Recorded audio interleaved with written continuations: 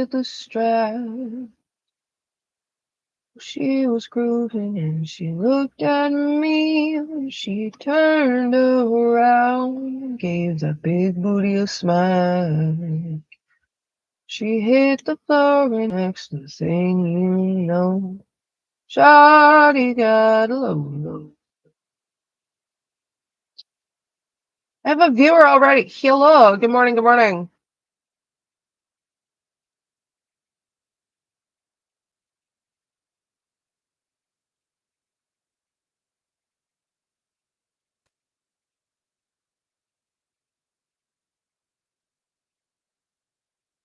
Oh my gosh, there's 3 of you guys now. Hello. Good morning, everyone. How are you? Oh, my hair is a something. Hello, tired NB.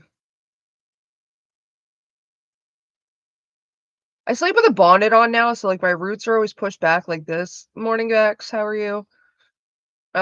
So now my roots are just kind of having fun with that.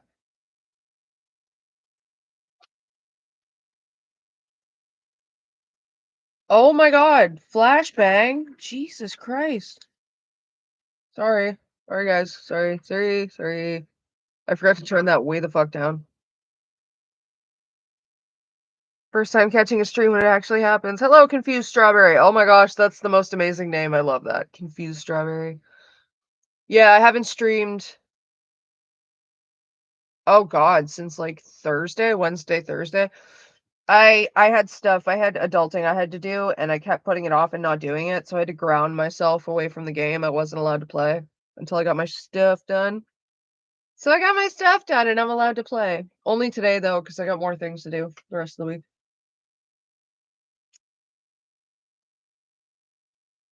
I will, I don't know, if any of you guys were here last time I played this, like I said, Thursday, but I failed multiple times to fight Auntie Ethel, and that's what we're doing again. Anyone who doesn't know, we're playing Baldur's Gate 3 in like 2002 era where screen recordings weren't a thing, so this is how they did it. I'm not poor, it's a throwback stream. What are you talking about?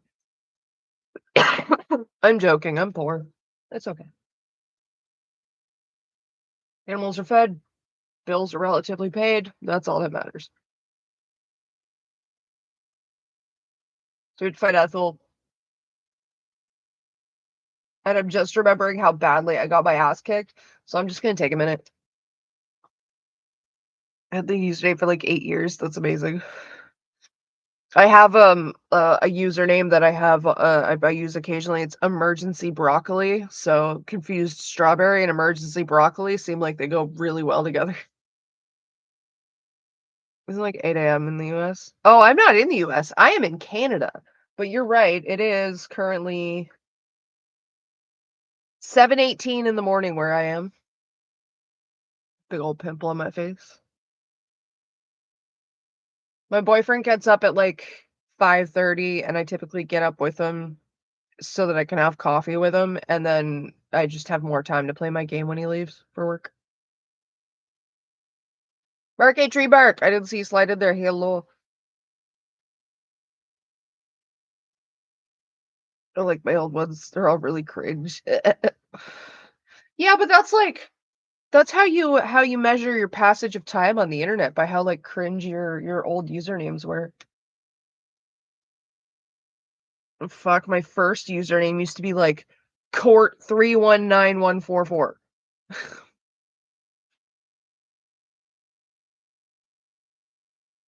That's what my first fucking what's what my swearing already, Courtney. You're only 3 minutes into the stream. That's what my first Hotmail account was like court319144 at hotmail.com. I think I still have it actually. 1 p.m. over there. Jeebus. Virtual Emerald. That's cool.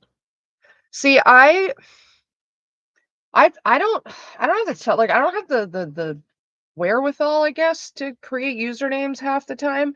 I don't know, like I either pop out with something good once in a while. Am I bald spot? Yeah, I think it is.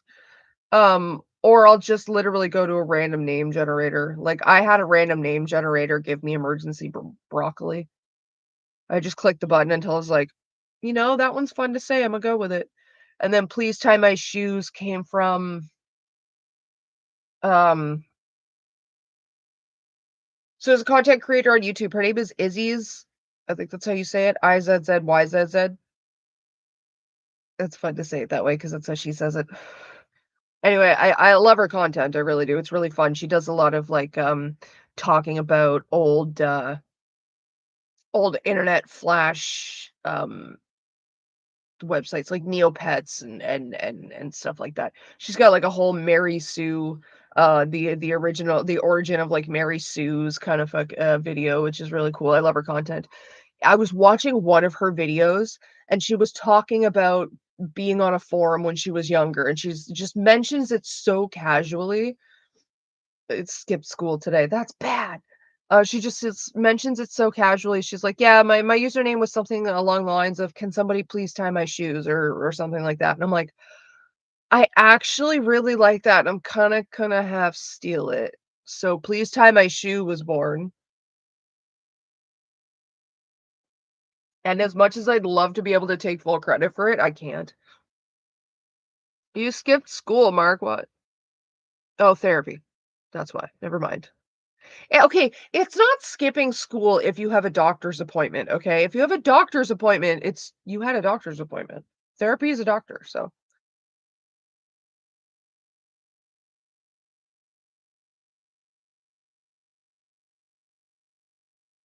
I just look around me and name random objects. Nice. They got it, or else I'm dead. Well, uh, uh, uh, are you okay, Mark 8 Tree Bark? Like, blink twice if you need help. Ugh.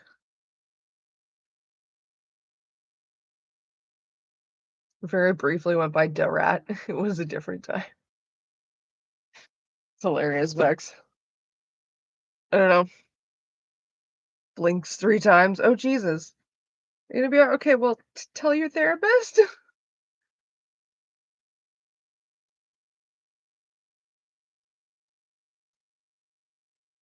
I'm just reading chat.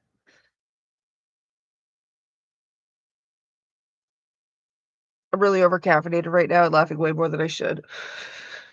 Sounds like my boyfriend this morning, 'cause he thought he missed his bus to work, so I helped him with just Google Maps and things, and I'm like, "Oh, no, no, just you catch this one here and you'll get there at that time. Is that good?" And he's like, "Yeah, that actually does work, thanks."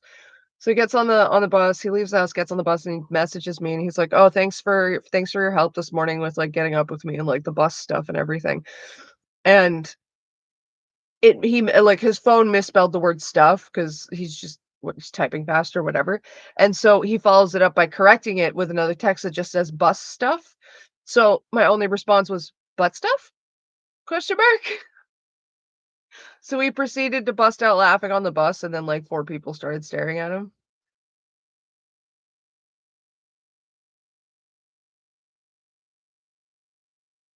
And a monster Java triple shot and some Coke. I'm gonna assume you meant Coca-Cola, but that is not where my head went. Just saying.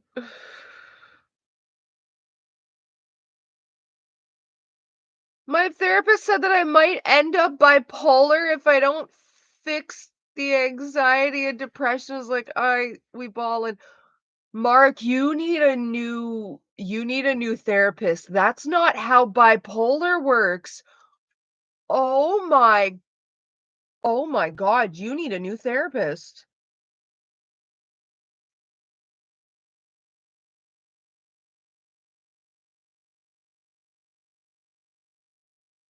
That's horrible.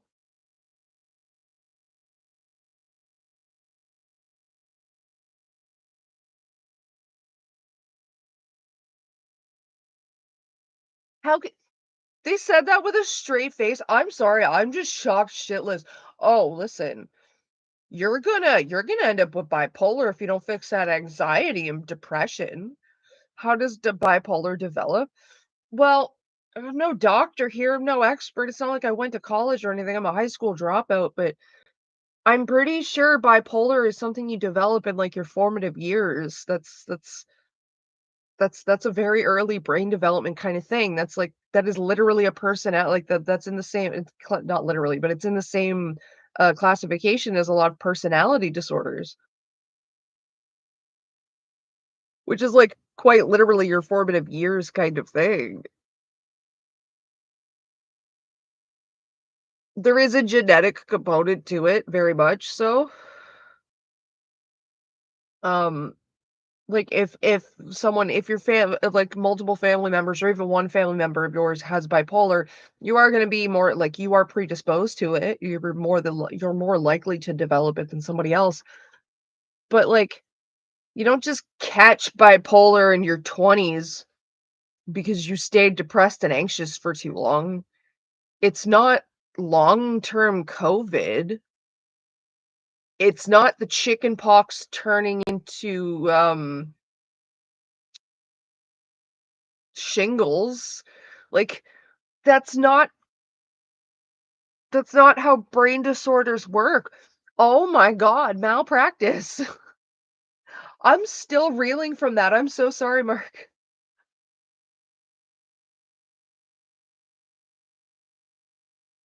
Oh, antisocial personality disorder. That's rough. That's I don't know what that's like to deal with, but I imagine that's gotta be rough to, like, as the person with it, that's gotta be a rough fucking ride, man. But that's just oh my goodness. That's like if a therapist were to say to me, "Well, you wouldn't have gotten BPD if you didn't run away from home at 17." Like, the just because the diagnosis comes later in life doesn't mean the thing developed later in life. That's like me saying I didn't have BPD until I was diagnosed with BPD, which is just categorically not true. Like, if you are bipolar, if you're diagnosed with bipolar down the line, that means you've been bipolar this whole fucking time. It didn't just suddenly manifest. Oh my goodness. That is like borderline saying that bipolar disorder is a placebo effect. That is borderline saying you can will yourself into or out of bipolar disorder, and that is so, so harmful.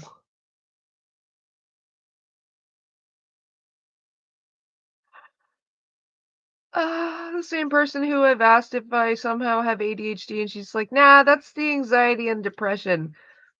Albus, hello. Oh my god. So, like, apparently your therapist just thinks that anxiety and depression are the only two things that exist. It reminds me, I was out getting groceries the other day. I was waiting for the bus home, and I hear this old, like, I overheard this conversation between this old dude and this lady he was talking to. Talking about how apparently he went to his doctor and like, "Why do you know this, Courtney?" Well, because they were loud and I overheard it and it was incredulous, so I remembered it. And his doctor said that he's got bipolar. He got diagnosed with bipolar, and the way he said it, he's like, "'Cause like you can't. I used to be manic depressive, but now I'm bipolar because you can't be manic and you can't be depressed. It's gotta be bipolar." Just the attitude in which he said it, I'm just sitting there and I'm like, Ma I didn't say it, this is in my head, it's just manic depression and bipolar are 2 different diagnoses, like, manic depression is a thing. You can be manic, you can be depressed, you can be manic depressive, you can be bipolar, and you can be a combination of all 3. Like, the magical grab bag of mental disorders is a free for all, my dude. Oh my goodness. I would have told you by now if that was the case. No, the same thing, it was just renamed to bipolar, if I remember correctly. Oh, it's just but, like, even so, like, mania is a symptom, depression is a symptom, like, manic depression can be is a symptom or, like, can be a symptom, like, these things are symptoms, But at the same time, majority of them are also diagnoses. That's the fun thing, the very much not fun thing of the mental health grab bag is that, like and, like, comorbidities at the same time, like, it's just it's so complicated. If it helps, Mark, 8 tree bark, I'm pretty sure that I have ADHD as well. It's undiagnosed if I do. Um, the process of getting it diagnosed is a bitch. I have to start by getting a doctor, a family doctor, which I'm still waiting on. Been waiting for 3 years because yay, Canada. Um, but yeah, I'm pretty sure that, like, if I got the testing done, I would be diagnosed with ADHD and more than likely autism spectrum disorder, whatever the fuck it's diagnostically referred to as. Um, Not that it changes anything, like, if I get those if I were, like, when the day comes that I actually, like, get the definitive answer on, like, "Yes, this is a diagnosis you have," or, "No, this isn't a diagnosis you have." Like, if the answer is yes, it doesn't change anything other than, like, "Oh, cool, so now I know what specified coping mechanisms to look for," right? Like, if I ever got, like, the ADHD or the suspected sorry, I call it suspected because 'cause I'm not a doctor, it's not diagnosed. If I ever got the suspected ADHD or the suspected autism spectrum disorder diagnosed, it wouldn't even really be something I talk about other than like, "Oh, yeah, I've got that." But for me, it's, "Okay, so now I can look up coping mechanisms for specific ADHD things to help myself," like, that's get into a self-diagnosis conversation here now, because that's the thing about self-diagnosis. Self-diagnosis is valid in the sense that you're looking for coping mechanisms. Like, if you don't know for sure that you've got, say, BPD, but you're pretty sure you have BPD, that itself is valid in the sense of if you're gonna go look up coping mechanisms for BPD symptoms and apply them to your life, that's perfectly valid. If you're gonna go around touting, "I have BPD and nothing's my fault," and using it as a shield, well, you don't even have the diagnosis, so that's not valid in the fucking slightest. To like sit there and like tell your employer I've got BPD when you're not diagnosed, not valid in the fucking slightest. Whereas like I can tell my employer I've got BPD and it's fucking diagnosed. So in all reality, if you fire me for something that has to do with my BPD, that can be argued as discrimination against my mental health disorder that I made you aware of. That's something I can do having my BPD diagnosed. If it wasn't diagnosed, I couldn't tell that to an employer, you know? Well, like it could, but it wouldn't be valid because yeah, and that's the difference between that's the fine line where like self-diagnosis is valid, whereas if you're using the self-diagnosis to help yourself function better and cope better and like maybe not be a shitty person to other people because of the symptoms you're struggling with, then that's perfectly valid. But once you start using it as an excuse and being like, "Oh my God, everybody needs to know that I have this," then it's not valid. Taylor Tomlinson, Tomlinson. That's an amazing name. A comedian is diagnosed with bipolar in one of her acts. She said that being diagnosed with disorder means that you simply have, yeah, you have more info on how to take care of yourself. Exactly. Or like, and it's also see another thing that I find, diagnosis like a diagnosis is really helpful for is if I know that I have BPD, then I can work to understand my BPD. And then I can use that to help other people understand my BPD because, like, yeah, I didn't ask for my BPD. I didn't do nothing to deserve this, and I struggle with shit on a daily fucking basis. And that sucks for me. But as much as all that is true, it doesn't change the fact that my having BPD absolutely does affect other people. Like, my boyfriend is very much affected by my mood changes or the intensity of my mood or like how my struggling or not struggling with the intensity of my mood comes out on him. And it's good to like have the diagnosis and like the knowledge, the information to even give and be like to stumbling over my words here, to explain to people like, look, listen, this isn't your fault. You didn't do anything to deserve this. And I know that this is just a thing that I struggle with. And here are the things that's going on that I'm struggling with, and none of those are anything you had anything to do with, so I'm sorry that came out on you. This isn't me being a shitty person on purpose. This is my BPD, and I'm trying to work on it. So, like, it's valid in the sense of, like, I can reassure other people that, you know, no, this isn't, like, normal behavior. No, this isn't something that you did, like, that you deserved. No, this isn't something that, like, you should come to expect from me all the time. This is an issue that I'm trying to fix. Like, it's helpful in that regard too, especially when it comes to triggers. Um, I got a shitload of trauma. Everybody fucking knows this. I've got triggers. I've got trauma from my marriage that I'm still figuring out for myself. And hey, let me smoke this bowl because I'm gonna read what I fucking wrote down because I'm a genius sometimes. Does it help for people to be more understanding?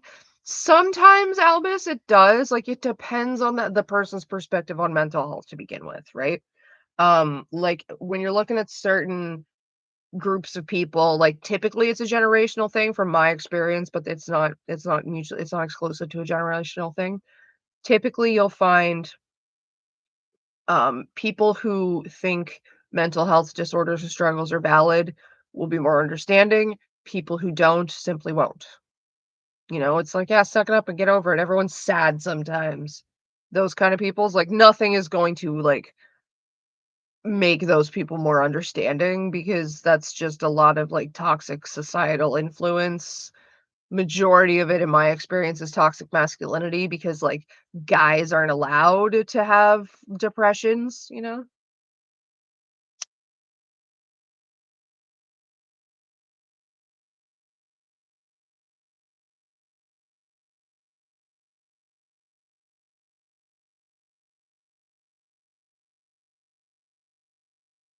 Doop, doop, doop.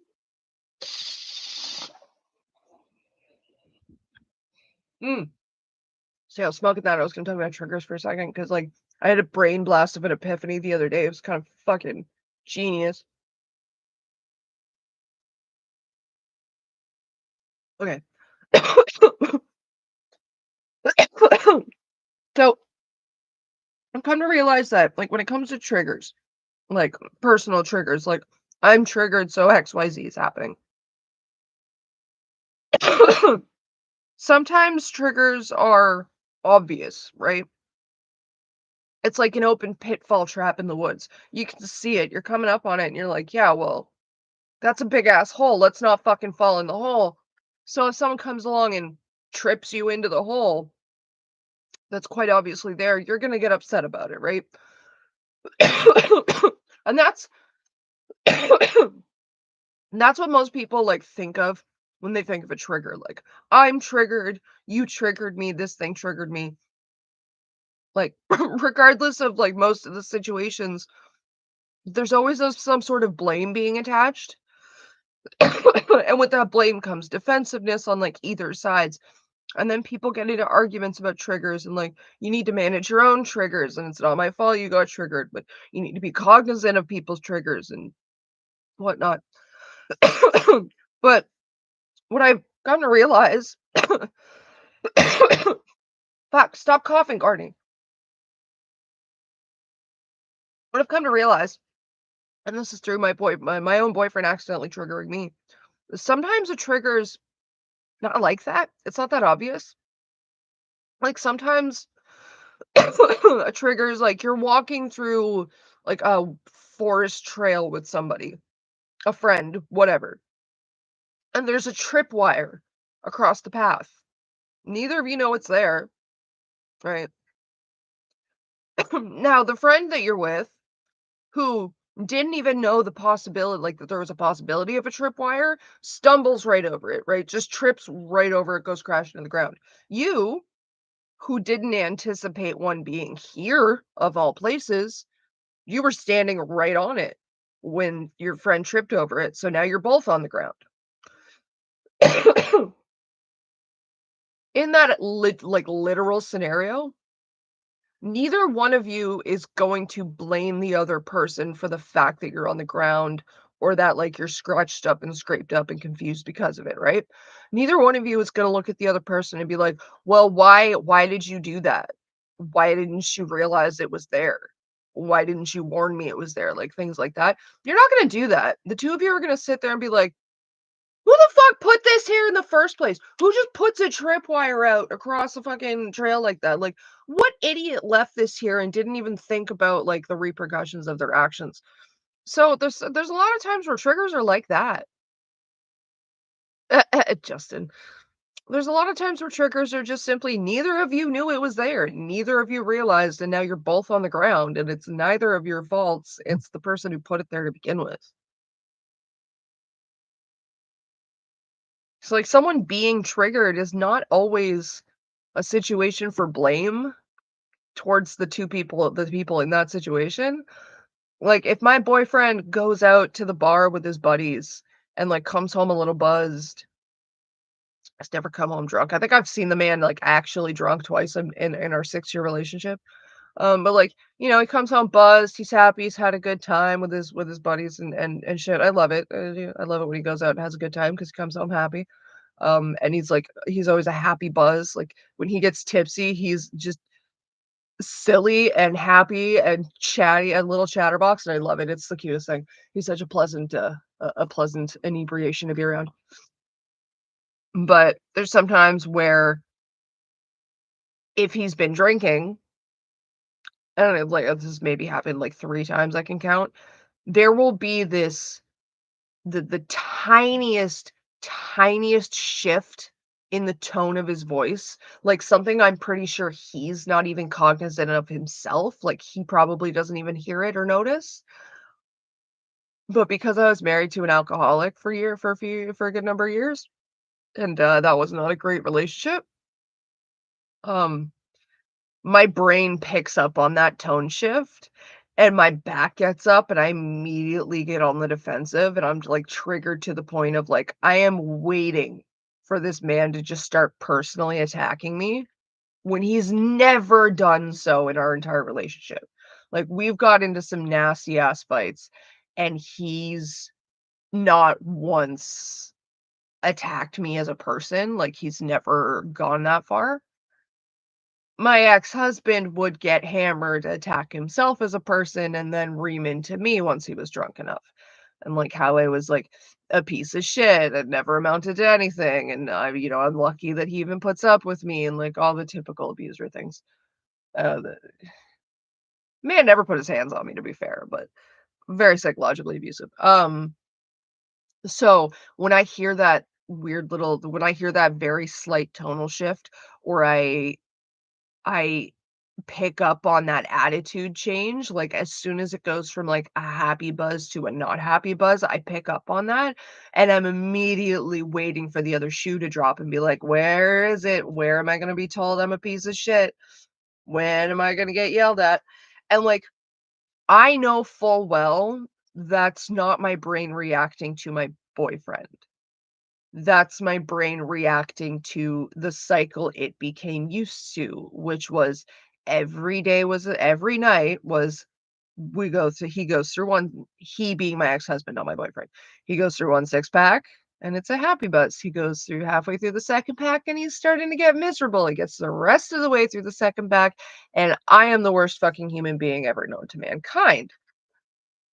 So I sit there, like, part of me sits there and waits for the other shoe to drop, and then reads way too much into anything else, while my boyfriend, is just there on, like, topic 6 of his chatterbox train, just a running, nothing's happened.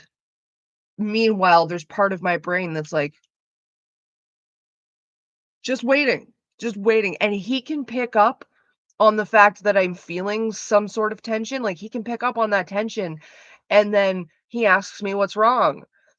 And if I tell him, because it's happened like a handful of times, if I tell him, he feels guilty, like he did something wrong. Meanwhile, it was like the teeniest, tiniest thing that I'm pretty sure he didn't even pick up on, that I'm surprised I even picked up on. So he's like, "Oh, I'm sorry. Like, what did I do so that I cannot do that again?" And it's just like, but that's the thing. You didn't do anything. Someone else put a tripwire there, and you just happened to fall over it while I was standing on it, and neither of us saw what was under our feet. That was a weird little tangent. Trying to cover me, I needed to repeat, I'm here to myself specifically because of that. I'm so sorry to hear that, Tired Envy.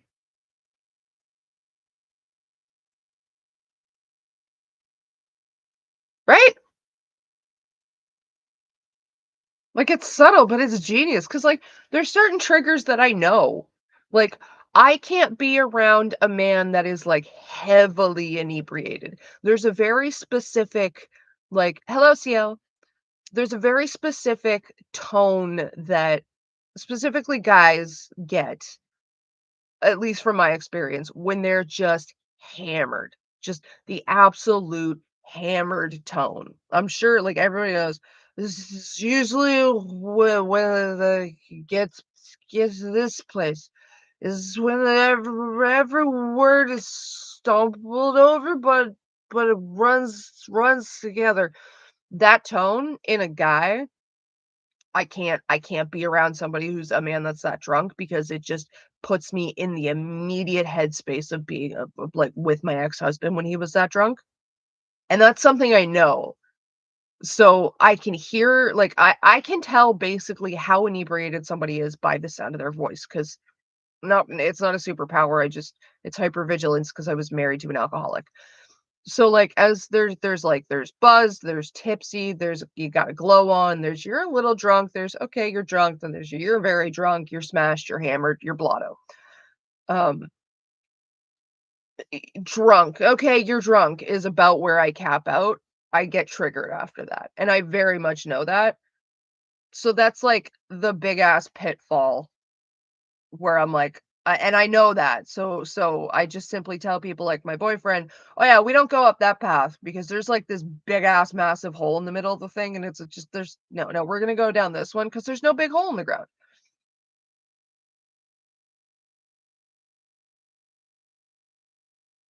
But the slight tonal shift from like a happy buzz to an unhappy buzz, that one for me was the tripwire I did not know was there. And I've never come across it before because my boyfriend is in all my time I've been with him, I've never seen him be an unhappy buzz. I think the most he's ever come home, like, the most inebriated he's ever come home is, like he's had a good glow on, I'd say. I don't know what it is, but every man denies he's drunk no matter how drunk he is. Oh, no, that's just drunk people in general, women do it too. I'm I'm not drunk. I'm not drunk. Morning, Venus. Or like, okay, does anybody know like it went viral. I swear to God, it went viral. Not I did, but it went viral because it was such a funny clip. It's a girl outside of a bar going, I thought it was a lemon drop. I didn't know it was tequila.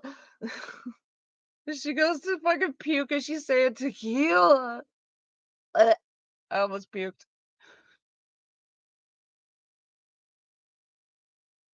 Do, do, do, do, do. There's one kind of alcohol that I just know the smell will trigger me. Huh, huh. Okay, but CL, if that is because you got like blackout drunk and had the worst hangover of your life on that alcohol, like that's not specifically I don't think that's a trauma trigger. That's just a drinking thing because like I can't that's why I'm doing it now. I can't even conceptualize the thought of Jaeger. Ugh, I don't like black licorice anyway. Oh, you don't drink. Okay. All right, fair. Then that's a trigger. Oh, never mind, Ciel. I just put the dots together with someone else I know who gets very triggered by the smell of screwdrivers. And not because they used to drink screwdrivers. I get it. My bad.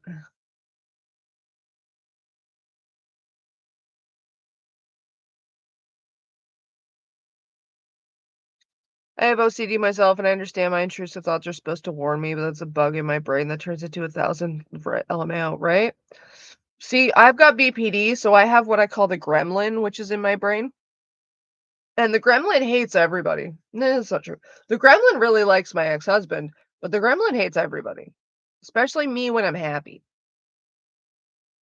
And so the gremlin, if like, will just sit there in my head and just be like, "Burn it down! Fuck up your relationship! Screw up everything! Lash out for no reason!" I'm just sitting there with it in my head, and I'm like, "No, just tastes like piss." Says Venus about alcohol. There's a reason I don't drink.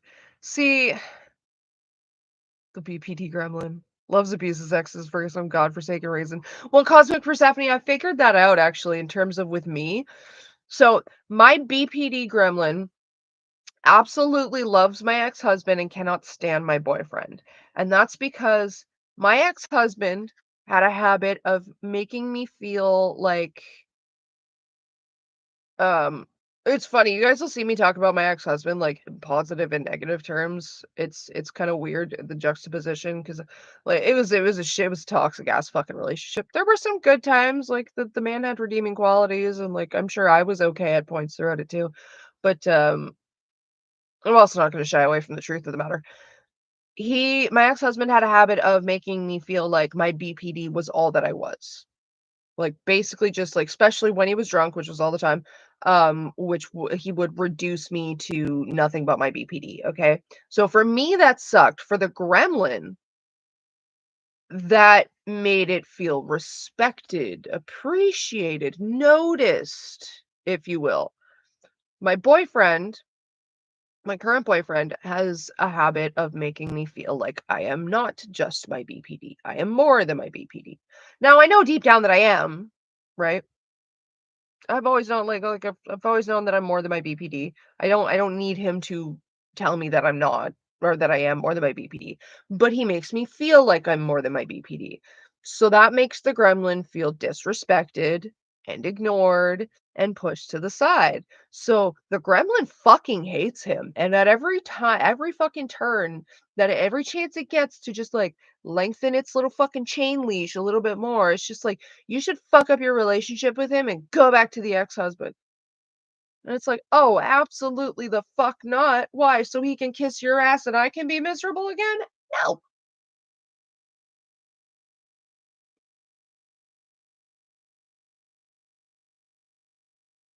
I've been working on my trigger so I can ground myself in a good headspace otherwise, but I'm already kinda anxious and will just have a full anxiety attack. I mean, I've gotten to the point where I'll just remove myself, to be honest. And, like, in the moment, I don't care who I make feel like what when I need to remove myself.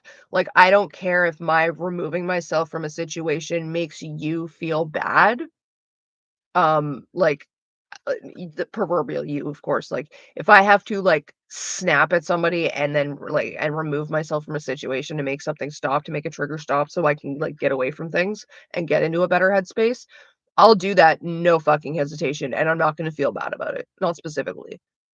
Like, it's what I have to do so that I do not do worse things, which sounds like an excuse, I know, but when I get in specific headspaces, I'm very easy to, button push. Like, it's very easy to push my buttons, and it's very easy, um, if I lose focus for a second, it's very easy for me to lose control of the fucking gremlin, and it does what it wants. So if I have too much stimulus coming in, it, like, lessens my ability to fucking keep that fucking bitch on her leash. So I've gotten into this, like, just cutthroat habit of I will just fucking leave for as long as I need to, and I do not care who feels what about it. It's not a personal thing. It's not meant as a personal attack. It's just I need to do these things for me so that I'm not doing damage control later. And so I'm not actually making you feel some sort of way. Because like trust, like I've run into it a lot where I wouldn't say a lot, like I've run into it like in person too, where I'm getting triggered in a conversation or whatever, and instead of losing my shit at people, I will just be like, "You know what? I'm just gonna fucking go," and I'll walk away. And especially in person, people want to fix things, so people will often come after me, or they'll leave me for 5 minutes, and then they'll come see if I'm ready to come back, and I will snap at people, and I'll be like, "No, you need to leave me alone, you need to fucking stop, you need to get away from me. I am in timeout, and you need to leave my ass in timeout." Like, I have to treat myself like a toddler at times and, like, put my ass in timeout. So and yeah, people don't like that all the time.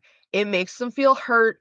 It makes them feel like they did something wrong and they're confused because they don't know what's going on because I don't have the headspace to explain what's going on and deal with it at the same time. Like, I have to do one, and prioritizing dealing with it is just better for everybody.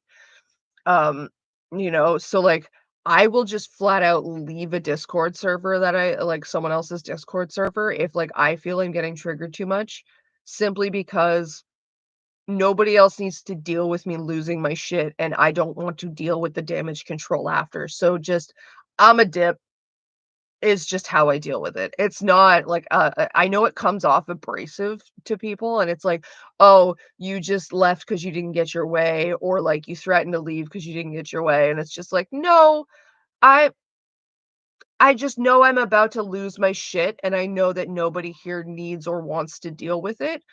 So I'm just letting everybody know I won't be here if you're gonna keep talking to me," and then I remove myself from the situation that's causing it, because that's my job, is to manage myself. I used to be a little more hesitant with it, like, "No, no, you can just, like, restrict yourself and just don't go in that space. You can stay, just don't go there." Like, I know me. I know I'm not going to do that. I know if it's in my sidebar, I'm going to fucking look. And inevitably, something's going to invoke a reaction that I cannot contain, and I'm going to, like, fall into this fucking cycle of not helping myself. So I've gotten really, like, cutthroat essentially with myself of just like, "Nope, bitch, you're done. You're being the you this time being me talking to myself. It's like, bitch, you're done. You're in timeout. You're not allowed to be in this space because you know you are not gonna be able to control yourself." Sort of like, if you have nothing nice to say, don't say anything. Um, yeah, that's sort of the thing, Avian. But like the thing is, once I've dealt with it, like once I'm done with timeout, I will go back, like I will go explain to people, like, so here's what just happened. Okay. Because I'm in a better headspace to do it and explain it. And I've come to learn with myself that I can't explain what I'm dealing with to you while I'm dealing with it. I gotta deal with it and then explain it. Because if I can't do both at the same time, and if I explain it first, I'm going to be yelling at you like it's your fault. And it's gonna come off that I'm yelling at you like it's your fault because I'm still in it, right? Especially with the BPD and with the emotions being, like, so high so quickly, I just really need to be like, "Nope, nope, Courtney's in timeout. Courtney is in fucking timeout. Do not talk to Courtney. She will be back when timeout is done." And then I have to go put myself in timeout. I'm working on, especially in person, explaining to people that, like, "Listen, I have issues that I have to deal with, so if I put myself in timeout, I will be back, but do not come near me. Don't talk to me, don't look at me, just pretend I don't exist while I'm in timeout. And then I promise I'll explain it to you afterwards."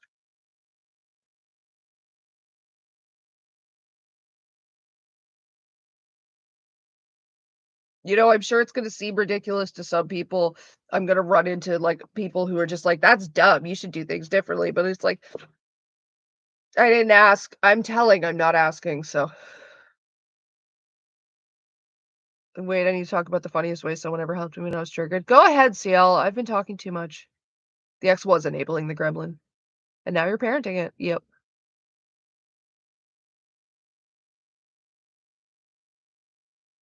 Oh, Mark asked how long you were going to stream because he has to go.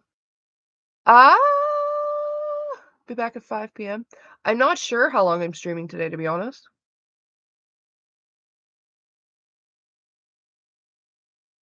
So, sorry guys, I'm reading chat here.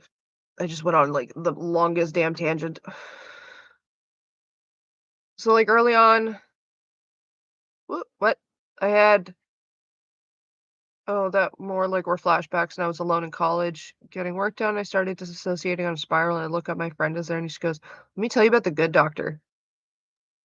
Is this the sequel to the 11-hour stream? The 11-hour stream was not intentional, okay? That was an accident.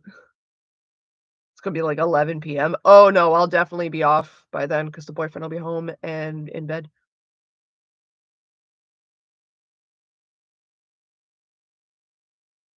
As he described the show and how bad it was so wild, completely grounded me. Yep, that's absolutely hilarious.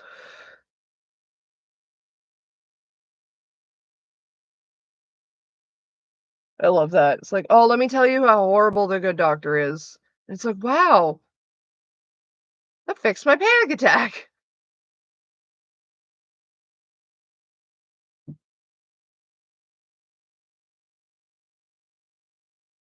Mm. And Justin, the 11-hour stream was a planned, concentrated effort by you and your chat members. I was left out of the loop. You figured it out, Justin. We're all out to get you. It's because 'cause I'm white. No.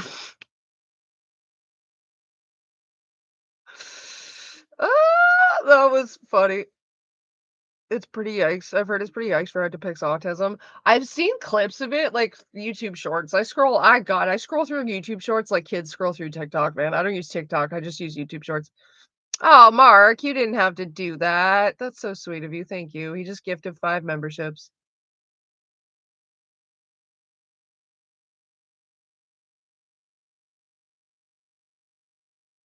You showed up in my stream yesterday, tears in my eyes. I'm sorry. I had some things come up.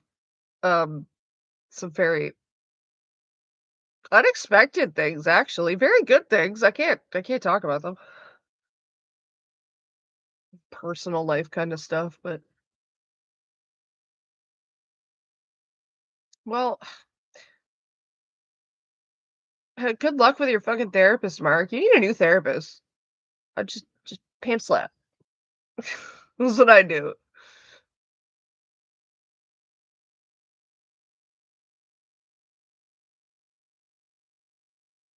Made me feel bad because everything is going too well for him despite the shit he does. Boop-a-doop-a-doo.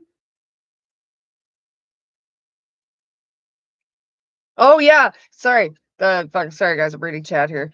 Vangelina posted a video on Lily. I watched it. Um, it's great. I love Vangelina. She's so funny. Okay, I don't know her personally. I love her videos. I love her on camera persona. Obviously, I don't know her personally. I don't know if that's like played up or anything, but on camera, she's so funny. Um, the video is about bye Mark. We'll miss you. The video is mostly covering not mostly. Yeah, well, it's mostly covering the Ink Rose situation. Only Ethel doesn't pitch just shit fit again. Ethel can't pitch a shit fit because actually this is really funny. And this only just popped in. I only just realized this now. Fucking Vangelina did a video on the Ink Rose situation because of course Lily is talking about that. Now when Ethel covered the Ink Rose situation, Ethel reached out to nobody involved in that situation and talked completely out of her fucking ass.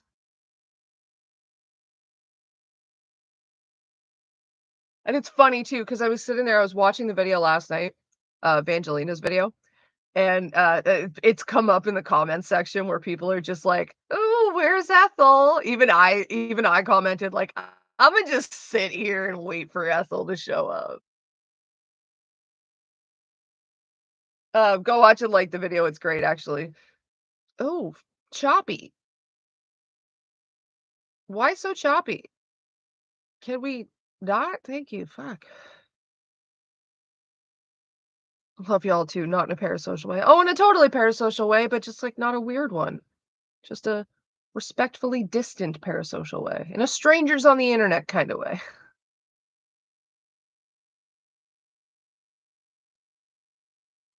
No, I think the choppiness was definitely my internet.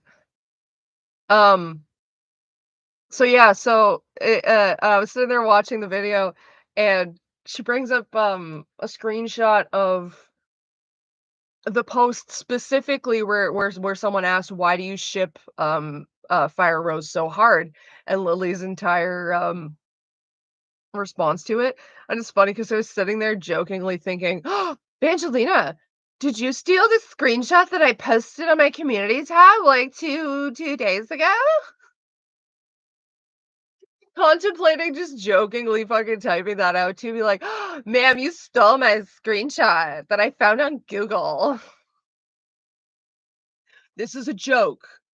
If you can't tell by the voice, that is a joke. Vangelina didn't steal anything. I found it on Google because, like, Tumblr."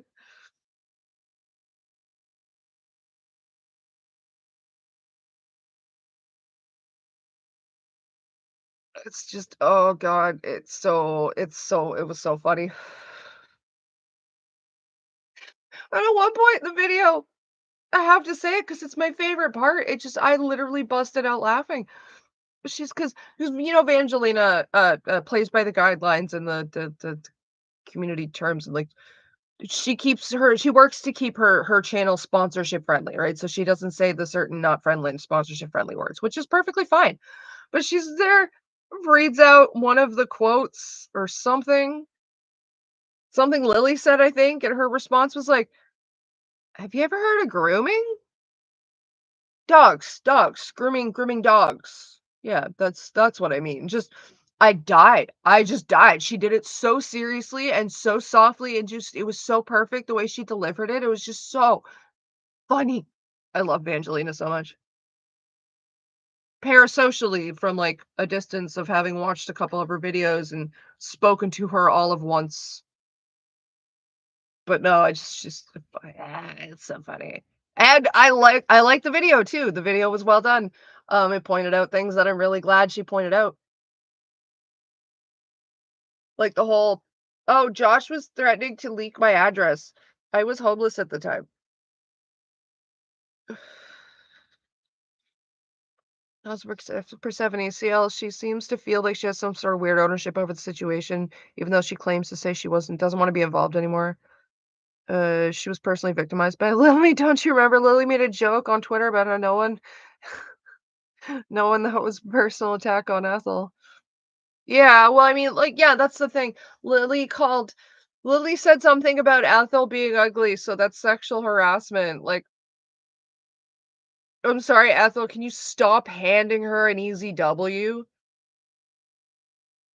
Lily sexually harassed a lot of fucking people, but calling you ugly isn't one of them.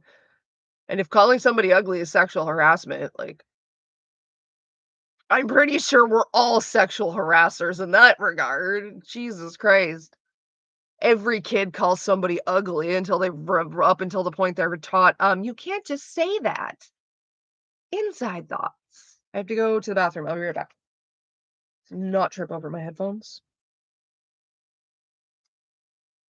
Oh wait, I'm surprised Josh hasn't commented on Lily. It'd be interesting seeing if he thinks how insane she's become since they stopped talking. Well, Josh has talked about Lily before, around the time they first stopped being friends. I got thoughts on Josh. I'll be back.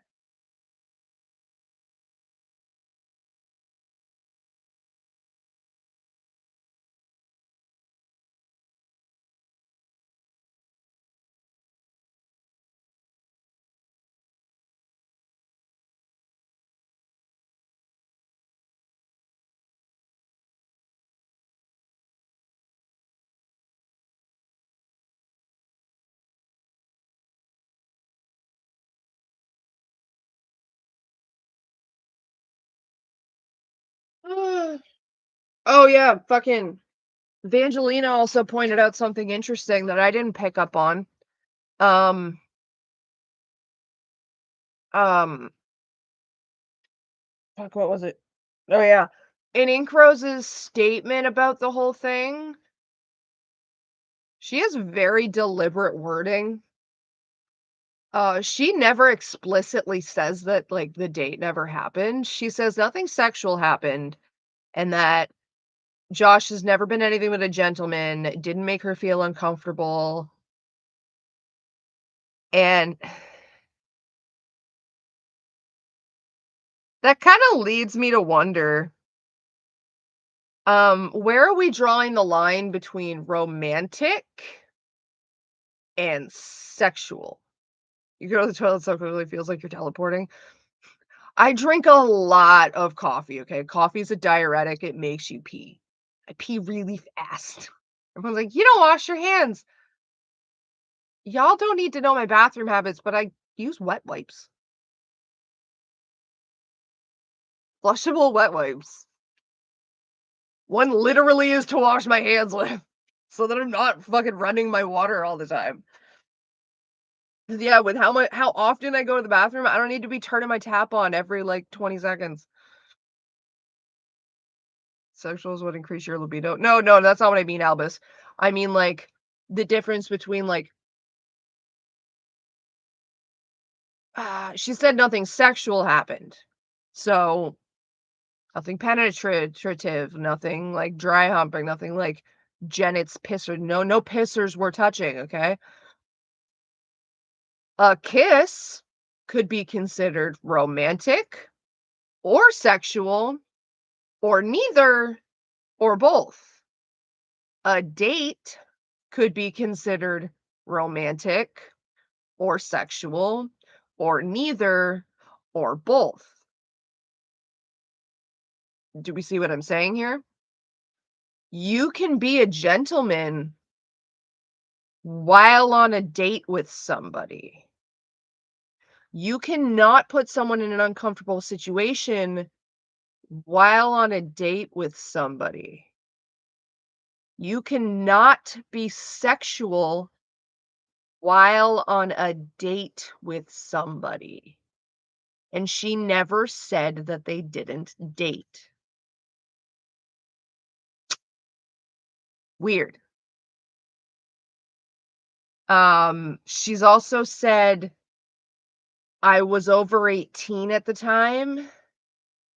She also said, "Now that I'm an adult looking back on it."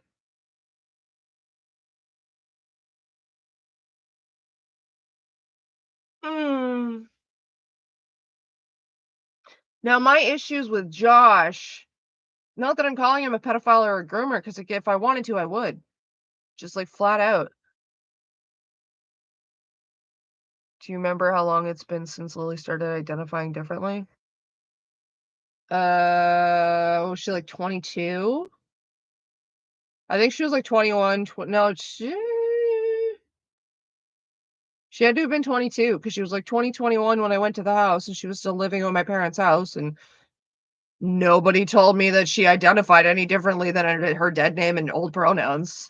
So the whole time I was referring to her as her old pronouns and literally calling her by her dead name, nobody said, "Hey, that's not how it goes anymore." So 22.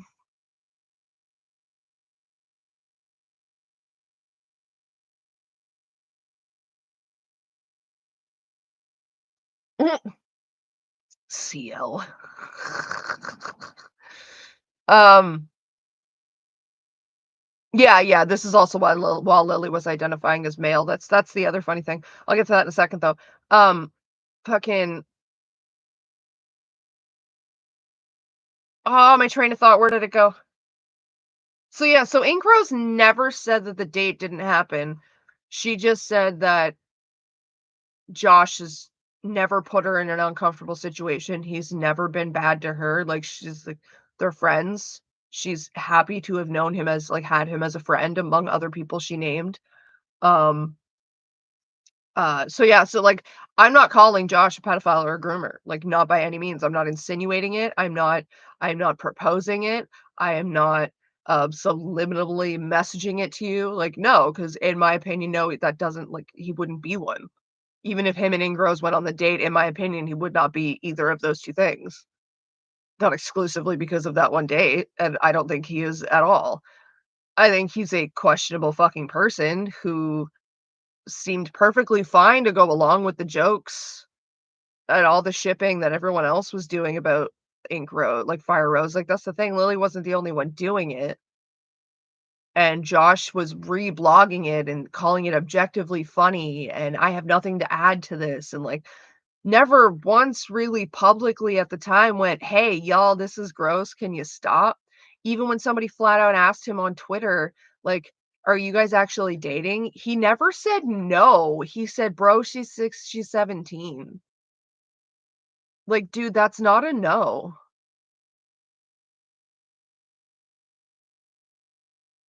Now, they're 6 years apart in age, and in Canada, we have the Juliet clause to our sexual consent laws. So between the ages of 14 and 18, teens can consent to people up to 5 years older than them. 6 years is 1 year off of that. So, like, yeah, it's morally questionable, and I'm sitting here going, "Dude, what the fuck is wrong? Clearly, you're looking for a power imbalance," but I'm not calling him a pedophile because he's not a pedophile. I'm not calling him a groomer because I don't believe he groomed Inkros. By the fact that she said that he never put her in an uncomfortable situation. If he never put her in an uncomfortable situation by her own admittance, and there was nothing ever sexual going on by her own admittance, then clearly, by her own fucking words, he was not pushing the boundaries of what was normal and normalizing inappropriate behaviors in any sort of way. Um, that doesn't mean they didn't date, and that doesn't mean it's not fucking weird that dude was okay going along with the jokes. Since Igros and Josh are both American, I would have to go by state.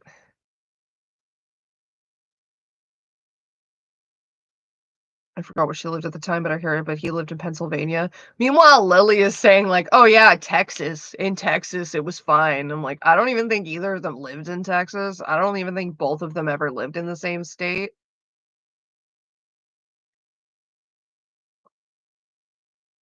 Now, yes, I specifically remember. Now, this is my memory.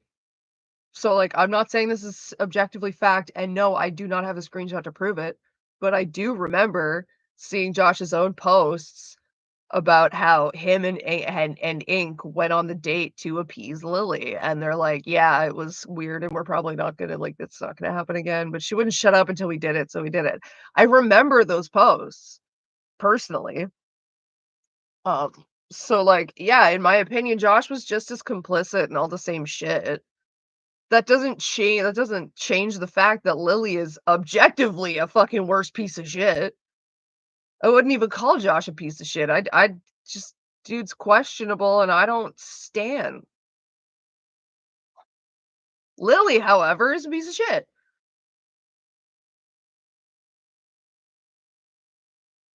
Yeah, that's the thing. Like Venus says Josh didn't live in Texas till after he married his current wife, I think. That's the thing, like Lily's pulling shit out of her ass. And I can't help but wonder if like she pulled the Texas thing out of her ass because like I think at some point or another, Britt lived in Texas, or at least Lily was under the impression that Britt lived in Texas. I don't know for sure because I don't have her address and I don't need it, and I'm not trying to fucking announce it.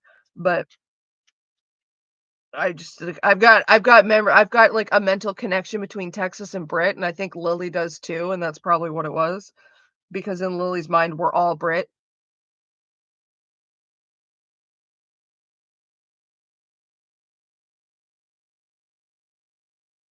That's not a personal dig at or an attack at Brit. That was just Lily has in the past called all of us just Brit's sock puppet accounts. Hence why Hail Britannia is a thing on Tumblr because everybody on Tumblr is just a Brit sock puppet account, and the joke is just objectively funny. 16 is the age of consent in Pennsylvania. It's not helpful at all because Ink Rose was 16 at the time. Never lived in Pennsylvania. See, Venus, there's a lot of like misconception. Um, wait, I know she brought up some random roller coaster from Texas in the end. I'll ask how I couldn't help but think, when the fuck have you ever been to Texas, Lily? She hasn't. I'm sure she just like Googled a fucking um I don't know. She probably just I want to say she just Googled a fucking roller coaster, but even so, like Top Top Gun. Top Gun. How do you not use Top Gun as a fucking roller coaster reference, Lily? The Leviathan. Like Canada has roller coasters. We've got some big roller coasters. We used to have up until, like, recently, we like, well, I say recently as in, like, the past 10 years, maybe 5, 10 years, we had the oldest wooden roller coaster in the god dang country, or not country, in the god dang continent. I've just been sitting here with this game, I haven't even touched it.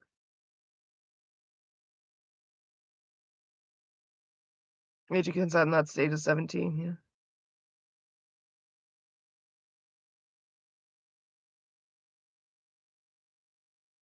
And the funny thing is, like, Lily never did roller coasters.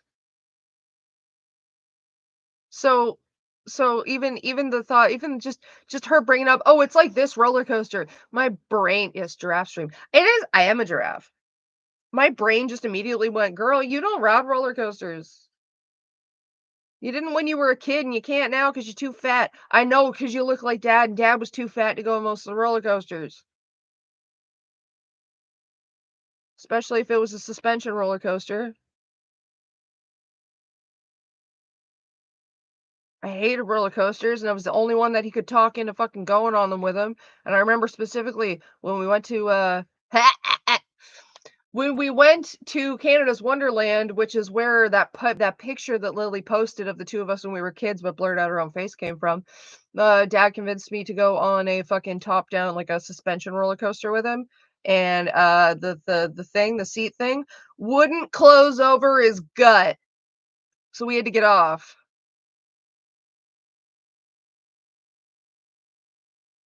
Ugh, hiccups. Question, if they went on a date, shouldn't you consider the lot of the state they went on a date in? Well, see, that depends because, like, what's the thing, like, how am I gonna word this? Oh god. I'm dipping into dicey territory thing territory here. That's the thing, like, if either of them, like, if ink crossed any state lines for the hypothetical date, let's call it the hypothetical date because, like, it's still kind of up in the air as to whether or not it happened. If ink crossed state lines for said hypothetical date, that's like that qualifies as a potential human trafficking charge, and, like, oh god, I hope they weren't that dumb.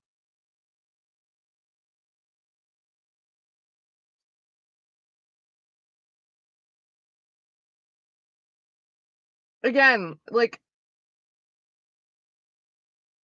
not sitting here calling the dude a fucking pedophile or anything because, like, that's not how I feel, it's just questionable. I had a few people get, like, angry at me because I flat out said, "I never insinuated he was a groomer," and they're like, "Yes, you did, because you said he called the minor, and he dated the minor, and he asked the minor out, and that's grooming." No. No, no, no, no, no. That is not grooming. Like,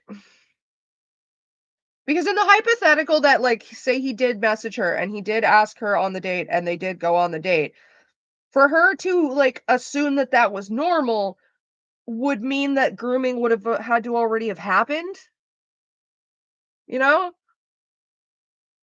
And, like, let's be honest, if anybody was grooming a minor in that situation, it was Lily.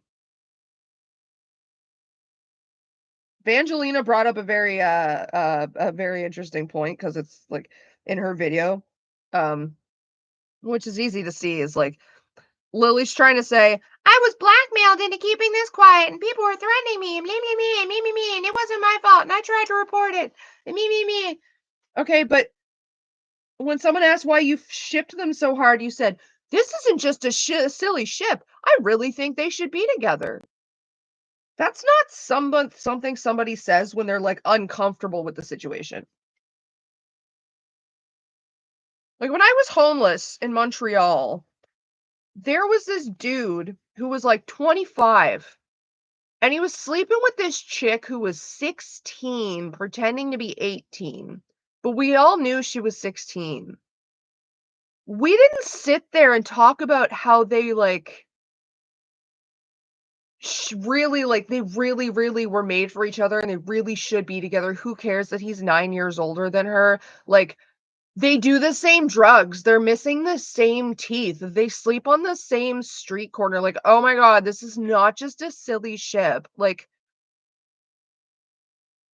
that's not what we did. We bounced his ass all the way down St. Catherine Street, and then called her mom to come get her and take her the fuck home.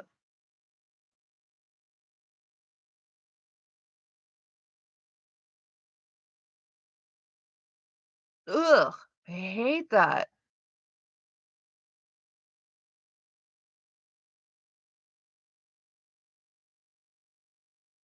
And, like, the other thing is, like, in all honesty, if there was no grooming, like, let's say the hypothetical date did happen, okay? They are only 6 years apart. They were peers, let's be honest. They did have like, it makes sense, like, they were in the same okay, so ugh, this is funny. You're defending it, Courtney. No, I'm defending age gap relationships. I do them predominant like, it's all I do is age gap relationships, okay? It all depends on how you met, okay? That's what determines the nature of a fucking age gap relationship, alright?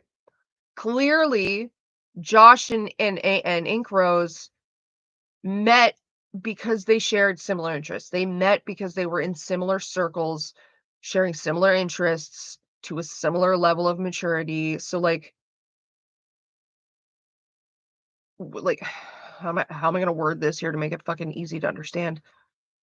The intent behind the meeting matters, right? So if they just met casually as friends because they were in the same circle, the friendship happened, like the platonic relationship developed because they just got on well, being friends, being peers in similar circles with probably mutual friends, very much shared similar interests, you know, it is quite easy in a scenario like that for some sort of feelings to develop before you even know somebody's age, okay? When I met my boyfriend is 16 years older than me, okay? When I met him, neither of us were looking for a relationship. We were both just out of very messy ones, very fairly traumatic ones, okay? You know, fuck, we were both homeless. We were both trying to get back on our feet. We did not want to like permanently stay in the situation we were in. We didn't have time for a new relationship or desire for it or anything. But we had similar interests. So we started talking. We developed a friendship. We developed certain habits. Like we'd have coffee together every morning. And by the time we realized that we had basically become like, casual friends, that's when we found out there was 16 fucking years between us. Like, it's not like we walked up to each other and went it's like, especially interactions online, and it like this day and age, it's not like we walked up to each other and went ASL. Like, it's not an Omegle chat room. It's just an actual interaction. So it wasn't until we were basically already friends that we found out that he was 16 years older than me. And then at that point, it was like, well, neither of us really cared because we're just sitting here talking about books. We're talking about Hitchhiker's Guide to the Galaxy. He's telling me about the Dark Tower series. I'm starting to read the Dark Tower series, and we're talking about what's going on in the books. And like, fast forward to like 5 months later, with people telling us like all over the place, you guys should be in a relationship. You guys like you guys are so cute together. You're so perfect together. You guys really should like basically like the entire shelter that we were in was shipping us in a sense. And like the entire time we're both just like, no, no. Like, can you go fuck off? And that's the other thing. That's why I don't understand Josh's perspective and to his reaction to some of this, at least back when this was happening, because I've had people do this to me. I literally had people shipping me with a man who was 16 years older than me. Did end up dating him. That's not the point. And, like, people would constantly be like, "Oh, he's your boyfriend now?" I'd be like, "No, I literally just got out of a very fucking toxic marriage with an alcoholic. Like, no, we're not in a relationship. Neither of us wanted a relationship. We were not looking for a relationship. The way we figured is, like, we were friends while we were in the shelter, and then we were gonna go our separate ways because we wanted to get on with our lives. We did not want to stay homeless. Um, and a relationship was just going to be a distraction for both of us. We didn't even start dating until both of us got out of being homeless, and in fact, I asked him out the day after I got my place. Um, so, like, and yeah, that's the other thing is that people would constantly tell the 2 of us, "You really should be together. You guys should be together. You're so cute together," and that, and it's just like, "No, we don't want to." Now, I very much liked him. I was starting to have a crush on him, but I didn't want a relationship. I didn't want to bounce into a new relationship out of my old one and whatnot. We did end up together, but, like, so, like, I kinda do have some experience with, like, people literally shipping me with someone that I did not wanna be in a relationship with at the time.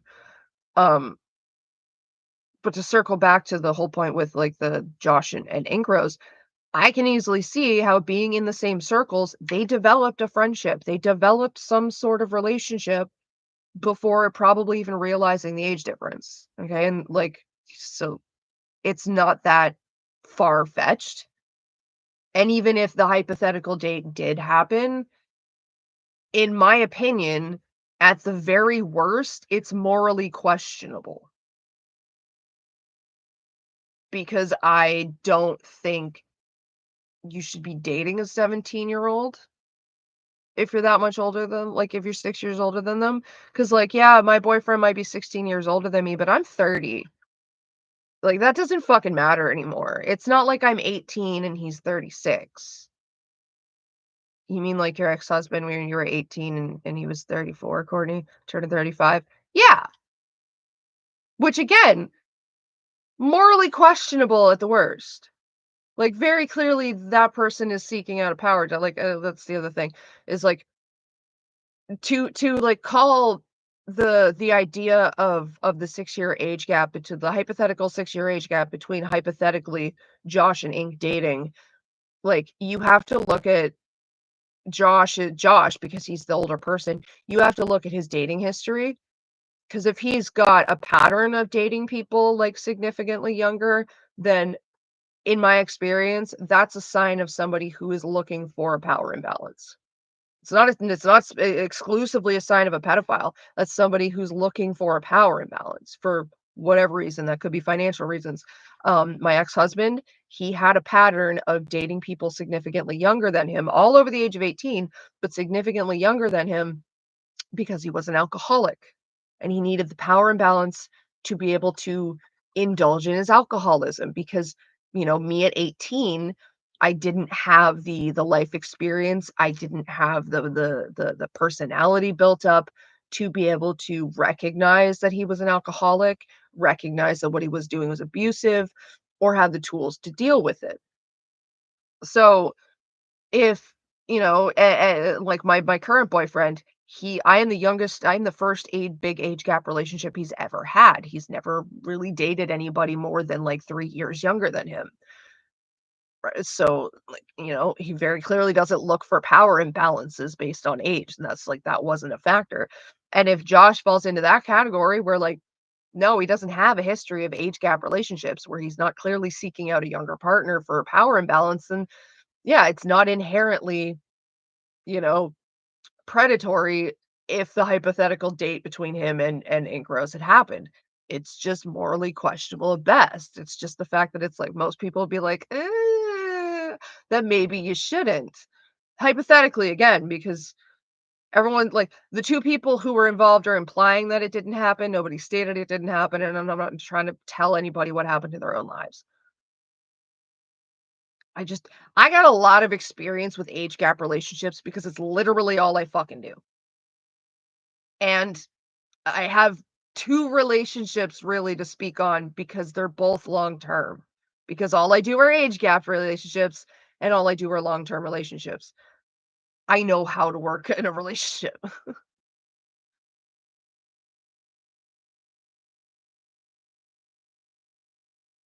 Oh, tangenting.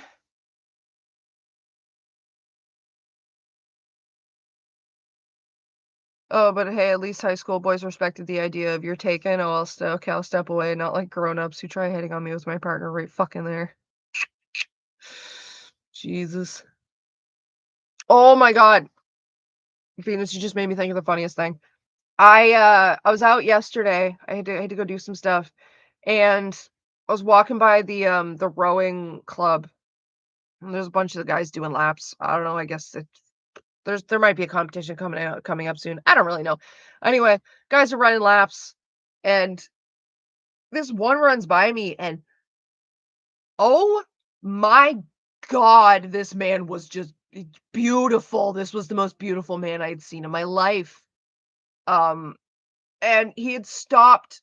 His shoe came untied, and he had stopped to tie it. And I actually went up to him. I was like, "Excuse me," and he looks at me. I'm like, "I just wanted to tell you, you're beautiful."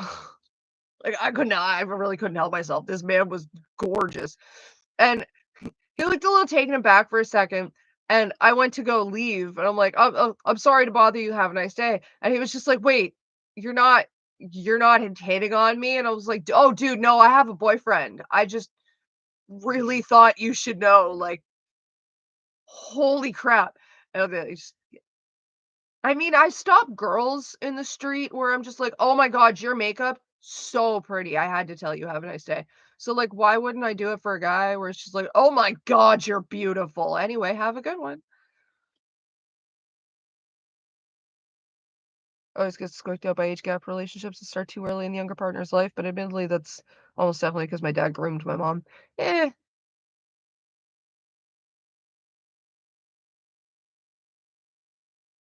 I get that.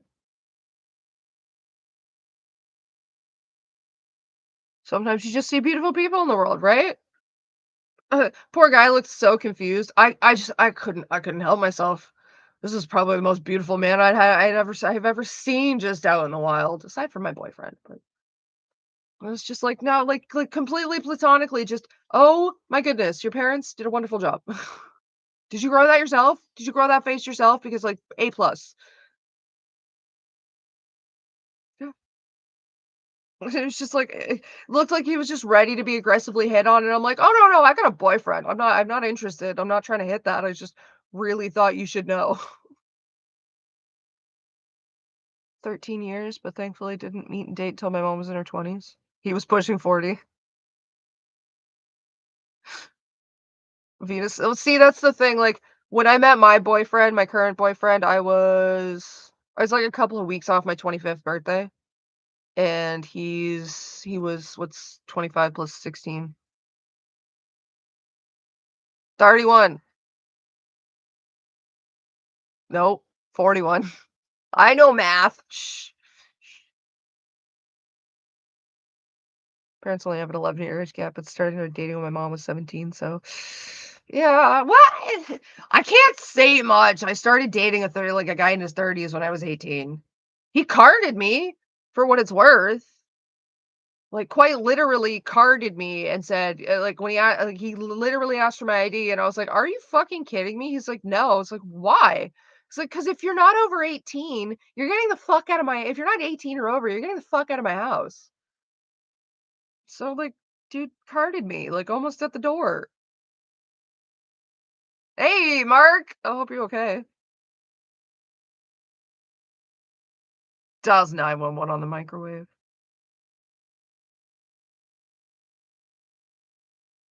I worry someone will be weirded out by that.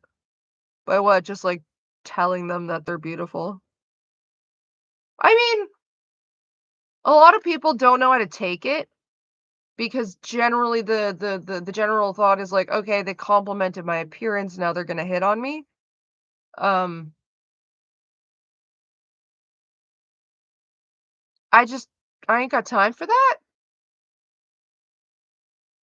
I just I don't know. Dude almost gave me whiplash just because, like, I saw his face, and then I processed his face, and I was like, "What?" Sir, you are beautiful. I thought you should know that.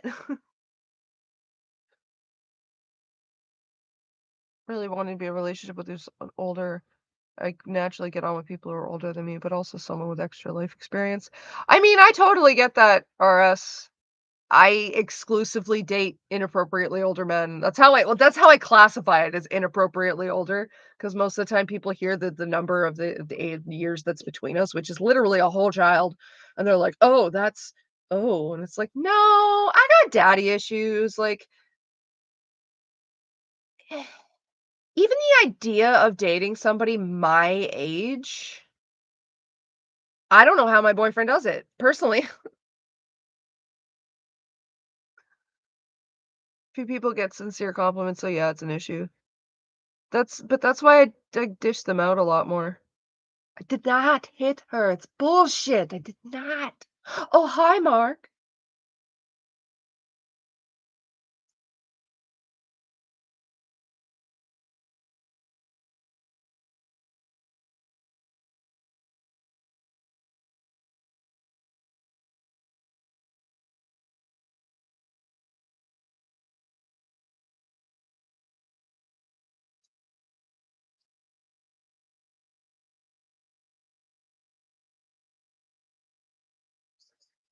So you're tearing me apart.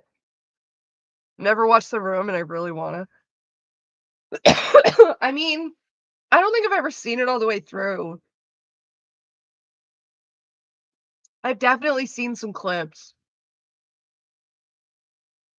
Some clips. Some clips, most clips. The Spotify song. The Songify song.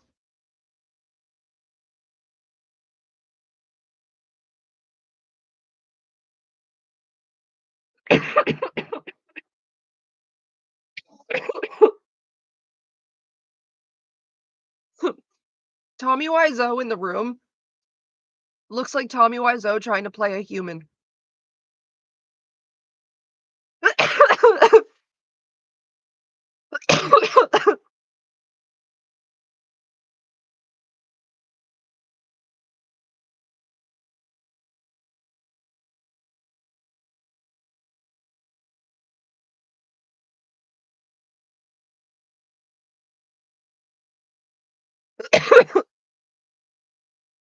I'm okay.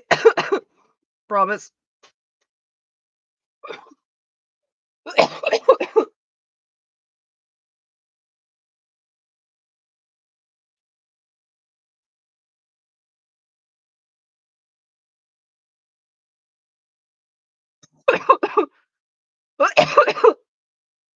You just stream your entire day? I don't know. Oh, no, because I have to do, I gotta do estate stuff today. I can't stream that.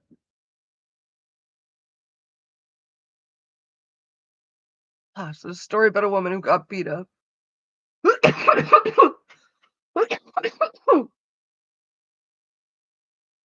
Lisa hit herself.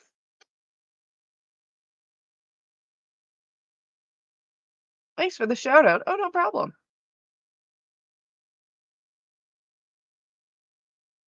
Maybe next time we're touching grass again.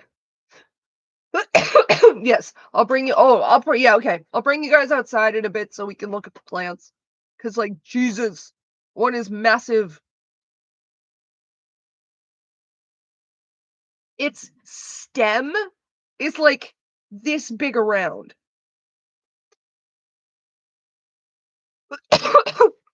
I've touched grass once. It's overrated.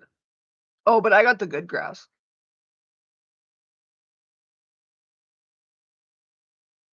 Yeah. Why have you recently been streaming in the morning? I'm not a morning person. Because my boyfriend works, so I get up early with him to have coffee and to play my game. Um,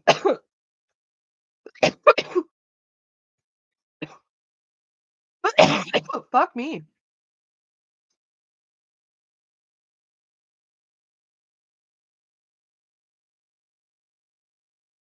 I swallowed smoke. That's my problem. Ugh. Okay. Um, So the boyfriend gets up, we get up early, I have coffee with him, then I get to play my game, because then I can play my game for a good number of hours and still get all my shit done in a day. Whereas if I do my shit first, I'm not going to. I'm just gonna fucking loaf. I'm gonna fucking sit on YouTube and procrastinate and not do shit. And then I have to race to get it done before he gets home, and then I have no time to play my game.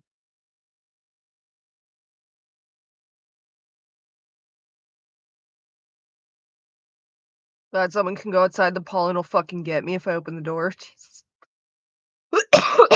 Can't touch grass till it's springing because you get hives. Oh my goodness. Big round stem. Very demure.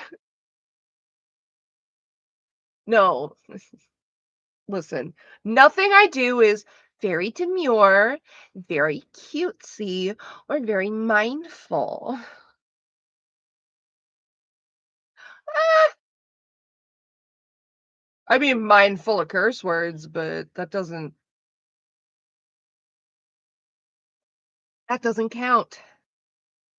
But hey, at least I'm not posting about like about like suicide awareness and then reblogging my wife telling people to kill themselves.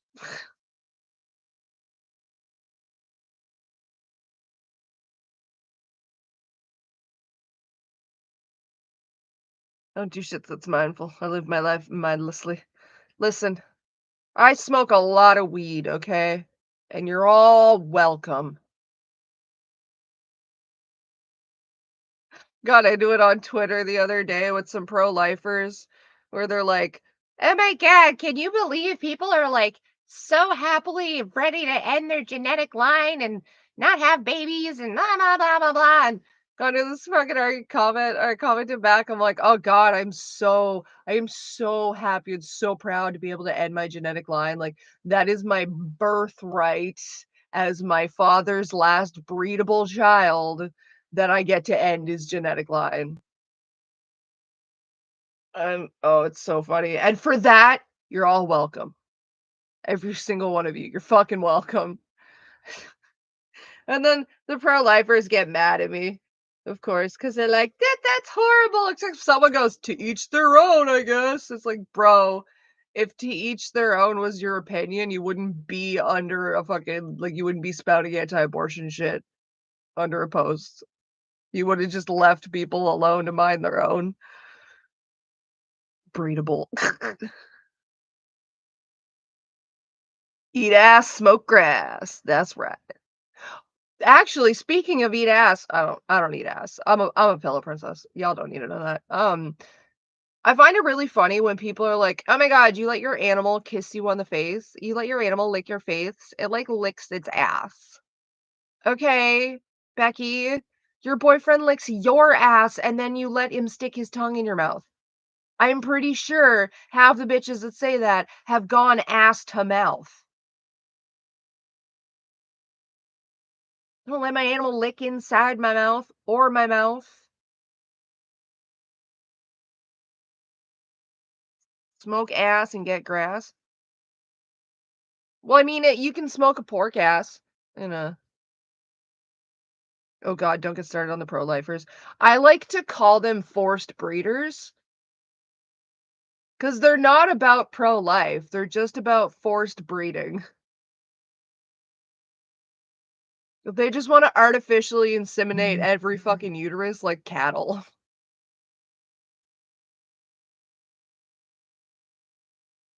Good morning, Thea. Smoke grass, eat ass, sled fast, sled gang.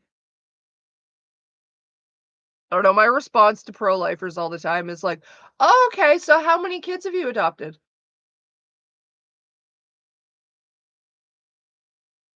I just call them the people with a breeding kink gone too far. Yeah. No, see, because like at least with a breeding kink, somebody's getting enjoyment out of that. Forced breeders get enjoyment out of nothing. But like I just my response, excuse me, every time it's just about it's like, oh, really? And how many kids have you adopted?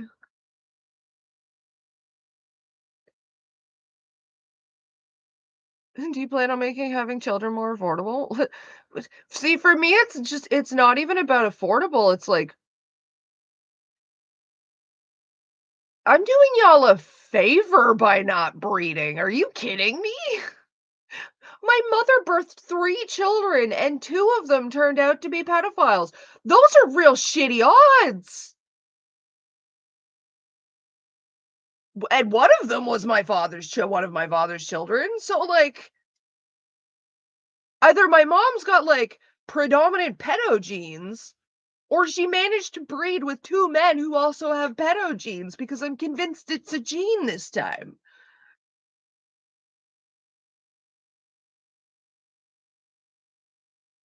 Alright, Ciel, have fun going to see your mom. Imma get into this game eventually.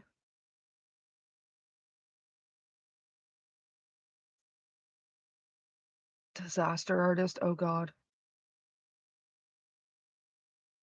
But, yeah, like, just in all honesty, fucking I'm doing the world a favor by not breeding. Wait, this was a gaming stream? I mean, started out that way. I've got it loaded. I've just been sitting here talking because 'cause I'm good at that.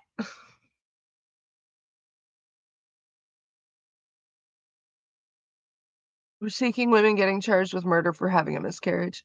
Cinnamons! Hello. Guess who doesn't have history today? I liked world history. Yeah, we breed in the cutie pie.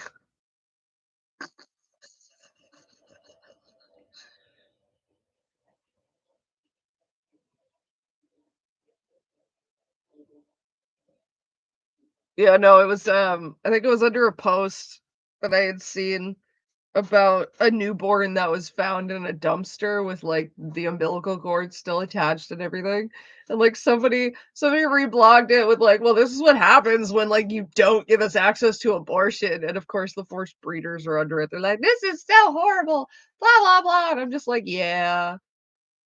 I mean, it could've been clinical, but you overturned Roe v. Wade."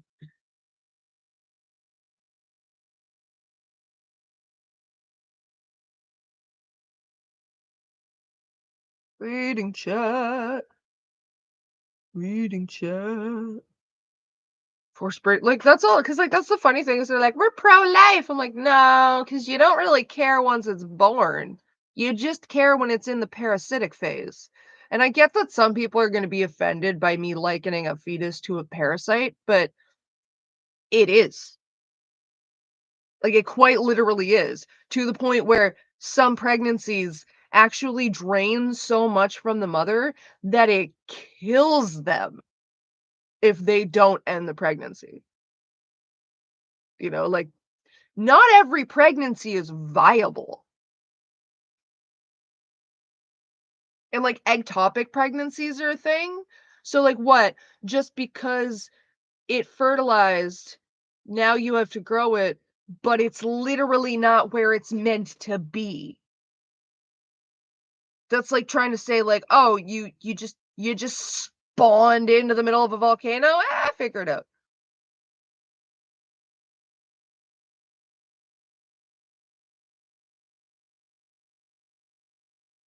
Do you know that Neil Young song? I do not. Which one? Well, the reason the placenta exists is an organ because without it, the body would attack it as an outside entity. Sounds pretty parasitic to me. Like, literally. And it's just like, I'm sorry if that offends, some people's, delicate constitutions or whatever, but if it cannot survive outside of the host's body, and yes, I'm saying body with a fucking T, it's a parasite. I mean, okay, test tube babies, I guess, wouldn't be a parasite because there's no host body. Um, but like, there's a reason why we don't generally do test tube babies.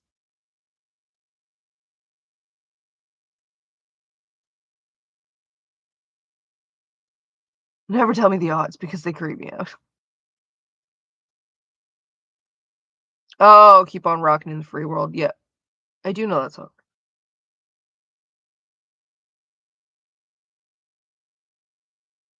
Look up Svatia Hapanavar.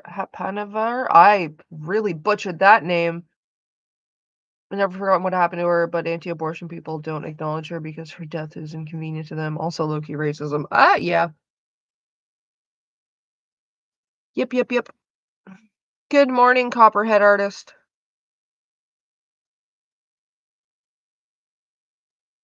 I don't know. I always find it really funny arguing with forced breeders. Um,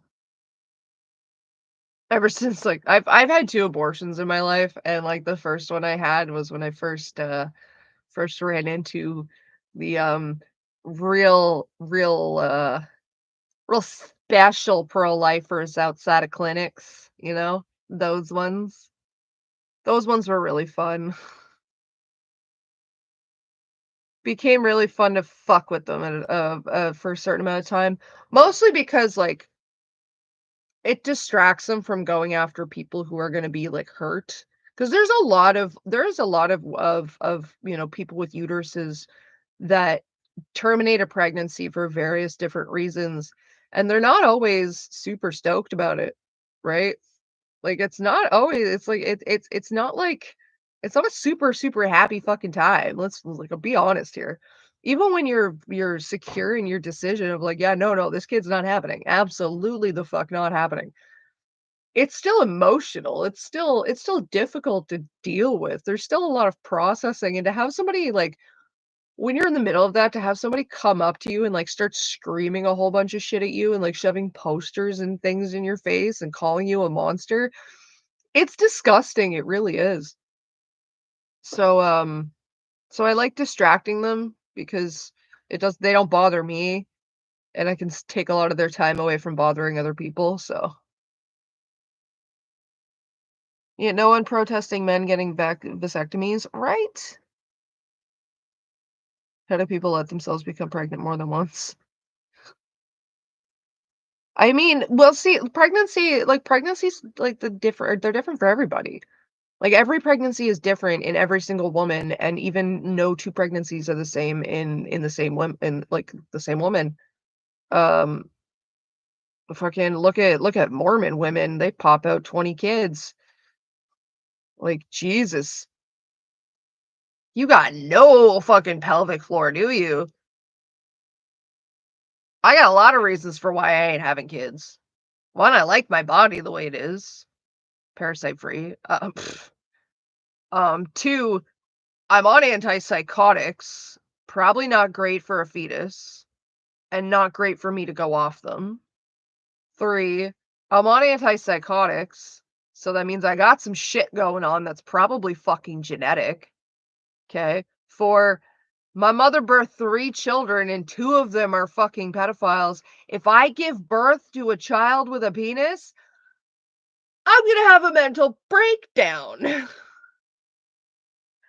I don't need to subject a child to growing up with a parent with borderline personality disorder, regardless of my ability to maintain it, because that's putting adult problems on a kid. Because either I raise that kid not explaining to them I have BPD, and which is basically gaslighting them into thinking, ever thought about adopting? Fuck no. Um, a plant? No. Cats? Fuck enough. Like, because to not explain to that kid like what BPD is would essentially be gaslighting them into thinking that when I'm struggling with my BPD or a symptom comes out that that's normal or maybe their fault, but they're going to internalize that in some way. Or on the other side, I explain BPD to them, which means now I'm putting an adult problem in a kid's head. Okay? Like if they can't be diagnosed with it, they shouldn't really like have the weight of it on their shoulders, you know what I mean? 'Cause, like, explaining what my BPD means, means explaining trauma, means explaining shit that, like, I don't really wanna have to explain to, like, a kid at a certain age. Like, there's so many different reasons as to why am never fucking having children, and people can say that's selfish till they're blue in the fucking face. I've done both my pregnancies a fucking favor by not bringing them into this world. Are you kidding me? First of all, look at the economy. Second of all, look at how many fucking predators are out there. Every time you turn around, there's a goddamn predator. Third of all, can you imagine how predatory my family would be if I had a child? They would all be trying to take custody from me. A bunch of pedophile, like, defenders and raisers would be trying to fucking take my kid from me. And because I got BPD and I'm on medications and shit, there's a chance I could lose custody, and then they get another fucking child to abuse. Like, oh my goodness. It's just so many different compounding reasons on why I will never, never have children. And, like, that's not even touching the reasons that actually have to do with me. That being, I like my free time. I like the very little bit of expendable money that I have. Kids are expensive. Food is expensive. I can barely feed myself enough. I don't want to be missing more meals just to have to feed a kid. I like my sleep. I like to be able to sleep whenever I want. I like to smoke and I like to smoke my weed. Like these are all things I would have to give up if I had a kid. There's just so many reasons. And like, because I've thought about it, because I've raised a kid before, because I actually sat down and went, if I were to bring a child into this world, what would that mean for the kid? What do I have to make sure I can provide for that fucking child? And in going through that list, I realized I can provide none of these fucking things. I have no business having children. That's what more people need to fucking do instead of just like going tab A into slut B, baby.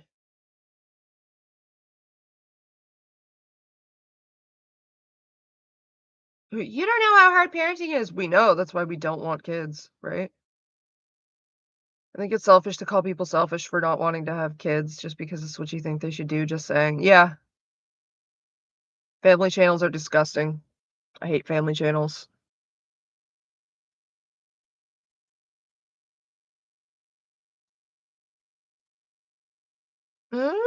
Babble snap. I personally have a phobia surrounding pregnancy and childbirth, but I think I'd be willing to help someone else raise their kid, I guess. Well, that's the thing. Like, raising a kid takes a village. I used to think that sentiment was stupid when I was younger. Like, no, it doesn't. Fuck you. Your child is your responsibility. Um, no, it does. It takes a village.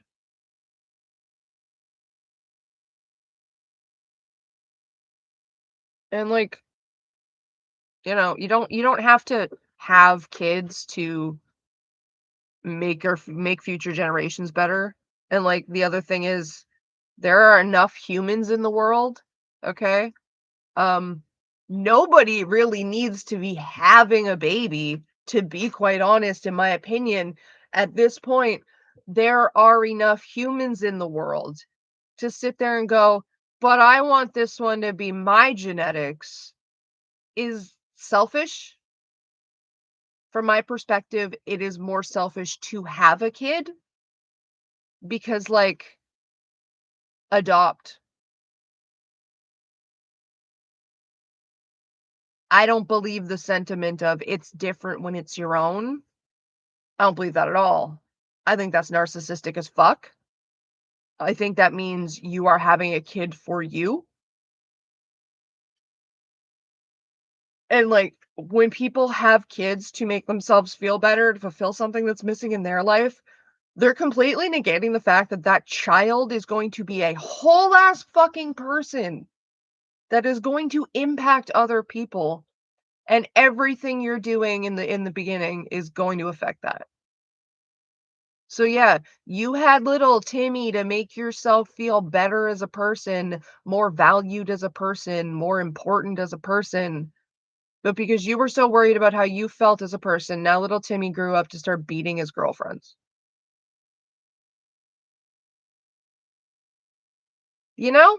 Like, cause and effect, bigger picture, think ahead. People wanna talk about, oh, like, young adults don't have a 5-year plan, they don't have a goal for their career. Half y'all older bitches with kids went and had kids not realizing that once they're adults, like, they're going to be a person that's going to do things. And you can't just go, "Shocked Pikachu face," when they turn around and murder a whole fucking school of people.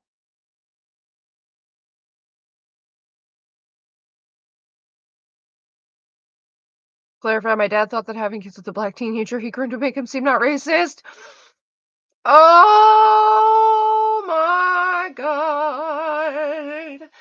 That scared the Riff out of me.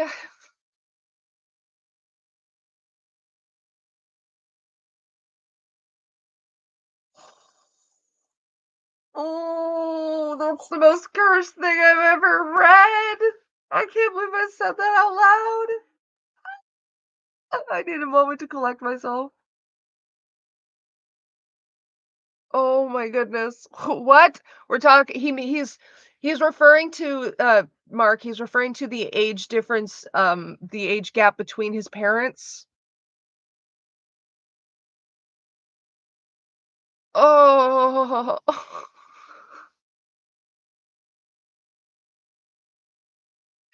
Just the phrasing of that. Yeah, I wasn't super surprised because, like, I remember the context, but just, oh, my brain really wants to insert a bad, just horrible reference to, like, slave ownership. I'm not racist, I fuck them all the time! Like, oh my god, I ain't racist, I stuck my dick in it, didn't I? You can tell because 'cause they're half white. I need to stop. I need to stop. Oh, I gotta stop now. Hashtag canceled. Oh god, hashtag cancel Courtney culture. That's the most cursed thing that I think I've thought in a while. Good lord. We should try this socialism thing I've been reading about. Oh, trust me, it sounds a lot better on paper than it really is. Even if this theory was true, we need to prove one person from every race to fully prove his non-racism. How do I say that? Myzoldian? Myzolidian? How do you say your name? Oh my goodness. No, I worked at a barbecue restaurant nearby and would give her extra sauce packets because she liked the smell of them.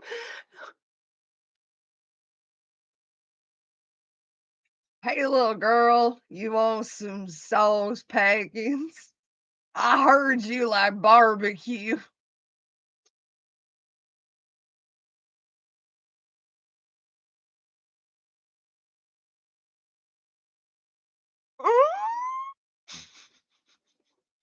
Mixolydian? Oh, okay. Maybe that's it. Courtney, stop. I can't. I can't. So I woke up, barbecue sauce on my titties. Is that how she got barbecue sauce on her titties? That's an Orange is the New Black reference in case y'all don't know.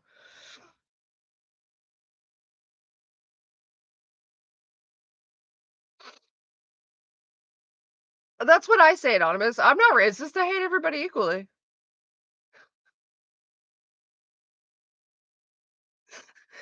You're making it worse. I'm not making it worse. It's Baffle Snap that's given the context. The context is making it worse.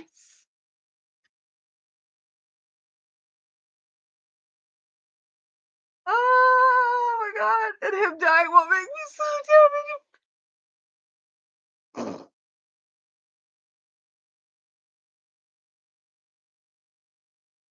Oh, I'm going to hell. Oh, bye guys. I'm stealing a gag from Call Me Chris and I'm going to hell. Insert flames.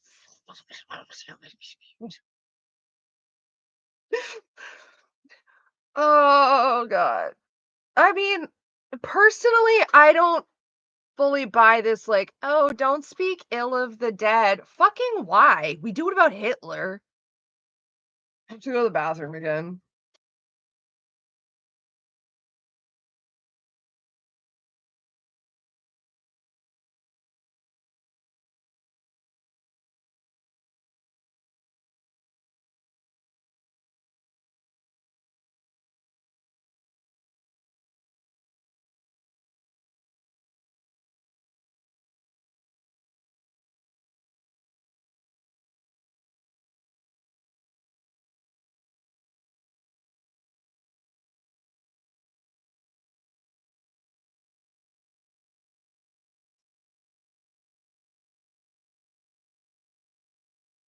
Insta pee. Another reason why I go to the bathroom so fast is I used to be homeless, you guys. When you're, like, risking a public urination charge, you learn to go fast, if you get my meaning. And yes, that is a charge. It can put you on the fucking sex offender registry if you're not careful, and it's so dumb. How's the weather in Nova Scotia right now? Don't know, I haven't been outside. It's still pretty early. I think it's supposed to be, like, 20 degrees today. Fall is starting, but she's starting slow.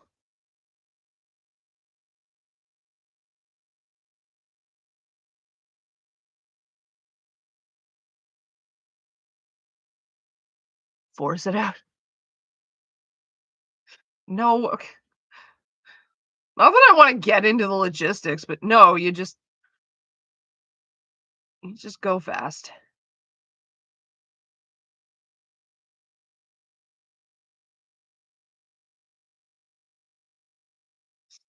Sorry, boyfriend messaged me. 20, that's cold for September. Celsius, dude, not Fahrenheit.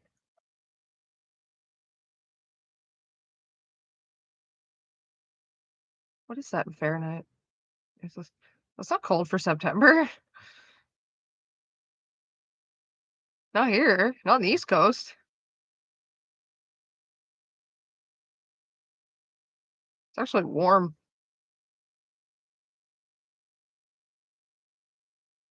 Ah, yes, we're still backwards, we're not getting the metric system. You and, like, one other country, I think, are, like, the only places in the world that it's the States and, bye, Mark, I'm tripping over my tongue. Like, the States and one other country in the world are the only places that still use, um, the non-metric system. The imperial system, that's what it is.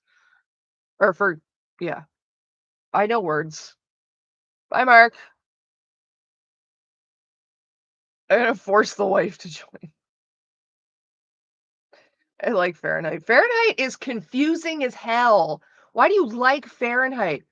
0 is freezing, 100 is boiling, and that's what makes Celsius so perfect.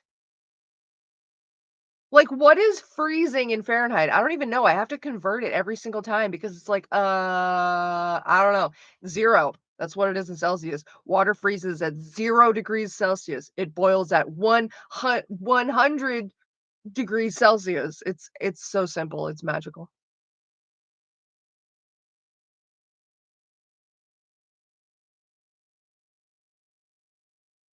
32. See, that makes no sense. 32 degrees Fahrenheit is freezing. It's the freezing point for water. That makes no sense. 212 degrees for boiling.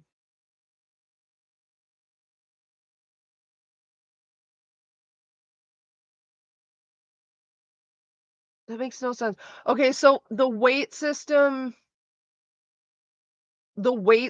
I get simply because, well, drugs are sold by the imperial system, not the metric system.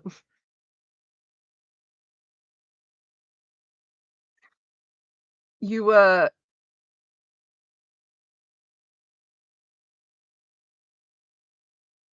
yep,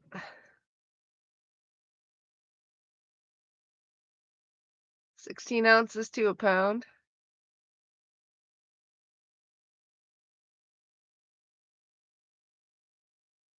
Is it 16 ounces?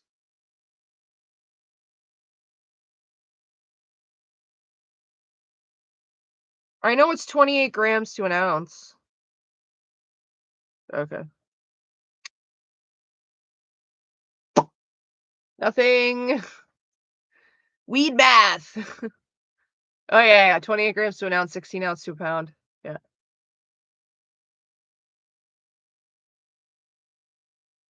12 inches to a foot makes sense. I'm short either way.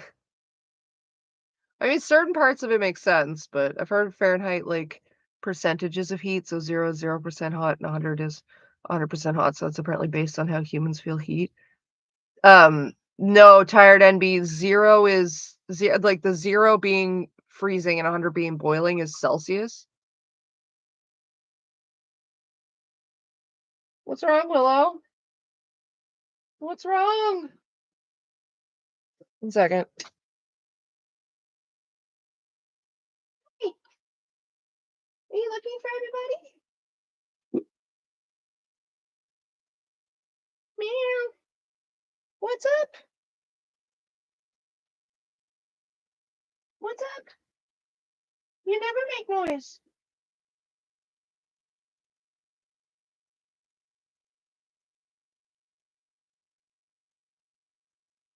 What are we doing? Your battery is just chilling by the door.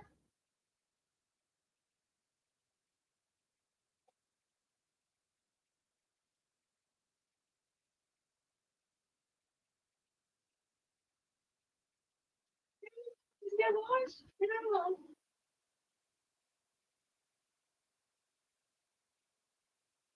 Sorry. I'm half convinced that these cats are going senile.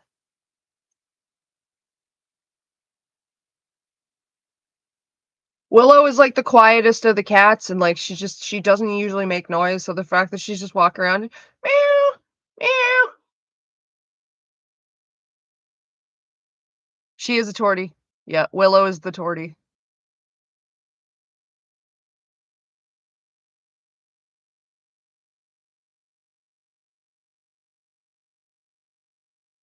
Zero degrees may freeze water, but it's not unbearable enough to earn a zero.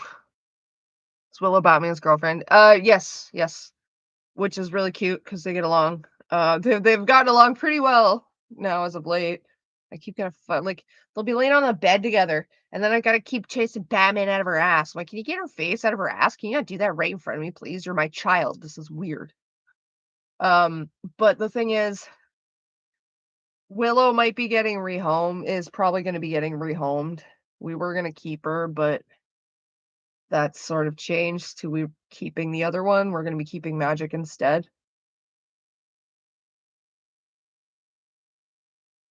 Hello, Nickelbag. My morning's going okay. I'm gonna need to make more coffee soon. I'm hungry too. I meant to play my video game, I just haven't touched it yet.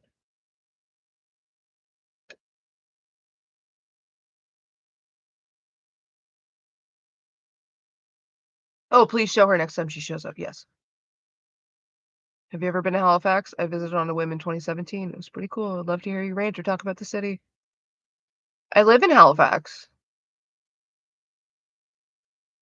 Okay, technically Dartmouth, but it's the Halifax Regional Municipality. I grew up out here, Thea.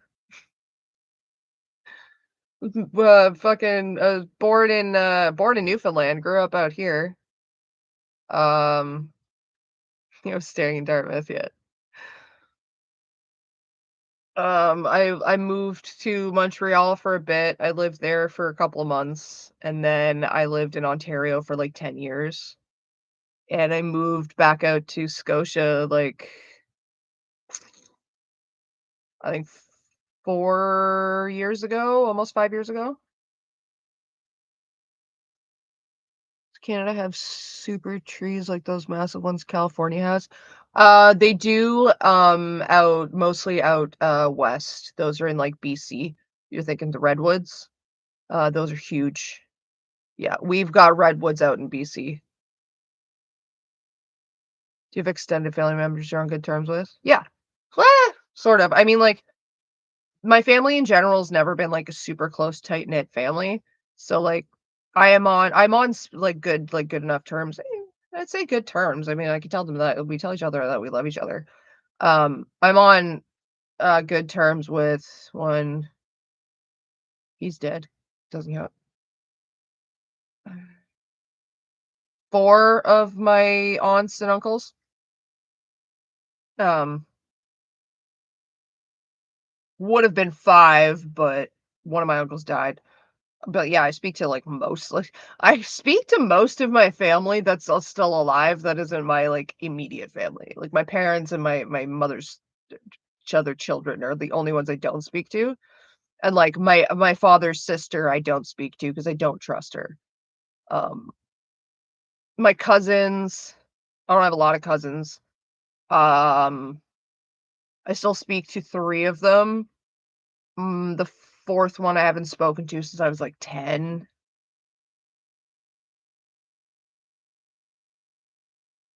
Most of them live out in Ontario. Some of them live in, Newfoundland, but, like, all my grandparents are dead.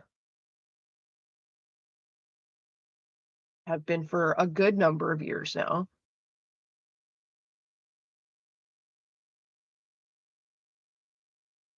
Was Hank the last to go? No, my dad's dad was the last one to go.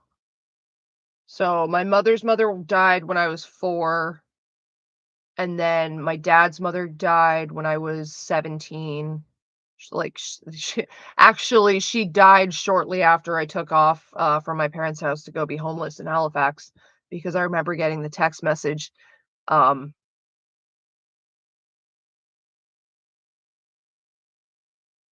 now I'm trying to remember if I was in Halifax or if I was in Montreal. Either way, I was homeless, like, recently homeless, and I got the text message on my phone that, like, "This isn't a ploy to get you to come back or anything, like, do with this information what you will, but, like, your grandmother's dead." And I was like, "Oh, okay." I mean,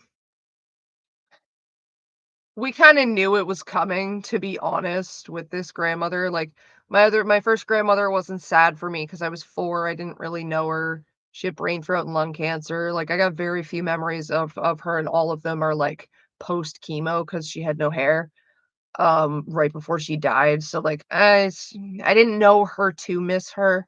My other grandmother on my dad's side, she had an issue with blood clots for a good little while. She actually, had almost died the year before. She had to go through surgery to get some blood clots removed, and she almost died on the table.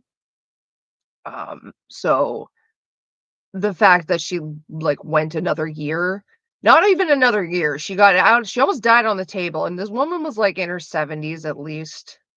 Like, had to have been in her 70s. She almost died on the table from blood clots, and then went home where she lived alone, her own fucking apartment. She was adamant about living alone. Lasted a whole 'nother year, and she died, like, around Christmas the next year. What essentially had happened was she was putting up Christmas decorations, so the woman was like, "It's Christmas time, I'm putting decorations up in my house that I live in as a strong, independent Newfie woman," and, she had a stroke, or no, she had a brain aneurysm, that's what they said she had. She had an aneurysm and was essentially gone before she reached the floor because she was on a stepladder. Um, so, like, the year that nobody really even expected to have, she was gonna have because she did almost die on the table, um, the year before was, like, a hell of a year. So by the time she went, it was like it was quick. The woman lived her life. She did what she wanted. She lived how she wanted. She went out, happily setting up for Christmas. There's just, there's in my opinion, there's nothing hi, Bon. There's nothing wrong with that. Like, that's like, yeah, it's sad for and tragic for everyone else who's alive and left with it, but, that's not a tragic death to me because, like, the woman lived her life and to the fullest, and she died doing what she loved, which was setting up for Christmas. So, like, there's worse ways to go, in my opinion. She wasn't even aware that she was going when she went. So, like, there are worse ways to go.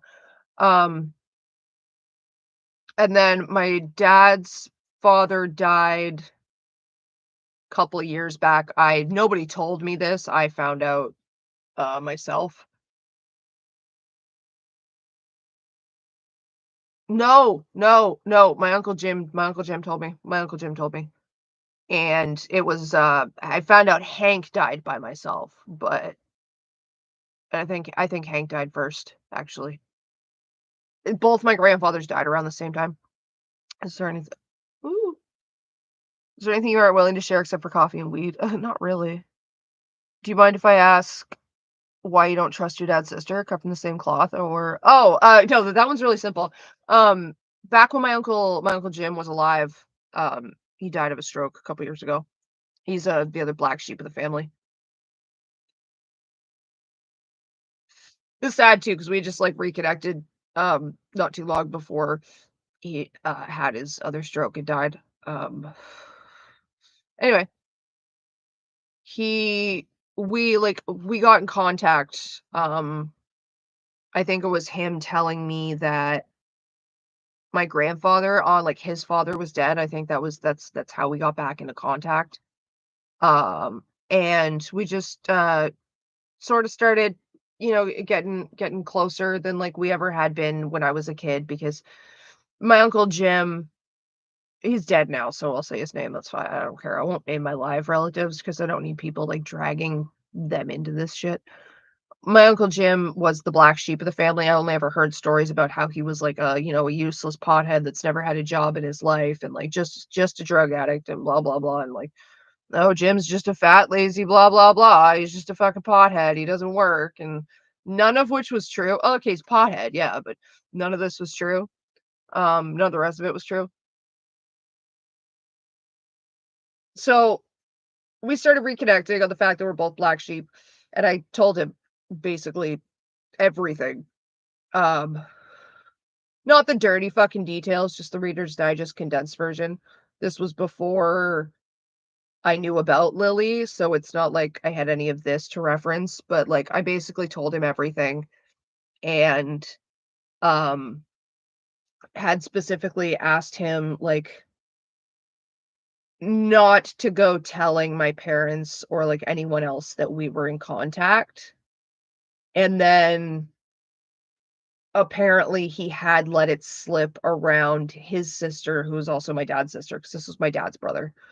Apparently somehow through the grapevine, I imagine he let it slip, whatever. I don't hold it against him. Man's old. Man was old. My aunt found out that we were like in contact, me and my uncle Jim, and said that she wanted like my phone number or something to like send me a birthday gift. Like out of nowhere, just like, "Oh, you're in contact with Courtney. Well, I've got a birthday present I want to send to her. Can you get me in contact with her?"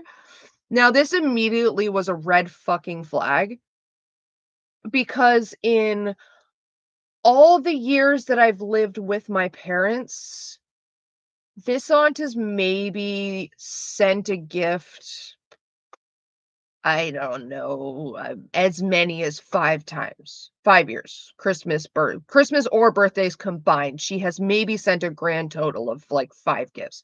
And this isn't a judgment on her, it's just we weren't a close, tight-knit family, so it's not like, the grandparents would send gifts to all the grandchildren, but, like, the aunts and uncles weren't necessarily sending something to every niece and nephew. And that's fine, that's just how our family worked. So, I grew up with the norm of, like, I didn't get presents from my aunts and uncles. Not for my birthday, not for Christmas. They didn't live in the province and, like, they most of them had their own kids and shit, so just it wasn't expected. And then in all the time I had not been living with my parents, this aunt never once reached out to me, not to ask what happened, not to send me any gifts, Christmas, birthday, or otherwise, nothing. And then all of a sudden, she just, suddenly, now that I'm in my like mid 20s, late 20s, she wants to send me a gift. Hasn't reached out to me herself, but, like, specifically wants my information from somebody else because she wants to send me something. So she clearly is looking for my address. Like, that was just, like, massive red flags. So, like, the biggest red flag in the world. So I was like, "Yeah, no, whatever the present is, you can keep it." And then when my Uncle Jim died, I reached out to my other uncle on my father's side of the family, essentially to find out what had happened. And really, I did that on the behest of his daughter because she's not on speaking terms with him, but he was the executor of the will. So, which was fine. Like, I was a little hostile to begin with because I wasn't sure how much my parents had, like, told people. So I was going under the impression that he already had misconceptions, which didn't turn out to be the case, and I apologize for my hostility and, like, baseline explain some shit without bogging down my uncle who's dealing with his brother's death of like, "Oh, yeah, by the way, this happened."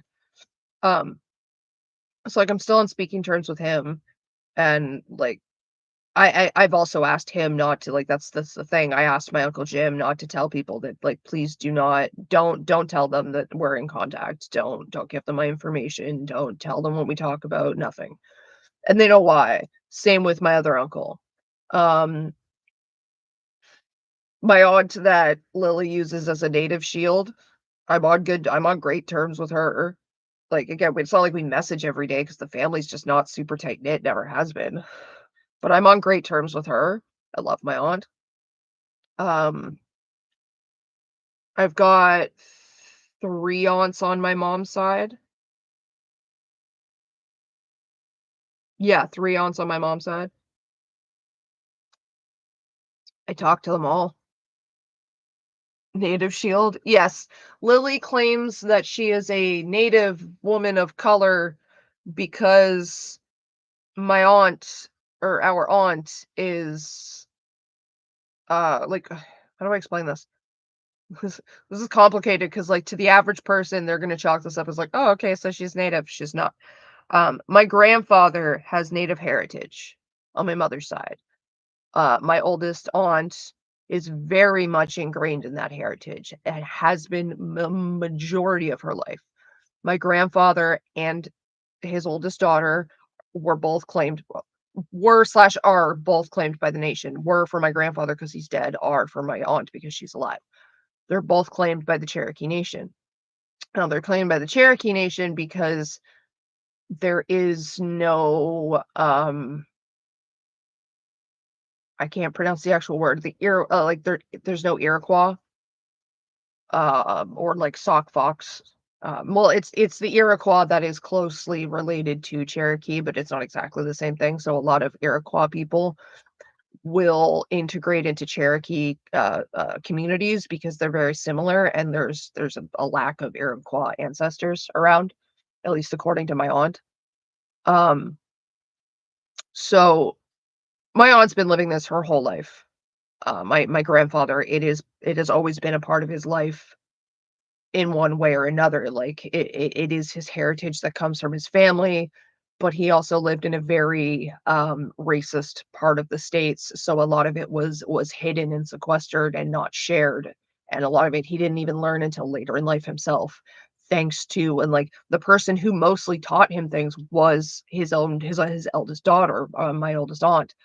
So she is like essentially the de facto expert in terms of the family heritage and what remains of it because she's the one that's done the respect and the research, and she's been welcomed with by open arms, with open arms by the community. Like my aunt is very highly respected in the community. She's been gifted eagle feathers and headdresses and wolf pelts and bear pelts by chiefs.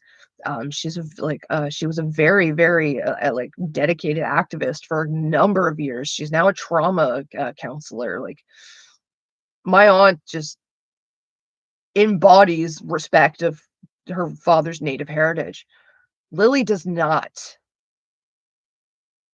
Lily disrespects that man's heritage and fucking spits on it every goddamn time she opens her fucking mouth.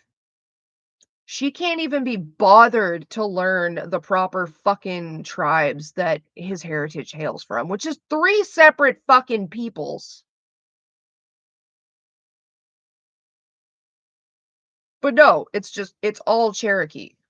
All native peoples are Cherokee, apparently. It's all just Cherokee, which is disgustingly disrespectful to so many different peoples. I'm pretty sure the Inuit would argue they're not Cherokee. Um, I'm pretty sure the Acadians would argue that they're not fucking Cherokee.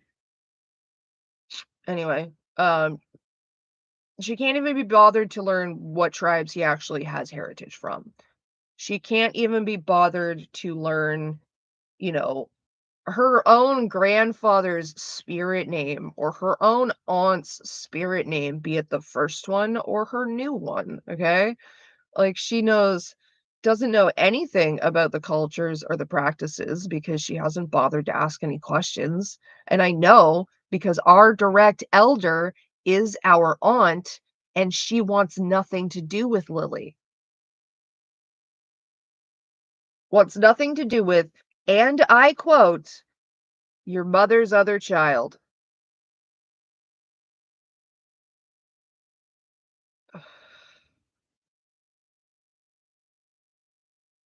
So, like, and if she meant Cameron, Lily, she would have said Cameron.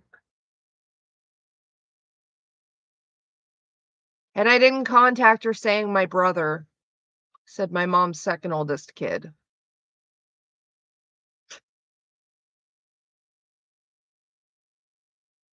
Which, of course, Lily hand waves and goes, "Oh, she's lying. She doesn't talk. Nobody talks to Courtney. She's estranged from the family." No, that's what they tell you, because that's what I've asked them to tell you to protect myself from you, for my safety, so that I'm not bombarded with harassment from my abusers because I speak to my aunts and my uncle. They've been asked not to tell you that I speak to them. Oh, my aunt is really cool. My aunt, like, she's the coolest person, I think, in my family, just in general. I've always looked up to her, and feared her just a little tiny bit. She's also a black belt.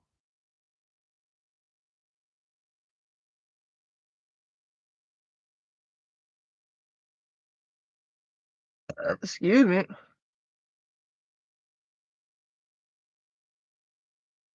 Boop, boop, boop, a doop, boo. Not much of a high bar. That sounds a bit sorry to say. Yeah, I know it's in the ground. Trust me. Hello, Kiki. Oof. You jumped down to 5 viewers.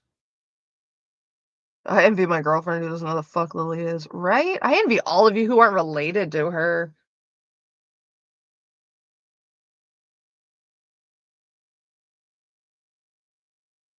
Reading chat. You're wanting to learn about your heritage. I was lost in the shuffle as your brother's trying to. Oh, your brother, sorry, is trying to connect with our Mexican side of the family. My brother's putting in the work. Well, that's the thing. Do you own anything Native American? No. Nope. I don't see me personally, I'm not a spirit well, not it's not even that I'm not a spiritual person, like, at all. And it's not even just I'm not religious, I'm not spiritual. I'm just not. Hello, Jaden. It's going good. How are you? So in terms of the way I see it, in terms of my grandfather's heritage, and I call it my grandfather's heritage because like I don't connect to it the same way because I'm not spiritual, and a lot of native heritage is very spiritual. It's just not me. It's just, and I'm not going to sit there and fake it just for the sake of like, but it's my heritage that feels disingenuine, which in turn feels disrespectful to me. Um, so like I learn about it. I ask questions. I'm like, I'll inevitably be going to ask more questions soon enough as it is. Like, I can reach out to my aunt at any point and ask questions, and she'll get back to me with an answer or somewhere to find an answer if she doesn't have it. Um, but I'm never going to specifically claim it as my own. I'm never going to sit here and be like, I am a Native I have a Native American heritage, or I am a Native American person, or what have you. And it's not because I'm white, it's just because I don't like, how do I explain this? The practices don't speak to me. I'm not a spiritual person. I'm a cynical nihilist at heart. Um, it just it would feel fake. It would feel like I'm putting on a costume, and my grandfather's heritage is not a costume, and my aunt's heritage is not a costume to just put on. Cough, Lily, cough, Lily.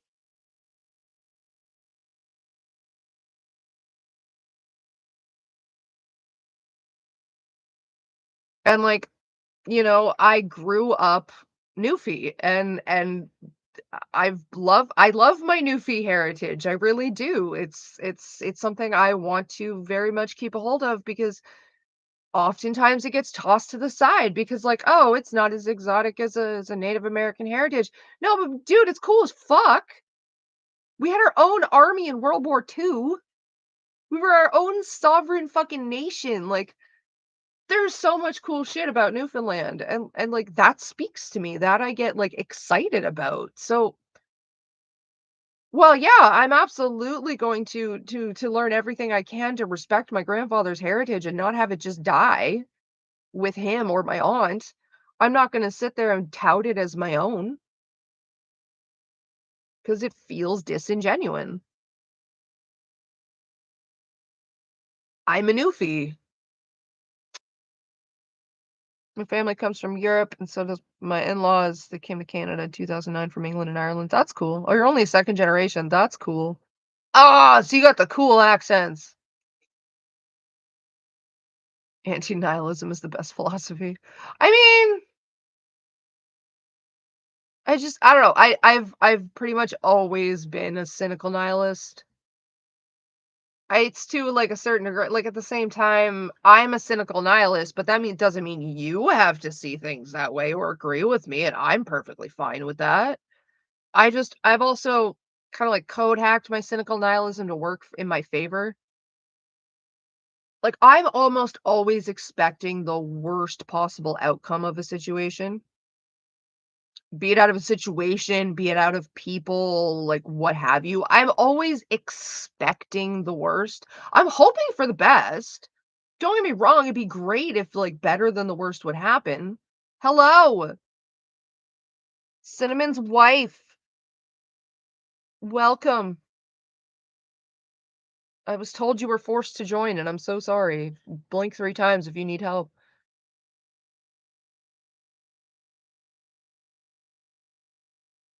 I get that your name is Ban Anakin, but your name's just the wife now.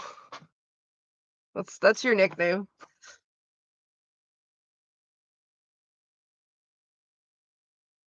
Uh, Said it before, I wanna say it again, you talking about this is important. Lily's claimed for so long she's Native, and I think even her haters believe that. Well, yeah, because I mean, if you're not literally her family member, how are you going to prove her wrong? Um, I literally just went to my aunt and went, "Hey, what's Hank's heritage?" Just by the way, what peoples does he have ties to? And she's just like, "Oh, this, and this." How why? I'm like, "Oh, because I wanna know more, to be honest, for, like, this reason and that reason, but I wanna know more." And, and yeah, and fucking just learned more, including my grandfather's spirit name, which I do not speak anything but English, and I can't even speak that right properly. So I am not even gonna try and pronounce the spirit name, but it translates roughly to "He who stands ready watching."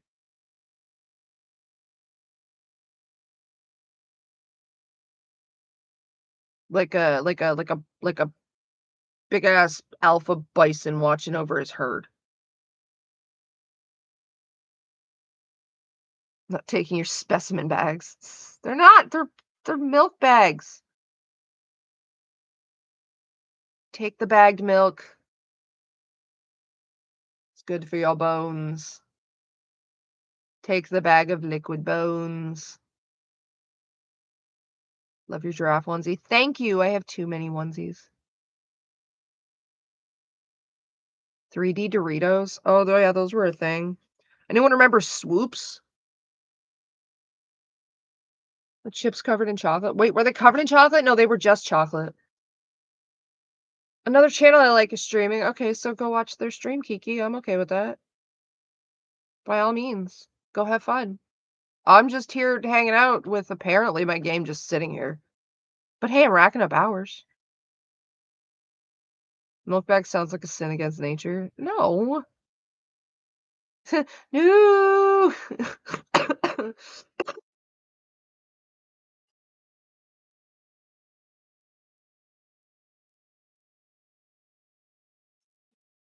Lungs, what the fuck?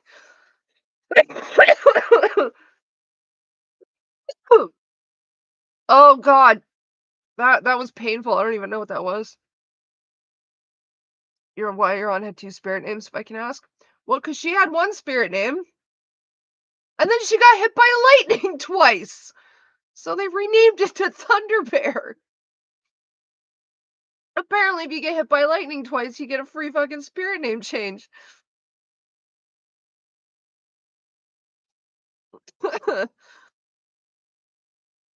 Ever tried meditating? Ooh, no. Sounds bad for me.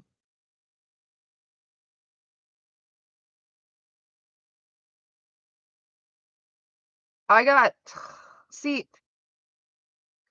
my brain is in a constant state of activity, like lightning twice, right? And like I found this out when I was like talking to her about like my grandfather's heritage and shit. And because like again, like it's like, oh yeah, my spirit name changed. I'm like, your spirit name changed to Thunder Bear, and she's like, well, what happened there? And she's just like, oh yeah, I got hit by lightning twice, and I'm like, what? When are you okay? How? Why have I not heard about this until now? Like, excuse me? And she was just like, well, I did tell most people it wasn't a big fucking deal. It's like I got hit by lightning. So what? It's just like this is why I was scared of you as a child. I love her so much.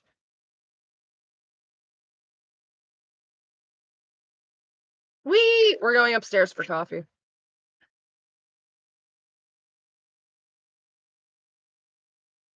She is. She is the best. I love her so much. Respect her a lot too.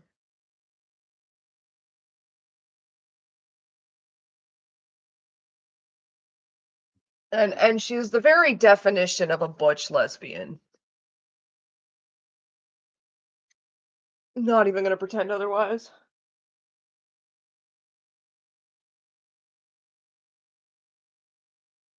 I had one instance. Oh no, I need to make a whole new pot of coffee. That is sad. My kitchen's a mess. Judge me or don't. I don't fucking care.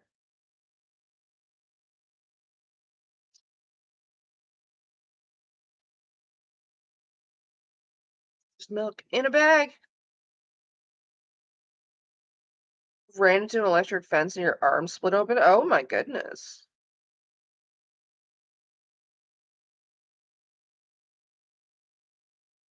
You're sick, but you're forced to go out. Well, not if you're sick.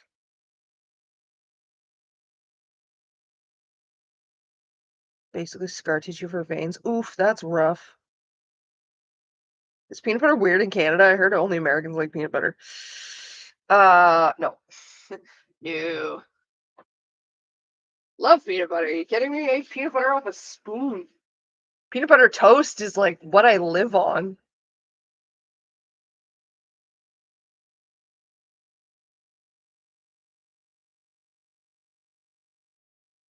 I grew up with a witch in my household. I can't help but having thoughts about the lately.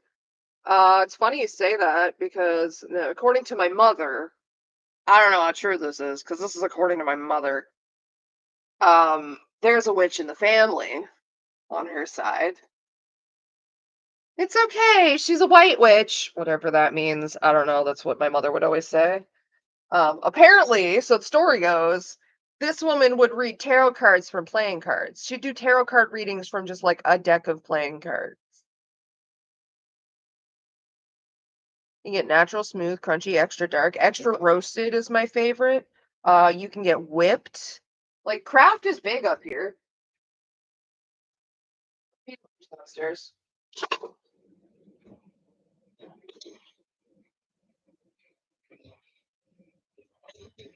Peanut butter cookies are the shit, man.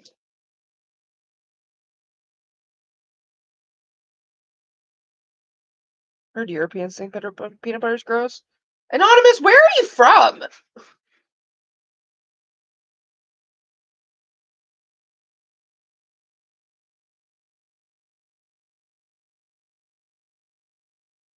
I don't think like anywhere considers peanut butter gross. There's just like the difference with the US.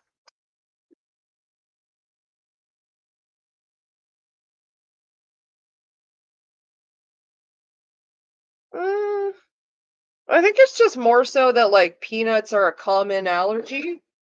So like it's not that people don't like peanut butter, it's that you can't have peanut butter in a lot of like schools.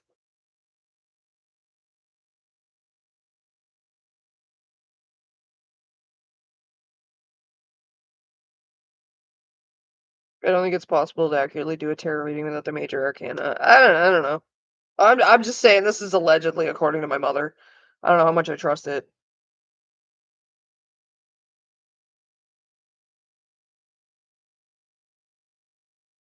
It's a pony.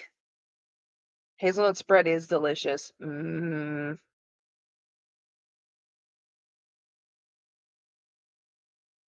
Gives peanut butter jars to everyone. I mean, it makes sense. Like, if you make him eat the peanut butter, then he's gonna want to drink the milk.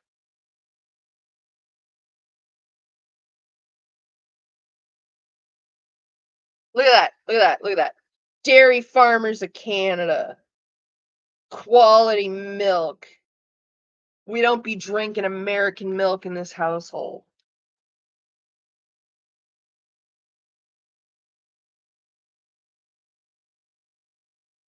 I have hazelnut spread flavored toothpaste. Cosmic Persephone, stop lying. You just put fucking Nutella in your toothpaste tube.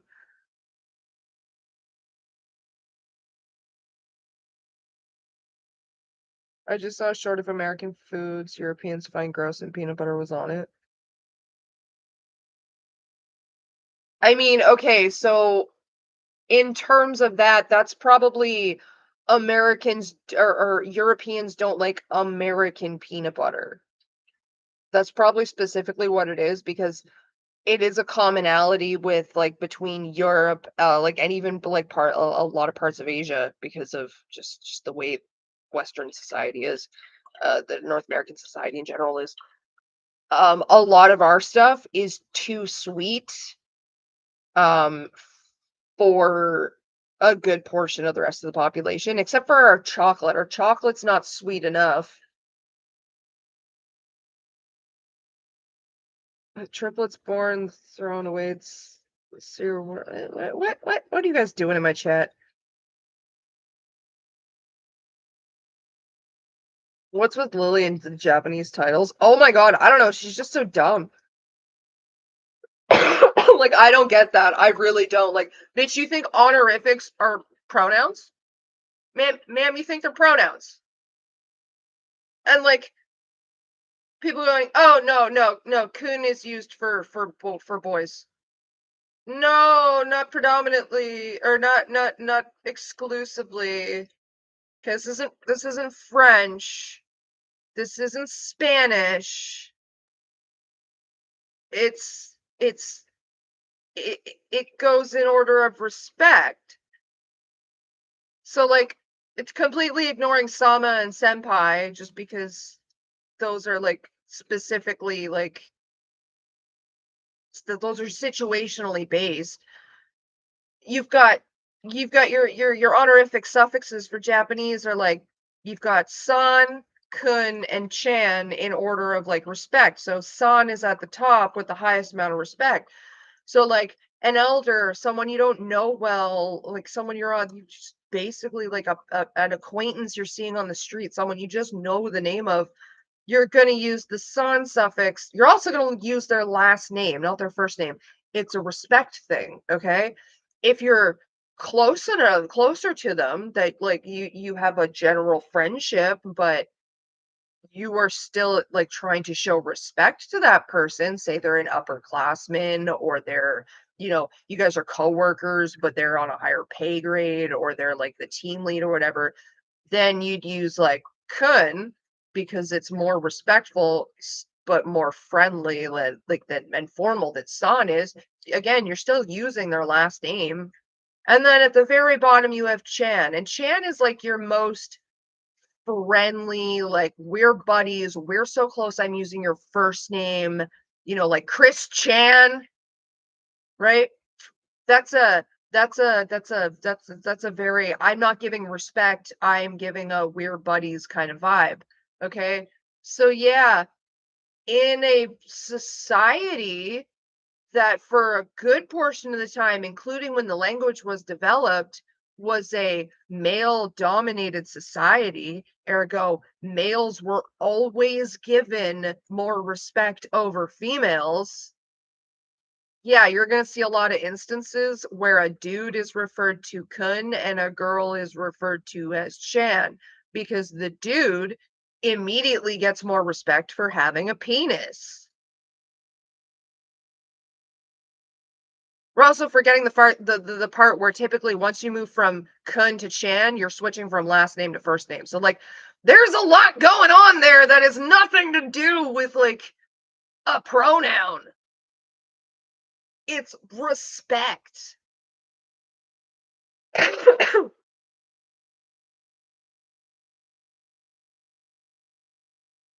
She's just dumb. It's like, Lily, like you're so fucking stupid. It's not French just giving a table a gender cuz. All right, it's not French and or Spanish that has like this is a male flight attendant, this is a female flight attendant. The suffixes are different based on the gender, okay? We're not like conjugating verbs in French. It's not the same thing.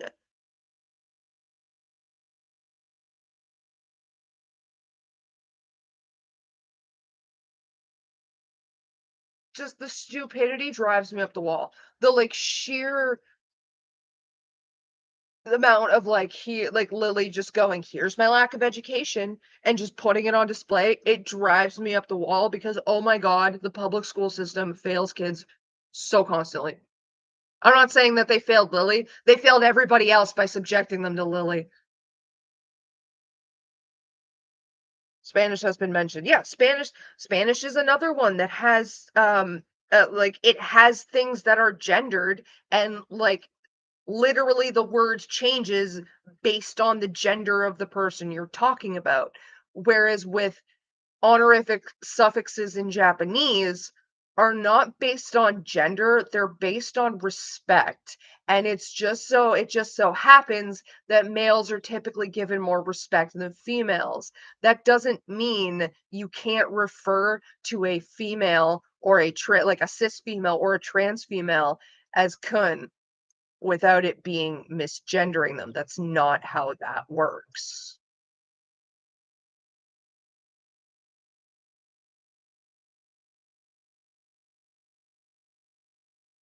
I took French in middle and high school, and it's stupid they assign gender to inanimate objects. Yeah, and the only reason that they do is because it sounds and looks prettier. It's literally just because it's aesthetically pleasing.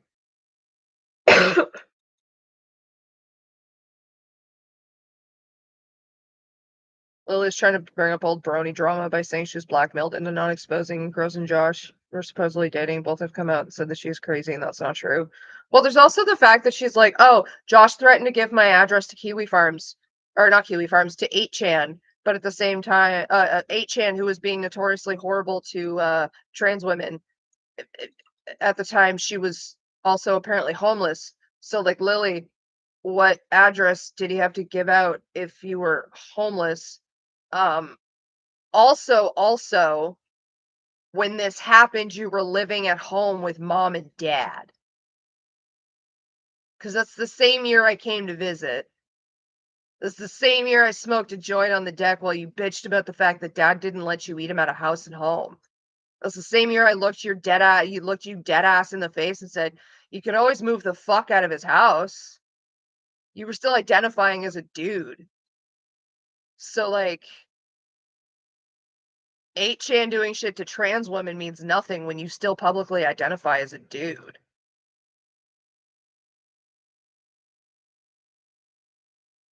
Isn't 8chan where QAnon started? I don't know. I barely know what QAnon is.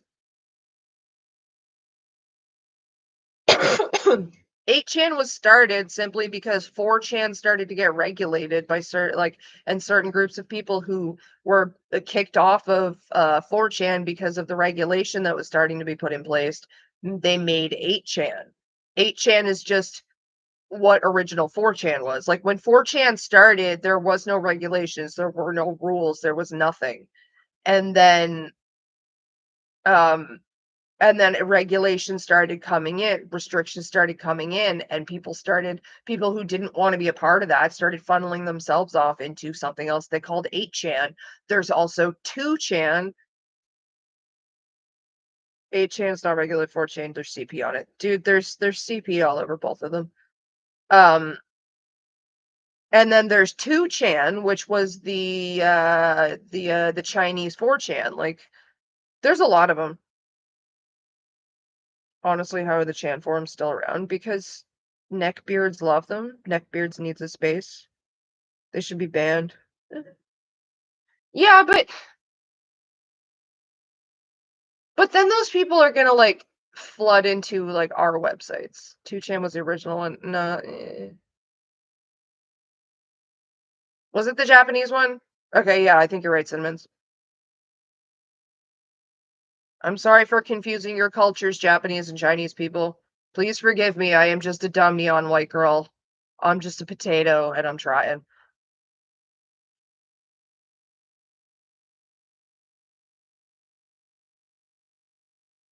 Look, it's my brethren. I'm just a potato.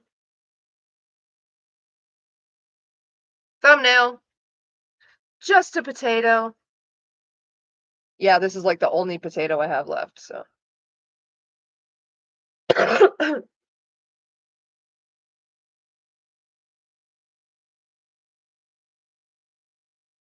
The reason 4chan exists because 4chaners weren't accepted on 2chan. Yeah, and then like 8chan is like exponentially. It's whatever. I'm fine with them keeping to their own, okay? Like, we gotta put the animals in a zoo somewhere.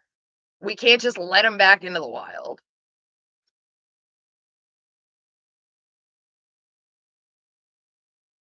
Lily's live on stream on Twitch right now. Ah! Aw! Boo boo! Oh, you trying to snipe me? Honey, I don't stream on Twitch. People can have both open. That's so cute. I also have to start a script. Well, technically I've started said script. I've started my outline for a script. I've got 2 videos that I'm planning on making now. That's done. I'm super excited actually for the both of them. I'm gonna do a sort of story so far explained on Coffin of Annie and Lele, and I also really want to do a video and like maybe a stream on like the morality of superheroes. 12chan, 14chan, 16chan. Well, no, it goes up. It goes up exponentially. So you got 2 times 2 is 4. Oh, it's not exponentially.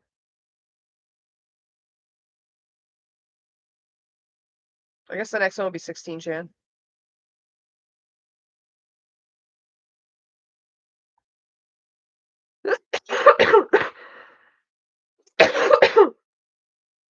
But, yeah, I'm actually really excited about the Morality of Superheroes one.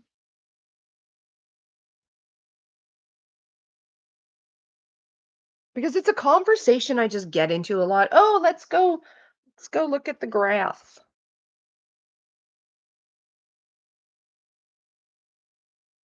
Hot dog. My messy living room.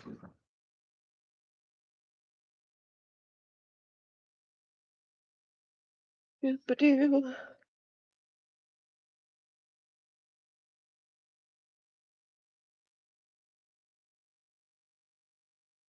Look at it. It's so big. Just look at it. We're touching grass, guys. Look. Proof. Proof. I'm touching the grass. You see me touching grass.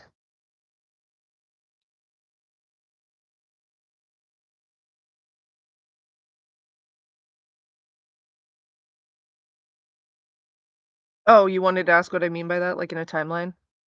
Or is like a general concept? Jaden, that's funny. We know if anything funny happens.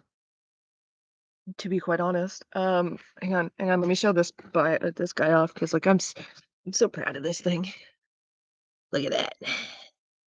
Stinky. So stinky.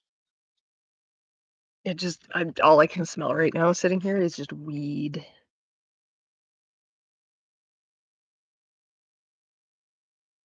Oh, see, I don't actually think she's going to Cosmic. I think she's probably got someone watching so she can like talk about very similar things. Or I don't know, try and shit talk me again.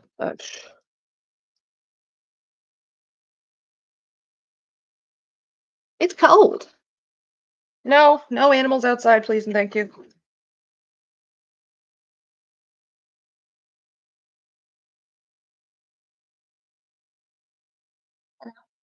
This is Willow. That's Batman.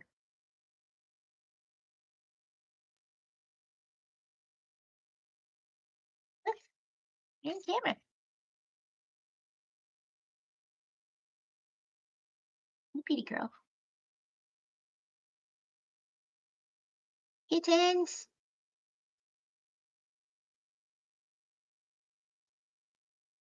Okay. Take my coffee. There, I was told to show next time I saw them, so I showed. Yes. Oh, Essence of Ethel? No.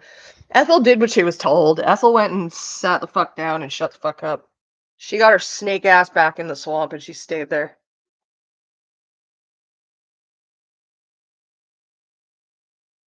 Oh, Babel Snap, she's talking about my Discord server. Cinnamon is in my Discord server.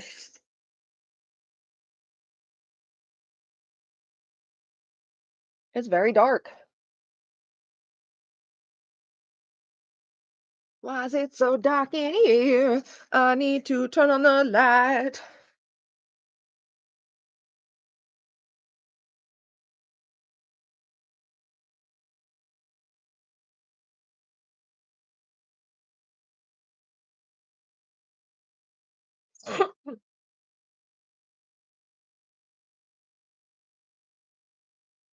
Wait for those milky colored crystals on the buds to turn clear before harvesting. Yeah, that or before the first frost, whatever comes first.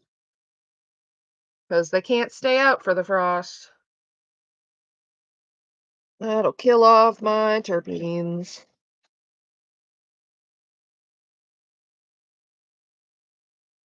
One got a lot more sun than the other, you can tell by the fucking size difference. Jesus.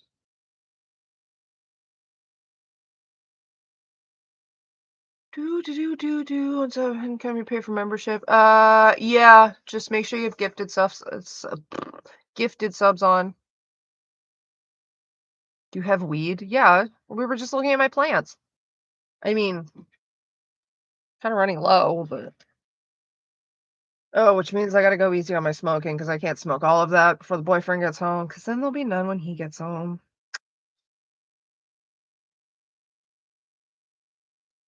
Oh, I do appreciate that, Baffle. I'm just saying, don't put yourself out just for me. Drinking stream in the next month or so. I just gotta wait. I gotta wait for money for alcohol, really. That's the only thing is I need to get a bottle, and then I gotta figure out what the hell it is I'm gonna be drinking. Ever considered writing? Infinitely better writer with more to say than Lily. Uh, I not really. Like, I don't know. Like, I'm good at writing. Like, I can write an essay. I can write a script, but like a book or like a story, translation from brain to paper just doesn't work for me.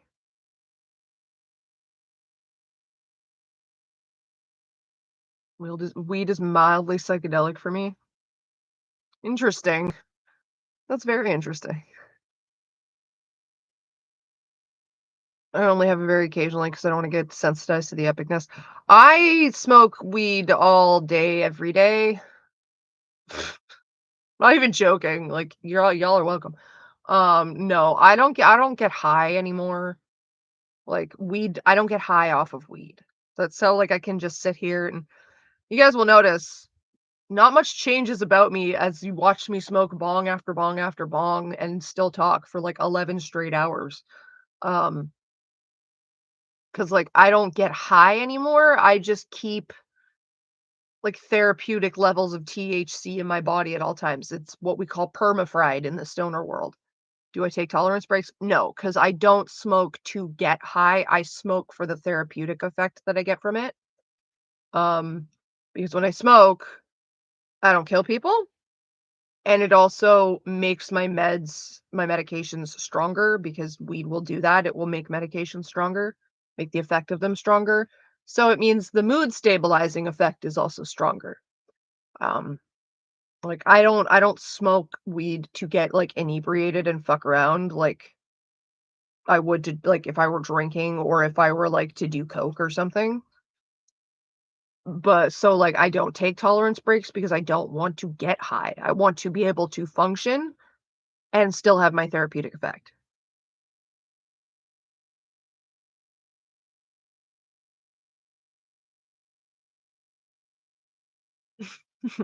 Don't revoke my baby boy screenshot privileges.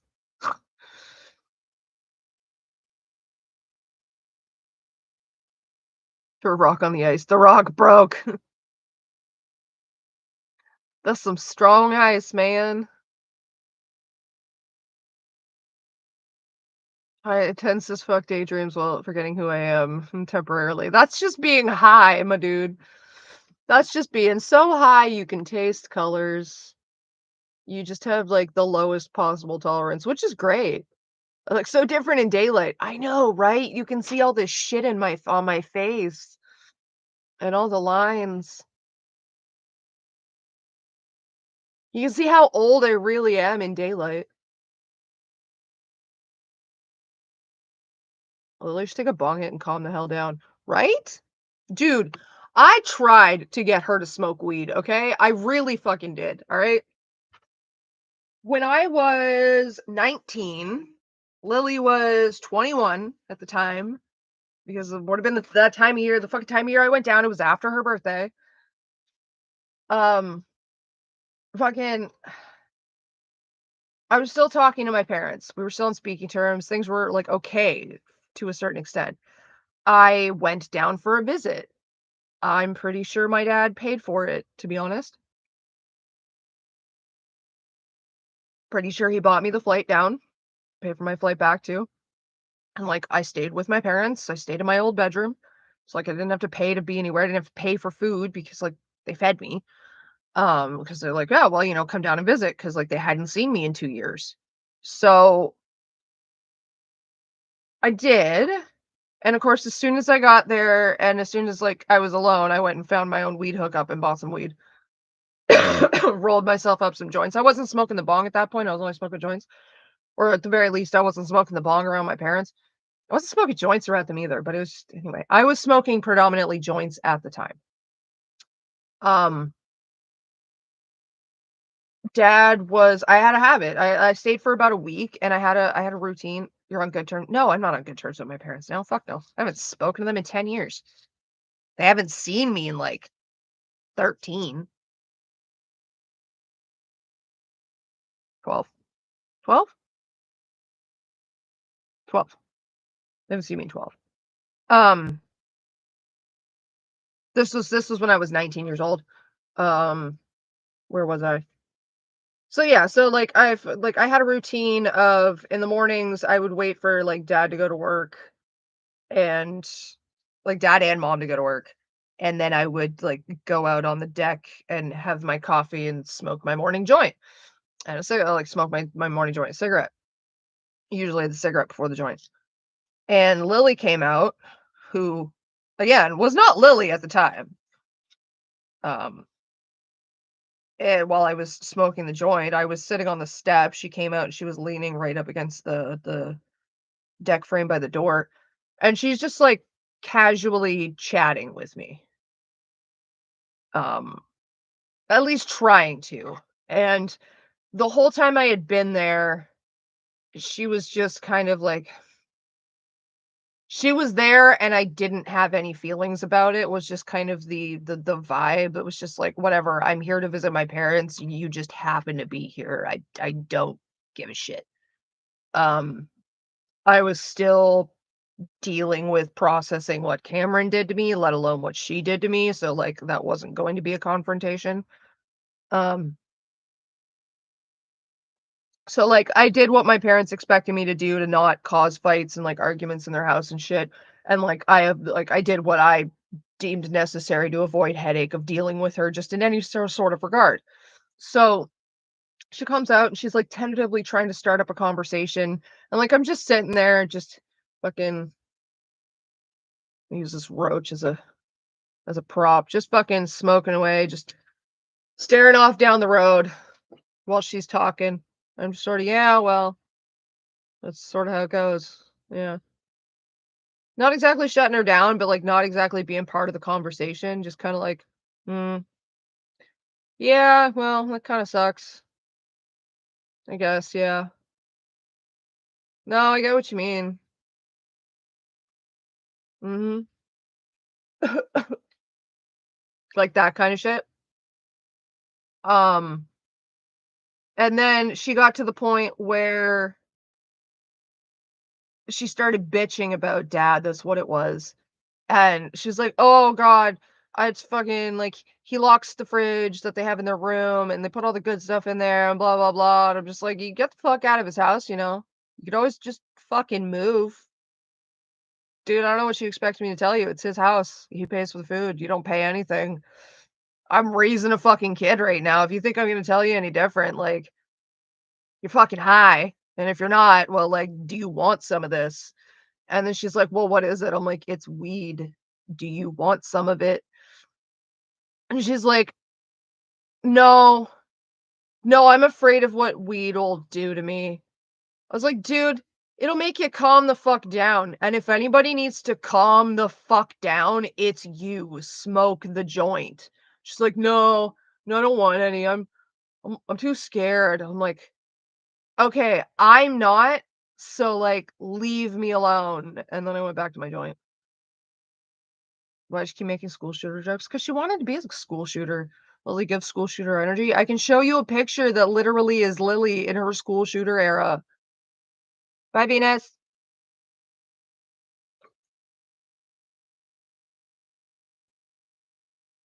Really idolized the Columbine kids. What are you talking about? Sorry if this seems like a weird question. I'm sorry if you've been asked before. Do you have any advice for people with shitty siblings? Like not as bad as Lily, but still pretty bad. Is that bong? Yes, that's bong. I mean, I guess I'd need a little more context on like than just shitty sibling, to be quite honest, there, Tired Envy. Um, I interpersonal, like close interpersonal relationships are never something you can generalize. So like just to be like a shitty sibling, well, you just ignore them. If it's actual abuse, you can't just ignore abuse. But like it all depends on like what a shitty sibling is to you. I'd have to know a little more context to be able to give advice, really. Um, and a little more info, there's just certain things that are prevalent by age, like, when you're a teenager and you have siblings, teen I hate to say this, I hate for who this is gonna offend, but teenagers are fucking dickheads, okay? Y'all are always fucking dickheads. You're the worst to each other, but teenagers are have, rampantly hormonal because, like, y'all are going through puberty and it's still not fucking finished, okay? You're rampantly hormonal hey, Mohammed. Rampantly hormonal for the first time in your fucking lives. Like, this is a new situation your body's still adjusting to, okay? You're also, like, spreading your wings and flying freedom-wise as, like, who you are as a person and trying to, like, break away from your parents as a whole, and, like, that's just a chaotic combination for, like, garbage, you know what I mean? So, like, if you're a teenager and you got teenage siblings and you're both going through that nonsense, that trash that is puberty and being a teenager, you're gonna be shittiest to each other. Like, that's just there's also this, like, kind of phenomenon, I mean, sort of talking out my ass here. I'm not a studied anything. I'm not a decorated anything. I'm not a Mensa top mind, whatever, but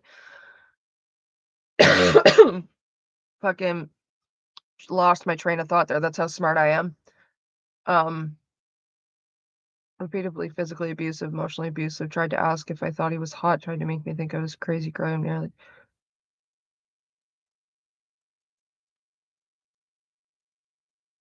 I thought you said they weren't like Lily.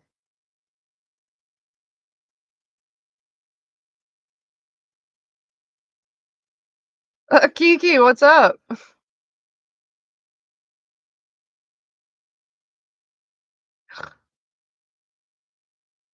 Oh no, you were asking. Oh, okay. I thought that was directed at Muhammad. Jesus. Um. So yeah, okay.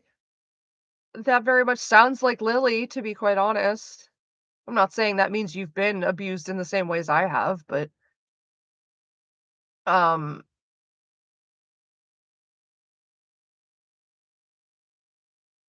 I guess. Well, yeah, like getting yourself safe is I like that's the thing. Like again, I need a little more information, like just like age range. Like how old are the two of you ish? Didn't do anything sexual other than ask if I thought. Yeah, no, I'm not like again, I'm not implying that like, oh my God, something's totally happened to you. He's 21, you're 19. Okay, so I'm assuming you both live at home. Um,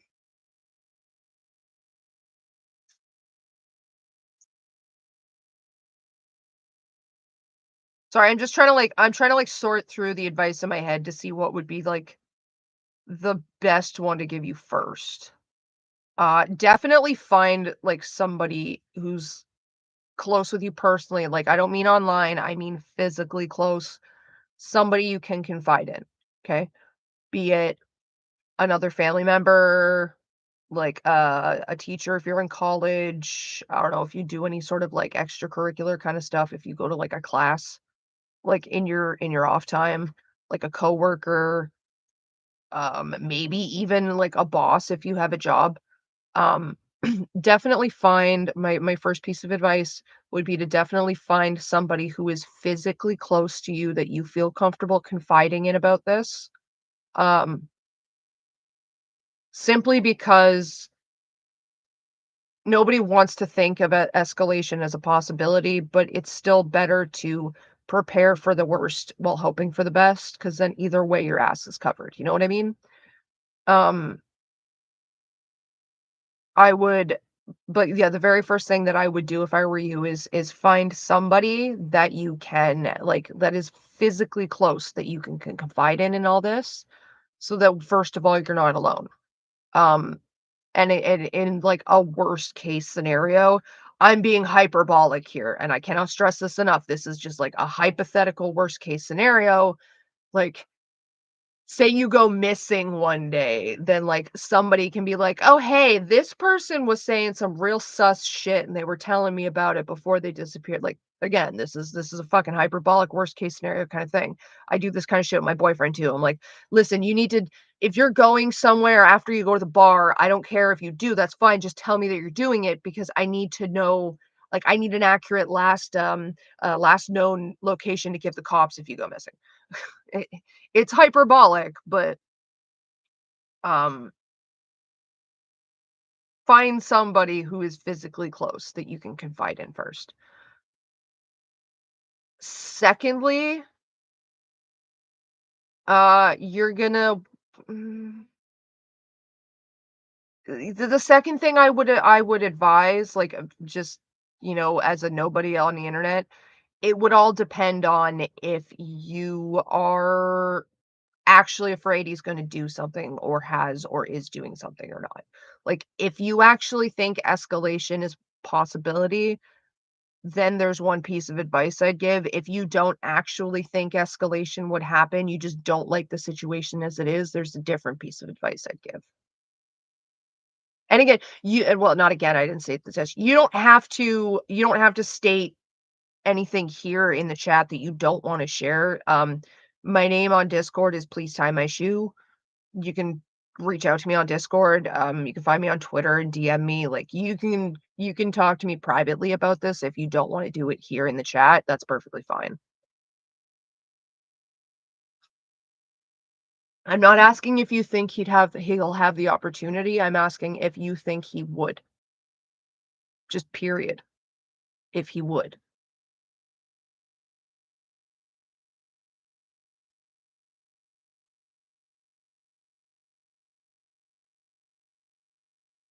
You're currently dating a 29-year-old and you're 22. Where did you meet? Yeah, that was a very good question. Where did you meet? When did you meet? You started dating them on Friday, but when did you meet them? Where it was the same as my Twitter. Same as my Twitter. It's not misspelled accidentally like my email.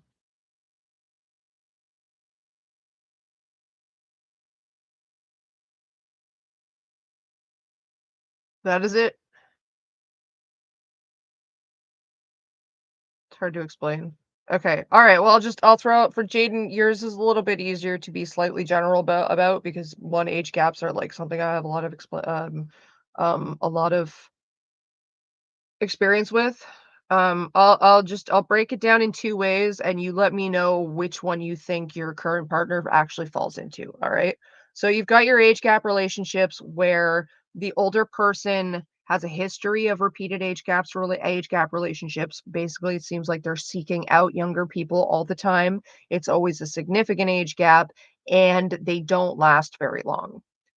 Um, the other thing in that list is they knew your age and like somebody knew the age. No, I would have to say it's always on the older person in my opinion. So the other thing in that category is they knew your age before you started dating or before you guys even really got close or started talking. They knew what your age was. Um, and then the other side of that, like the other category is like they don't have a history of age gap relationships where they're always the older person and they didn't know your age specifically when you guys were um like when you guys like formed the first kind of friendship wherever. And then I guess the one other thing would be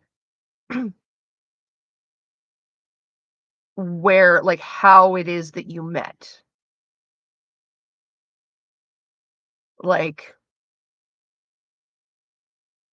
if you're in a fandom space talking about fandom things and you and someone else share an interest, you start talking and things go from there. That's one thing. If you're in what is very clearly an aged sort of space, like, this is very clearly a space for, like, people under a certain age, and then someone else who's, over a certain age is suddenly there, like, why are they there?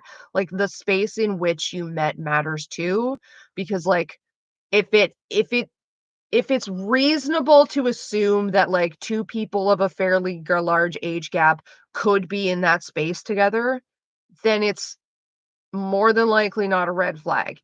If it's easier to assume, like, this seems like a younger space, why is an older person even there to begin with? Then that is a red flag. Like, age gap relationships are tricky. There's a lot of nuance to them. And yeah, I would also be curious as to when he asked your age, like how he asked. So I got a abscess that's starting right here. It's bugging the shit out of me. It's not an abscess, it's cystic acne, but I call it an abscess because it hurts. Hello, Courtney, and friends. I don't have any time to say, but I want to say hi and thank you to whomever gifted me a membership. That was Mark 8 Tree Bark. He's always buying memberships, gifting them. He's kind of sweet like that. Also, hi, Arya Moon. I'm doing good.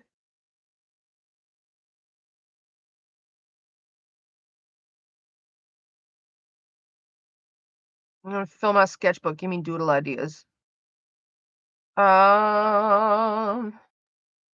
You wanted to get to know me more. Oh, Jaden, I don't like that.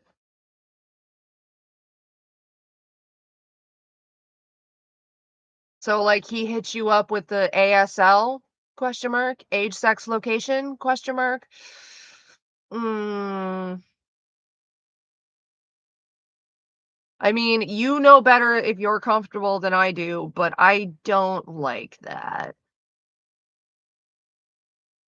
Oh, I just want to get to know you more because I think you're really cool. And like, it's giving hello, fellow youths energy.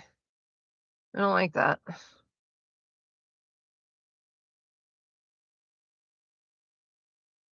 I've given up on finding whatever brush I was looking for earlier. Thanks for the advice, by the way, Courtney. Oh, no problem. I do what I can. I do what I can. I mean, above all else, in terms of like advice for like, what do I do in this situation? The first thing you need to really do in any situation is if you don't have someone to confide in, like physically close to you, find one, get one. If you can't, call Kids Help Phone if you're under 25.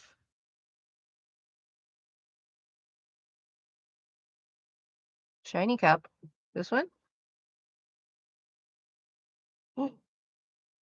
Almost dropped it because my lighter was in my hand. Oh, it is shiny. Yes, it is. That's because of my ring light. Because I'm professional and I got some ring light from the dollar store. Because I'm not that professional.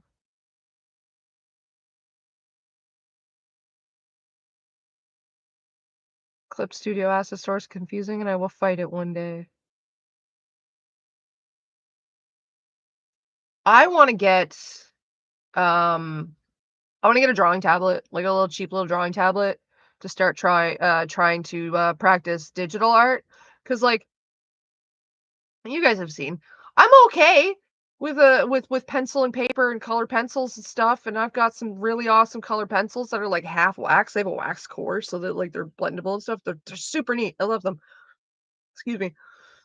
But like I don't have digital art tools. I just have a mouse and a touchpad. And like that gets frustrating. I don't want to do that. Yeah, that's tired envy. That's Oh, Cinnamon, stop. You're a child. You learned on digital art the way we learned, us old people learned on paper, okay? Of course it's easy for you. Courtney, I've been curious about this, but why are you and Brit not friends anymore? If it's too personally, don't worry about it. Well, Reader's Digest condensed version is we got into an argument.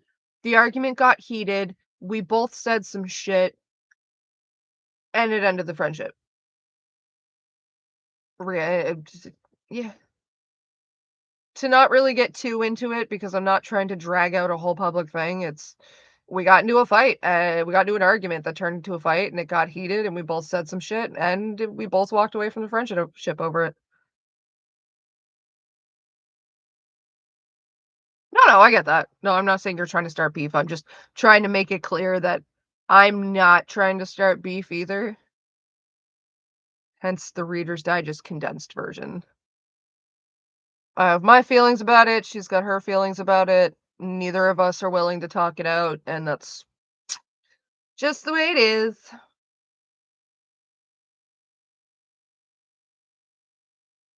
Makes sense. Sometimes friendships end. It doesn't have to be a massive internet drama thing. I mean, it kind of was a whole thing for a host of reasons, things that were done on my end and things that weren't done on my end, but I'm not trying to get super I'm not trying to place blame on Brit specifically is what essentially I'm saying. I'm not sitting here saying, "Oh my god, it's all her fault." Like that's not what I'm doing. I'm not saying you guys are getting that. I'm not saying you guys are saying this just because I know this is gonna come back to me. But yeah, he is what the tay is. Try to get Lizzie to make my EP cover art. Oh, I like Lizzie's art. I leave her alone though. Pen tablets are typically smaller because they don't have a screen and it's just a mouse, basically. Well, yeah, I'm just gonna be getting like don't get a Wacom, by the way. They're overhyped and overpriced. I'm just getting like some cheap little thing that I find on like Amazon or eBay for like 20, 30 bucks. Or if Walmart's got a sale, time is it? It's 10:35. Because I don't know what I'm doing, and therefore I don't need to practice on big fancy equipment. So I started streaming on a laptop. I'm like, I'm gonna give this a shot. I'm not gonna go spend like $400 on a camera just to find out I'm not doing it. And it turns out I like streaming, so there's that. Oh, fuck. Someone asked me a question earlier that I didn't answer. Smoky bowl, Courtney.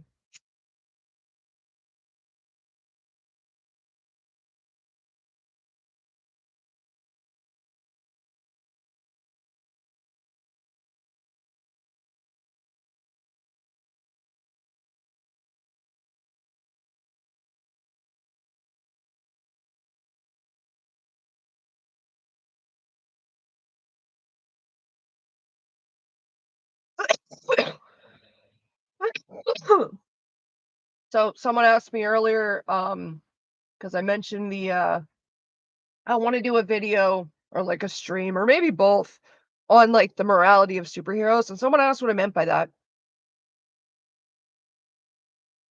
And I mean, in a general sense. So I get into this conversation a lot. Superman, like, and I'll use like Superman and Batman as the base example here for what I'm going for. You know, so you got a hero and you've got like an anti-hero, dark hero, vigilante. It still works with both of them.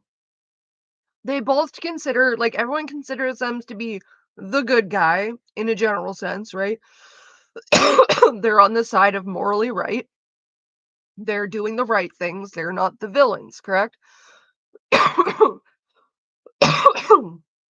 And they both refuse to kill. Most superheroes in general refuse to kill. And they're like, okay, I'm not going to kill because killing is wrong. And that's what the bad guys do.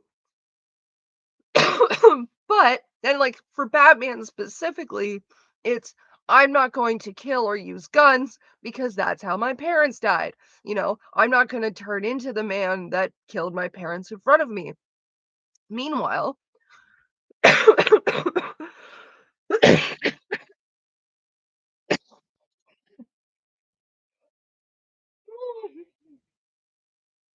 Jesus.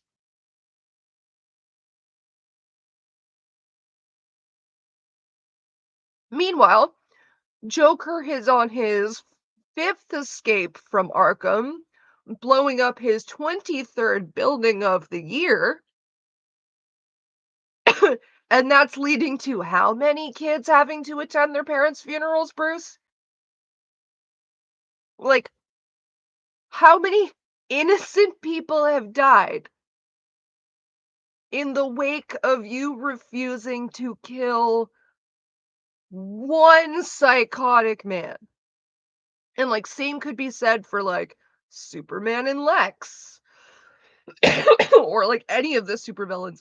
So, in terms of my question about superheroes and their morality, it's like, how moral are you really being when you're so blinded by the fact that you think you're on the side of morally right, that you're causing so much death and so much destruction in the wake of saving one man who is not worth it. Like how in reality, when you really think about it, how moral is that? I refuse to kill Joker, and I'm morally correct in that. "Oh, come along, street orphans, you're my new Robins now." Bro, they wouldn't be orphans if Joker didn't blow up the apartment building 2 weeks ago. And, like, I get into this conversation a lot. I'm usually the one to bring it up, admittedly, but because I love getting into it, but it's one I get into a lot. I'm not sitting here saying that means they're morally bad. This is just my perspective on it, and it just leads to really interesting conversations because, like, just think about it.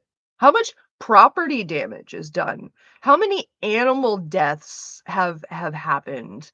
Fucking it's just it's just it's really interesting to think about. Superman inspires hope. His S is just a symbol. It's not an S, it's a symbol of hope. Hope that you might take Lex out so he doesn't, like, kill the little Timmy's mom like he did Billy's. I it mm.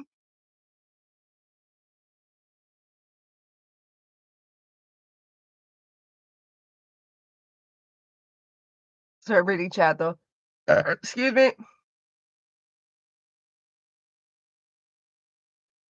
I know Jaden said, "I'm sorry if I made you worried." You're okay, Jaden. I'm not like I'm not gonna have a stroke and a heart attack because I'm, like, so worried and, "Oh my god, we have to swat this guy and get him out now." It's just those are some red flags. I'm not gonna lie. Those are some red flags. And I would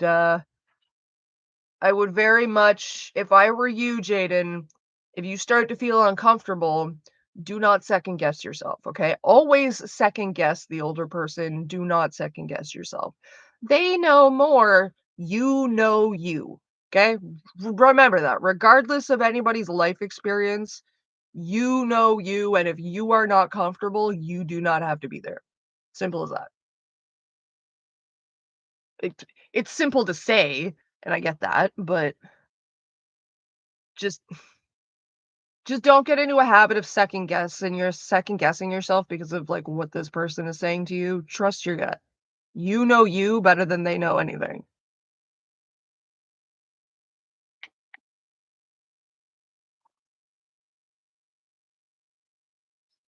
Joker killed one of the Robins, but he came back and he was pissed. Okay, so with the Red Hood is Jason Todd. So in terms of Robins, you have Dick Grayson who turns Batman just happens to be the superhero I know the most about. Um You've got Dick Grayson who turns into Nightwing. You've got Jason Todd who turns into Red Hood. You have Damian Wayne who is Damian Wayne's a fucking mess is what he is. And then somewhere in there, I think it's between Jason and Damian, you have Gordon's daughter there, fucking what's her name? I don't remember her first name now. Commissioner Gordon's daughter. She's also Robin for a bit, and she turns into Oracle. So with Jason Todd's Robin, problem with Jason Todd is he was too gung ho. He was always Barbara. Thank you, Barbara Gordon. The problem with Jason Todd is Jason Todd's Robin is he was immediately seeking vengeance. Okay. whereas Dick Grayson wasn't specifically seeking vengeance for his parents. Um, Jason Todd was specifically seeking vengeance, like, he always wanted to hurt people, like, he was trying to make himself feel better by being on top. That was mainly his problem. So violence was his answer for everything, and that's kinda what Bruce tried to train out of him, but it didn't really stick, and it got to the point where Joker had set a trap, and it was supposed to be a trap for Batman, but Batman knew it basically, like, he wasn't going like, he didn't know it was a trap, it was just something not worth bothering with, so he's like, "No, we're not going to that." Jason Todd went and gets kidnapped by the Joker because it was a trap. He's gone for a while too. Joker hasn't for a while. Joker and Harley then uh drug him with the laughing gas and fucking abuse the shit out of him and turn him into a mini Joker in order to kill Batman. Now, when the fucking showdown happens, Todd shows or fucking Jason Todd as the mini Joker shoots the actual Joker and kills him instead of shooting Batman like he was supposed to, which is like one of the few times Joker has quote unquote died. And he leaves. I think it was after that he leaves because he was like so broken, he doesn't go back to being Robin. And then by the time um he starts to come back, there's a factory explosion. Or no, I think that was the same one. I think it was in the same instance. He kills Joker and then the factory explodes that they're in. Was that Tim Drake? Wait, I actually forget it. Did I actually mix those two up? Oh my god. Babble Snap, thank you.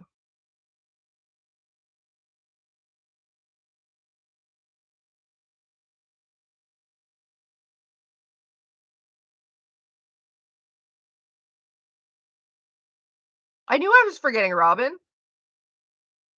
Okay, the weed affects me sometimes.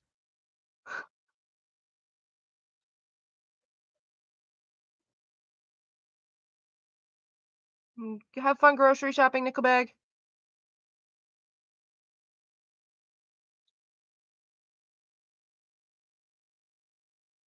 The second movie makes your parents even worse.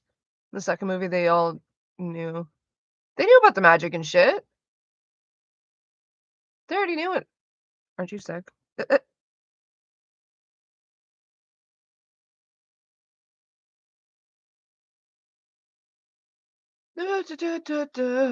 think that was Batman Beyond.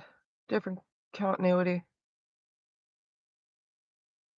Jason Todd was the one who became Red Hood. Tim Drake got Jokerfied and shot Joker.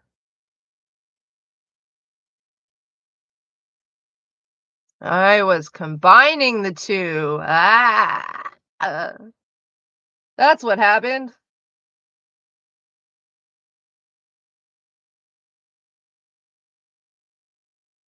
No, Babble Snap's right. I was combining the two timelines into my head because Brain was like, "You forgot Tim Drake." Yeah, Tim Drake got Jokerfied. Jason Todd, so I was on the right fucking track there for a second, and then I started to combine them. Jason Todd goes to the fucking warehouse. I can't remember exactly what it was. I think Batman was supposed to go, but he's like, "No, I'm not doing it." And then Jason goes anyway, and it explodes. And everybody thinks Jason dies in the explosion, and then when he comes back, it's as Red Hood, and nobody knows it's Jason at first. Tim? Jason? Jason, yeah. Confidently saying it was Jason made me question it. Right? If you say anything confidently enough. Nope. Brain was combining the two in my head there. Thanks, guys. You guys caught me. I appreciates that. That's what I appreciates about y'all.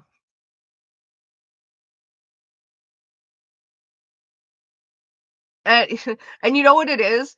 It's because Batman goes to a warehouse to save Tim Drake as the Jokerfied Robin, and Jason Todd goes to a warehouse Batman was supposed to go to that was booby trapped and exploded, and that's where my brain just collided the two of them.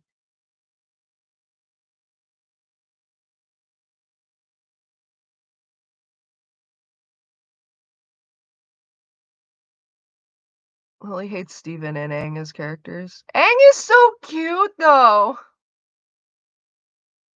Where did Lily say she likes Aang? Oh, no, she calls Aang, like, a pussy or some shit, like, constantly tries to dunk on him because he's not just, like what is it? He didn't beat the shit out of Ozai. He didn't take Ozai's, fa or he didn't kill Ozai like everybody wanted him to. Instead, he took his bending. He found a fucking non-violent solution to the fucking war, and Lily's like, "You're a pussy." Like, he's a fucking child. He's like 12. My god. Lily, when you were 12, you couldn't even fend off your own bullies. Would you expect a 12-year-old child to just murder a man in cold blood?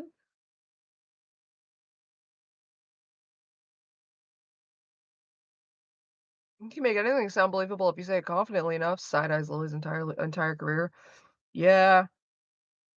You can get a decent amount of respect from people too if like the second you're wrong, you're like, "Oh, but I said it so confidently." Oh shit, guys, I'm wrong. That's my favorite one to do, I'm not gonna lie, because like, oh shocker, Courtney is wrong sometimes.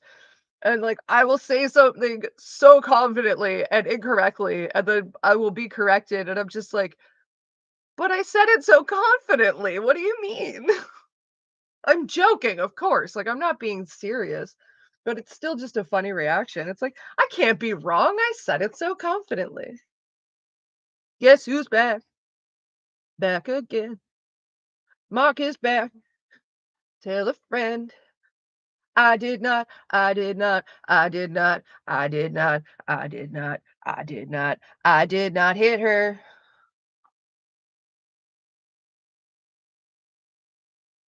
Do you know about Lily's anti-Christian stance? Lily's anti-Christian because the family is Christian.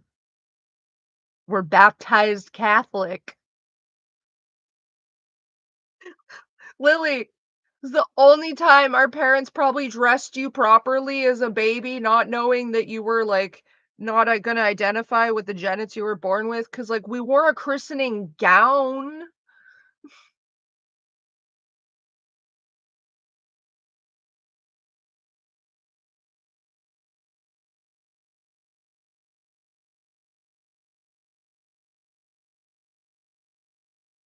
Wasn't sure where you were going with that for a second. Yeah, well, keep them on their toes.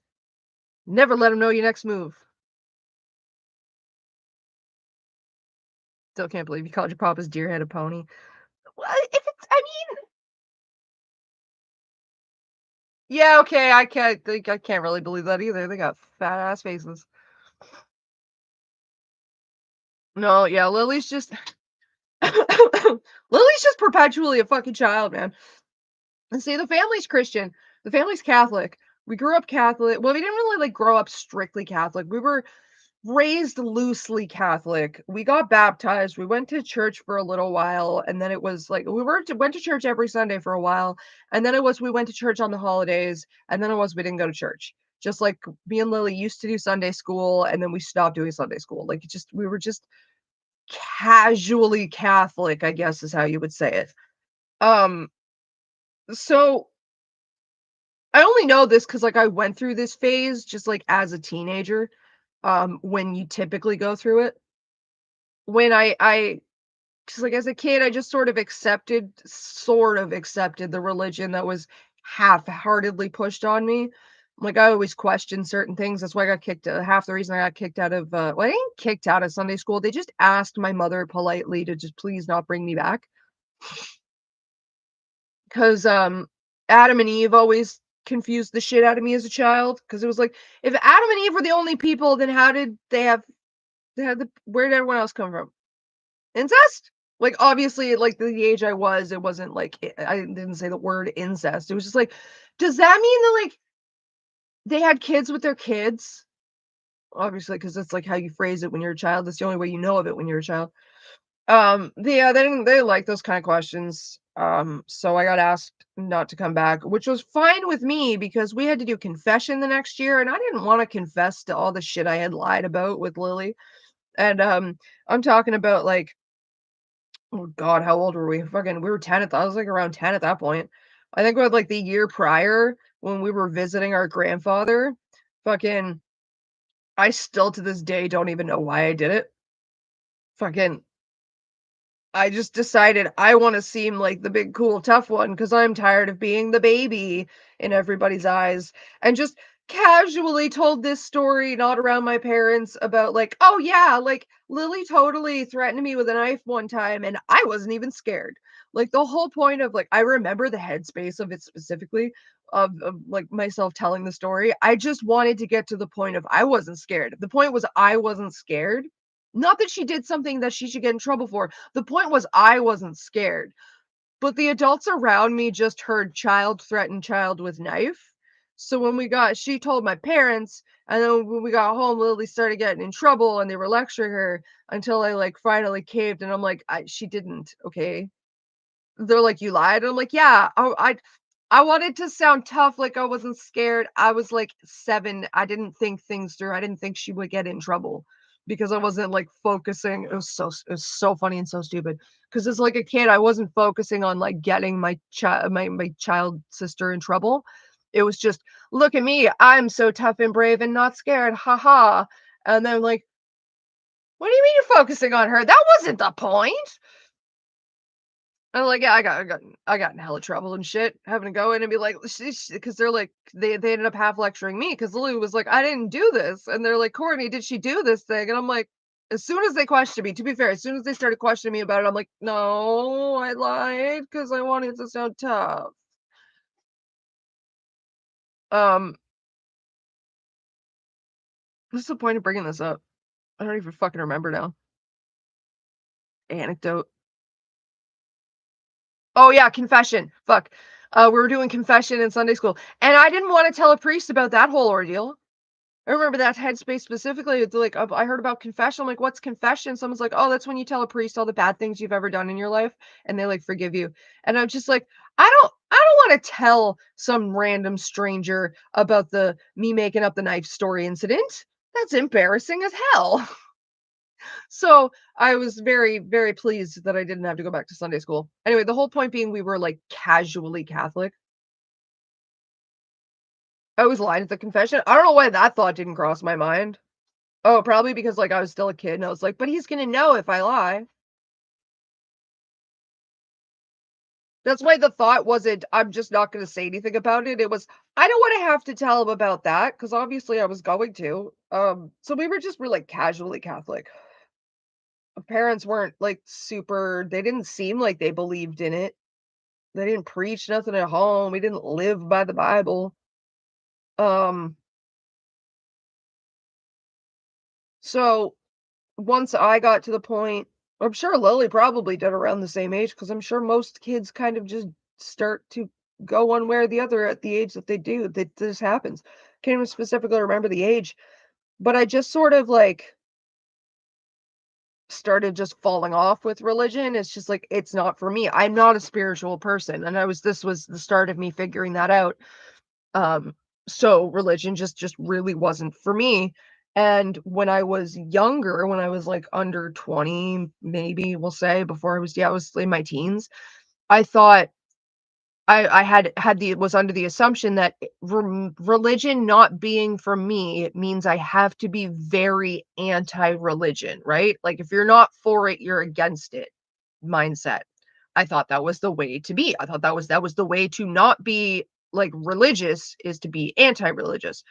You know, being an actual adult now, there's nuances to that. And it's like, I'm not religious, but it doesn't mean anybody else can't be religious. It doesn't fucking affect my life at all. If like you watching believe in God, that does nothing to affect my life while I'm sitting here not believing in God. It's just, doesn't need to be a big deal because to me, it isn't a big deal. Lily is still stuck in the if you're not for it, you're against it mindset. So, because she's not for Christianity or religion, she has to express the fact that she's very outwardly against it because apparently that's the only way to be. Which would make sense if she were like, again, like a teenager, not a 30-year-old. That's just embarrassing. But I mean, hey, Lily could get that tattooed on her forehead. A Red Bull ad here, and that describes you. I mean, Red Bull. Sponsor me. Huh, maybe. Huh, maybe. Oh, flashbacks.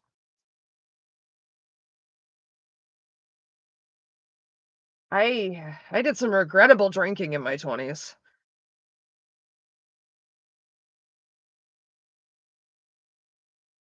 My grandma sent me to conversion convent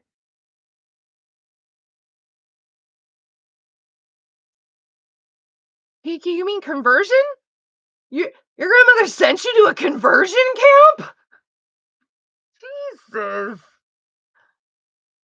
Well, he's just a 13-year-old in a 30-year-old's body, which is so funny because, like, that was one of the excuses that my parents used to give for her when we were growing up. It's like, "Yeah, but Courtney, she's, like, mentally 12. She's developmentally delayed, like, she's got the mental capacity of a 12-year-old, like, it's not her fault." She's 32, yeah. Yes, she is 32, 30, same shit, different Tuesday, really.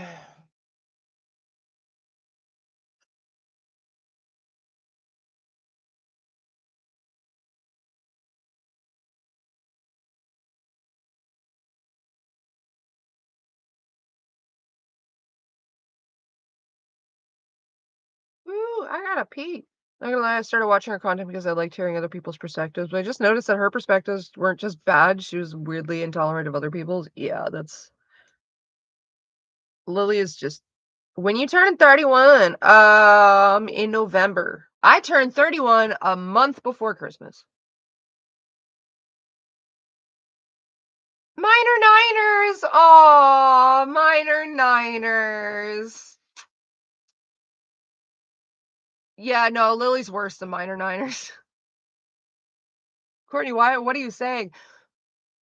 So when I was in school, um, so our June, like I know this, I don't know how the states breaks up school, but in Canada, why are you Canadian but have a southern accent? Because I can have all kinds of accents. I just do voices, honey. It's okay, sweetheart. You'll learn. Uh,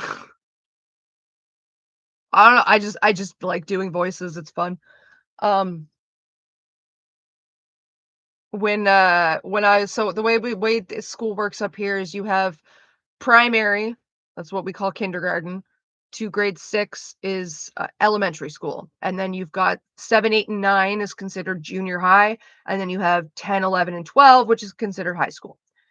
So, in the school district we grew up in, the junior high school building was too small for all 3 grades, so they had to put the grade like that they had to start sending the ninth graders to the new high school that they built, which was Lockview High School, because they built Lockview to accommodate more kids so that they could move grade 9 from the junior high building to the high school building.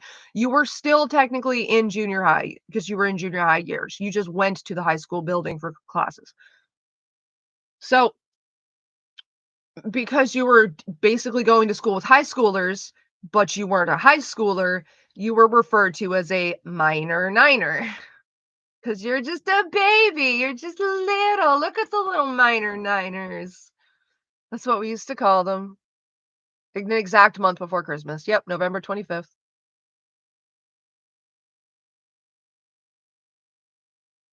Do you want birthday presents or would you rather have more cat food? Honestly, cat food just is they gotta eat. They got a food addiction. I'm not gonna lie. I'd get more use out of cat food. But you guys don't have to get me anything. Condescending big sister vibe. I love it. Ninth grade is a mess, I swear to God. 10th grade. I used to jokingly talk down to my ninth grade friends. Oh yeah.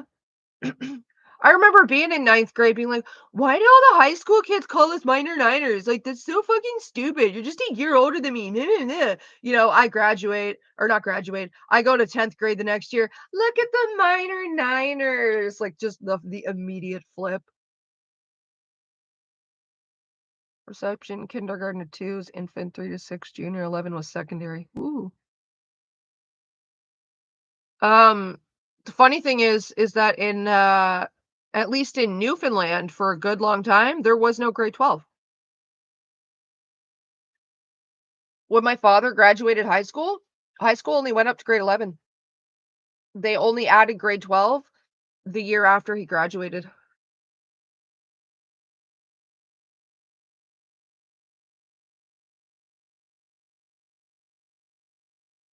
Think you would hate a Steven Universe as a character like me? I don't know.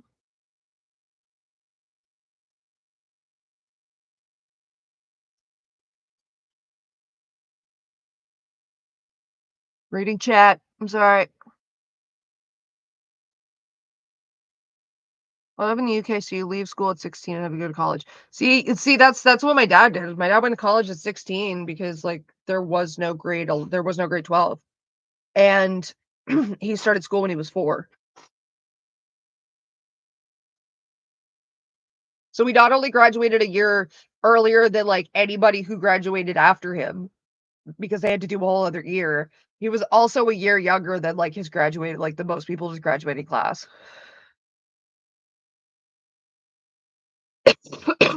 You gotta enjoy yourself while you're still young, Cinnamon. Yeah, but to be frank, you can enjoy it all you want. You're still gonna have regrets. Ooh, hindsight's 2020 and youth is wasted on the young. So like you could do it all right and then look back on it when you're my age and go, God damn, I should have done this, I should have done this, I should have done that. So like you're never gonna please your future self. Just so you know. That bitch is cynical.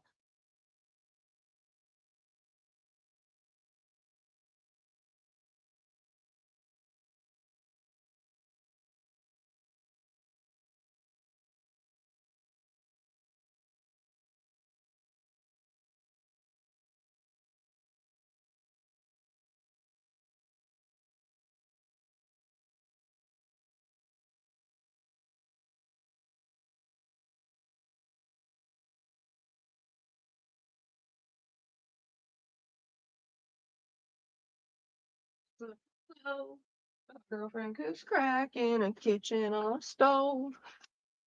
I don't care who knows it, I'ma put it in a song, which I explain the details of this crime we're on. Do you even apply to do advanced math? Can we sing Sonic Underground? Sonic Underground, Sonic Underground.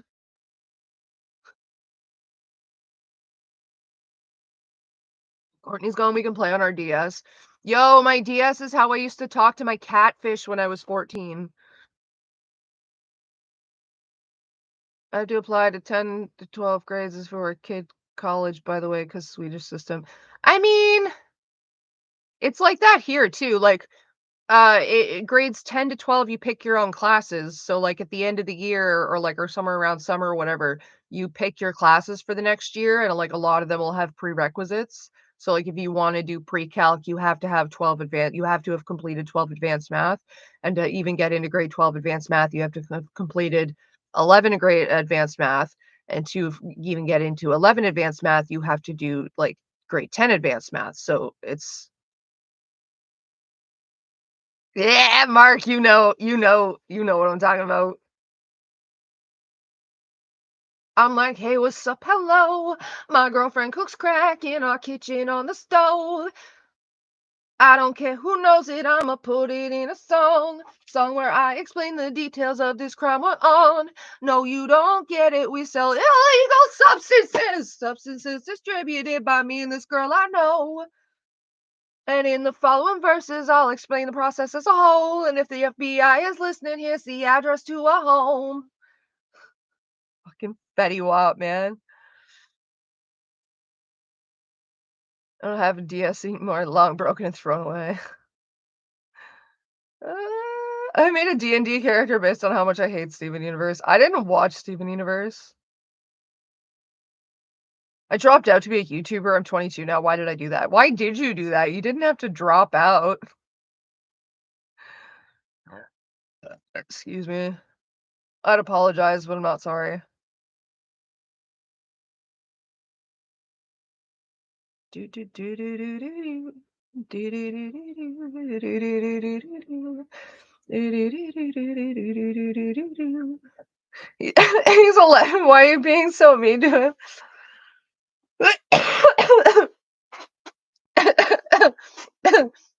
Okay, I kinda get it though. I don't get this hate Steven Universe gets. He's just a kid.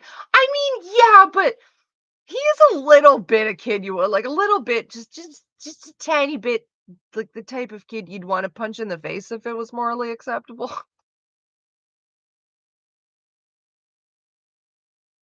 I'm joking.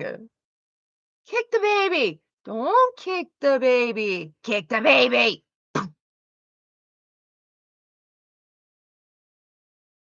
Oh my gosh. I found I found out the bestest fucking thing, and I know like certain people are gonna cackle at this, but they probably already know it anyway. I'm just a little slow on the uptake. Um, so in South Park, what's up, Girku? That's what we're saying. We're saying Girku. I'm a commit. Fuck it. I know English. I don't even know if that is English.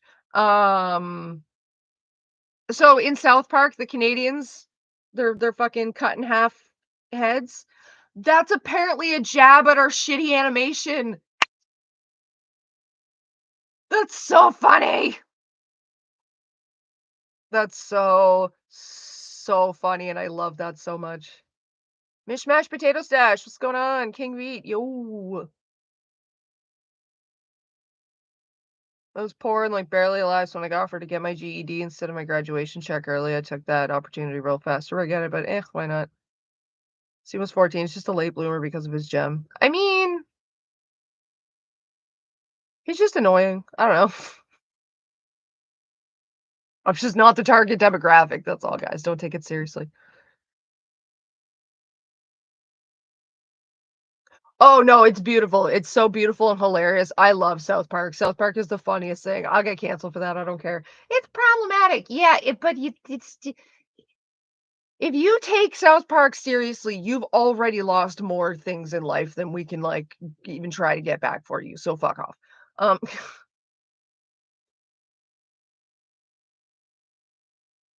the thing is, South Park can very much make fun of Canadian animation because like there's a reason their animation is the way it is.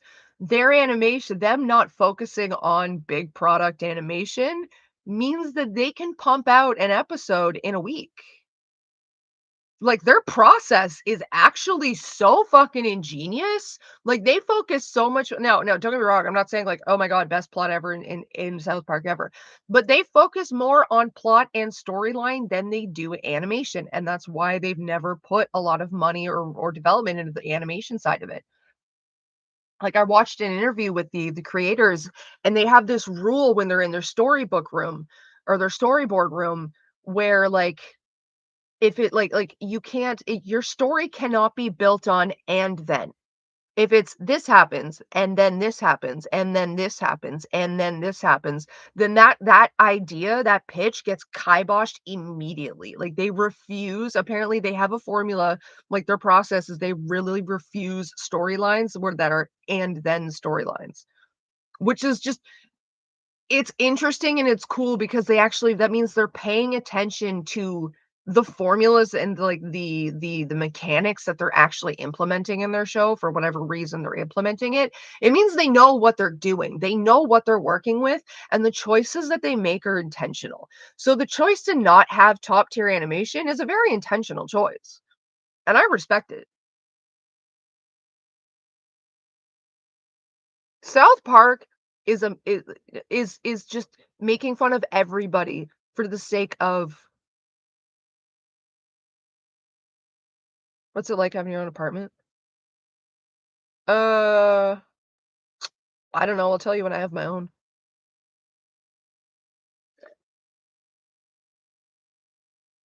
Oh, I've always lived with somebody. Uh, yeah, no, I've always lived with somebody. The apartment I lived in Montreal was my ex-husband's. Um,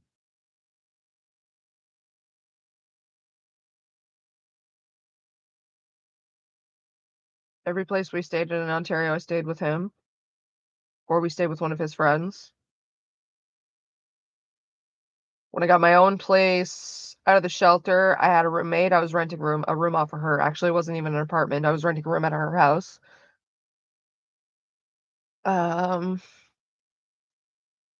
that's because you're gonna move out soon. Are you're moving out like completely on your own? Yeah, I've never lived completely on my own. I've always lived with somebody, to be honest. Last 4 years, I've been living in a house, a two-story house with varying amounts of people and cats.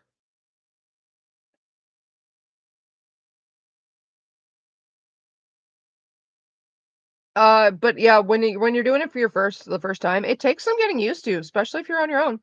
Oh, you're gonna live with your sister? Okay, so, like, that'll be a very much an easier transition for you, probably, because, like, you got a family member, someone you're used to living with that you're gonna be living with, so the environment's just gonna be changing. So you'll probably fall into, like, regular habits that you guys had before.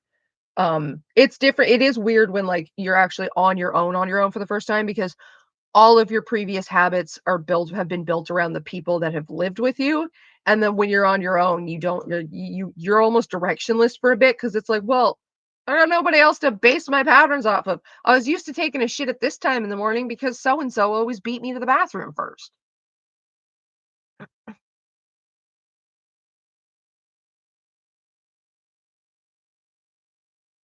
You seem like you'd say, "I'll always be there for you," and then immediately go, "What the fuck do you want? It's part of why you're such a great friend. Not sure if you remember me, LOL, I'm from Twitter." I mean, yeah. I'm the most rude to my closest friends. I will admit that. But my closest friends are also get to be the most rude to me. Like, I've got one friend, um, she's out in Ontario, and, she's my smoking buddy and everything. Like, we're more than just smoking buddies, but we smoke together. And I obviously have a motor mouth. I'm very good at talking. I will do most of the talking if I'm allowed to. But I will say something in the middle of, like, a story that will remind her of something, but she's slightly scatterbrained, so it takes her a good few minutes to actually, like, pull the memory forward to be able to talk about it, and if I keep talking, it'll, like she won't be able to pay attention to pulling it forward and it'll go away. So if I'm talking and I spark something that she wrote that reminds her of something that she wants to talk about, but it's not right there, she'll literally just go, "Shut up!" at me out of nowhere. Like, I'll be in the middle of talking like this, and she'll just go, "Shut up!" and throw her hand up at me, and I'll stop and I'll wait for her to talk. I don't get mad. I don't get offended. I'm like, I don't even throw her a weird look like, "What'd you just say to me?" The second that this friend just goes, "Shut up." I'm like, "Oh, okay. She's got something to say. Cool. Sup, bitch?" Like, it's just how we are. Oh, yes, I know who you mean. I know who you yes. I know exactly who you are, 7th ring.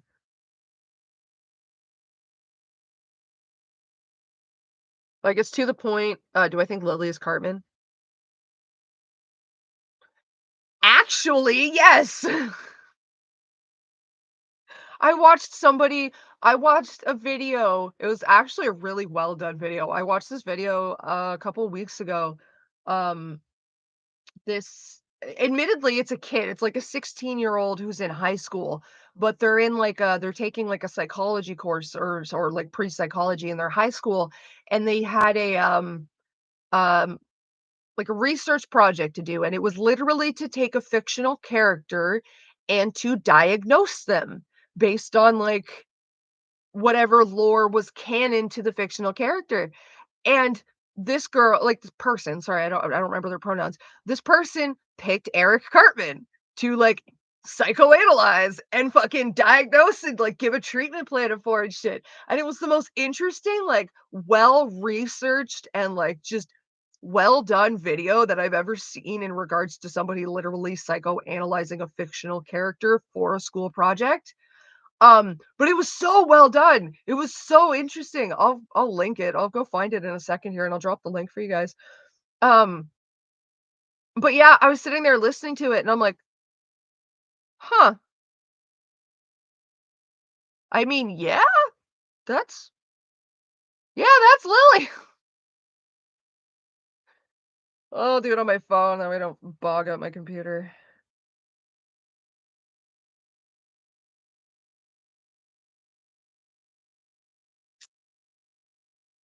Do. Deep dive Eric Cartman. Did you piss off? Remember when Eric Cartman pretended to be Butters? Remember when Eric Cartman fed his own father to his own half brother?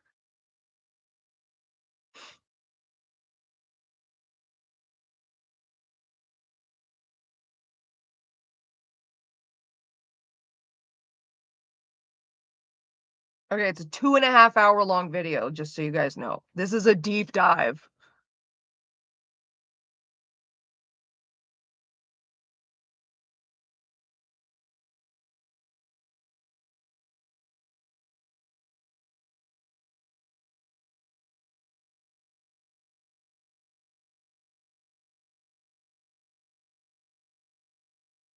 All right. There. That's the video I was talking about. Remember when Cartman shot Token? Remember when Cartman became Hitler? Remember? Remember the time when Eric Cartman became Hitler? I remember. Do you remember the time when Eric Cartman shot Token?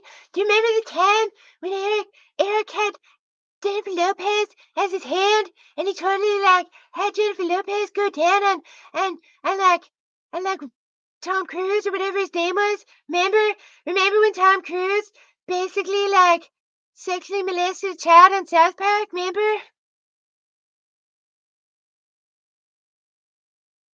And never coming out. The member berries. Oh, the member berries were so funny. I remember. Oh, I don't want to do this fucking battle again. I'm sitting here with this game and I ain't even doing shit with it.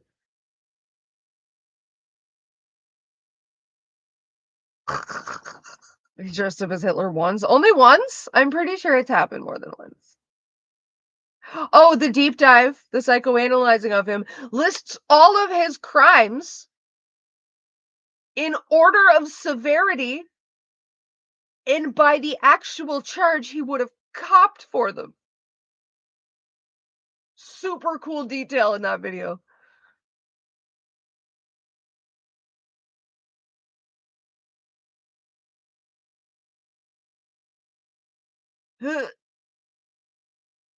Didn't Cartman dress up as Hitler? Yeah, more than once.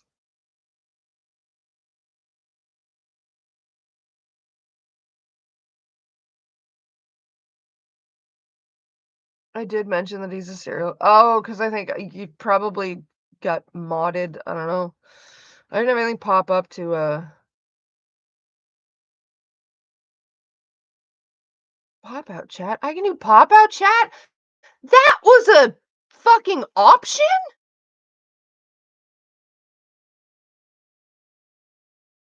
Guys, I don't even know my own system. Isn't that great?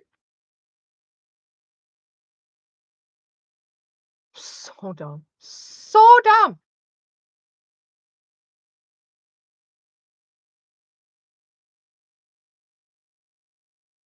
Oh my god, now I can see the whole chat. Lily hates South Park now. She never did before. That's new.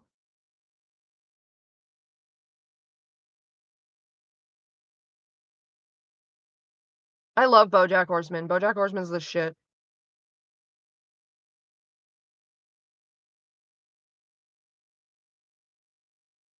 Bye, Seventh Ring. Nice getting to traumatize the chat. Don't walk in the big pot of soup again. Hey, don't tell me what to do. It's good for my complexion. Hell yeah, Bapple Snap found the brush clip in Clip Studio. We are so fucking back. Cartman is gay and likes Kyle. Cartman is Cartman, okay? Lily's opinions are some of the most inconsistent things I've ever seen because she can't remember her own words. Like, she doesn't remember what came out of her mouth, like, seconds after she said it, and she doesn't even have, like, the the the foresight or the insight or the sense to realize it. I thought she always hated South Park. She loved it as a kid. It was her favorite fucking show. She would not shut up about it. Especially when she first started watching it because she started watching it in the fucking era of, "I'm so mature and cool because I watch South Park and I totally find it funny and you guys don't, and that's because you're kids." Can't believe Cartman essayed Butters in his sleep. Butters and Kyle, like, he injected HIV blood into Kyle's mouth. I think Cartman is autosexual.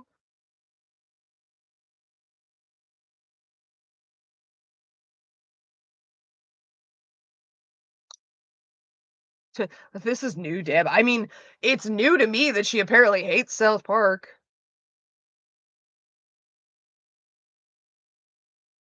Mark Danger, what the fuck? When does he like a female? Heidi. Heidi? No. What was his girlfriend's name?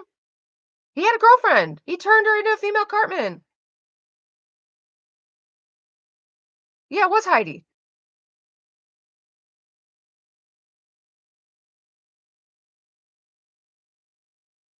Didn't he do BDSM on a toilet once? I think you're thinking of him and Cupid Me. Heidi, but did he ever genuinely like her though? Okay, does Cartman genuinely like anybody but himself? That's what I mean by he's autosexual. He had a girlfriend, Wendy. He didn't date Wendy. He only dated Heidi.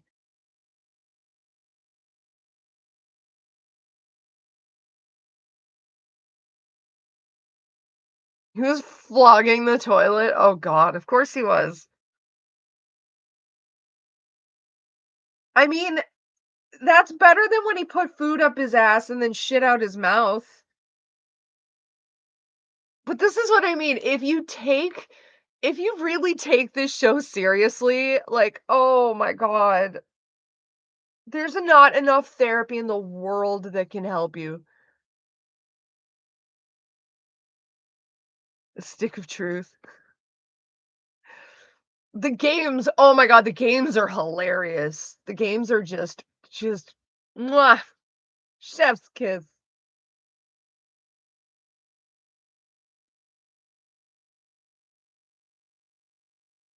I don't know, man. I like South Park simply because of how many people take it seriously and get so offended by it. And it's like, you're joking, right? Like the animation alone did not tip you off. I feel so bad for Heidi in that episode. I don't know. I don't know if I ever felt bad for Heidi because, like, to be honest, Heidi was always fucking insufferable.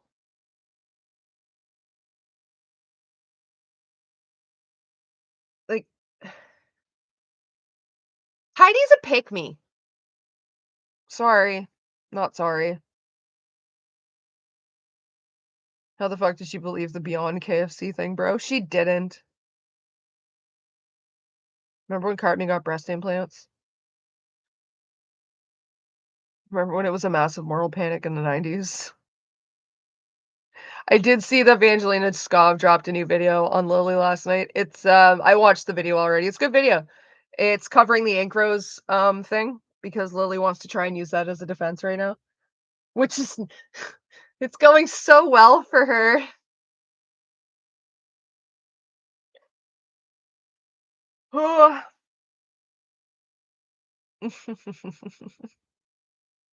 There was a massive moral panic around everything in the 90s though, Persephone. Like The Simpsons used to be like cutting edge and out there.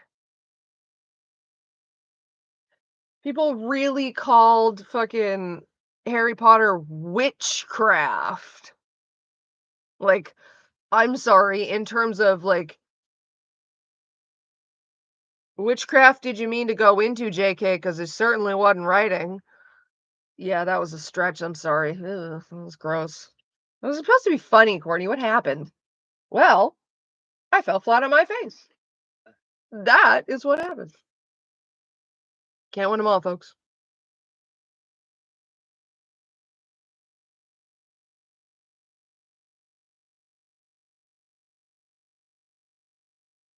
I've been on a psychological sabbatical. Oh, no. I mean, sabbatical's fun. You thought it was funny? Thanks, thanks, thanks, Cosmic Persephone. I know you're lying, but, like, it's okay, you have to. It's like my mom telling me I'm pretty. You guys are my fans, you have to say I'm funny. I'm joking, I'm very, very much joking. Oh, yeah, I also realized in starting, the script overview for my ToeCal video, I'm gonna have to go play a bunch of other games, which I may or may not do on stream, I'm not sure yet.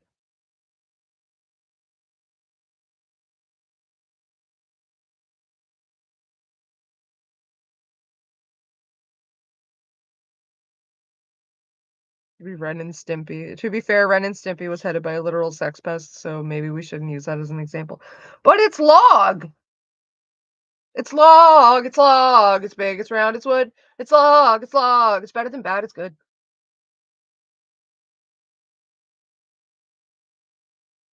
To be clear, I'm not actually defending the actions of a sex pest. I don't know what the hell any of that is. I do not stand sex pests. I was just making a log reference.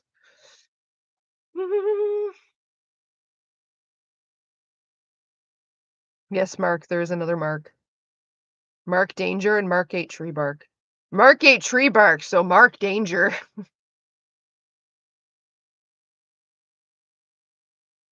Nope. Remember when Cartman got breast implants? One of my favorite episodes is Cartman going on like the Maury show. It's, whatever, I do what I want. I run with 12 gangs. Remember when he faked autism to get to the Special Olympics?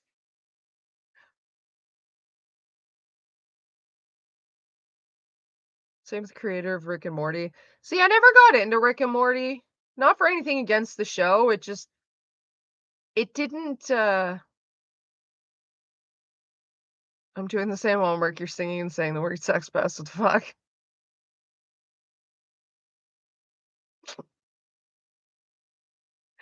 It was, yeah.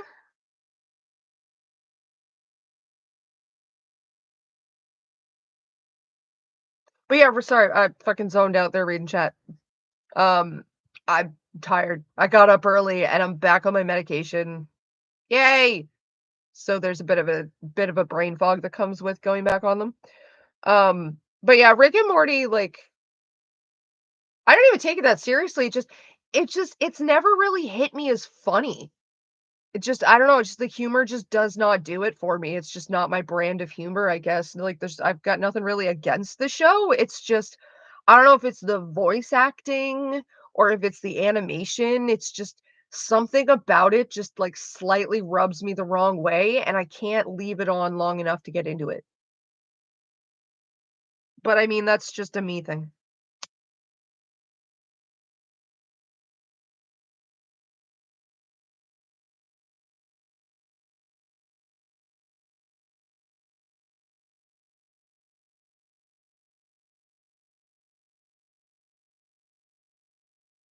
A lot of people don't like Bob's Burgers for very similar reasons why I'm just not a fan of Rick and Morty. So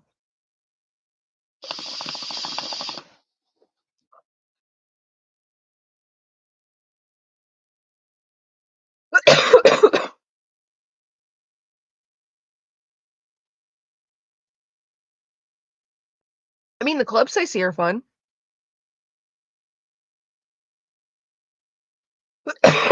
You know, in the OG pilot of South Park, there was a cutscene that showed Cartman was originally gonna have a dad and a sister. I'm so glad they cut that out though, because then we wouldn't have had the Cartman's mom is intersex storyline, which is not the phrase. They do not use the phrase intersex in the show, but I've learned that the scientific term for animals that have can either switch gender or have both sets of genitalia is not a word that we use to talk about people with, and that is fair. But yeah, Cartman not having a dad led to the Cartman's mom is intersex timeline. Not timeline, but theory storyline, which then led to Cartman's mom's a big fat slut because she slept with all the guys in South Park and she doesn't know which one of them is Cartman's father.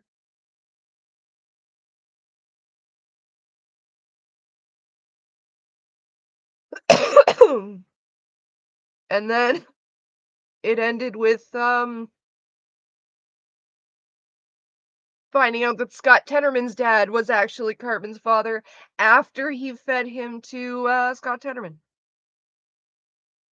Seen the movie Cocaine Bear? No, but I do know the actual story it's based on. Tina is a autistic icon.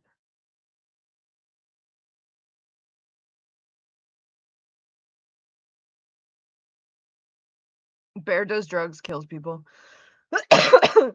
In reality, there was a real cocaine bear. Yeah, no, that's based off an actual story. Um, so like in the movie, it's this big like fucking drug smuggling thing gone like awry or someone double crossing somebody, whatever. Either way, there was a small passenger plane, like a small personal plane, that had a shitload of coke in it, and like the plane was shot down or it lost some of the coke out of it, whatever, coke bags of cocaine fell. And we're talking like kilograms of cocaine falling from the sky.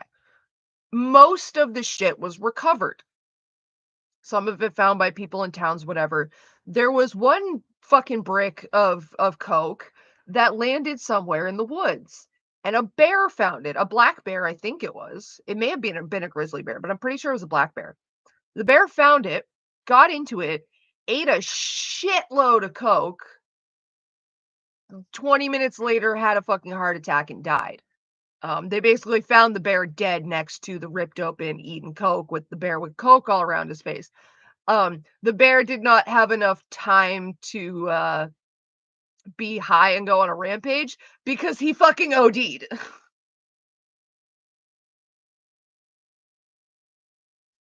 Which really makes me think that that shit was already cut and it was cut with icing sugar. Courtney, why do you know that?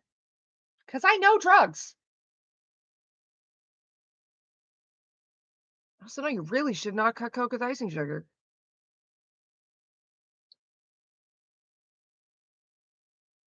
Does coke taste good? No.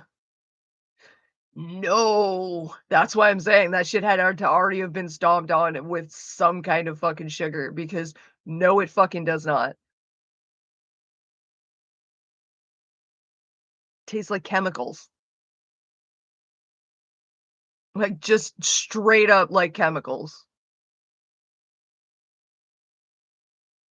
Have you ever gotten like IV antibiotics and like you sort of get that weird cottony almost fake like chemically taste in the back of your throat, like just on the back of your tongue? That's like sort of what it tastes like when you taste it.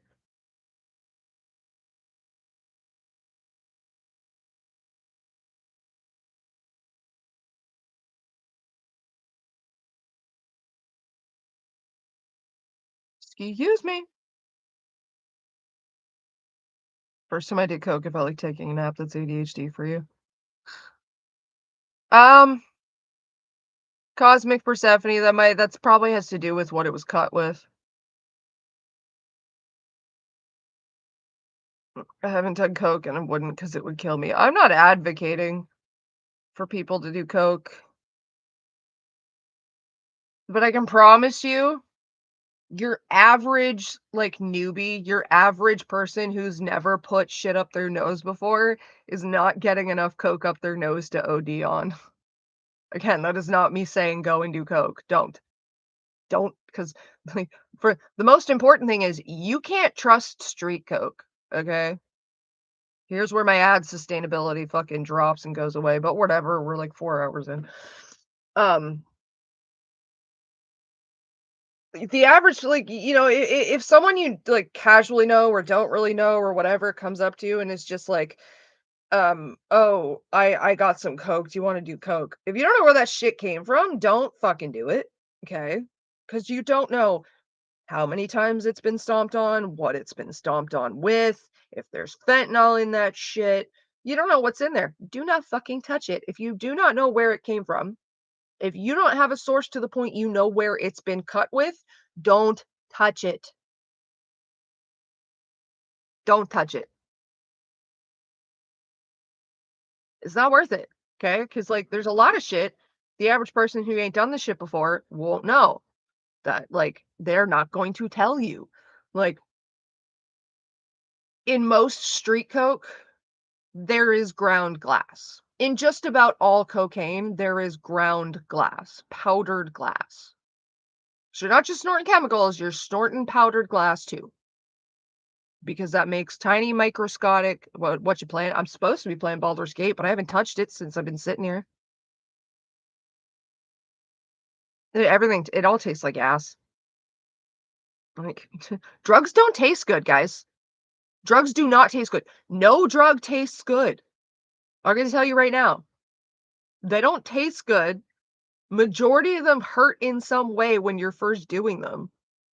Like, yeah, people do drugs for the high, but, like, you're suffering for it first. I can promise you.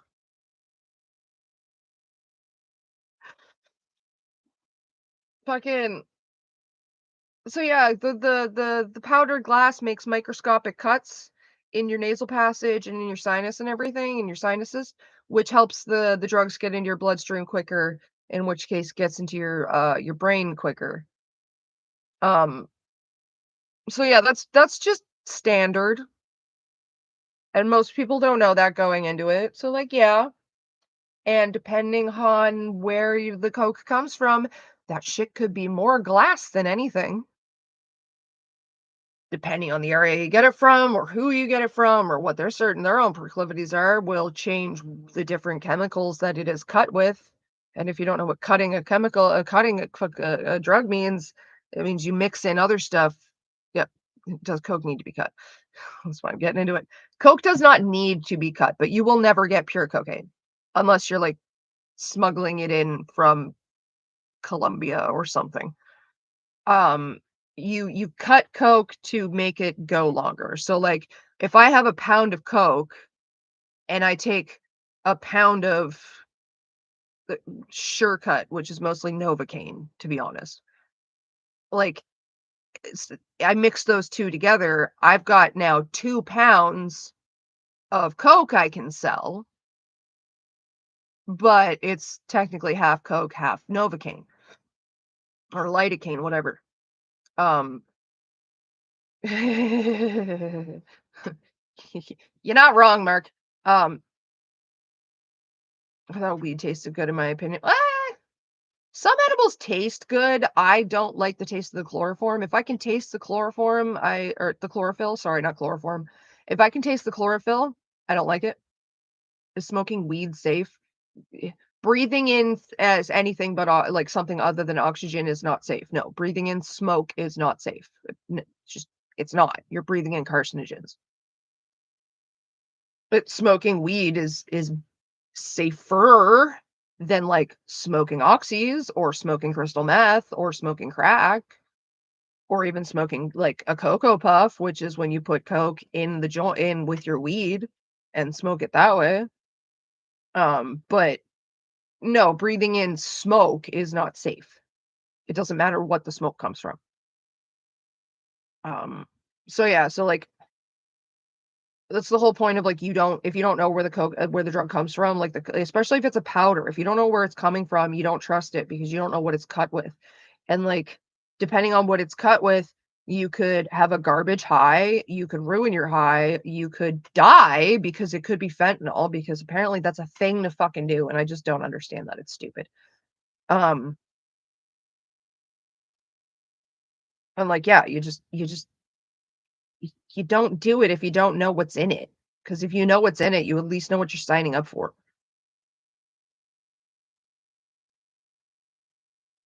Dodgy dealers used to cut weed with fiberglass to make it look more powdery and make it way more ugh, fiberglass, Jesus Christ. See, back in my like, when I was younger, um, what they would used to do to weed was, like, typically, they would spray it with, like the most popular one to spray it with was, like, Sprite, because when it dried down, it looked like crystal, so that they looked more crystally, and it was and again, it was heavier.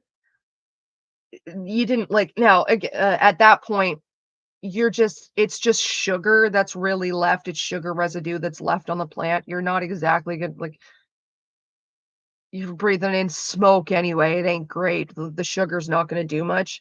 But yeah, some other it was a bit of a dodgy practice to spray them with, like, other chemicals too to, like, affect the high. There was, like, a big moral panic that went around for a while that people were getting laced weed. They're like, "My weed is laced with acid," and it's like, "Bitch, ain't nobody gonna give you free acid at the price of weed." That shit's expensive, especially nowadays where, like, real acid does not exist, okay? Like, if somebody comes up to you saying they have acid, no, they fucking don't. Don't take whatever the fuck they're about to give you because real acid does not exist anymore. I don't care who want like, people you can fight me on this. You can be like, "Well, the chemical compound, and it's really just this," and it's just like, "Yeah, okay, but real acid does not exist."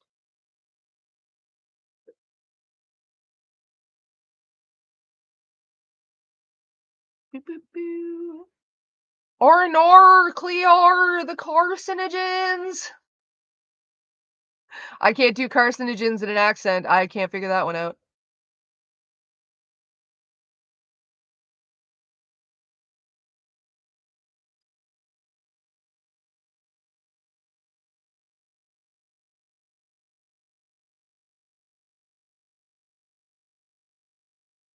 Yeah. Yeah. No, real acid doesn't exist. Real acid has not been around for, like, longer than I've been around, okay? Um, Even, like, ecstasy, real ecstasy is basically disappearing because, like, kids are doing fucking Molly now, which, in my opinion, is a fucking trash version of ecstasy. It bugs the shit out of this is so stupid. This is so stupid. Words, I know words. I don't know why, but, like, it just pisses me off sometimes when, like, I hear about kids talking about, "Oh, I'm doing Molly, blah, blah, blah," and they're like, "Oh, yeah, it's like LSD," and, like, "It's ecstasy, it's the" No, it's not. What is real acid? How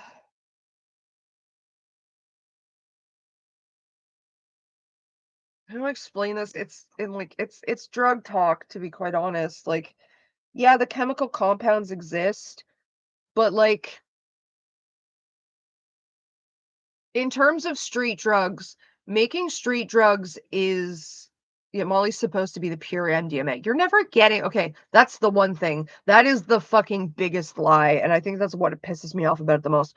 You are never getting the pure drug, ever. Not with street drugs, not with pharmaceuticals, not with anything. You are never getting the pure drug. There is always filler. It's always cut with something. It has always been stomped on, be it the government or the dealer before you.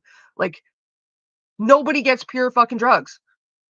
Mob bosses get pure fucking drugs. People who are smuggling in pure cocaine from, like, Colombia where it's just been fucking made are getting, like, pure drugs. Those are the only people, okay? Scarface got pure cocaine. So, Molly is not a pure MDMA because first of all, 9 times out of 10, it's a fucking pill. Pills are already fillers because they need stabilizers to stay in pill form and to have shelf life. So, the idea that Molly is pure MDMA is just absolutely fucking stupid. Um, And that's the other thing is, like, calling fucking Molly or calling MDMA ecstasy, I'm pretty sure isn't ecstasy LSD?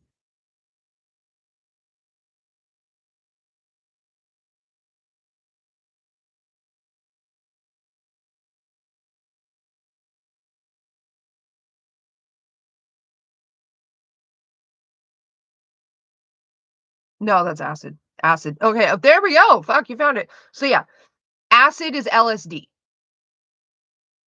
which is lysergic acid dithamalide, dithalamide. Um, the point is like circling back around to my main point here.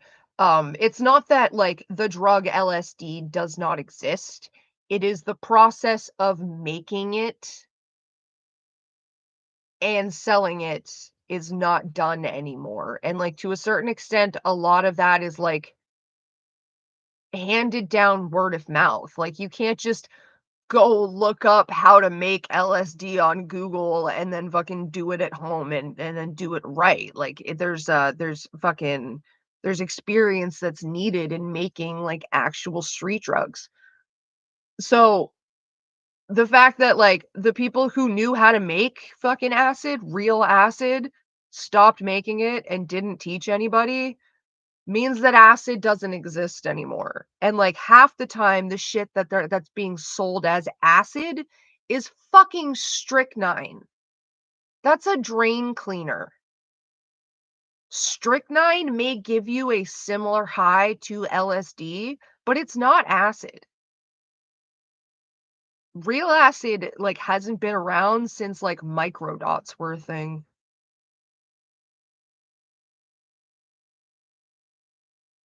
Ecstasy is MDMA, usually mixed with other stuff. Well, that's the thing. Every drug is mixed. You are never getting pure drugs as a street drug. That's half of the risk is you don't know what the fuck it's been mixed with, but you can guarantee it's been mixed with something. Case in point, what is sold as acid is fucking strychnine.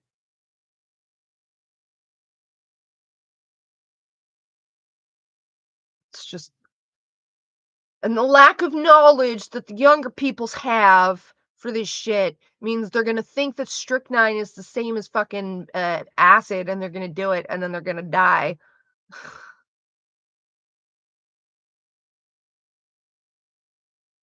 And like the difference between ecstasy and Molly is that Molly's trash, and real ecstasy is hard to find. I've done real ecstasy once in my fucking life.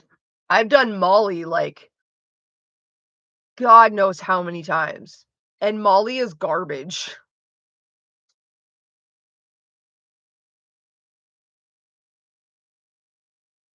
Just trash. Absolute trash. I did ecstasy once, and oh my god, I blacked out for half the night. I also did like God, we railed like 9 speed bills. Only did weed and shrooms though. Listen, I was homeless and 18, okay? I did my experimenting on the street. I go bathroom, I'll be right back.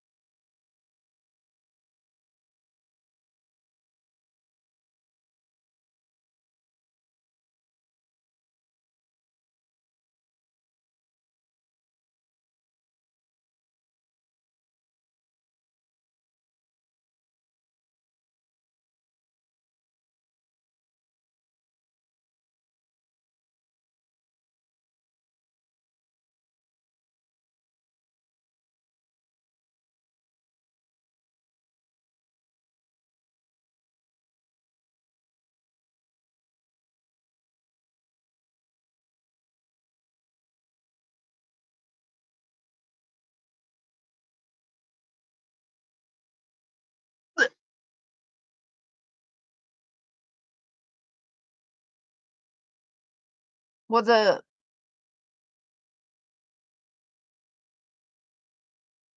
I was taking drain cleaner and I had no idea. Yeah, yeah, more than likely.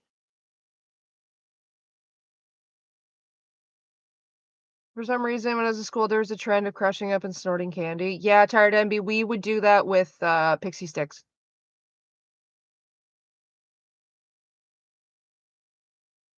Yeah, I don't recommend trying any of the substances being discussed. No, guys, don't do drugs. Leave them for me.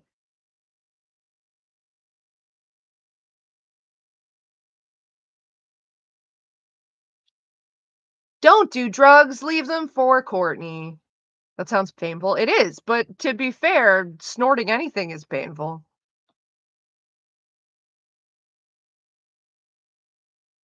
That's why that's why I say the average the average newbie to like putting shit up their nose is absolutely is not going to get enough up their nose to OD on. Firstly, because of like two very common things that three common things that happen just about every time. Almost every time. And like I know from experience because I've been the person that has introduced a lot of people to putting shit up their nose.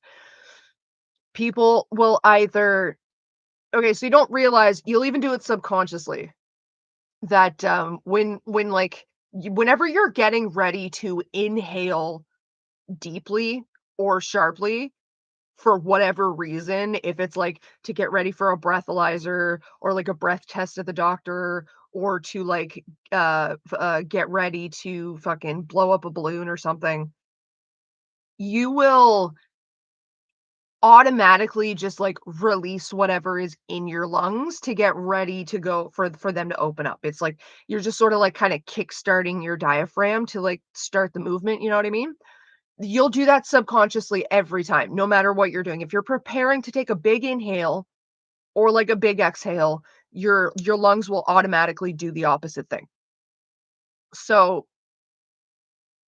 people don't realize that. So they'll get real close to the powder and do that. Little little exhale comes out and like poof, half your line is gone. Gone. Just floating in the breeze and everybody's looking at you like you're an idiot. The other thing that typically happens is, if you don't do that, sometimes it's a combination of things, sometimes it's one or the other. The other thing that typically happens is because A, it burns, and 2, it tastes bad, people will either tap out halfway through their first line, or they'll choke halfway through their first line, and then again, into the breeze it goes because it's just a fucking powder. So, like, it's funny just to me the idea of, like, somebody ODing off, like, their first line they're putting up their nose because it's like, unless there's fentanyl in that shit, ain't no way. Ain't no way. Just because of the common mistakes of a newbie.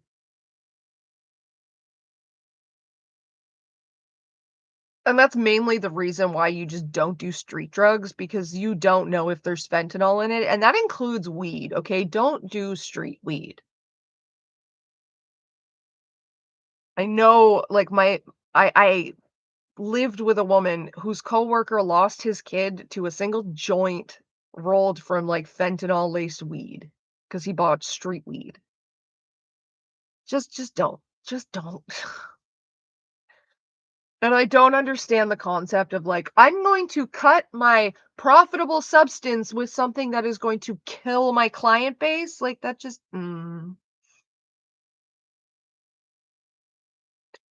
"Alright, Sin, I will turn you into edibles, don't touch my grass."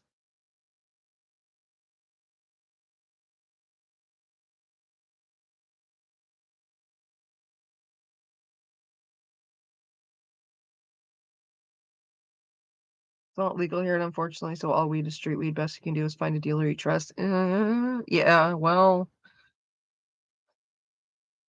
that's the thing, though. If you have a dealer, that's not street weed.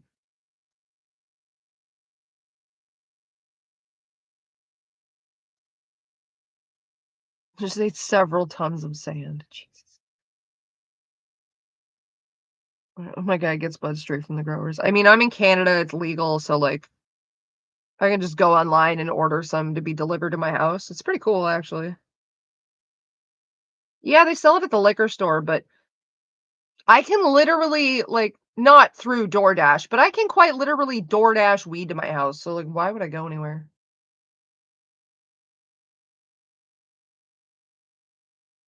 Stroke the Jimmy grass. Yes, we went outside. We did. We touched grass. It was very demure. It's very mindful. It's very cutesy. You're just saying that to make me say demure, because I say it like that. Once had someone offered me a joint, but I didn't know where she got it from, so I said no. I mean, that's fair.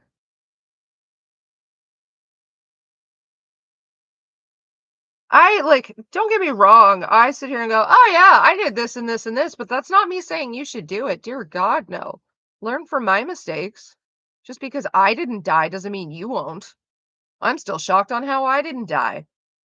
I got to Montreal. The guy I was with at the time picked up a vial of powder off the ground and went, that's ketamine. And I said, cool, let's go put it up our noses.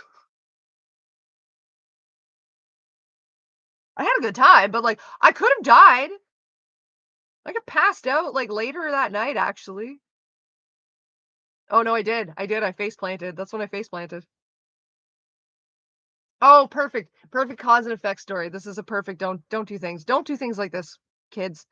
Fucking yeah. First night we got to Montreal. Do what Courtney says, not what Courtney does. No, because then if you do what Courtney did, then like you'll end up like Courtney does at the end of this story. Um, Found the ketamine, did the ketamine, had some fun, blah blah blah. Hadn't eaten in like a week probably, which is also like a good thing to not do.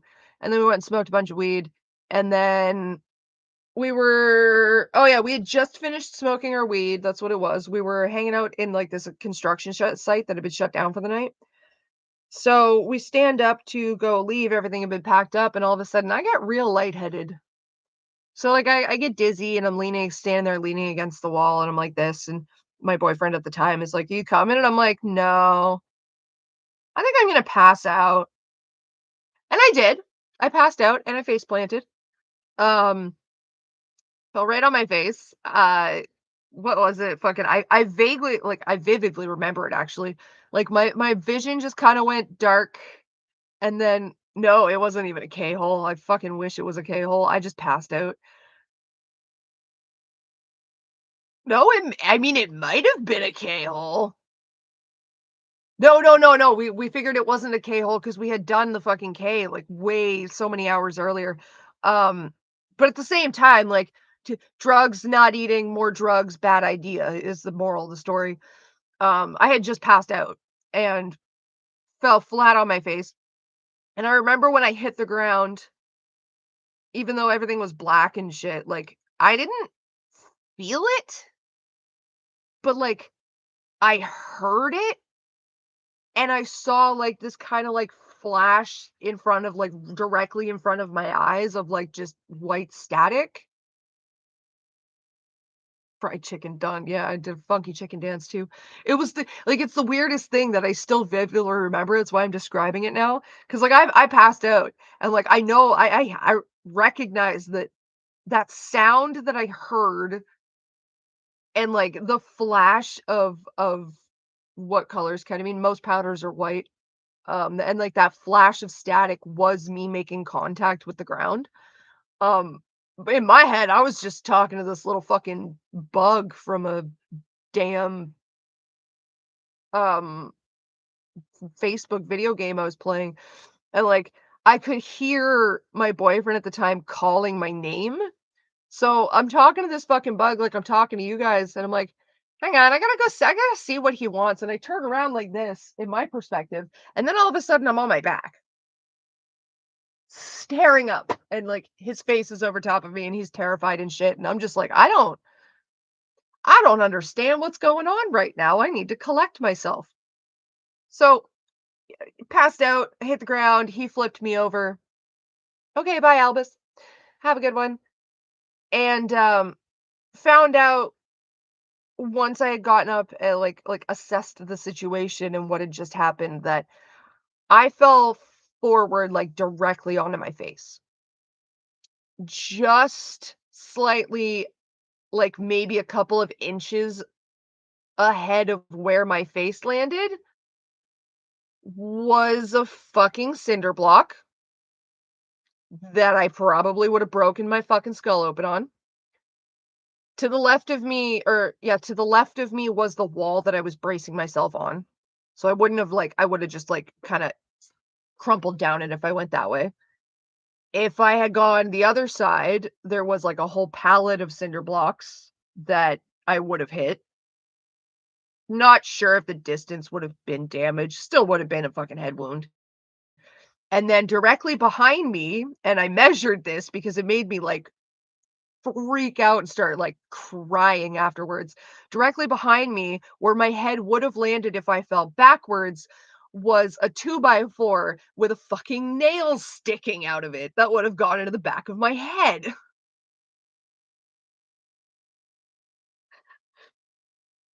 So, somehow I fell into the perfect only little spot where I apparently could have fit without hitting anything and doing significant damage to myself. And not only that, I found out shortly after that when I fell, my chin hit the ground first because I had, like, this big old fucking I had, like, this bleeding fucking wound on my chin. My chin hit the ground first, so somehow I did this. My head didn't snap backwards. Instead, I went down this way, like, this is the ground, and I hit like this, and then I went down this way. My mouth came open because, like, my teeth dragged through the dirt because I had a mouthful of dirt. It was too dark for me to see if it was blood at the time. Like, my teeth are dragged through the dirt, and then I ended up flat on my face before the at the time boyfriend flipped me over, and it was just like taking all that in, we got, like, 30 feet away from the area. I had to sit down and just cry. I was like, "Oh my god, I almost fucking died. I coulda just fucking died in so many different ways. I could have just fucking died. What the hell?" And this is why you don't do drugs, kids. My 2 front teeth were, like, kind of bent out slightly, like, they eventually went back to normal, but, like, they were slightly bent outwards because of the force of me dragging through the dirt. But, like, yeah, I t so many different ways I almost fucking died. What if you did die and your life is flashing before your eyes right now? Well, that wouldn't make sense because then how did everything happen after that? How did anything happen after that? Oh, no, no. What you're saying is I did hit my head and I'm in a coma. That's what you mean. And this is all just a coma dream.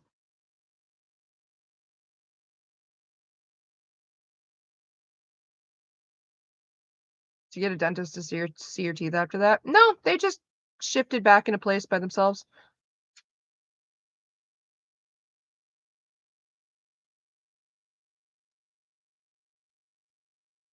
Okay, thought experiment time. Let's say in that moment I did hit my head and this has all just been a coma dream. Now, does that mean no, that means my abuse still happened because that's why I ended up out that's why I ended up in Montreal to begin with. So happy you're not dead. Hey, something literally that in that something that night just went, "Not today, Satan." Oh, don't worry, guys, it got much worse. It got so much worse. So that doesn't mean my abuse didn't happen, but does that mean Lily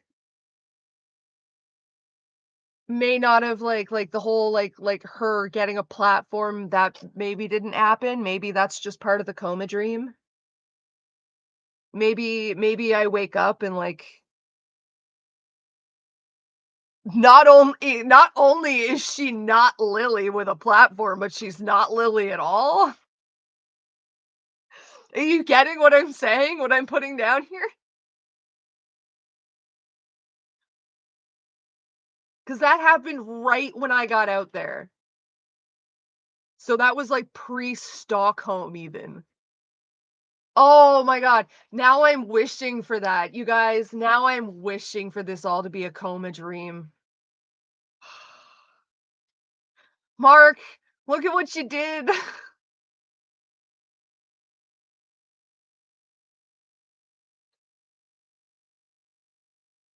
Yeah, my shit still woulda happened, but, like, so much other shit wouldn't have.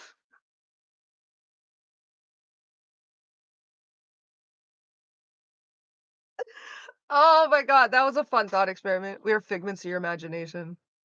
Or I'm figments of y'all's. I mean, if it helps, I'm happy I'm not dead too. And actually, where my front teeth got impacted and I thought it was okay, just repairing the teeth, but then I got a root canal a year later. Uh, my teeth are just ruined. Boyfriend can't just be in dream boyfriend. Boyfriend real. I mean, hey, for all I know, like, the coma dream boyfriend is based off, like, my doctor or something while I'm in the coma. Clearly, it's a voice I'm used to hearing all the time that's around me more than my own family is. So, like, I just got a really hot nurse while I'm in a coma. It's cool. I'll make it happen. We're all just a hive mind, didn't you guys know? It's mass hysteria. I am simply a figment of the mass hysteria of Lily's haters and stalkers, guys. We've figured it out. You finally revealed my secret. No.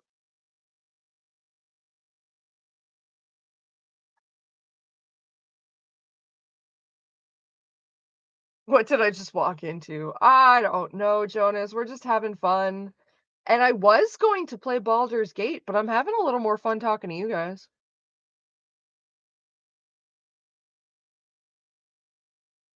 Which is weird because I was so excited yesterday to play it, and, like, I don't think I get to play it anymore this week. So, it's kinda weird that I wasn't chomping at the bit. Oh, meds. I was off my meds for a little bit, so I've got, like, side effects now for, like, the first week while I'm back on them, and it kinda kills my interest in things.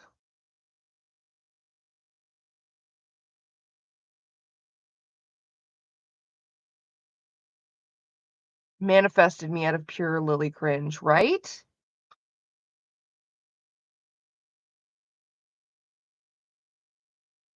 You don't get it, guys. It's AI. I'm just AI. That's it. I'm just AI.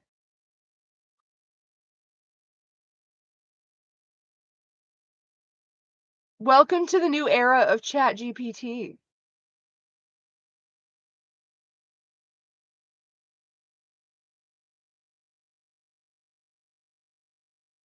Could you imagine?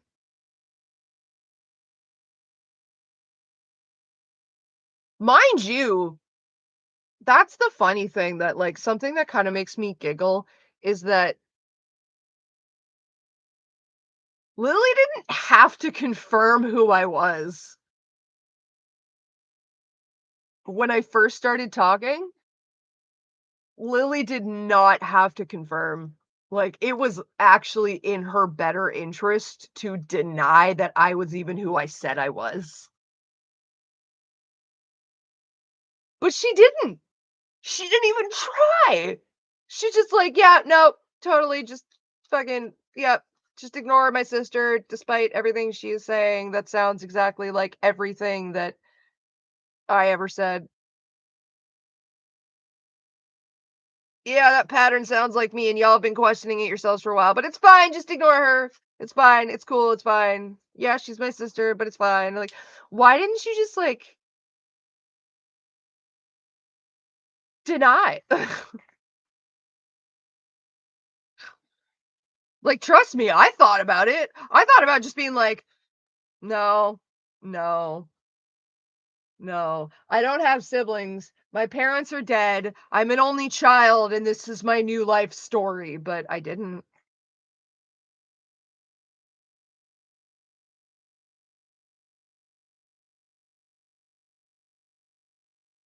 Excuse me. Oh, guys, are you excited for October?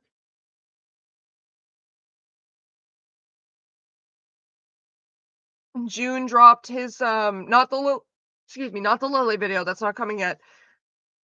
Who did he drop one on? No, not Doctor Disrespect.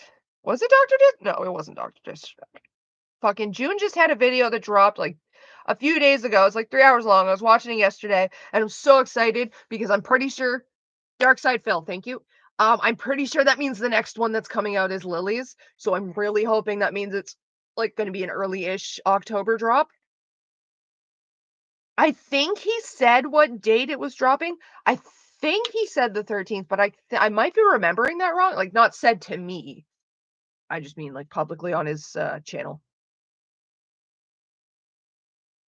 We're all crazy and Courtney's our garden angel who's doing pot. How do you think I stay not crazy? It's the pot. Can someone in chat or something please say the earlier stuff about it being a figment of Courtney's imagination was a joke and I'm real and none of my friends are online and my head is, oh my gosh, tired envy. No, that was absolutely a joke. That was just me playing off of like the whole everyone on Tumblr is a sock account of Britney. You are very much a very real person.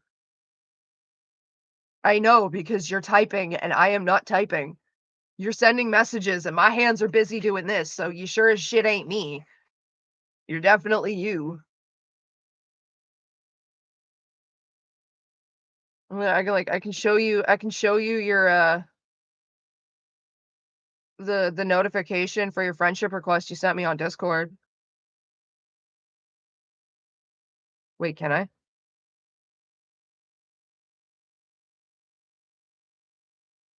Mm, no, apparently I can't because I don't have that here. I gotta open up my Discord.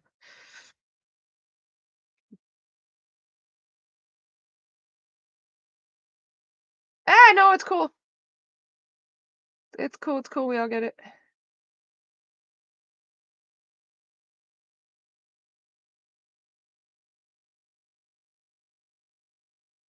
Oh yeah, I gotta go fix those I gotta when I'm done with the stream, I have to drop a new invite link cuz to the Discord for the new members for that Mark gave us. Thank you, Mark.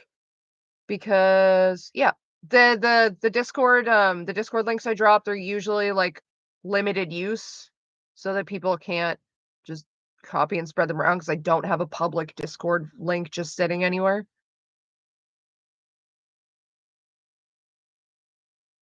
Get them uns. I really appreciate that. Ba-ba-ba. Go take your dog out for a walk and then get about the day. Do those things you need to do, Bapple Snap. I just like saying the name Bapple Snap. October spooky season, it is. Spoopy season's my favorite. Although this one's gonna suck, but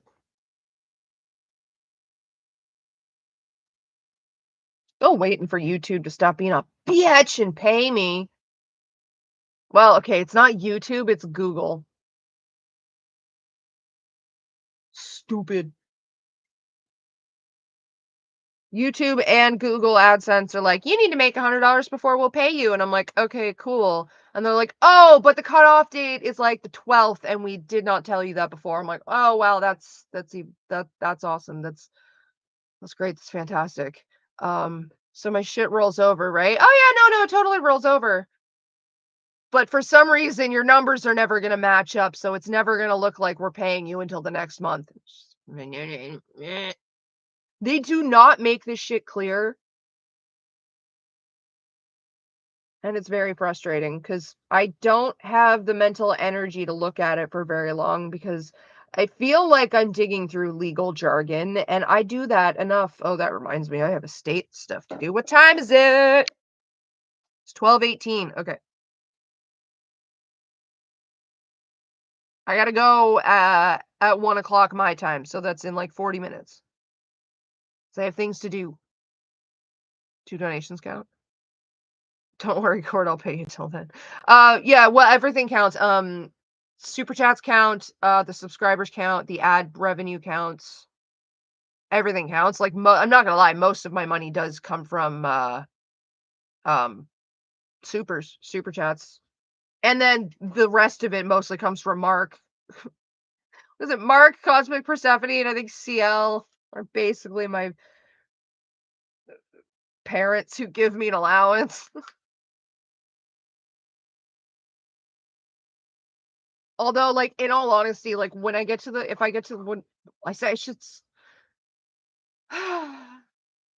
you know, Courtney, if you think about the words before you speech them, then you'll be able to speech them right. Life lessons with Courtney. Um, when I get to the points where I'm, like, struggling and I need help, that's when I'll just blatantly drop the Amazon wish list. Ah, see, Mark just gifted another membership. Look at him go.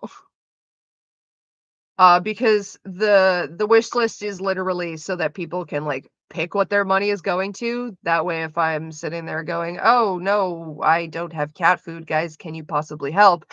Nobody has to give me their money. They can just be like, "Oh my gosh, here, cat food."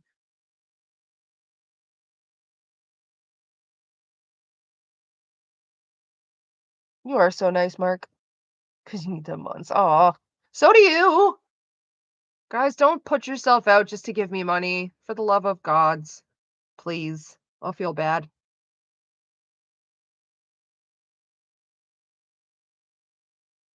All goes towards cat stuff for the most part.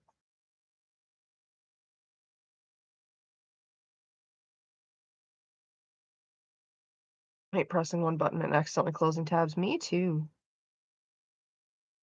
Oh, guys, there's no pressure. It's simply there as an option because YouTube was like, hey, do you want to do this thing? And I'm like, eh, why not? I love cosplayers.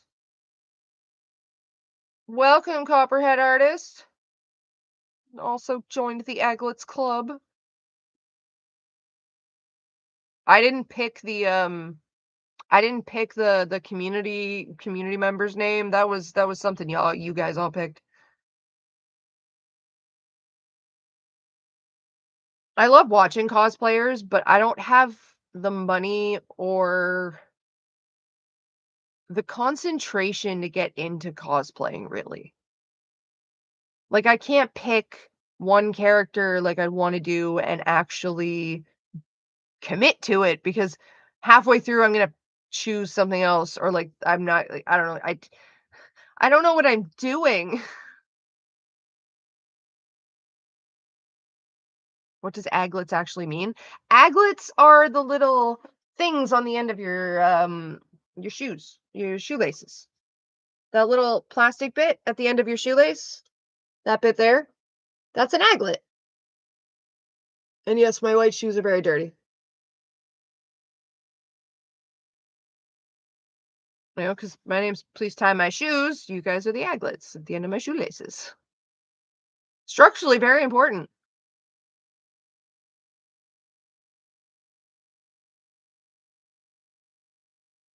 It was, I think it was in chat. Someone else, I think Ciel came up with it, to be honest. It was one of the regulars. Someone threw out aglets, and I was like, actually, I like that.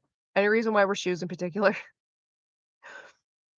Because it's just the username I had when I got notoriety or infamy or vir virality or whatever we're calling this thing that happened. Oh, fried chicken. Om nom nom. Lily has a deep hatred for Japan because Lily has a deep hatred for anybody who's got talent. Um, because she has none.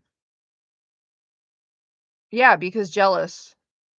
And like, I find it funny that she focuses so much on Japanese culture and shit because, like, honey, you consumed enough of it as a child. Like, I get it. I understand daddy made fun of you for reading manga and you still haven't gotten over it, but just because your fat, white, British ancestry father doesn't like manga doesn't mean Japan bad.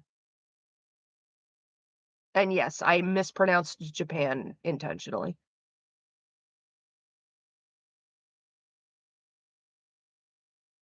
Summoned a chemical imbalance. I love that. Such a funny joke. How did you know? You could just end the sentence that Lily has a deep hatred, and yeah, that's same with like Lily doesn't understand is a full sentence on its own. Hurts my soul as a weeb, and I'm one quarter Japanese myself. Well, it's funny because like Lily sits there and it'll be like use the word weeb as an insult, and then get mad when nobody's insulted by being called a weeb, and she's just like, oh my god, just like stupid weebs and this and stupid weebs that, and it's like, okay, pedophile. Like, bitch, it's like when you used to call me a cow when we were kids. Like, do you think you're being insulting? 'Cause you're not. I Cows are cool. Yeah, but it was her way of calling me fat. Like, what decade is this, right? I don't even think weeb has ever been an insult. I think the only people who have ever used weeb as an insult, okay, hear me out. It's like those, like, extremely homophobic dudes in high school that turn out to be closeted gays that just have a deep self-hatred. I swear to God, the only people that use weeb as an insult are people that are, like, closetedly anime fans and have a deep-seated self-hatred for it. Like, it's okay to like the hentai. Just don't tell everyone what you watch. Anime booba, okay, as long as it's over the age of 18. Like, goddamn. It's a weeaboo. I couldn't take somebody seriously if they called me a weeaboo and expected me to be insulted. Like, if you're gonna put boo on the end of anything, it's not an insult, boo, okay? Like, unless you're just gonna use the word boo as an insult, like, "Oh my god, you weeaboo." "Oh, I'm not your boo, honey." Uh-uh. No, no, no. Like, please, hit me with something a little bit harder than that. At least make sure that I know I'm being insulted, or at least your intent is to insult me. Because if I have to question as to whether or not that's even an insult, like, if my reaction is, "Am I supposed to be offended by that?" Then you didn't do the job. Not that I expect Lily to be good at insults, she's never been good at insults. Her response to everything is cow, fat, loser, retard. Oh, no, she doesn't use that one anymore. Libtard. Wait, does she still use that one? She used to. Fascist, horny bigot,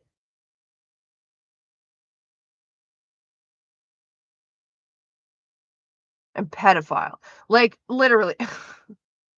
Have I seen Always Sunny in Philadelphia? I have.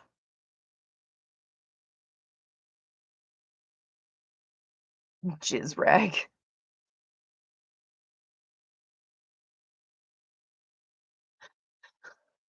It's just the implication of that is so funny. Like, I know people argue it's, like, homophobic to call a bi man a jizz rag, but, like, at the same time, like, sweetie, it's not an insult that I'm getting more action than you could ever dream of getting. Like, that's like if someone tried to insult me by calling me a cum dumpster. Like, okay, your man's was part of it, and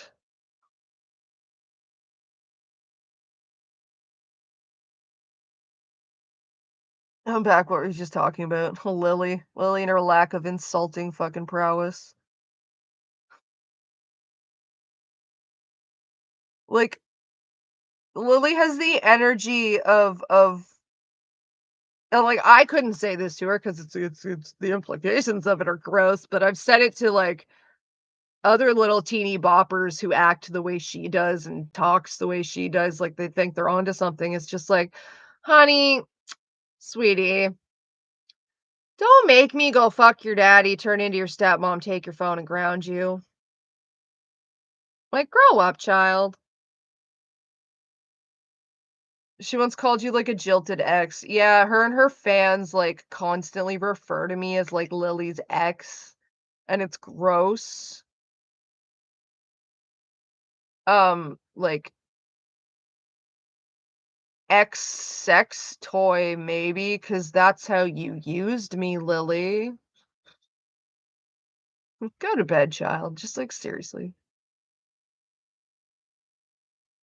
Peaked in high school. Lily didn't even peak in high school. She once called you, like, a jilted ex. Like, oh, she's because that's how she views me. I do love Rocky Horror. I love Rocky Horror. Come up to the lab and see what's on the slab. I'll make you shiver with anticipation.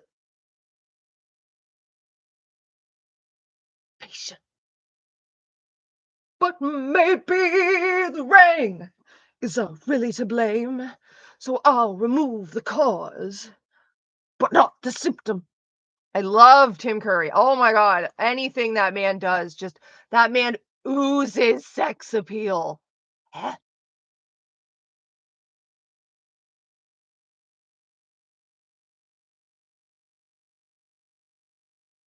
When did she peak on YouTube? Oh my God, Jonas! You're right. Tim Curry, he breathes. Listen, the fact that he is still breathing is Tim Curry in Legend is my absolute favorite depiction of him. Like, he did audiobooks for a series of unfortunate events. No, Tim Curry's gonna read me to sleep tonight, guys. Tim, I see why you like old men. Tim Curry in 6-inch heels gets funnier every time I see it. It gets hotter every time I see it. Love him as Darkness. Ugh. Okay, so you know what's really funny about the movie Legend?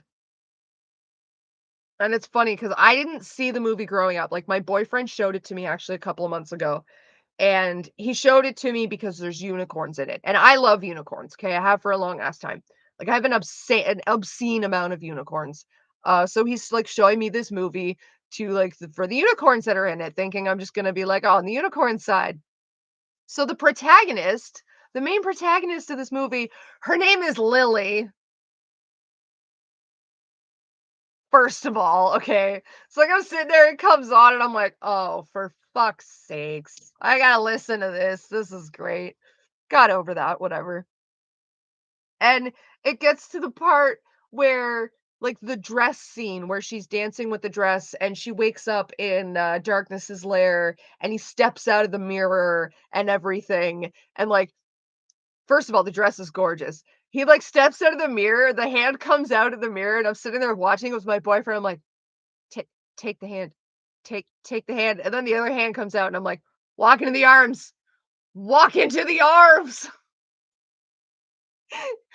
Darkness goes through his whole thing of, like, basically telling her, like, "I'm gonna kill this unicorn and, like, make eternal darkness, and, like, I want you to be my queen, sexy lady." And I'm sitting there like, "When do we slaughter the unicorn? Let's kill it. Let's kill it right now. Let's kill it 30 seconds ago. This bitch should be dead already." And my boyfriend is just sitting there next to me like, "I did not think you were gonna be on the side of killing the unicorn."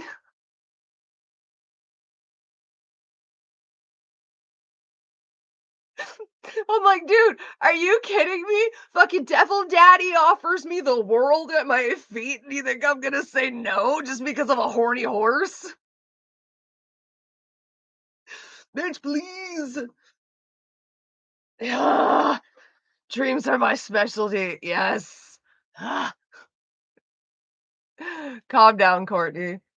And then it gets to the point where she like frees the unicorn, and I'm sitting there yelling at the computer because we're watching it on his computer here. And I'm sitting there, I'm yelling at I'm like, this bitch has all of my dreams in the palm of her hand, and she throws them away for tiny Tom Cruise. Tiny Tom Cruise. Tiny Tom Cruise. She had the world and Tim Curry as darkness, and she picks tiny Tom Cruise.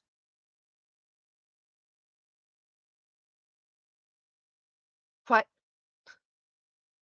I'm so mad. I'm so mad. That's why I'm so animated about it. Tiny Tom Cruise, someone make that a meme. It's not mine, it's from Family Guy. Admittedly, it is from Family Guy. Ugh, we're all animals, my lady. His lines. His lines.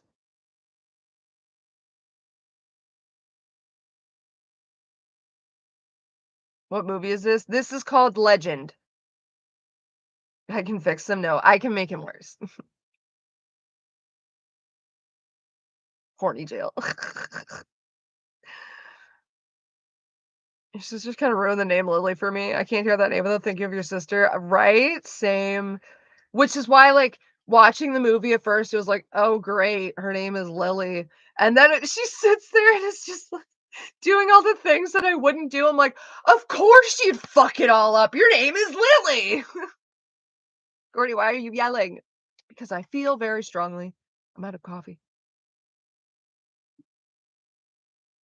"I can be worse." Fair enough, at Tired Envy. "I can fix them." Mm-mm. "I can make them worse." Mm-mm. "I can be worse."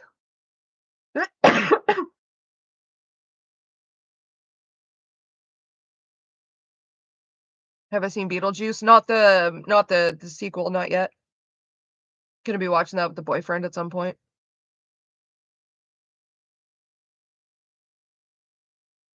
Yeah, my boy. Oh, my guy. Anonymous, are you trying to say that Tim Curry peaked with Rocky Horror? Cause no. No, he fucking didn't.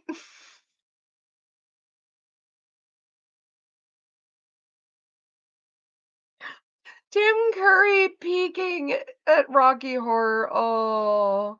I mean, I vaguely remember Susan Sarandon's name, but she was Janet. I think she was in other stuff. I can't tell you. I can't pick a name of a movie out of my head for that, but, like, Tim Curry, he was Maestro in fucking Beauty and the Beast, the Christmas movie. He's fucking the Pennywise.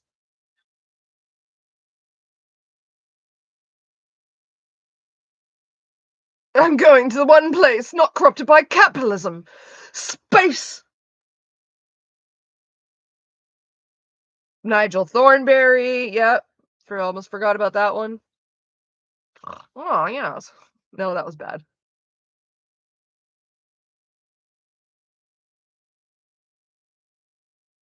Okay. Except for her, everyone else's Wikipedia page mentions Rocky Horror on the first paragraph. Alright. I mean, I can sit here and name a bunch of stuff that Tim Curry was in without having to go to Wikipedia page up to but not including but not limited to Rocky Horror, but I can't do the same with Susan Sarandon.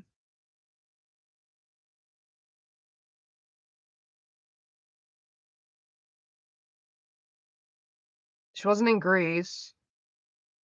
What was she in other than Rocky Horror? David Bowie makes me uncomfortable, okay? Um, I was traumatized by that cod piece. The labyrinth bulge traumatized me, okay? And just I'm pretty sure that's like that's the sexuality assigning labyrinth bulge. Like that is the cod piece that assigns your sexuality.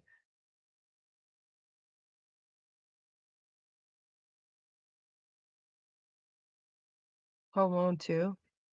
She was in that. Flubber. She was in that. Red Alert 2 for for Tim Curry. Oh my god, he was in Flubber. Oh my god, that was him. Tired Enemy, you just blew the back of my brain wide open. Oh my god, that was him.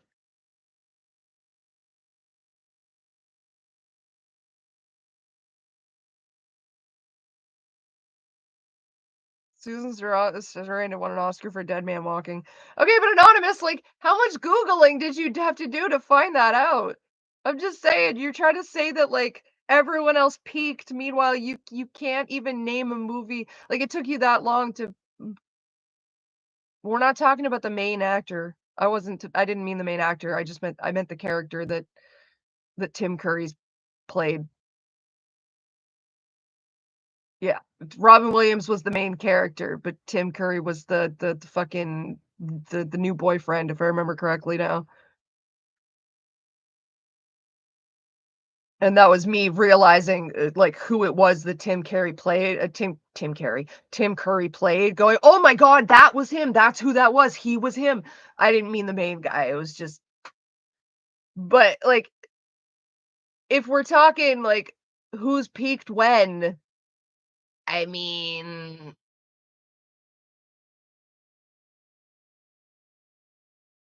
Tim Curry kinda wins for having not peaked in Rocky Horror, given all the shit we've just listed. And, like, Dead Man Walking, I'm sorry, I didn't even see that movie. Yeah, Tim Curry is always daddy. Tim Curry is even daddy to the Beast.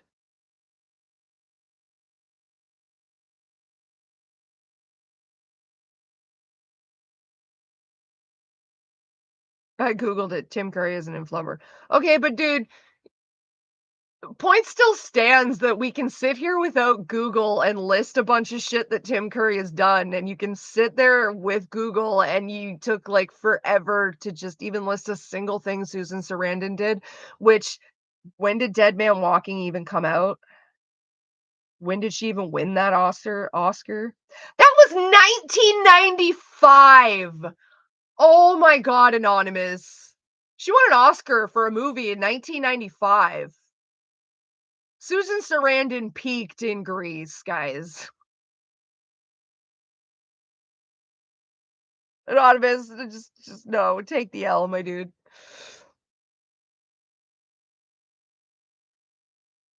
Fucking 95.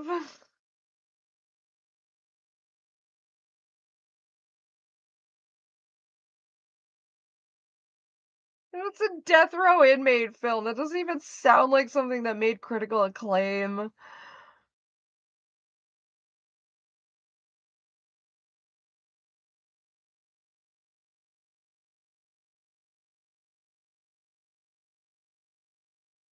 But yeah, point still stands that you have to sit here and like Google a bunch of stuff when we can pull things off the top of our heads about the actor that is clearly not peaked.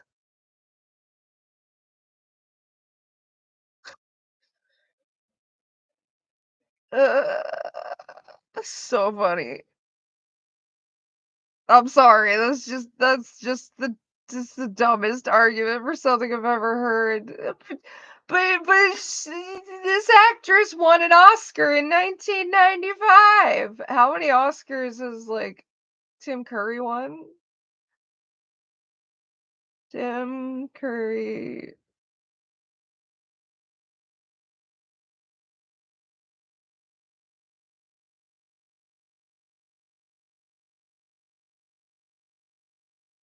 Not the movie he did. He was in a movie called Oscar.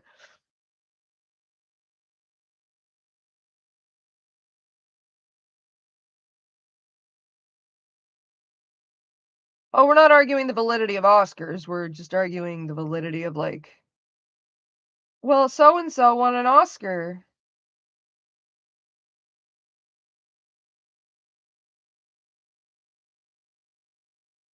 Sorry, I'm trying to refine my Google search here.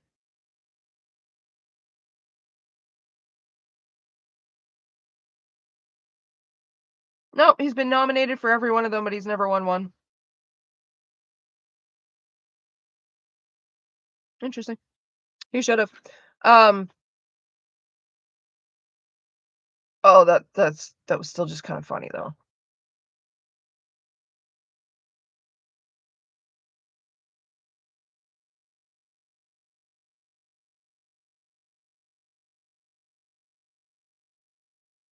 If the boyfriend is not Tim Curry and Flubber, then they look like they could be brothers.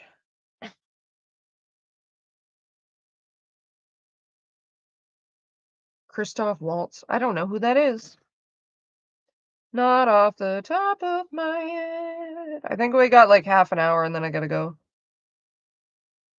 Oh, we got 15 minutes and then I gotta go. Sucks.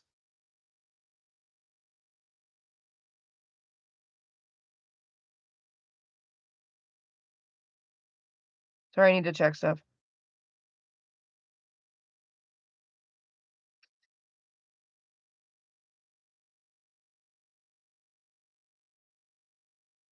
Yeah, we'll skip the ads. We'll skip the ads. I can't decide whether you should live or die. Oh, you'll probably go to heaven. Don't you hang your head and cry. Don't wonder why my heart feels dead inside. It's cold and hard and petrified. Lock the doors and close the blinds. We're going for a ride. Oh, him! Yes, I love him. Christoph Waltz. The fucking Inglorious Bastards. He was in Inglorious Bastards. He was also, oh god, he's such an amazing dickhead of a bad guy. I can't hear that song without you thinking about Pinkie Pie singing it. I mean,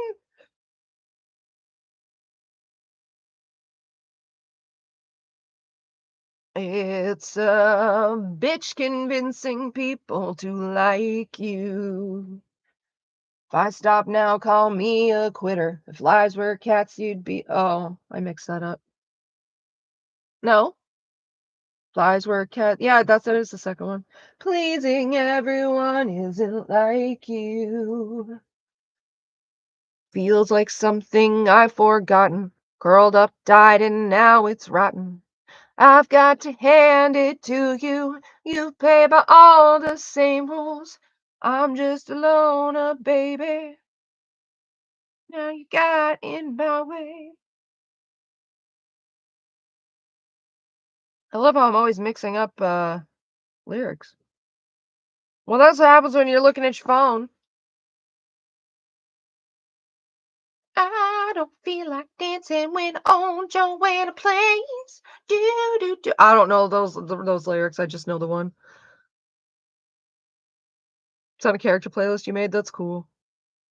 I just really like songs that are about people dying. Go figure. And that one is just so upbeat and happy. It's like Get Ready to Die by Andrew WK. Like, when they're super upbeat and the lyrics are just dark, I love the juxtaposition. Hey Ya is a good one for that too. That one's not about murder. It's more about like broken homes if you actually pay attention.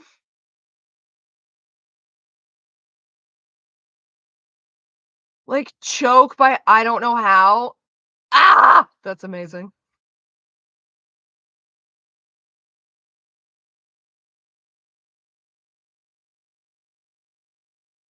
Bop, beat it up, bop, boom, bop, beat it up, bop, boom, bop, beat it up, bop, ooh, whoa, whoa. What do you mean that's a sad song? I literally just said all the lyrics right there.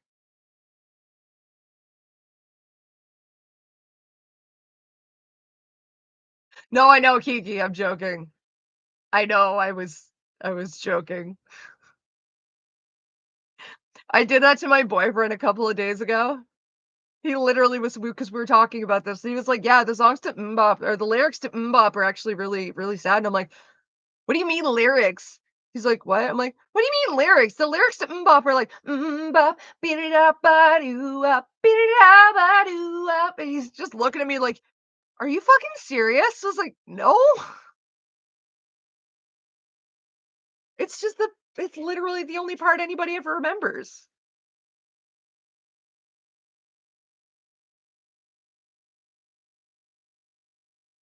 "Oh, won't you take me to Funky Town?" Okay, that song has, like, completely changed meaning upon just me discovering that there is I don't know if it's like a movie, a documentary, if it's just like recorded security footage or just footage or whatever. I don't know the details of it. I just know it is gore related and it's called Funky Town. Like there is a piece of media that is like really dis Okay, so you know the reference that I'm talking about? Yeah, okay. So that song has never been the same for me upon learning about that piece of media. Mexican Cartel. I knew it was something sorta like that. Yeah, I learned about it during when I was hearing about, Plague Moth, the Plague Moth situation. That's where I discovered Funky Town was a thing, and what that was. So that song just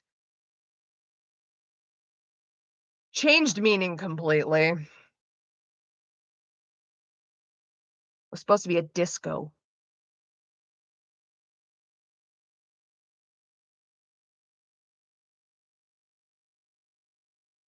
It was going on r/5050. Listen, I ran the gauntlet, so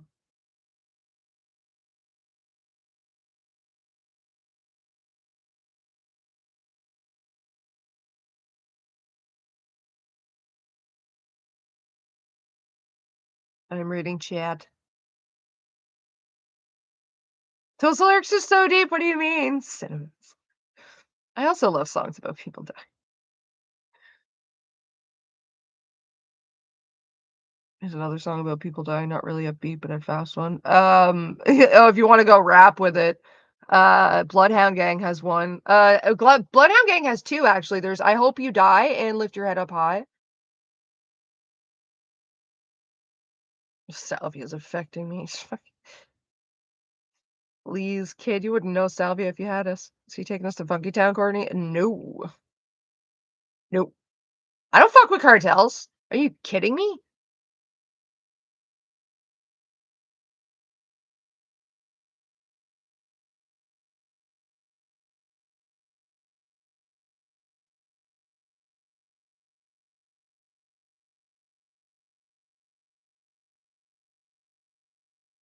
That's, like, as dumb as pissing off a yakuza's bitch.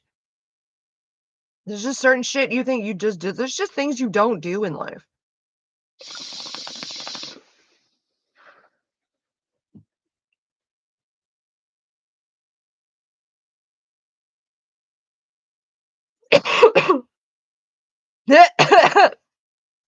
Bloodhound Gang is just the best, I don't care. Lap dance is always better when the stripper is crying. Do, do, do, do, do. I need more coffee. A lap dance is so much better when the stripper is crying. Well, I find it's quite a thrill when she grinds me against her will. Yes, the lap dance is so much better when the stripper is crying.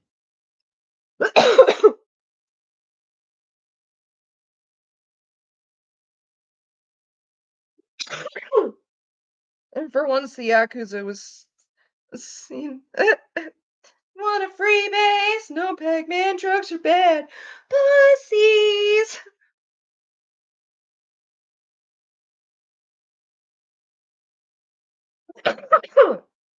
I mean, I got to watch a gang fight when I was in Montreal. That was cool as shit. I say it was cool as shit because I was watching the damn thing. So when I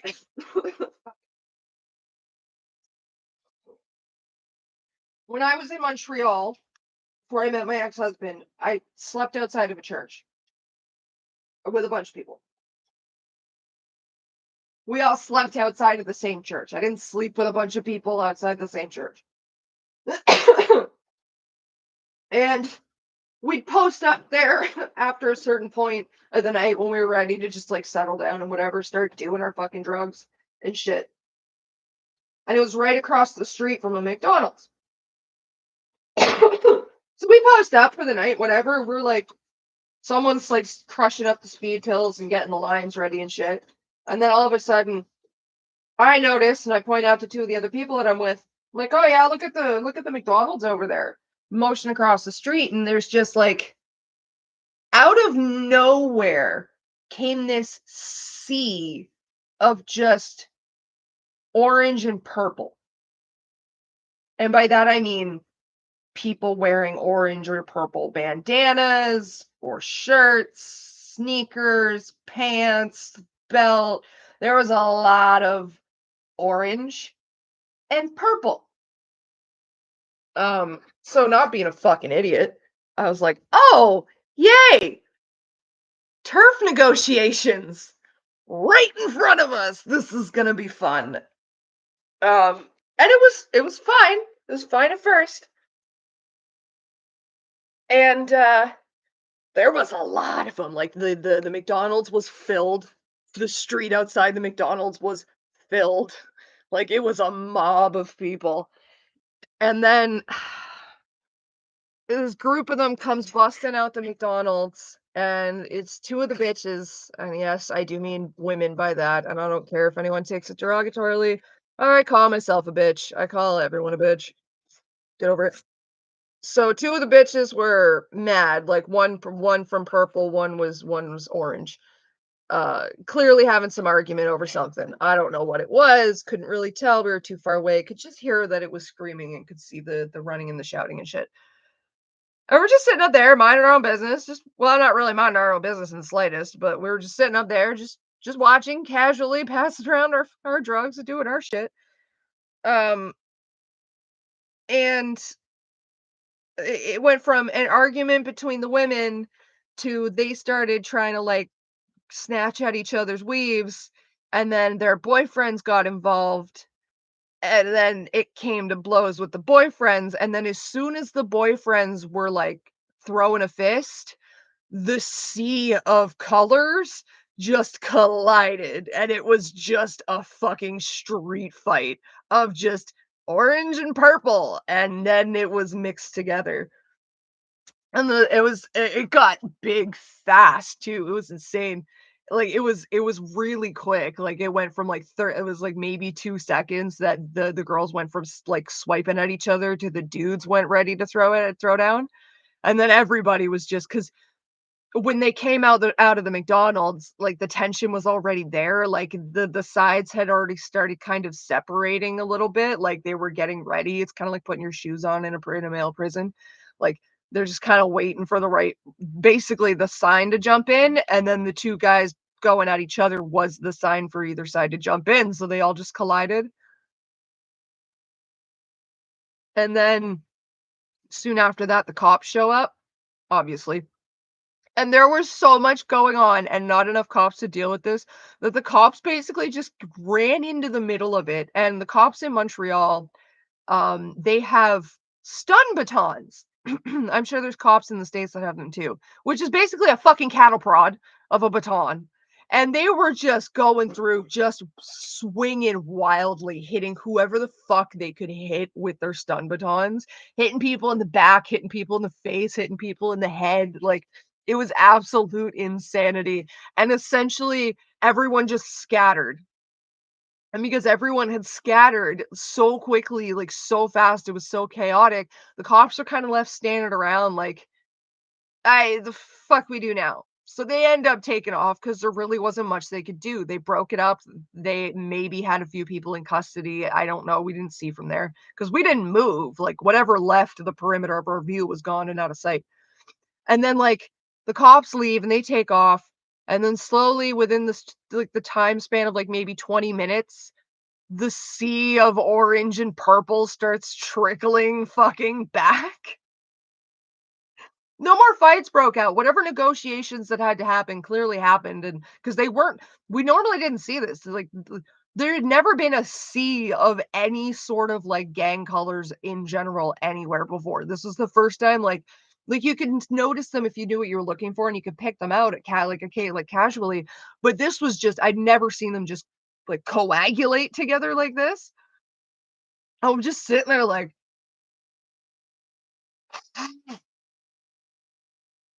you guys seeing this? No, I just did one. Holy fuck! I'm guessing purple and orange is some Canadian gang color. There is a gang associated with just about every color. I would be terrified, lol. Well, no, see, the thing about gang crime is there is a certain amount of honor among thieves, so to say, in the sense of like typically gang violence is directed at other gangs. Like it's typically like people who are in the same game are playing by the same rules. Like it's fairly uncommon for like a gang affiliated individual to say target the random lady just going down the street, with her groceries because like she's just living her life, man. There's like, three other rival gang thugs you could go fuck around with and like, not drag. There is a certain rule of not dragging who is considered just civilians into the game. The thing is I wear a lot of purple. It's okay, it's different though. It's not like just wearing a color means you are part of a gang, okay? Like flying colors is very specific to the gang. Um, Especially because flying colors, that's what it's referred to. It's referred to as flying colors. And the thing is flying colors is typically illegal in a lot of places. Usually by bylaw it's illegal. It's not like a federal thing, it's typically a bylaw sort of thing, where flying colors is usually illegal, frowned upon, very, very heavily encouraged not to do it because it encourages gang violence. Um, so like, and this is what I mean by like this, what I saw was very obviously an event. Like, this was clearly negotiations of some kind because Montreal specifically has like bylaws against flying colors. So, like, because of the gang shit. So, like, you can't have up like your bandana hanging out of a certain pocket in a specific way. You will get stopped and harassed on the street by cops about it. So the fact that there were so many people just blatantly flying colors in a very, very obvious way, that was intentional. And the thing about flying colors is it's usually very, very subtle because it's not supposed to be a thing that civilians are supposed to notice. And it's supposed to be a thing that picks you out, like picks people out so that essentially someone in the game can look at you and know without talking to you if you're in the game or if you're a civilian.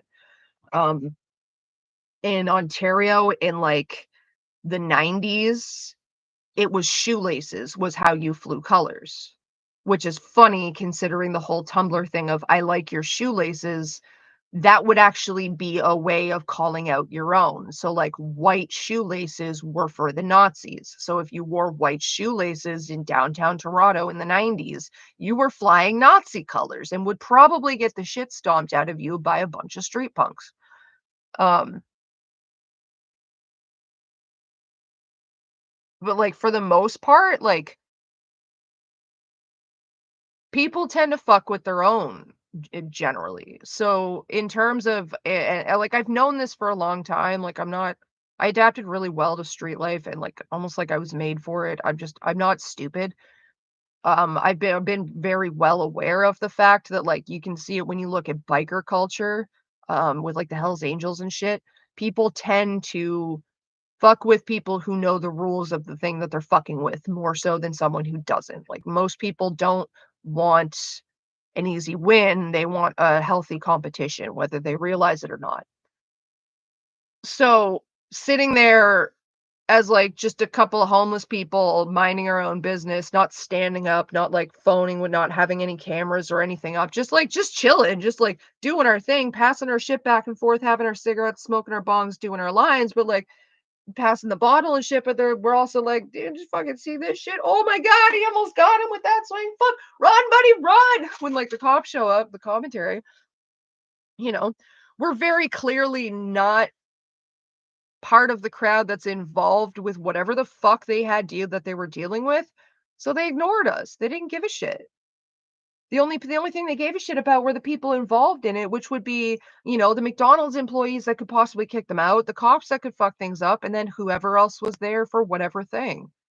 And because typically this wasn't a spot where we saw a lot of any color flying activity, that means like just logistically it had to have been some sort of middle ground that was agreed upon, which is why I say it was some sort of turf negotiation, because we slept outside that church all every night, and this was the one and only time we ever saw anything like that go down there, and we were always even in that fucking McDonald's, like, all the fucking time. They used to kick Chicken Fucker out of there all like, every day. Every night he'd get kicked out of there. And this was the only time we ever saw that kinda shit, so it was very, very much that was neutral ground for both of them for whatever reason and whatever was going on. And the fight between the girls that started a brawl wasn't supposed to happen because everyone came back afterwards. And they came back, it stayed quiet, and then they just naturally dissipated and we never saw them again. God, imagine coming to Toronto without knowing that and having all white sneakers. Well, it was a little more than just white shoelaces. That's what I mean. Like there are specific ways in which colors are flown so that the average person who just likes white shoelaces isn't getting mixed in with the neo-Nazis. Of course, it's neutral ground. No one's cruel enough to claim a McDonald's. Thanks, they stole them from the president.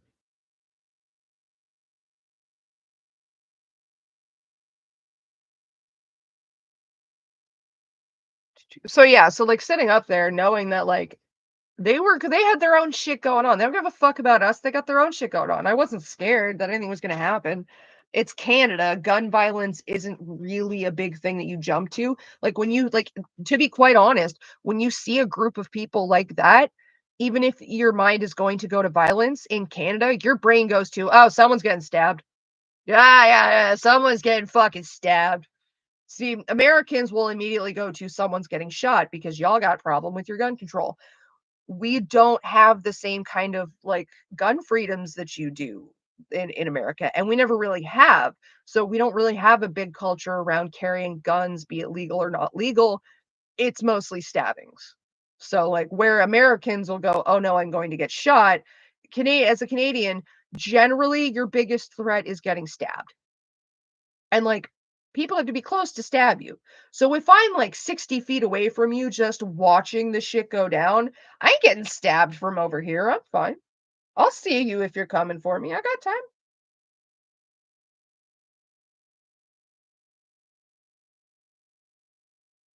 And that's the other thing too, when it comes to like altercations in the street in terms of like in Canada and as a Canadian and growing up as a Canadian, gun violence isn't really a big thing. So like yeah, when I got jumped by the meth head or when the fucking crackhead jumped my buddy, I was perfectly ready to throw down in response because, like, I don't know what you're gonna do, stab me, and given this one, probably with a needle. Canada sounds a lot like the UK in some ways. Well, that's because we are in a lot of ways. I mean, we're still technically owned by Britain. That's why the Queen is on all of our money. Yeah, our prime minister like runs the country, but technically the prime minister answers to the Queen. Like the way like it works on paper is like I say the Queen, it's the King now. Fuck you, Philip. The Queen. I know people have problems with the British monarchy, and I'm not getting into the nuances of monarchy. I'm just getting into the personal soap opera petty beef of fuck you, Philip. Fuck you, Camilla. You will never be my queen. Elizabeth will always be my queen. Stupid whore sitting on the throne. Again, I'm not getting into the nuances of how horrible the monarchy is. I am simply talking about the soap opera of it all. What about Diana? Oh, she's dead. I'm sorry, Diana never got to be queen. Diana is forever the Princess of Wales, unfortunately. I get that that's Kate's title now, but it's only Kate's title until, what's his dick is on the throne. Like, I don't actually care about Succession, I just care about the soap opera, because that's really all I know about it, and that's really about as far as it affects me as a Canadian. But at the same time, um, like, on paper, if the monarchy decides they want to just, like, come in and run shit, on paper. Oh, like, your opinion on her? Oh, I love Diana. Who doesn't love Diana? Oh my gosh. There's people that don't love Diana? How could you not love Diana? She was fucking martyred, for God's sakes. Diana was a fucking gem. She was too good for this world. Well, everyone was like, "Oh my gosh, protect the queen!" Diana's like, "You poor, poor soul. Nobody will touch you because you have AIDS. Let me shake your hand." No, wait, let me take this fucking glove off. Let me shake your hand. That woman was a fucking angel. That horse-faced bitch did take Diana's place. Why was Diana assassinated? Your theory? Because Philip never wanted to marry her.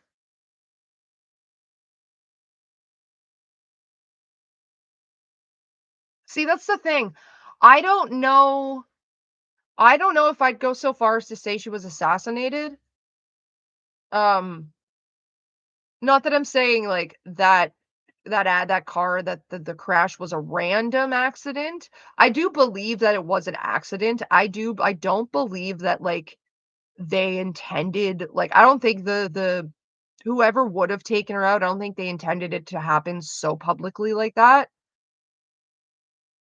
I just like in my opinion, if they were gonna get rid of Diana, they would have done it like they would have made her disappear in the same way that Kate seems to have disappeared. Do you know what I mean? I mean, Kate's out now. Now we've seen Kate Middleton alive. But and again, this is for the soap opera of it, okay? I don't actually care. I know these are horrible people at the end of the day, and if they were all to rot in a fucking barrel, it really wouldn't change anything. In fact, it would probably benefit multiple different countries because we could just redistribute the wealth. I get that. Back to the soap opera. Um, like I think if they were gonna get rid of Diana, they would have gotten rid of her quietly.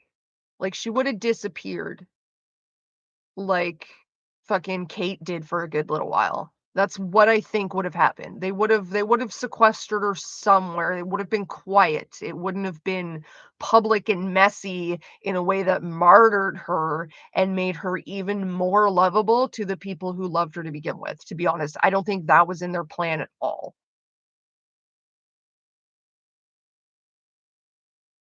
To be fair, Diana died. When did she die? I was very young. Like, I'm technically too young to, like, specific 97. I wanted to say 95. Okay, so 97. I would have been 4 years old. So, I don't like, I'm not remembering this from when it happened.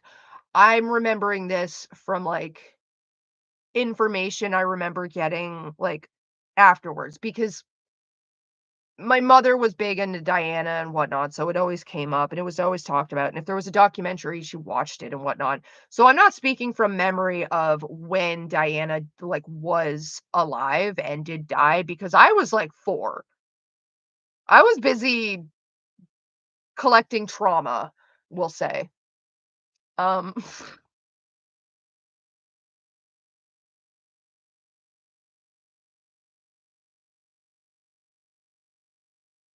Happy 20th.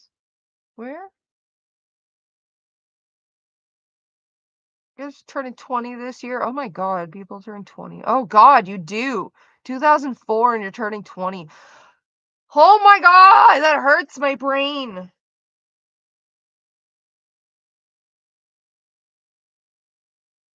Kids born in 2008 can drink now.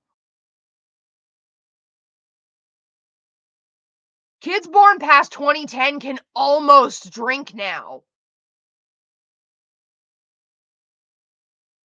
Guys, I'm so old. Guys, I feel so old.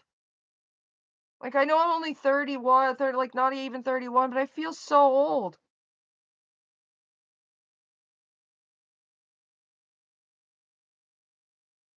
What is love? Baby, don't hurt me. Don't hurt me no more. Not in the US. Oh, so come to fucking go to Quebec. Like, okay, life hack. Go to Quebec for your 18th birthday. Court the paperwork. I know. I know. I realized I've gone past my time. By how long? Oh, my phone won't even turn on the screen. They're like, no, you don't need to know the time. Stop making me feel old. Guys, my boyfriend is 47, okay? It'll make you feel a little better. I feel even older.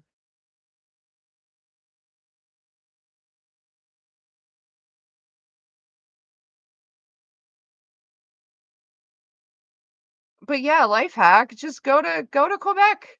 Go to Quebec for your 18th birthday because the legal drinking age is 18 there. Go to any other Canadian province for your 19th birthday because the legal drinking age is 19 there. Do it again for your 20th birthday because again, legal drinking age, and then 21, just have it in the States then. Your driver's test in October, Mark? Oh my gosh, congratulations. So excited for you.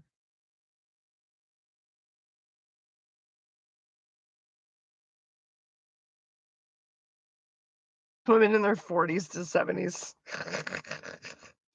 We get it, Sin. You're looking for a new mom to adopt you. Sin is like 14, 15 for reference. Quite literally looking for to be adopted. Yep.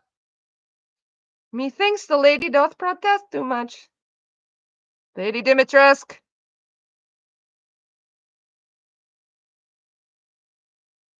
Again, same thing for the weed. 18 in Quebec, 19 in the rest of Canada. I'm just saying, hey, I turned 18 in Quebec for a reason. Um, it's just like fictional old ladies. No, yeah, it's to be your mommy, but like in a literal sense. Vampires in their 500s. Uh, Big soft ooh elf boys in their 500s.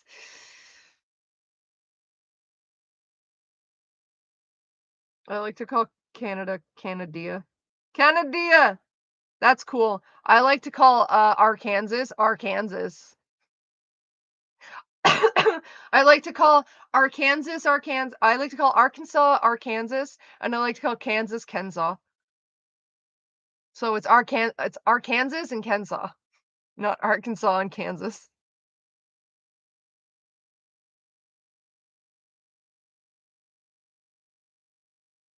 Everybody hates Chris's Return, but they came back as a cartoon. Why? That wasn't even a good show. There's no Wawa up there, so it's inferior to the glorious state of New Jersey. Is that a word? What is a Wawa? Other than what the adults in Charlie Brown say. Why did the Kensaw one make me laugh so much? That's so dumb.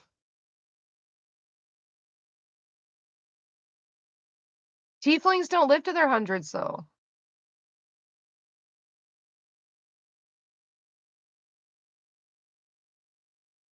Kahanadia. Kahanada. Kahanada! Oh, you guys shouldn't say Canada. No, Canada is an actual place in Canada. It's in Ontario, and it's Canada. No? Yeah. Yeah? Wait, how do you spell Canada? I'm pretty sure it's spelled the same as Canada. I fucking know people that live there. I should know how to spell it. Oh, it's Ka.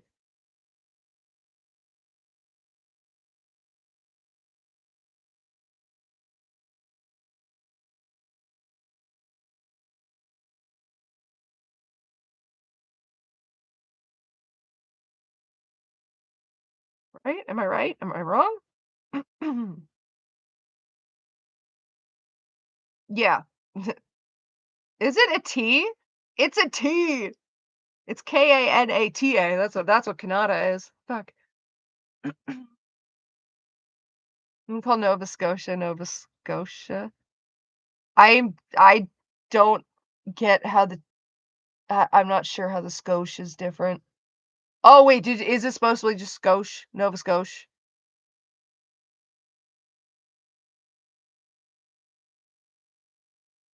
Just, we call it out east out here.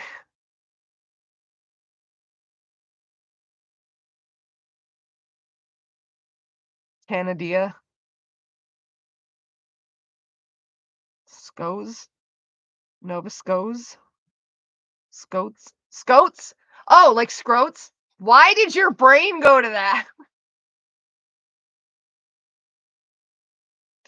Oh, guys, help me. Oh, Lord.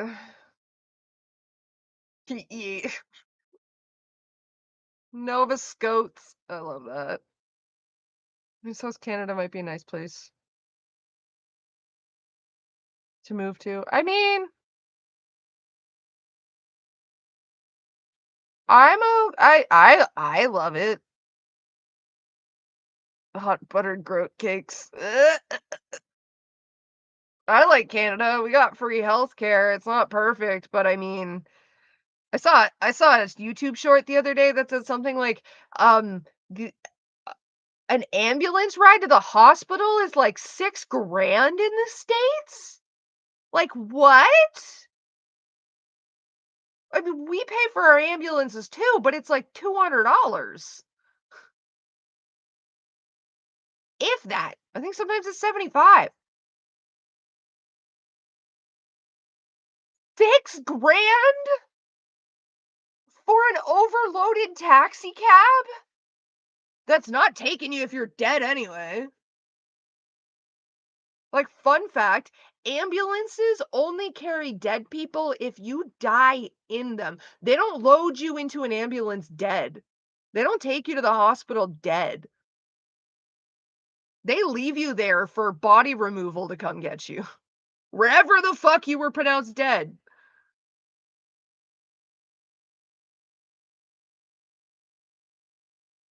It dies cutely in the ambulance. Do you see how I die in the ambulance? Very cutesy, very demure, very mindful. See how the insurance company sent my family the bill anyway? Not very cutesy, not very demure, not very mindful.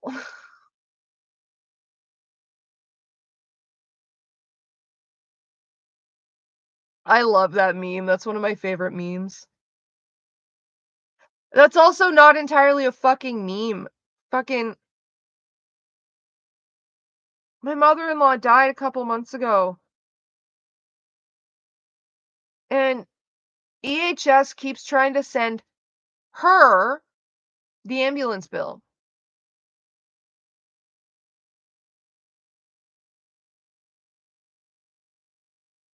So the ambulance that took her to the hospital to die in keeps trying to send the dead woman a bill.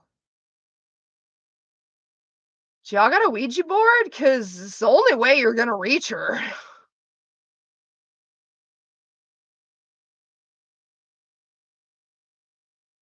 Oh, it's like some of the calls that came in, it was fucking ridiculous. Sometimes I'd answer the phone, like, and be like, "Oh, yeah, we need to talk to this person." It's like, "Okay, well, they're literally no longer alive." And they're like, "Well, we need to talk to them." And I'm like, "Okay, but they're literally no longer alive. So, like, what do you want me to do?"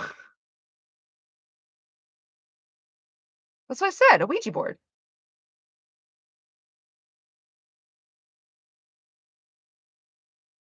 Wawa is a convenience store that has hoagie sandwiches, chicken patty sandwiches, burgers, fries, etc. Their sandwiches and double Dutch chocolate milk are amazing.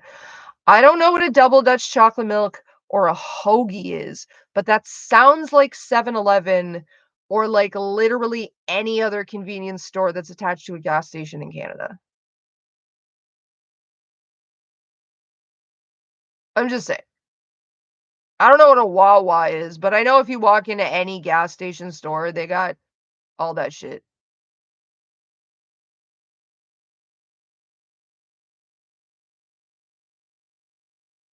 Plus Subway. Oh god, no, I wouldn't be getting no Subway kinda sandwich from a convenience store. Remember when Trump called 9/11 7-Eleven? Did he actually? Hoagie is just another name for sub sandwich. Oh, okay. Okay, yeah, you can get those at convenience stores. I mean, you can get sushi at convenience stores, but I wouldn't buy convenience store sushi.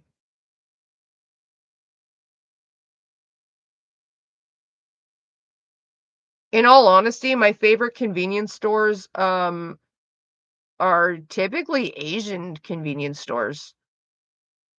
The Asian convenience stores are the best, man. They got some of the best food. Indian convenience stores too? Man, the things those people, like, pack into a convenience store and sell at a reasonable price? It's like, "Hell yes, I will patronize your store with please take my money. Fuck the white guy that owns Walmart."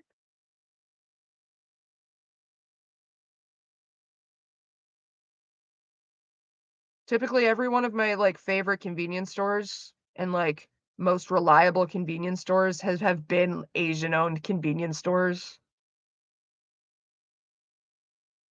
Like, if the area I'm in doesn't have an Asian-owned convenience store, I'm not happy. Cause like, the white guy is going to gouge my fucking wallet. The Asian dude's gonna tell me his name is Tom, give me credit, and, like, ask me how my day is going.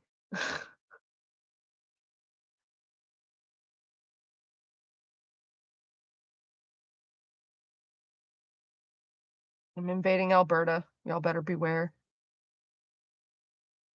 Well, you're starting with Alberta, have fun. Korean food is great. Oh, Korean barbecue. Ah, Korean barbecue. Asian food is very expensive here in the States. Canada, we got shitloads of ethnic food, man. We're like, "Fuck yeah, you want food that's not white? We got you." So why half the time people ask me, "What's your favorite food?" "Ethnic." What does that mean? Literally anything but white people food?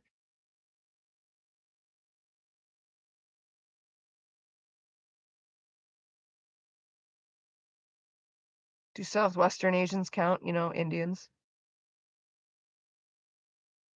I mean, yes and no, only in the sense of, like, out here,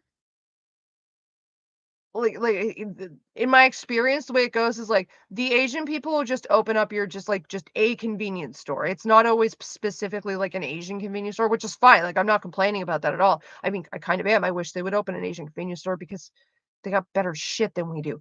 Um, like, half the time, it's, like, your average white person, like, needs or 7-Eleven convenience store. So, like, it's got everything that's reliable and whatnot.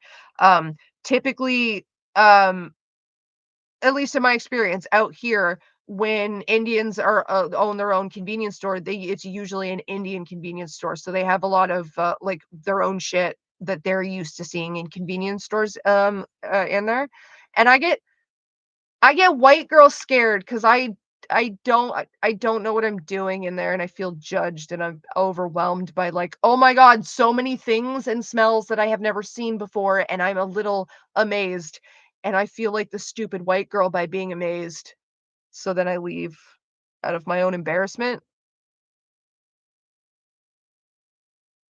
Like, I love them, I do, But I'm just a white girl. I'm just a potato. I need a friend who frequents Indian convenience stores to help me and be like, "Oh, this is the this, and this is the that, and this is the thing, and this is the thing." I'll be like, "Oh, now I know what I'm doing. I feel better." But it's just, yeah, I got confidence, but it stops when I realize I'm a white girl.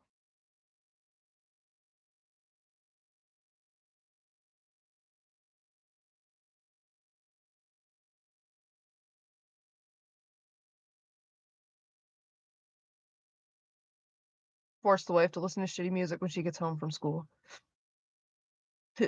No, definitely force her.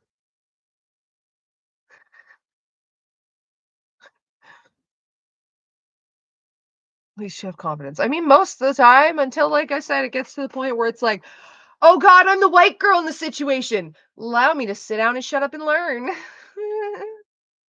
Please don't judge my ignorance."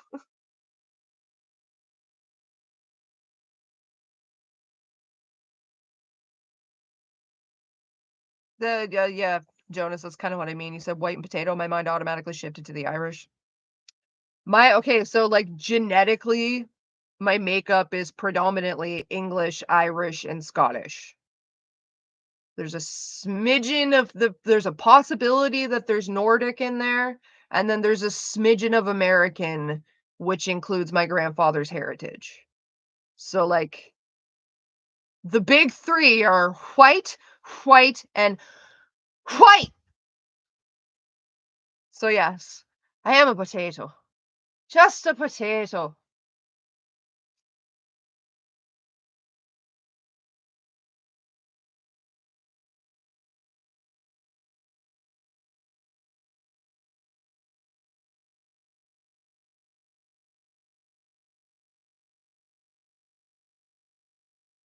Yeah, but Mark, make her listen to real country music, not pop country, not anything after Shania Twain.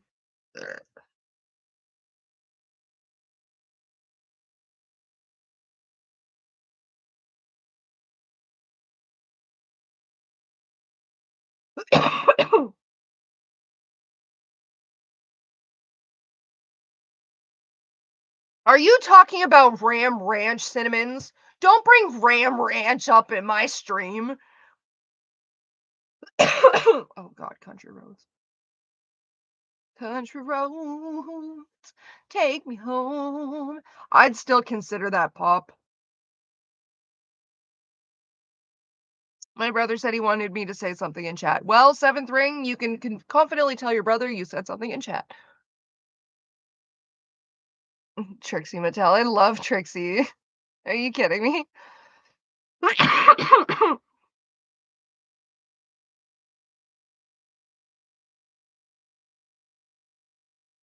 Cowboys are secretly fond of each other. A duet by Willie Nelson and Orville Peck. Oh, I'm listening to that later.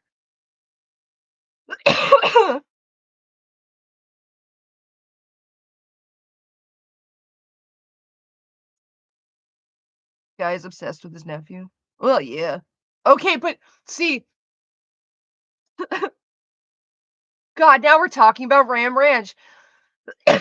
I've seen speculation, like I have seen the theory out there, and it it holds weight in my opinion that he's not as obsessed with his nephew as he makes it seem. He's just trying to sabotage his nephew's political career because he's a religious nut job.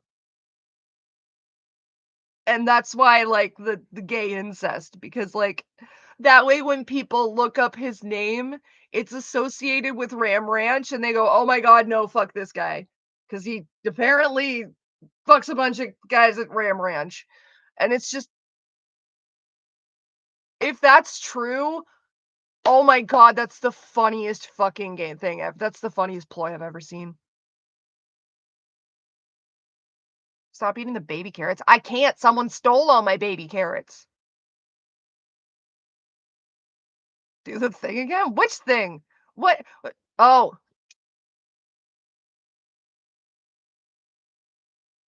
we'll make it even creepier. Hang on. I used to work in a haunted house, guys.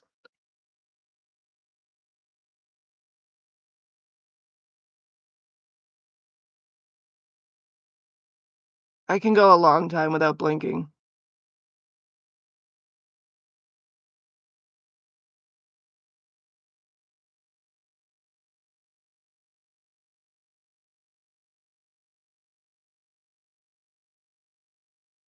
Freaked out yet?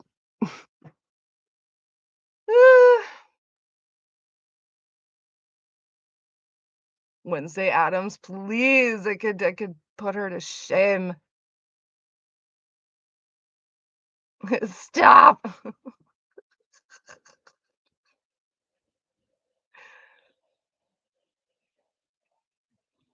Engages in wanton acts of boopage. Ah, that's adorable. Actually, boops the snoot. Ah, that's cute.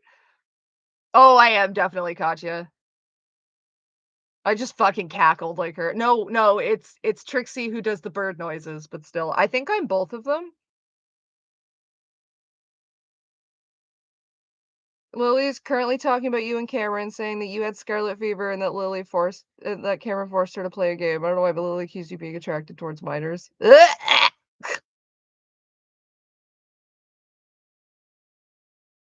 Yes, my exes consist of someone like 2 years older than me, 15 years older than me, and 16 years older than me because I'm into minors.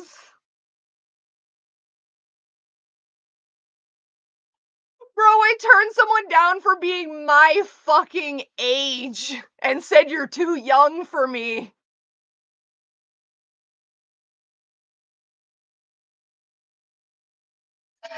Can't. Oh my god, I fucking can't. That is too funny.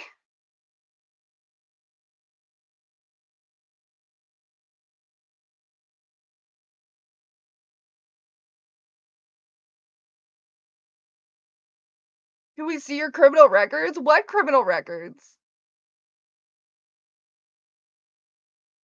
Oh god, currently talking saying you had scarlet fever. Lily, we both had scarlet fever at the same fucking time.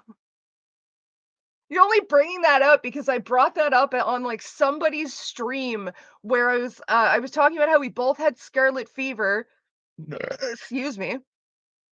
And, like, I remember because, like, fucking we both got the rash in the exact same spot, which was around our fucking groins, and when I first brought this up, I was wondering if, like, if it was skin to skin contact or something like that that transferred, like, scarlet fever, and if, like, maybe I got scarlet fever from Lily because she was, fucking abusing me in my sleep and that was a sign of it. It turns out, no, that is not how one gets scarlet fever. So, like, that's where scarlet fever fucking comes up because we both had it at the same time when we were like 7 or 8, I think. We were young.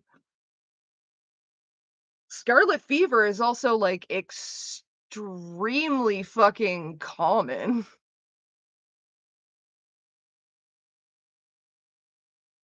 If you stop eating your baby carrots, I'll stop traumatizing the chat.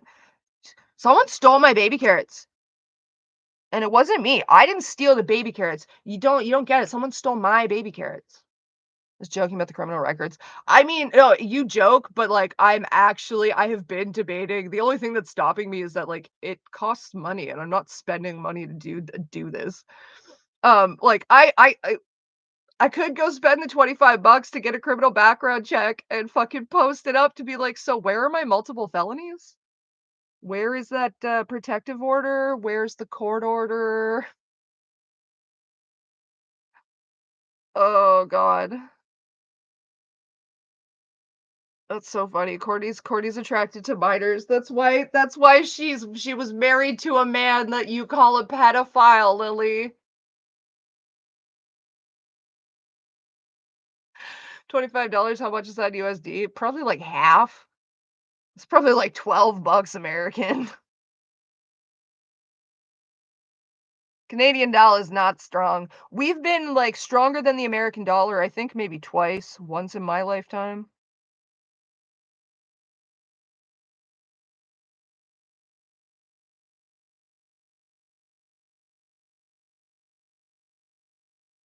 Excuse me. Oh, it's 1846 American. The clip of Katya telling Trixie about the latex torso is so you. Oh, I will have to fucking when oh, by the way, when Lily yeah, she did she name your ex? She did. Yes, when Lily was pretending to be our dad the other day and um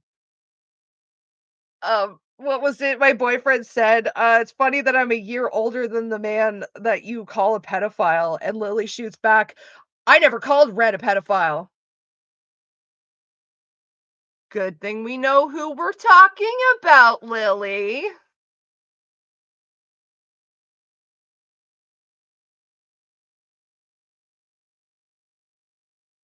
Oh, the wall, that's curtains. Those are just curtains I got off Amazon. Like, they're, like, heavy duty blackout curtains.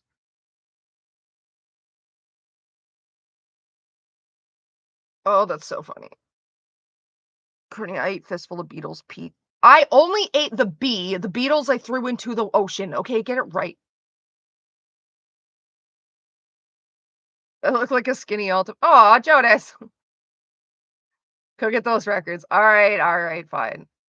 Soon as my YouTube money comes in, I will tell you all, I will go get that criminal background check. And I'll be like, "So where are my multiple felonies, Lillian?" Uh, tired envy. Yeah, Lily wants to be me and in me at the same time. You can't see my specimen jars. They wilt under the light. I used to think pajamas was something you stopped wearing by middle school. Oh, buddy. When I found out they made onesies in adult sizes, I went apeshit. I've got like somewhere between 30 or 40 of them.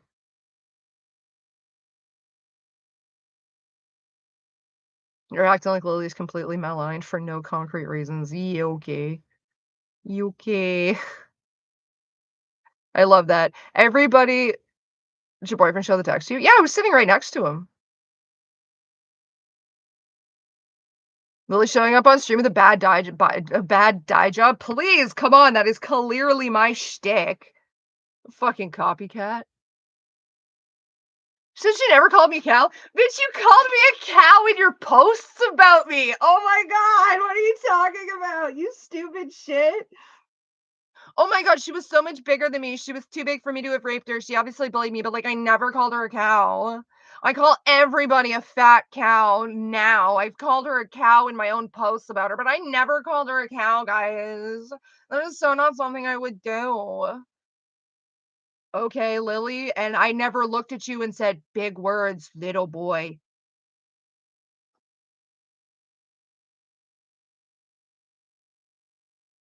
Lily started her stream shortly after I started mine, and it's really funny that she's still going.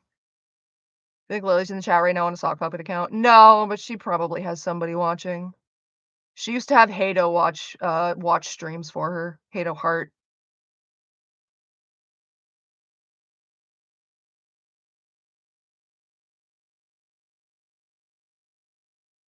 Courtney, do a really cool backflip and say, what the Sigma. Okay, listen, if I were to try and do a cool backflip, I am going to like perfectly imitate Fillion and just face fucking plant. Oh, that's so funny. We got some proof to get her to sell. Fuck, I gotta get her hard drive seized. So that's not going to be an easy battle. I don't know if it'll ever happen.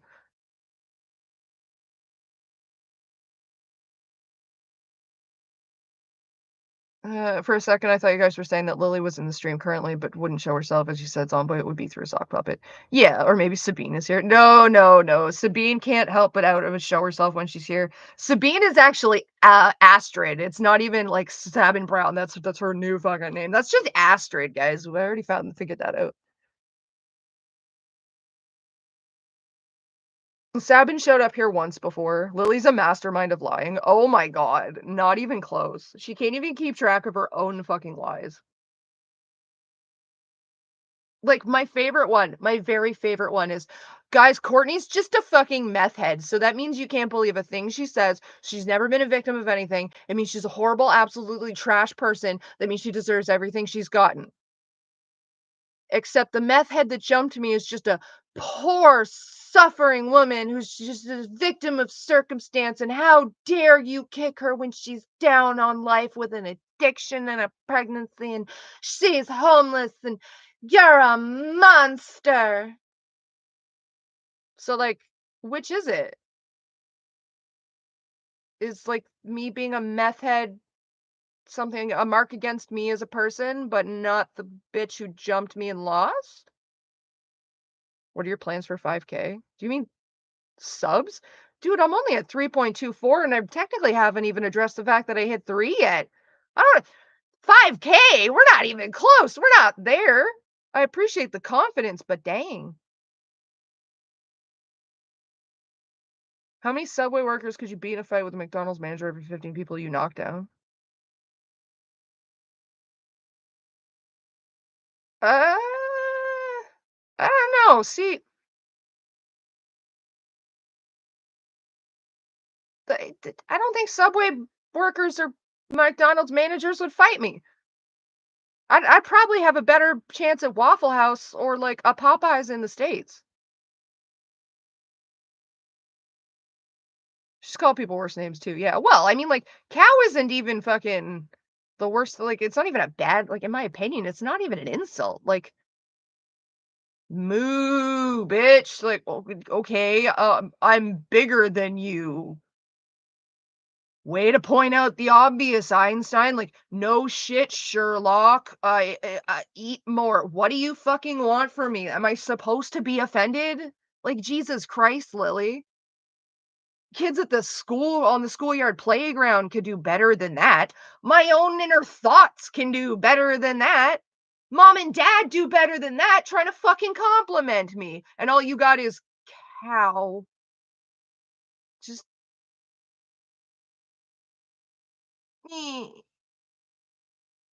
like, please, bitch, you run screaming and crying because people fucking followed after you chanting Springer, Springer, Springer, Springer. You like literally screamed and cried. Like they didn't even have to put hands on you. You would just scream and cry like a little bitty bitch because somebody said a last name that wasn't yours. That was a rather rude insult in my country. I mean, I'm never going to be insulted by somebody insinuating that every Hindu on the planet fucking worships me. Just saying. God damn. But at the same time, I have a comeback for everything. I'm queen of the itty bitty titty committee. You can make fun of me for being flat as a board, and I will come back with you're just upset that people want to nail me.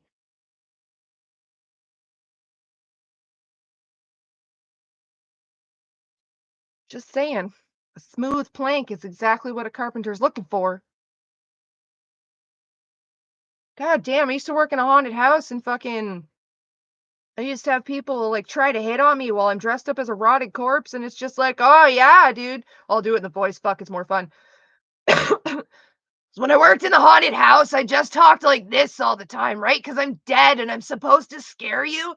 So it'd be like, oh yeah, dude, hit on the fucking dead girl, right? So many holes, you ain't gotta bother finding the right one. Yeah, cigarette mom, corpse, same kind of thing.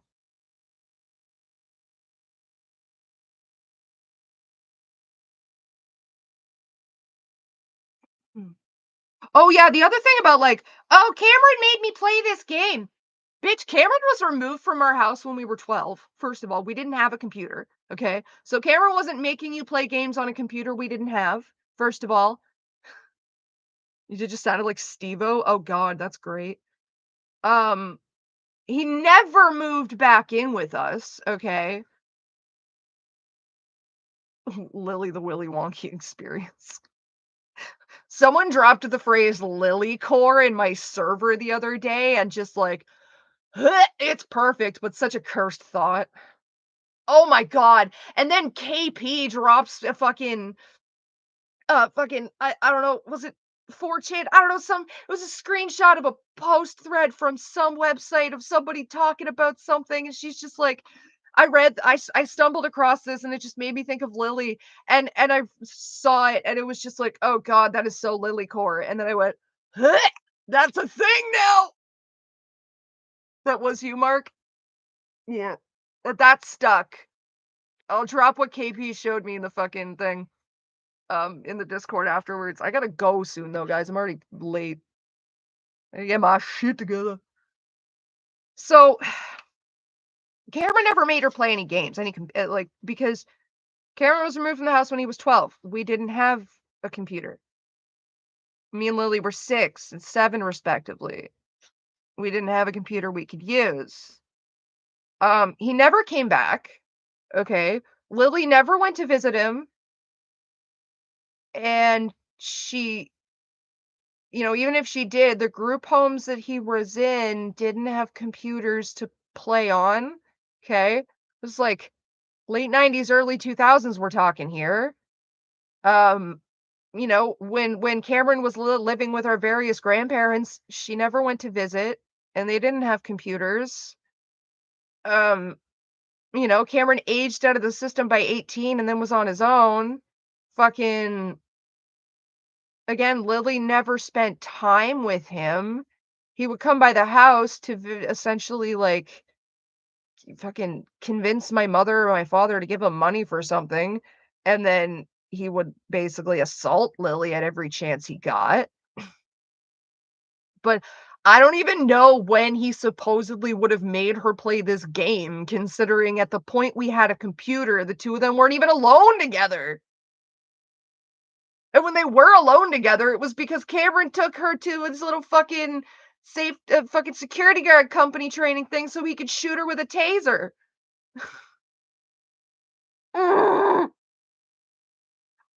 Like, what delusional planet do you live on, Lily? Because it's not Earth. Whose childhood are you talking about? Because it's not yours.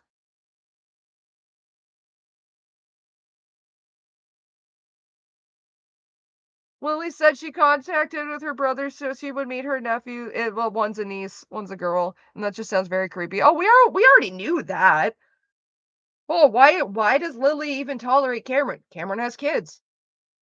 I only got in contact with Cameron because he has kids. That's fucking weird.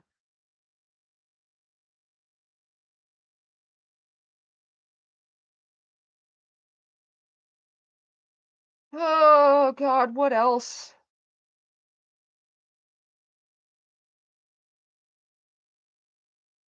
But like, yeah, so whatever fucking that game that she says Cameron made her play. No, Lily, you found that on your own because you were seeking it out. Clearly, you didn't even show me that one, which is funny because you showed me Orgasm Girl. Um, the what is it? What is it? CL? Somebody asked. Who asked what? 1 second. Seventh Ring. The manifesto incident. Fuck. So the manifesto thing was like that's when she got expelled from Lockview High School. 'Cause Lily didn't go to class, and she was sitting at I sit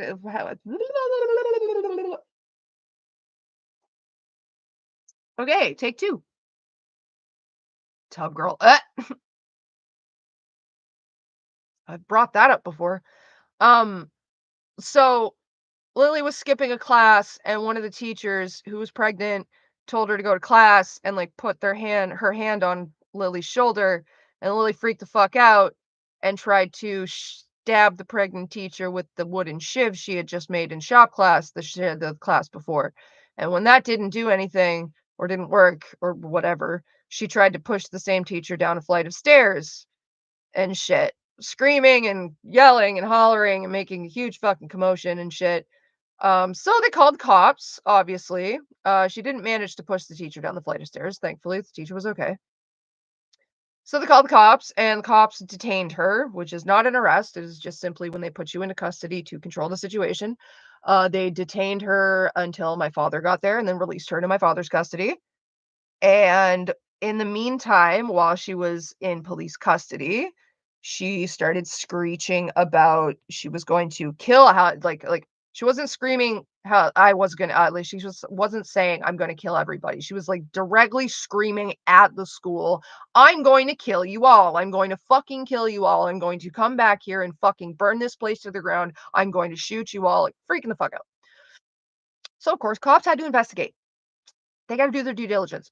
So, they had to go search through Lily's room. So, once, like, the stipulation upon releasing her into my father's custody was that they go search her room and make sure she doesn't have hidden weapons and shit, like guns or explosives or, pipe bombs or fire bombs or anything, whatever. So, the cops come and they're searching her room and they're asking me questions on whether I saw anything or heard anything, and I was like, "Oh, yeah, do you mean, like, the manifesto that she has in hidden in her wall?" "Oh, what manifesto?" "Well, in the holes that she kicked in her wall that you guys found knives in, like, last year. Yeah, she's got if you reach down, there's a list. She's got a list of people she's gonna kill and why she's gonna kill them and how she's gonna kill them." And I knew this because she showed it to me, bragging about it, showing me her manifesto, as she called it, before putting it back into the wall. This was post Columbine. Um, so somehow dad talked them out of charges. I guess the only one there's one that ones that could have pressed charges were the pregnant teacher who decided not to. I guess the list minus weapons wasn't enough for the cops to take her into custody, and my dad decided that he was going to deal with it in-house, so she was released into my father's custody, and that was kind of it. And then Lockview High School reached out to my father and went, "Yeah, she's not coming the fuck back on our property, dude. Don't know what you're gonna do, but it ain't gonna be here."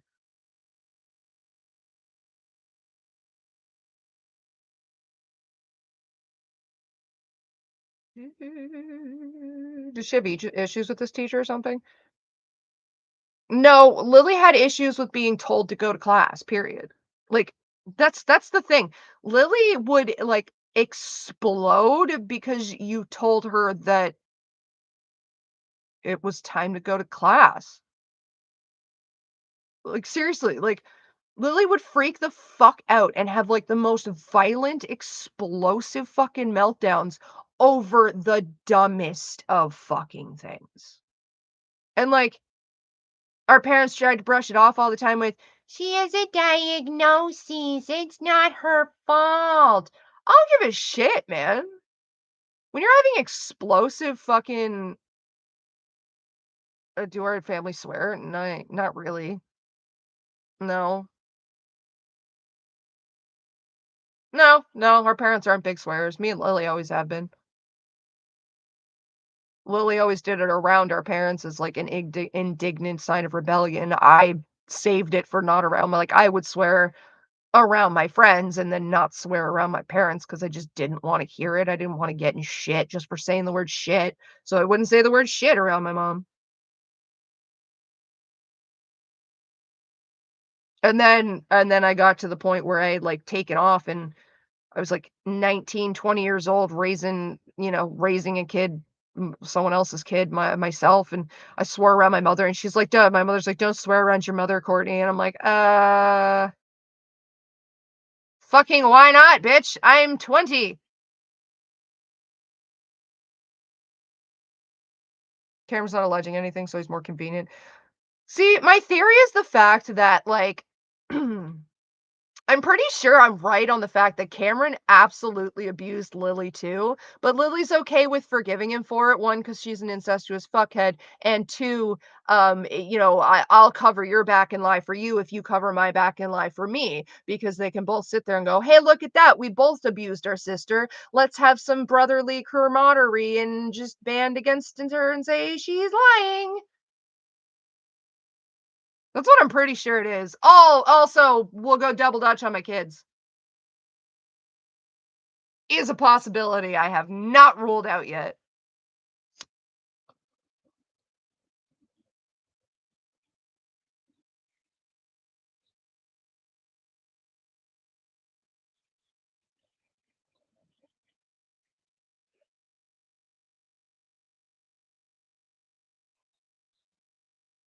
Why did Lily try to kill a pregnant teacher? See, I don't think she was specifically trying to kill her. That's the thing. I'm pretty sure in her mind it was just hurt cause I hurt for whatever reason. I don't know, primal monkey brain kicked in. And That's just how she responded to any sort of direction, any sort of correction, any sort of authority. Any tiny ounce of authority as somebody tried to place over her resulted in this ridiculously explosive, violent reaction. And it was as simple as like, "Hey, you're supposed to be in math class right now." And like, I went to like when we went to school, our school system was very big on integrating the special needs, the special education kids into our classes. Like they had their special education like specified curriculums, but most of the time they were in class with us, right? So they got a sense of normalcy. They weren't segregated from their peers because their curriculum was different. So from elementary school until high school, like all the way up, I shared a class with this nonverbal autistic kid. Two of like I didn't share a class with Julia all the time, but I will have to check the Discord in a second for Sin's posting. Sorry, Sin, I just called you Crim. Um, two very like nonverbal autistic kids. Now one was Chris, one was Julia. Chris was kind of like he mostly kept to himself. Chris was a relatively sweet kid. He had a weird fascination with feet. So like you're always encouraged to like keep your shoes on around Chris because like yeah, he'll go for your feet. He'll dive for your feet, and, like, it's an impulse. He struggles, whatever. Who gets custody of the bong? Nobody, I break it. It gets buried with me. Julia, her shtick was I call it a shtick because it's just kinda like what this was just the regular thing that what they did. Um, Julia was you couldn't like, any girl that wore a skirt we had to basically like circle like elephants and protect them because Julia had a thing of like if she saw somebody in a skirt, could be from like 2 feet away, could be from 80 feet away, she would come running over and just whoop. She's very autistic, and Julia was really tall too, so it was really scary for a lot of the kids. So when we got new kids in school and they showed up in like a dress or a skirt, it was like, "Oh no, no, oh you have to stay with us for a bit." And they're like, "What? Why?" And it's like, "Cause Julia's gonna try to look up your skirt." And then they get this freakish look on their face, and it's like, "No, no, no, it's not her fault. She's really autistic, and it's just." And then Julia, like, on cue would come running over, so we'd, like, make a wall, and it's like, "No, Julia, Julia, hey, go find your sister, okay?" Just sort of gently redirect her, and it's just like, "Yeah, don't wear dresses or skirts, or if you do, wear shorts underneath," and who's behind me? Ugh, that's the goblin, the gremlin, just ignore her. Um, did you have good school experiences? Well, yeah, I love school because school's my escape from home. But the point I'm saying this for is, like, there was some, like, very, very autistic, like, very nonverbal and, like, severely what's the word I'm looking for? Symptom heavy, like, autistic kids, like, that were just with us in school, and, loud sounds would set Julia off, and she would get sometimes explosive in her reactions, like, she would go like, just start screaming and just go running through the school, and the schools did a good job of, like, explaining this shit to us, right? This is why, for the most part, like, we all knew how to react, and it wasn't, like, a big traumatic deal for most of us, and that's why we tried to integrate the new kids really quickly because the school, it did a good job of, like, explaining this to us. I want you to let you know, Courtney, I'm autistic. I know lots of autistic people. I'm probably autistic. I'm just being like, Julia and Chris they were both nonverbal. That's just about where they were. Chris was, like, so smart in math, though, like, the kid was amazing. Like, he couldn't really talk too well, but understood words just fine. And like I said, the school did a really good job of explaining this to us. So, like, randomly throughout the day, Canadian education system is good. I lived in a weird bubble where they really tried for a bit. That's just all it is. So, like, randomly throughout the day, like, you would hear somebody just start screaming blue bloody murder and go running through the halls. And it was just like, oh, Julia must be having a bad day. And, it's just like in the middle of an assembly, she would just, like, go tearing out of the thing, or, like, her and Chris would get into it, and they would set off each other, and everyone would look over and be like, "Oh, it's Chris and Julia, they're having their moment, we're gonna let them have their moment and go back to what we're doing." Um, so Lily can't even, like, use the excuse, and nobody, frankly, can use the excuse of, like, "Well, she was autistic and had touch aversion," because, like, so did these kids, and, like, the education was there enough, and, like, if you were that severely symptom heavy and struggling with your symptoms, you had your own, like, basically a handler, a special education teacher that, like, went with you from class to class to handle things like your meltdowns if you have severe touch aversion. So, like, Lily can't even use that as an excuse because that would have been in her fucking education plan, because as backwards, like, as behind as it was, education plans were still a thing. You can't call me right now, I'm sorry.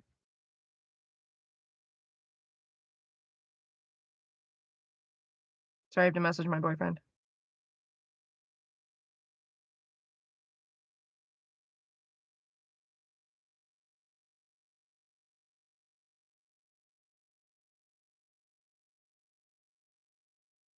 I went an hour longer than I was supposed to.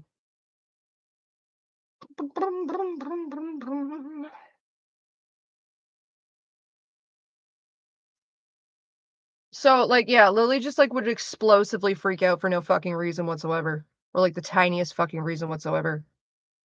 And, like, I was saying this to someone the other day. Um, like, I do, to an extent, I do get it because oh, no, oh, bye, Jonas. Or Jaden, sorry, not Jonas. Bye, Jaden.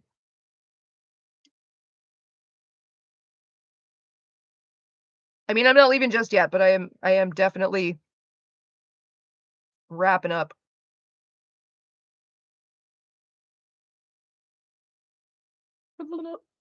Um, yeah, Lily would just, like, freak the fuck out for no goddamn reason. And of course you did, Kiki. Jesus. You gotta get that postural sway going. You gotta get the autism riz, the ADHD riz. Uh, but yeah, no, what was I saying? I was saying to someone the other day, like, there's a certain point in which it made sense because, like, this is so funny too. Juxtaposition. This defines me and you as people, Lily. This right fucking here. Fuck you. Um, Lily has said in the past, and, like, she said it in the video where she also says that I assaulted her, but, like, the first one, I believe. She's stated multiple times that in when she was 7, so that would be 2nd grade, the teacher she had assaulted her. Not just physically, like, sexually assaulted her, and apparently it was an ongoing thing. Now, there's reasons why I believe that. No matter what Lily says about me and my assaults and my trauma and tries to know you and just completely negate everything I've been through simply because she doesn't want the one thing that like she did to be true. I'm not going to deny the fact that, I believe she was assaulted by this teacher because 7 is exactly when Lily's behavior just fucking changed. Lily was like a relatively normal kid. I mean, as normal as like a 7-year-old who's likely got ADHD and autistic in development can be. But like she was an average kid. Not specifically saying neurotypical, but she was a normal kid. And then something happened when she was 7. I never knew until I found out that she said, like, I found out last year that she's claimed that a teacher has assaulted her. I never knew, like, what the fuck happened, but I knew that at 7 is when everything changed. Why did you randomly take your fingernails off without bringing it up? Listen, my shed is my shed. Um, so, like, yeah, like, she's a normal kid. We were normal siblings. We had a normal childhood. I mean, aside from the Cameron shit. Um, and then, like, yeah, something happened at 7, and that's when she had the teacher, Mrs. Edwards, that she said assaulted her. And, like, it never made sense why her behavior had changed so suddenly, so severely, so out of nowhere, so without explanation that sexual assault is the explanation. Like, that is the dot that I was missing in, like, what the fuck happened? Why did this change happen? Well, because she was probably assaulted like she said she was by that teacher. Because Lily also hated Mrs. Edwards for no reason that she would ever verbalize, no reason that she would ever state, for seemingly no reason, because Miss Edwards was like a relatively liked teacher by generally all the other students that had her in the school.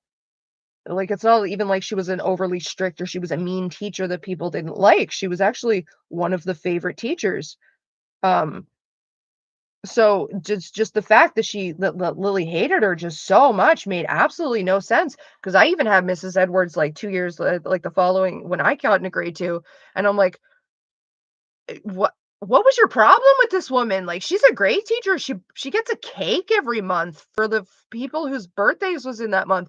And the fact, like, if the assaults happen, if Lily was getting sexually assaulted by her, it would make perfect fucking sense as to why she hated the woman and perfect fucking sense as to why she wouldn't want to say anything. Can sexual and physical assault really mess you up like it did Lily? Well, compounded, unmitigated, and just untreated trauma can fuck you up in all sorts of ways. Look at serial rapists, cult leaders, you know, people like Manson, people like fucking Bundy, like Homolka. Yeah, all kinds of shit can happen without intervention. If that wasn't a factor, do you think she'd treat people better? Marginally, but at the same time, no. Like, she was still going to be her father's daughter. Like, that's just her personality. I don't think any of it has to do with her personality. I think her personality is just who she is, and I think she was always going to be her father's daughter, whether she wants to or not. It's a sad fucking reality she gotta fucking live with, Lily. I get it. It sucks. Sometimes I open my mouth and my mother comes out, and even I want to punch me in the face.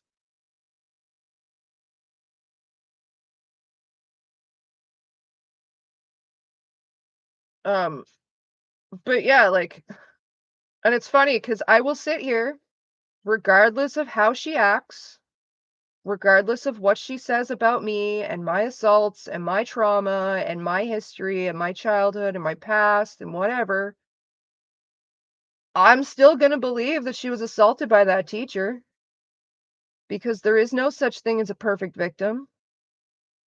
The cycle of abuse is a horrid thing. And this is kind of what it looks like. This is kind of exactly what it looks like. You don't lose your victimhood of one crime by perpetrating another, nor do you lose it by not acting in the way society wants you to. That being said, your victimhood doesn't excuse you from perpetrating, like, victimhood upon other people.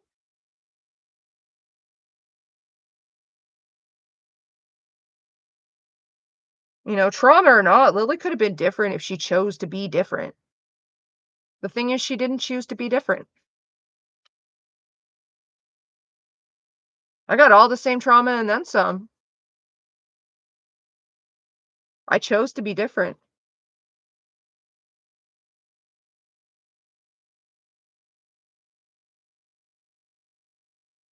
I'm still shocked to hear this teacher was assaulted by Lily was the favorite teacher. I'm not surprised. Well, see, I was a little I was in a little bit of confused denial at first too, because I was like, but wait, she was such a great person. And then I stopped and I realized how many times I have heard that exact phrase from serial killer documentaries, fucking we had barbecue with we ate ribs with this dude. Like, that's the thing about predators. Like fucking Paul Bernardo, was an attractive man who got ladies if he wanted.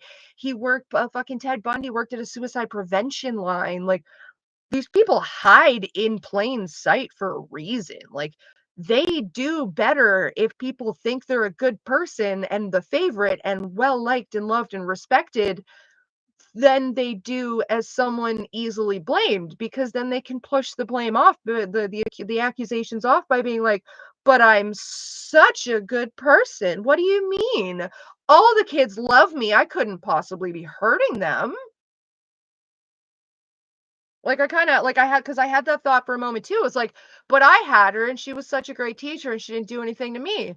Well, Lily wasn't an AFAB child, so that's a factor. Predators often hide with that very fucking thought under that very fucking thought process, so that's another factor. She did things to gain our trust that adults didn't like the other teachers didn't normally do, like pay attention to our birthdays and buy us a cake to make us feel special that month. Like, the more I think about it, everything that made her a loved teacher is easily something to hide grooming behind, you know? And it doesn't matter that shit like the things that Lily will insist. Like Lily tried to insist when she was pretending to be my dad that a 12-year-old raping a 6-year-old would leave physical damage and we would have noticed that. Well, if that is 100% the case, then like a 30, 40-year-old woman on a like 7-year-old male like a AMAP, that's what I'm going for. I was trying to get the F and the M in there for at the same time for some reason because my brain fucked up the acronym. You know, a 40-year-old adult on a 7-year-old AMAB child, there would be some physical damage, would there not, if that was the case? But the thing is, that's not always the fucking case. You know, if our parents were well aware of what was going on in the house at the time when I was getting assaulted, then they would have been well aware of the fact that Lily was getting assaulted. Like, that's just not the case, Lily. The abusive, neglective parents were neglective and abusive, missed various signs, openly ignored others, and were never going to admit that they failed, not even for a fucking second, regardless of whether it was you doing the actions or them. Okay. So, like, no, they're not going to admit that one child assaulted the other while they're abusing both children, because then that's going to allow investigation to realize, oh, so you're abusing both children. Okay. Because like allowing that to happen and not noticing it is in itself neglect and abuse. So yeah, the neglectful abusive parents are not going to admit to their own neglect and abuse of their kids. That's just kind of how it works. If it wasn't the case, if that was not the case, if every abusive parent out there bragged openly about their abuse all the time, there would not be so many abusive foster homes, and there would not be so many kids being beaten and starved and sexually assaulted to death in foster care. So, let's stop applying generalizations to disprove someone when it also disproves your own claims. Also, if they're well aware of what was going on in their house, would they not be well aware of, like, me, supposedly assaulting you, Lily?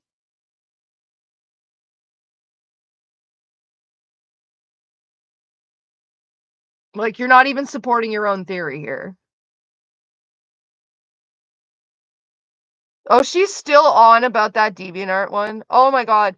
Lily, I sent that message before I realized that you fucking wrote Stockholm, you sick fuck. So, yeah, in the time period between sending that message and then finding out you wrote Stockholm was, like, 20 minutes? 20 minutes. It took me 20 minutes to regret sending that message. It's funny. She'll show the message. She'll talk about the message. Do you know what she didn't do? She didn't text the number. She didn't call the number. She never reached out to the number. I don't really give a fuck. Number's not in service anyway. Well, if it is, it ain't mine no more.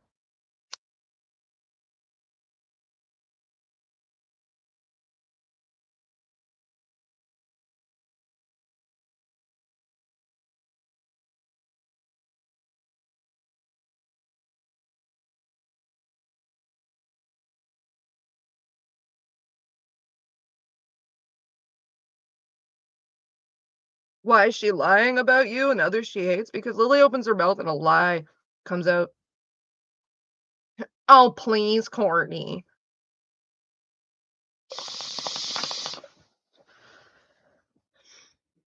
For the millionth time, Lily, no.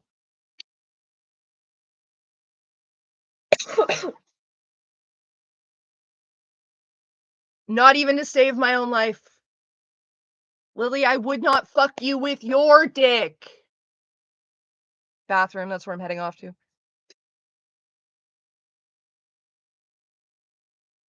to the bathroom, where else?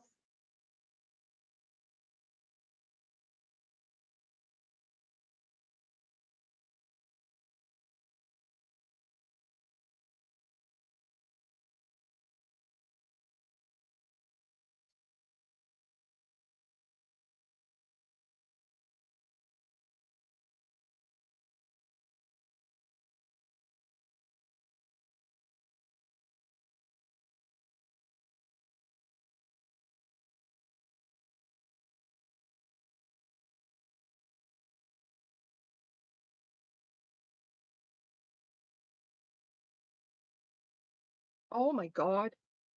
The delusion.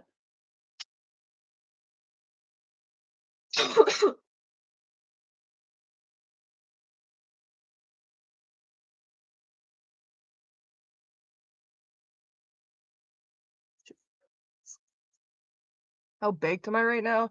Permafried, buddy. Smoke weed every day.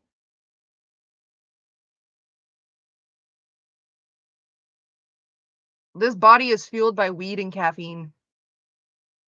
And it keeps me from killing people. You all are welcome.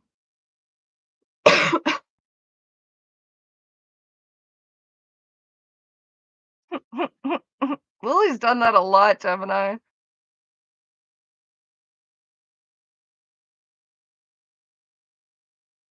Want to do a mouthful of piss? What? Apparently I smelled smoke.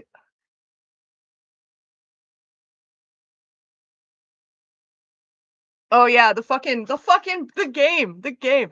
She flashes her own files on stream, and her fucking excuse to it involves, you see a 0.2 second clip of my files. Okay, so you're admitting they're your files. All right, cool. So it is a clip of your files. Fantastic. And you find one file and you, I don't know, it just fucking romps off like that for me, to be honest, when she talks. And then she tried to say, I renamed something else the most horrid game I could find on itch.io. Okay, so you went looking for it. Fantastic. So we've confirmed. I know, Mark, you told me to push on my throat perfect Lily impression. I just don't want to. I hate her voice. It gives me nightmares. So we've confirmed that they're your files. We have confirmed that you went looking for this game, and knew of its contents. Whether you went looking for it specifically before its contents or you just went looking through, like, various problematic tags of, like, problematic content to find the worst. So, you knew what was in it, and then what was the next excuse? I renamed a different file, the worst game I could find on itch.io, and if it was the real file, then it would be called, like, insert real file name here. Okay, so you would only know the real file name if you actually downloaded it. So we've now confirmed, you have now confirmed, Lily, that they are indeed your files. It was indeed your stream. You knew of the game's contents. You know what it's called when it's actually downloaded.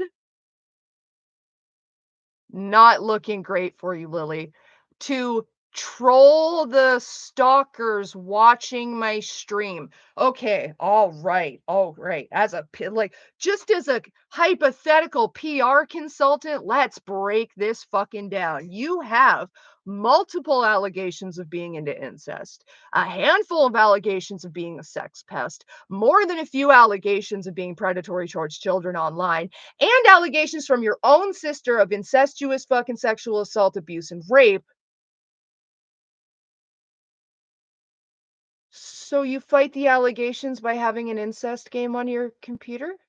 or appearing, like cosplaying to have an incest game on your computer to prove that you're super not into incest and totally couldn't have wanted to do the things that you did to your sister.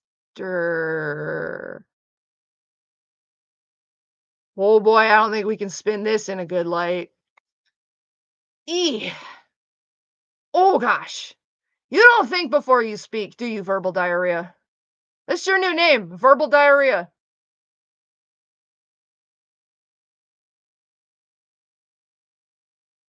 What's next? It's all just a social experiment.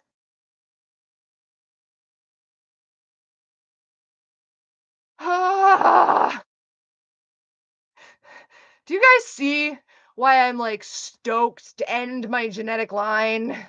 Do you see the favor I am doing for everybody?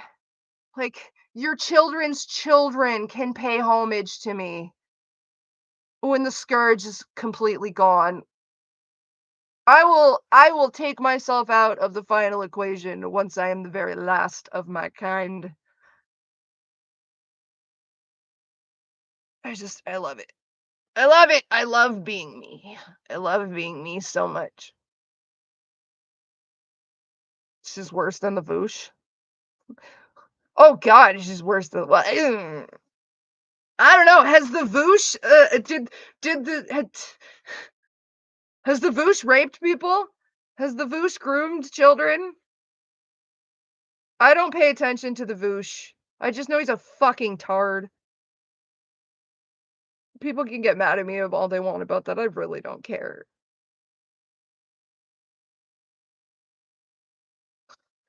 Oh, oh, the Voosh.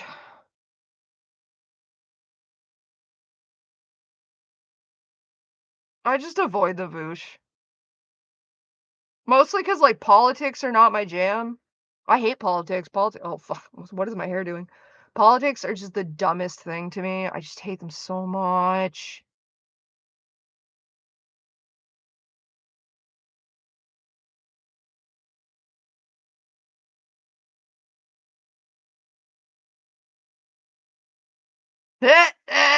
No, my god, that is the best recreation of the stare. I love it. I love it, Sin. That's amazing.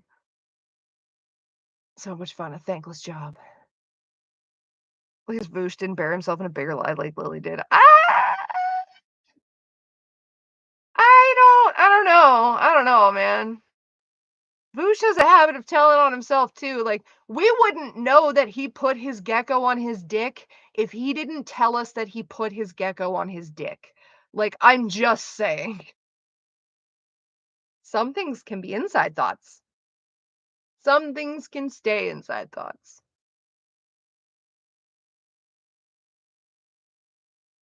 Like, there are certain things you all will never, ever know about me. And that's a good thing. It's a good thing. And that's the way it stays. Wait, what? Dick? Gecko? Yeah. Yeah. Yeah. Cosme Persephone? Yes. Voosh himself has admitted to, I don't know why, and I don't care why it's bad enough that I know this, to just, I guess one day, putting his gecko on his fully erect penis. Maybe there was a picture involved. I don't remember if there's a picture involved. I don't really want to know if there's a picture involved because I don't need to see Voosh's penis. Um, but like, yeah, and he's the one that told everybody this. But why? I don't. Why did he do it? I don't know. Why? I don't want to know. Why did he tell people? I don't know. This is what I mean by like, oh, Lily Voosh, who's worse? I don't know. I really don't.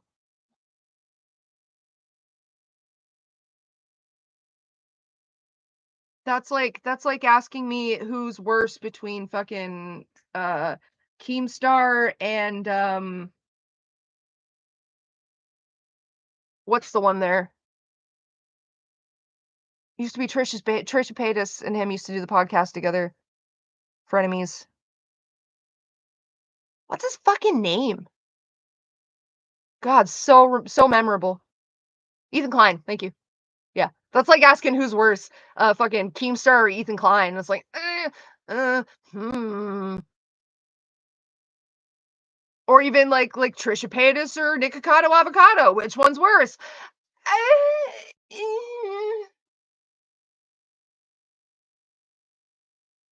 There are allegations that Lily's a zoophile. Allegedly tried to fuck dog. What's up with that? Okay, so the Lily being a zoophile thing comes from she used on Tumblr, which in her own previous posting she thinks to be as populated by 14 and 15-year-olds. Okay, keep that in mind because that's important.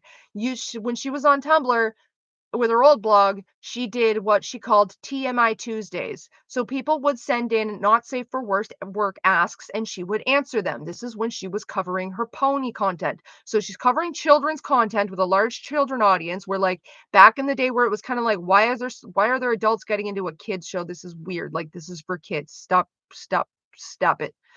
Um thinks that Tumblr is for children and is then prompting like sexual asks on her fucking fan page. And someone sends in an ask that was someone, it may have even been her herself. It was anonymous ask that said tied up naked in a cage full of horny dogs. And she said, on the one hand, they're dogs. On the second hand, that's degrading as fuck, and I like it. And then she's had multiple pieces of art commissioned from Patch, one of which she flashed on screen herself in her little like a video about her stalkers, where she's literally getting bukkakied by dog cock. Like there's one in front of her face, there's one in each hand, and then there's two more. She shows it with the cocks blurred out. They're dog cocks. She's had Patch, she's commissioned Patch to draw multiple pieces of art with Lizzie's OC getting violated by non-anthro dogs and her own OCs getting violated by non-anthro dogs. Lily, I'm not a furry. Furries are disgusting. Orchard has dogcock bukkake porn of herself that she paid for. Uh,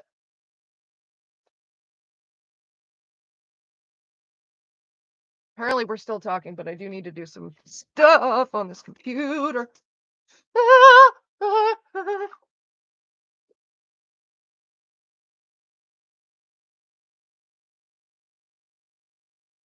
Ay, ay, ay, ay, ay.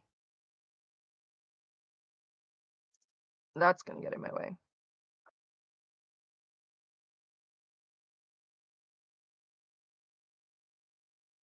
Say one toys come play the McDonald's employee and ask for a new toy. Like, dude, you have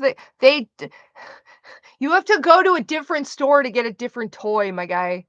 They got one boy's toy and one girl's toy, and they have one, like, they just get a box of the one toy. It's not a mix. They don't have every one at the single location. Oh god, why are people stupid about McDonald's?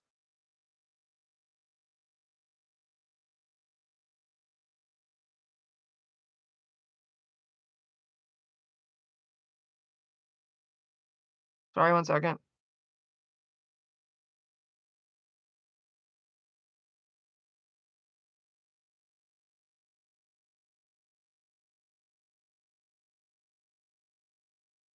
Itchy nose. Well, they would lie and claim you're the one who commissioned those pictures something. Oh, no, no, she fully admitted that, like, it's her picture, like, it's in her video where she's like, "Oh, I commissioned Patch to do some, like, NSFW art work or whatever," and then puts the picture up on screen, just has all the dog cocks blurred out, and, like, fails to mention that they're dog cocks.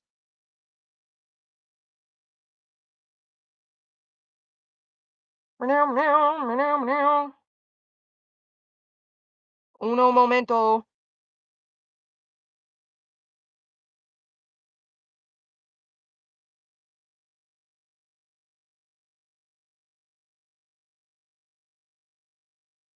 I have to go look at something real quick. I have to go check my oil.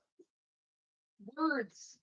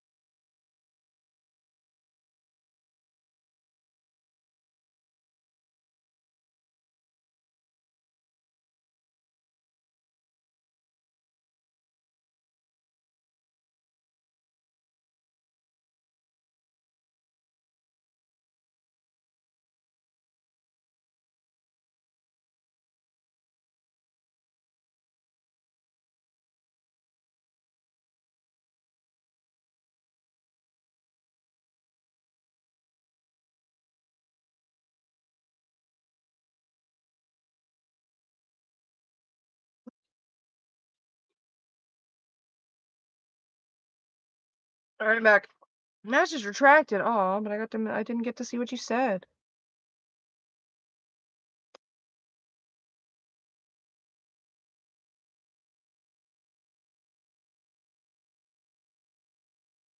I don't know who we're talking about.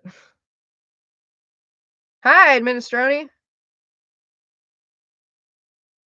Well, Kane, she's not a furry, but she constantly demonstrates the one quality of furries besides NSFW art, and that's being financially irresponsible. Balls. That and like the Gardevoir waifu. I'm sorry, girl, you got a Pokemon waifu. Yep. Yeah, furry. Just just mm.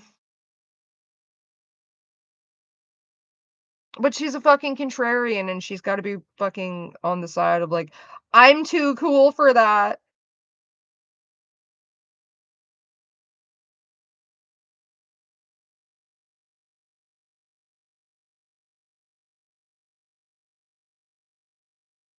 Double checking my notifications. I gotta figure out what to do for dinner.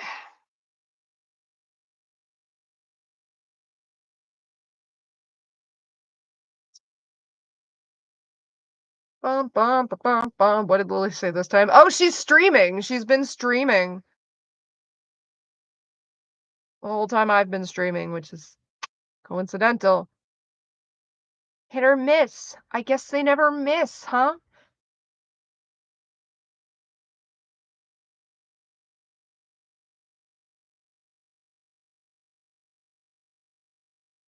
Little callback there for you guys.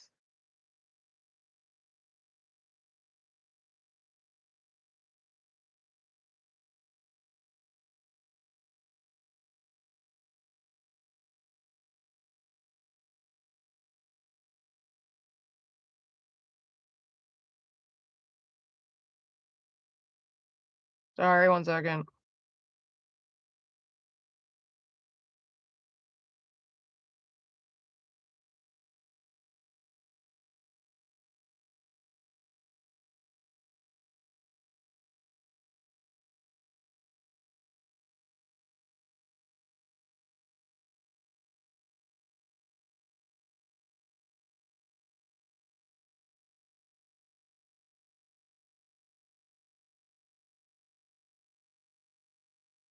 Wow, that was ladylike. All right, I'm tired, NB. Go have a nap. I don't know what you're doing, but your name suggests you need a nap. Do do do do do do do do. Na na na na na na na Elmo's world. Na na na na na na na na Elmo's world. I loves his goldfish, his crayons too. That's Elmo's world. Thank you for recognizing it. Just me talking on my phone. I'm out of cigarettes. Son of a beach. That's not the right app.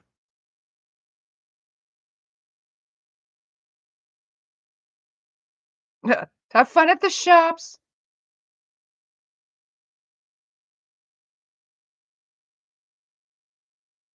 Do do do do do do do do. I only have 439 in my account. That's not hundreds. No, the decimal place moves 2 times. Sorry. I did not get enough sleep. You ever tried vaping? I don't like vaping. I struggle to breathe in high humidity. Like, vaping makes me feel like I'm in a steam room or a sauna, and that makes me feel like I'm dying and I'm suffocating. I'm just drowning. Makes me feel like I'm dry drowning. So, I don't really like vapes too much because 'cause they're usually liquid based and they give me the same feeling. That and I've been smoking a bong for 15 years. Half of my smoking is ritualistic. Yeah. Yeah, I mentioned it before, but I mean I'm okay with I'm drowning. There's no sign of land. You are coming down with me, hand in an unlovable hand, and I hope you die. I hope we both die. I really wanna go to karaoke, but I'm scared to. I'm too scared to sing in front of a bar full of people that are just sitting there going at me while I try to sing, because 'cause y'all might be doing it, but I can't see you. Oh, thank you. I have I was talking about this the other day, that's the funny thing. I have potential, I've just never been, like, trained professionally vocally, so I don't know what I'm doing. Therefore, I easily do it wrong. So I'm not gonna sit here and be like, "I can sing and I know how to sing." No, I can carry a tune, but I don't know how to properly sing. Like, my placements are all off, and I know enough to know that I don't know that. I'll have fun singing a song by myself, and then I'll finish and go, "Oh, my throat. Oh, no, I did that bad." Or I'll be in the middle of a note, and I'm like, "That's not right."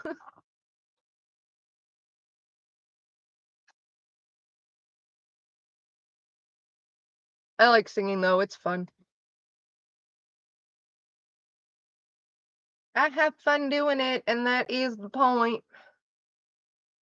Usually, if I do karaoke, see, the only times I've done karaoke in the past is when I worked at a bar that also had karaoke night. Cause, well, yeah, I got to sing karaoke on my shift, and I was probably 2 or 3 shots of tequila in, because people were I was as long as I didn't get drunk and like unprofessional, I was allowed to drink on my shift to a certain degree. So I'd get like 2 or 3 shots in and then be like, "Fuck it, nobody's ordering jack shit. Nobody's fucking doing anything. I'm gonna go sing a karaoke song." So I gotta be, like, slightly inebriated, but I have to be in, like, a very specific sort of environment to even be inebriated or get inebriated. Because like, I'm not a big drinker. Like, unless it's I'm drinking like, the drinking is going with something else, I'm not really big on drinking. Mostly because of the fact that my ex-husband's an alcoholic. I learned to drink from an alcoholic. I have bad drinking habits. Um, I'm a bit of a sloppy drunk when I get drunk, so I try not to ever get drunk anymore. I just get, like, tipsy. So that's oh, yeah, that's another thing. I had to explain this song to someone on my server because I am contemplating, the oh, I only put this poll on the server. That's right. I haven't put the poll up on YouTube yet. So someone wanted me to do Smash or Pass with, Pokemon. Sorry, I'm all over the place right now. And I'm considering doing, like, getting, like, what did I say? I said getting drunk and doing smash or pass on stream. And granted, I'm gonna have to age gate the stream. So like y'all that are under 18, I'm sorry, you won't be able to watch that one. Um and I put the poll up in my server to see what the like general consensus was. And some people are like, oh my god, no, like don't hurt yourself, don't die, don't destroy your liver, make sure your boyfriend's home just in case. And like I had to explain, guys, I don't mean like blackout, throw up while I'm asleep and on my back and drown in it kinda drunk. I mean, just get a little buzz on and then sip on something as I'm going. Like, chill, chill. I won't get white girl wasted, I promise. Sneezing seals, yes. Sneezing seals are adorable.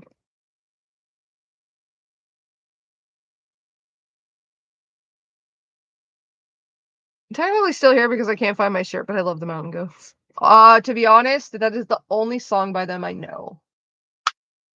I can't lie and say well, I could lie and say otherwise, but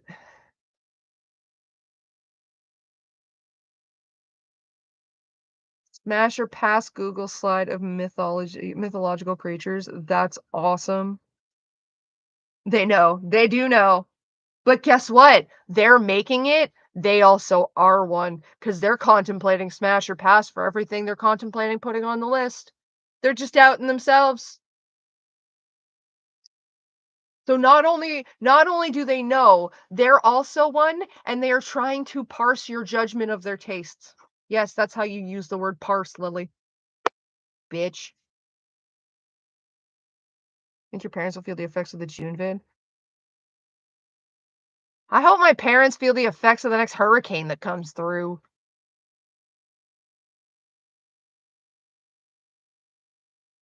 I got a basement. I'm alright with it. I'll be fine. They don't.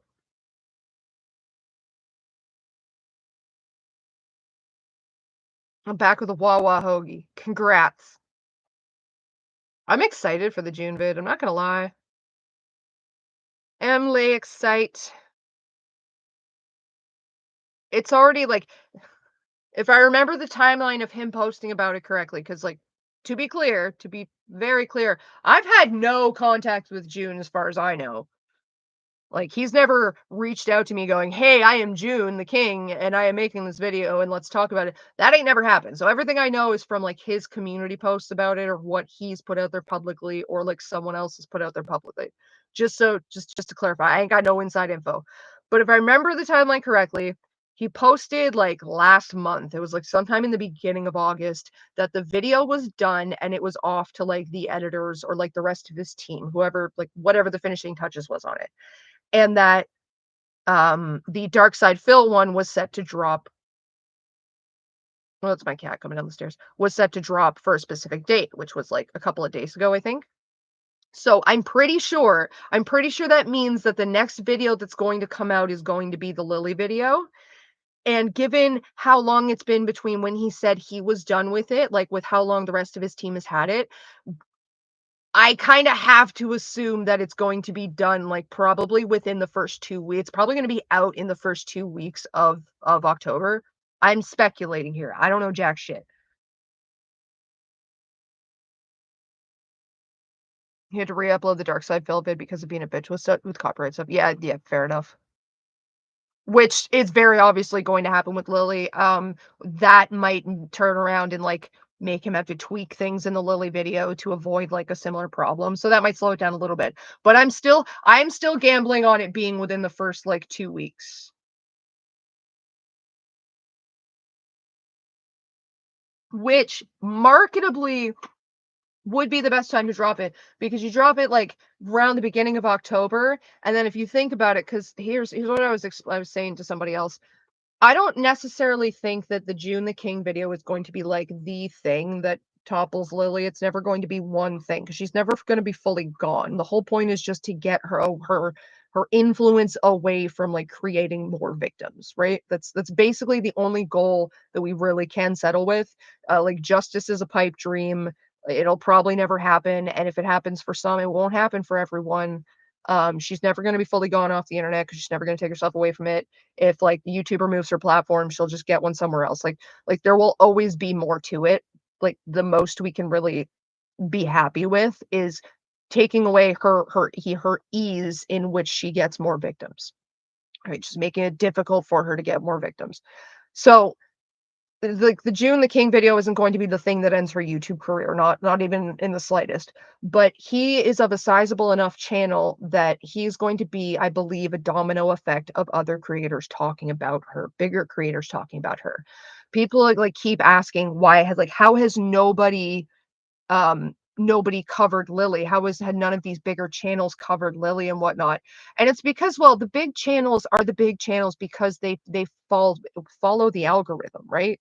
That's why a lot of them end up covering the same things and around the same time sphere when it's like like popular to talk about, because that's just how the algorithm works. And if you want to be like make it big on YouTube, you have to feed into the algorithm. That's just how it's going to fucking work.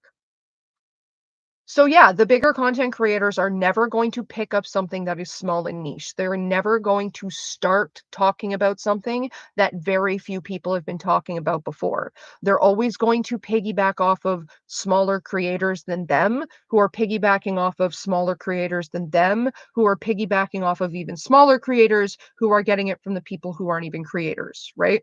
So it's a flow system, and like someone can say it's like, well, you're just taking their content, whatever. But at the same time, it's also a chain of command if you think about it. Um, If you're in any, like, professional setting, if there's a problem, you have to go up the chain of command to get anything done about it, right? So in terms of, like, dealing with someone like Lily online, we're going up the chain of command. It started with the like, with the non-creator people, right? Like, Onion and Brit and, Glade and, Opal and Lizzie even talking about what she talked about, like all the people who weren't somebody with a platform talking about things enough, like even me, because I started out as just not somebody with a platform, talking about things to the point where somebody with a platform starts talking about it, and then multiple somebodies with a platform starts talking about it, and then a slightly bigger platform picks it up, and then a slightly bigger platform picks it up, and then somebody who's the size of June the King picks it up, and now we've reached the sphere of, like, Swoop's, like, influence, Moist Critical's influence, fucking iNabber's influence, like, June the King video is going to be broaching into the sphere of, like, now it's going to be not just monetarily, like not just like money wise going to be worth it for the bigger creators to cover it, it's also going to make the impact it's supposed to do. Because if you think about it, there's a shitload of Lily that comes with like so much fucking lore. Like it's really hard to tell someone who doesn't know already about Lily the shit that she's done, because you need to know this instance and this person and that person, and all of a sudden we're in like an MCU multiverse of fucking lore here. So when it comes to like your average fucking like say Swoop or Moist Critical Watcher or fucking iNabber or Repzilla or fucking even Ethan Klein and Keemstar, um like Turkey Tom's like kind of relatively on the same level as June in my opinion. Um but like their average viewer is not going to be familiar with Lily Orchard lore.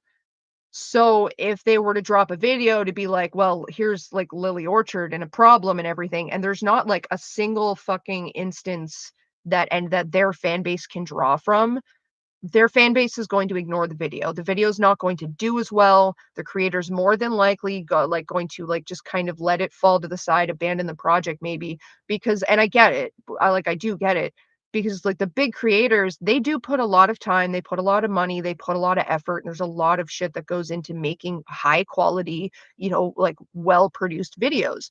And you don't want to put in all that work to have it not pay off in A, how far the message reaches, or B, your financial compensation for the work you put in. Like, I do understand you want your work to actually do something.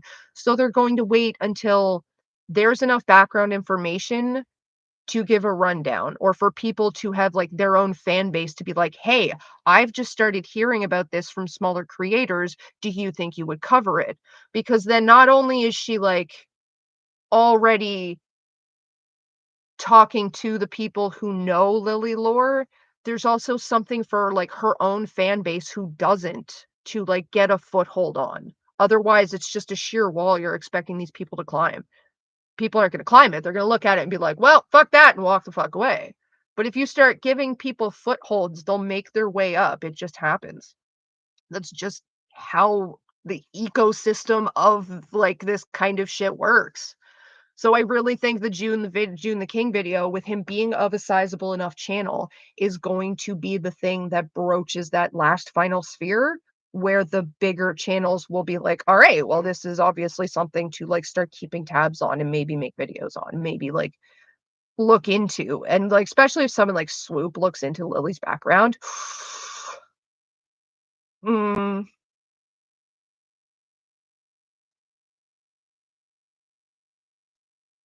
Mohammed, you can't just like steam fucking railroad the damn conversation. Like we're talking about a thing and you're just like randomly like moral oral, moral oral, moral oral. We're not talking about TV shows or moral oral. What I think is I've answered these questions. I love Swoop too. Swoop is the best.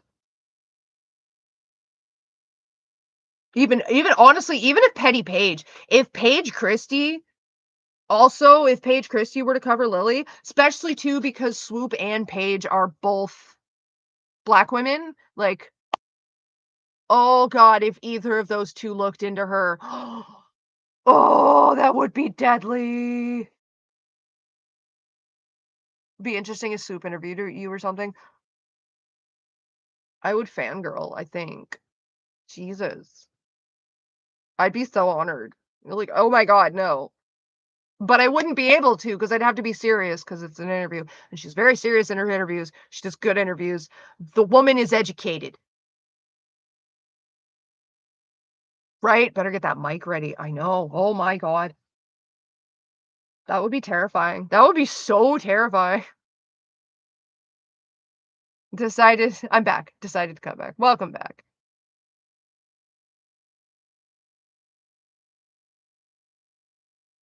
Put on a nice suit. Oh god, nothing I wear would compare to what Swoop would wear.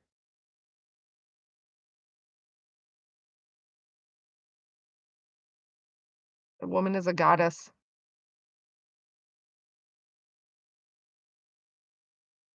Oh, stop fangirling, Courtney. No! Put on a nice suit, please. Imma be in a onesie.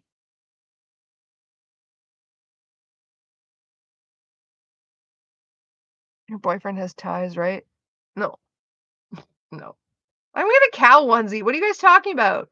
I'm gonna make myself a big mascot head. Moo. Like in the strawberry cow mascot. That'll be my first fursuit head. It'll just be a cow. Pink strawberry cow. Yeah, because that'll be taking things very seriously. Listen, I'm allowed to be goofy about my own headspace. It's my trauma. I'll get a onesie that's made to look like a suit. That's what I'll do. Ba-dum, ba-dum.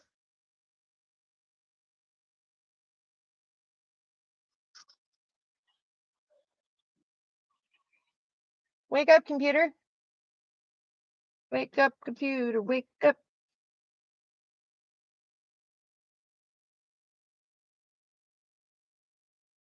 Suit onesie, even better, right? I'm not doing anything fun. I'm doing slight chores. I'm doing recent research.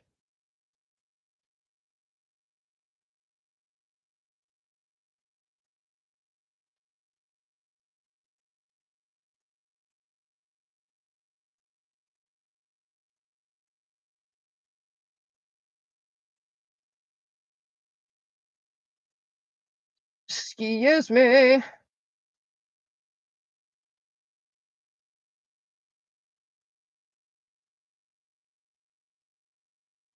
have to do research. I'm sorry. I'm sorry, guys. I'm sorry. I'm sorry.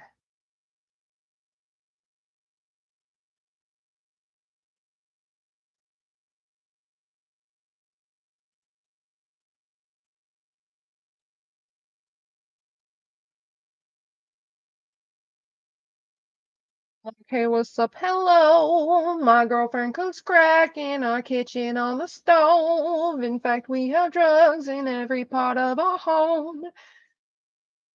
I don't care who knows it, I'ma put it in a song where I explain the details of the crime we're on. No, you don't get it, we sell illegal substances, substances distributed by me and this girl I know. Sorry, it's that lives in my head rent free. I'm like, hey, what's up? Oh, said your pretty ass soon as you came in the door. I just wanna chill out a set for us to roll. Told her how to whip it, now she remixed it below. I missed the line.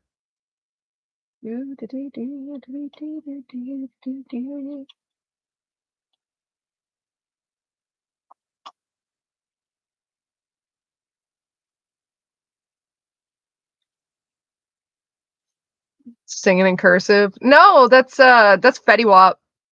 What's that song? Well, the first one is just a meme about the song. The song is Trap Queen, and the joke is the fact that Fetty Wap currently is serving time for drug trafficking charges, and Trap Queen is literally a song about making crack and selling it with his girlfriend. So,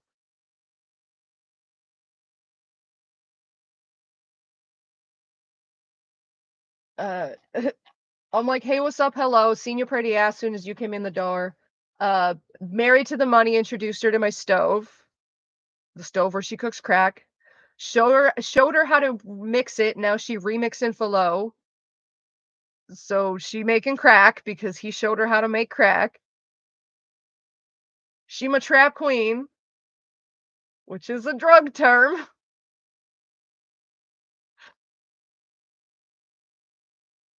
Singing in cursive. I just want to do that.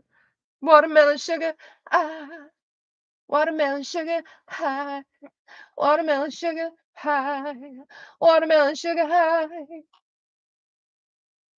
When I first heard that song, my jaw dropped. I was like, he is not Harry, Mr. Styles. Sit down. You, Harry, like Jesus, that song is just blatant in the most subtle way possible. I love it.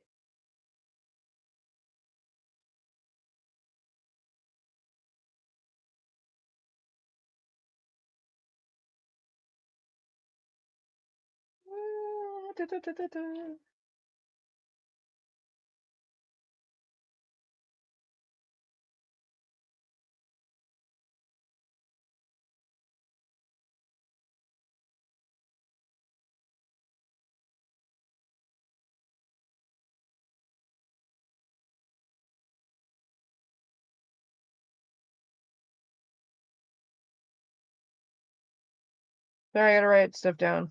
I can't sing and write at the same time, or I'll write what I'm singing. I almost wrote what I spoke, and that's not how I spell that word. Whatever.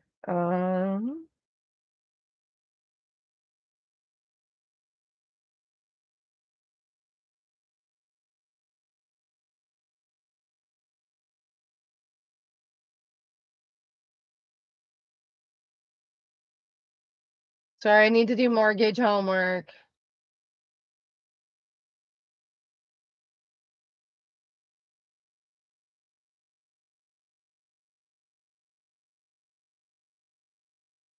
Oh, like a car. Okay.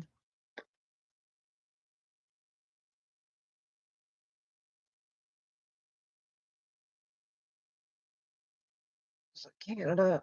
I was wrong about Canada. Let me make sure Canada. Let me make sure Canada. That's a sentence.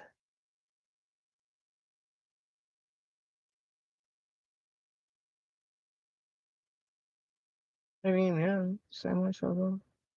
Maybe. Please, please, please don't prove I'm right. And please, please, please don't bring me to tears when I just did my makeup so nice. Heartbreak is one thing, my ego's another. I beg you don't embarrass me, motherfucker. Please, please, please. Sabrina Carpenter, yes. Oh, she's so pretty. Oh my god, I have such a girl crush on her. Oh, she's gorgeous. I'm not into chicks without dicks, but like she's so pretty.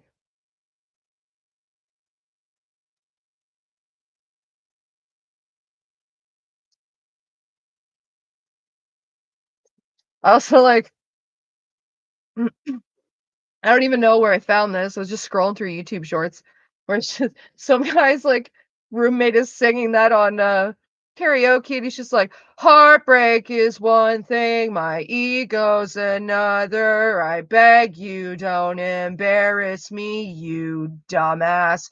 Ah! So that just plays through my head sometimes too, rent free.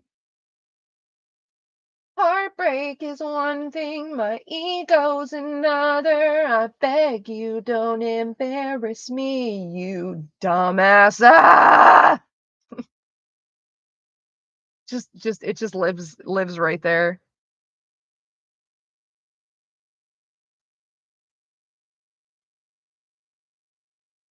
This is the house you're in at the moment, the one you're selling. I ain't selling no house. I'm just a potato. I don't own jack shit.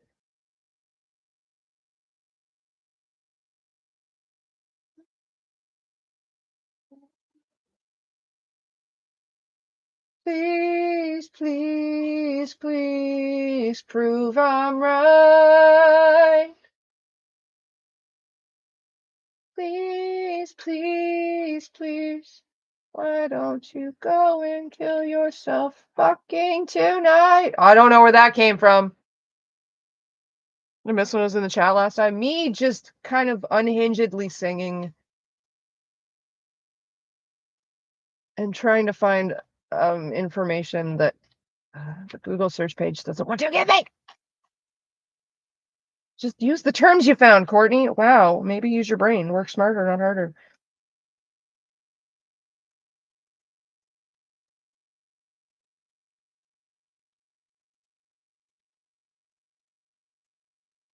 In your house, I long to be room by room, patiently I wait for you there. Like a stone, I wait for you there, alone, alone.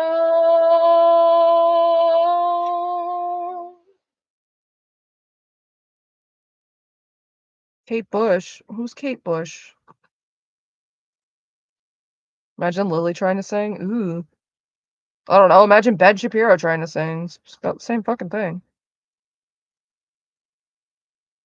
I can carry tunes. That's about it. I am self-taught, so it's all probably improper.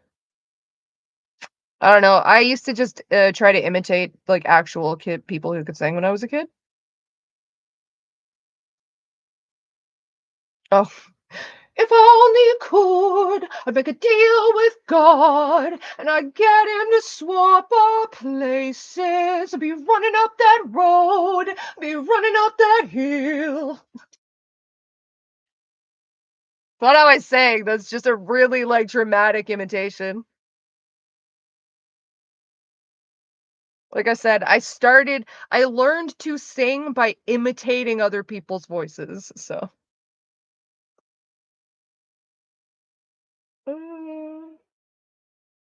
I get really into it happens around Christmas time, so we're coming up the time of year where I get obsessed with it. I get really into the whole like um um low to the tune of other songs, like Feliz Navidad, but like Feliz Navi Apple Bottom Jeans. That one. And I was just apple. My favorite one is the You've Got a Friend in Me. Apple bottom jeans, boots with the fur. She was grooving to the DJ's tune, and the whole damn club was looking at her. She hit the floor, and next thing you know, shorty got low, low, low. There's that one. There's of course, apple bottom jeans, boots with the fur.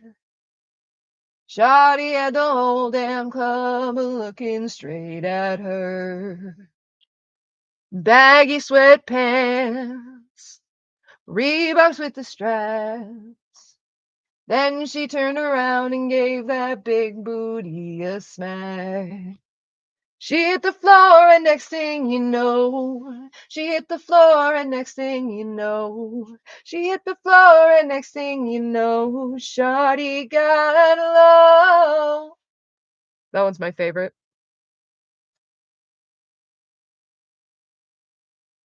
That's Feliz Navidad. Feliz Navidad. Feliz Navidad. Feliz Navidad. There is some Spanish I don't know how to say. I want to wish you a Merry Christmas. Y'all don't get my butchered Spanish. And then there's There's also because yes, I have listened to somebody take the song "Low" and put it into, like, 5 different other songs because it's just it's beautiful. It's the best thing ever. And then there's the Beach Boys one. Low, low, low, low, shawty got low. Low, low, low, low, shawty got low. She hit the floor. She hit the floor. The next thing you know, I can't get that high right now.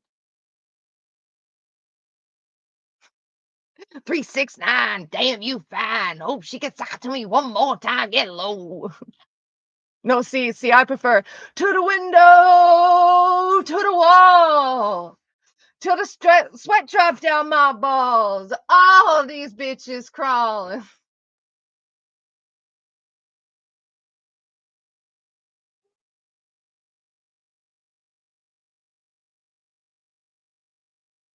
So great.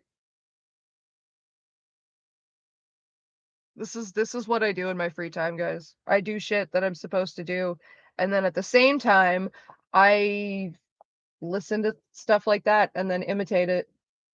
And another thing I do is I have Snapchat on my phone specifically for talking to one friend and then singing songs very like I slow my own self down. Like I will sing the song in slow-mo so that when I go and speed it up in the Snapchat filter in the chipmunk speed kind of one, it sounds like a normal paced version of the chipmunks singing that song. That's like my favorite fucking pastime to do and my secret talent.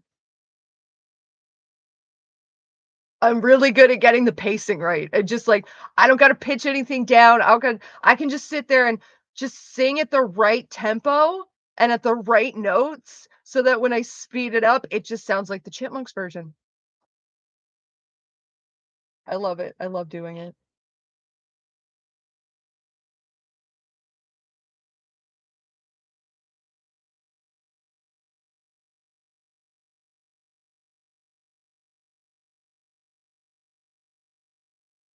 Ah, ah.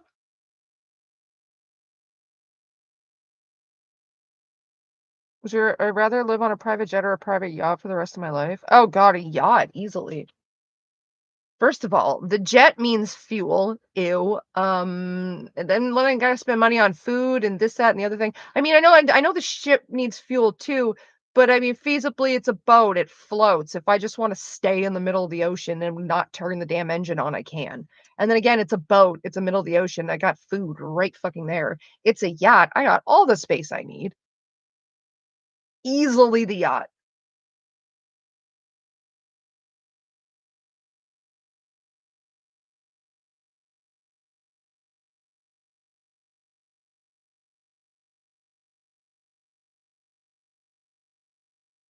Bidididoo, bidididoo, bidididoo, bidididoo, bidididoo, bidididoo.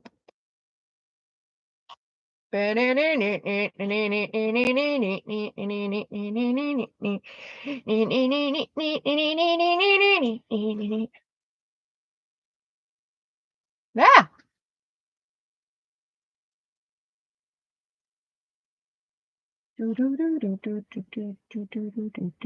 Okay.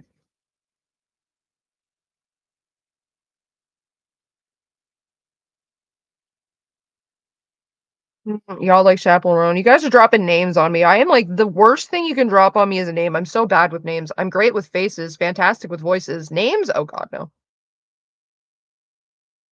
You like jazz? Why, you got something in your pocket for me? What do you think is the worst song in the history of anything ever? I don't know, like Justin Bieber's entire discography. Anything sung by Miley Cyrus, Taylor Swift. Thank you. Appreciate that. Thank you, Bex. Listen, I am all for the next generation's YMCA, okay?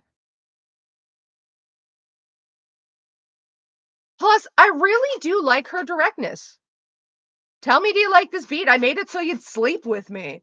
Like, fuck, man. I'm all about that life. All about it. Like, yes, we love an aware queen. She's like, no, fucking man, I'm just trying to get laid. Cool. I don't like Taylor. I didn't like Taylor when she was a country girl, well, a pop country girl. I didn't like Taylor when she was a pop girl. I don't like Taylor now. I never liked Taylor. Can she write a song? Probably, yeah. I mean, she's written for a lot of people even before she started singing her own songs. Can she sing a song? Fucking no. Can she dance? Bitch, you white. Um, enough said. I don't like Taylor and I don't like her cult following either. Like, be humble, sit down.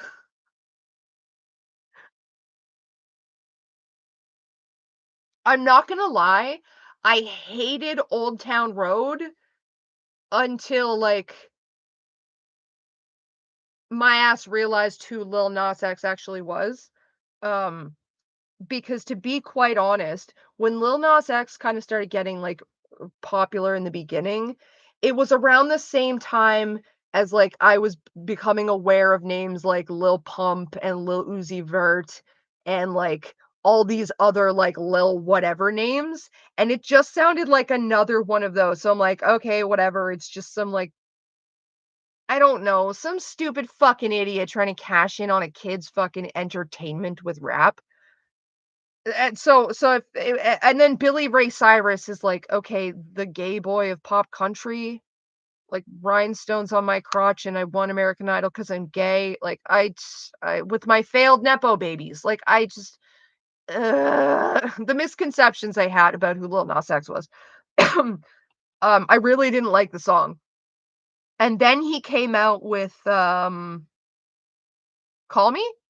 Is it called Call Me or is it By Your Name or is it Call Me I think it's called Call Me By Your Name. Either way, um, fucking Call Me By Your Name, he came out with that and, like, I the all the discourse or whatever, the pearl clutching around him happened, and I'm like, "Wait a second, what?" So I actually went and paid attention to, like, who the fuck he was. I'm like, "Oh, shit. Okay, my bad, dude." Is Billy Ray gay? Is it no, he's not actually. He's not. At least he's never come out as gay, but he's never come out as straight either, if we're gonna go by that metric. Um, just I'm sorry, but little Mr. Rhinestone, don't break my heart, my achy breaky heart, just scream stereotypical TV gay man. I also know he didn't win American Idol because he's gay, because Adam Lambert being gay is exactly why he didn't win American Idol.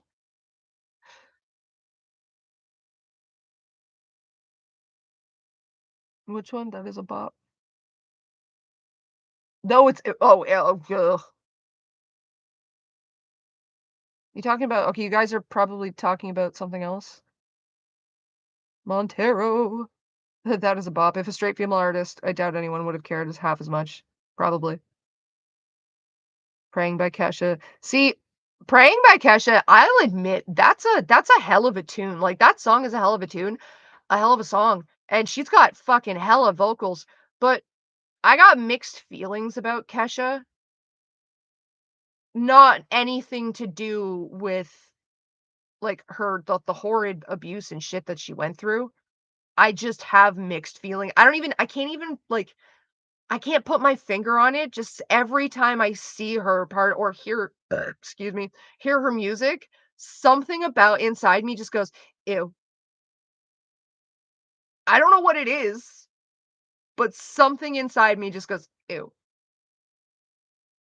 Meanwhile, she's also, like, done this thing where she's changed the beginning of TikTok her song TikTok, where it used to say, "Wake up in the morning feeling like P. Diddy." She changed it to, "Wake up in the morning like fuck P. Diddy," and she's, like, actually put that out as, like, a change, which is so cool, obviously, it's so fucking cool of her.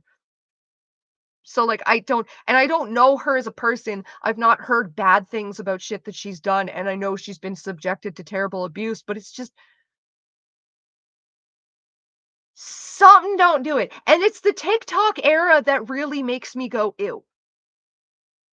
So, like, maybe it's just because the TikTok era was also the height of her abuse, so maybe it's, like, part of me recognizes the victim in there and just goes like, This shouldn't be celebrated. This is a woman in pain. I'm breaching here, to be honest, but, like, something about that just always has given me like, a slight ick, and for nothing that she's done, and it confuses me. Not that she gives a shit, I mean, she doesn't know who I am, she's living her life, she's got more money than I could ever dream of, and she's got the support structure around her that she deserves now, so, like, great, fantastic, she's gonna live her life free of my opinion that doesn't fucking matter. It was weird there was ever a lyric, to be honest, like, people didn't know who Diddy was. Oh, everyone knew. The thing was that it just the thing was Diddy was connected, and it's not what you know, it's who you know. She actually didn't do that song for Hell of a Boss, Tired Envy. That is somebody else's vocals entirely. Somebody else's song too. I actually looked into that because Cotton Candy is not actually sung by Kesha. The girl just has and it's only in that song. Like I've heard other similar other songs of hers, of the girl who actually sang it. She doesn't sound exactly like Kesha. Oh, she wrote it, did she?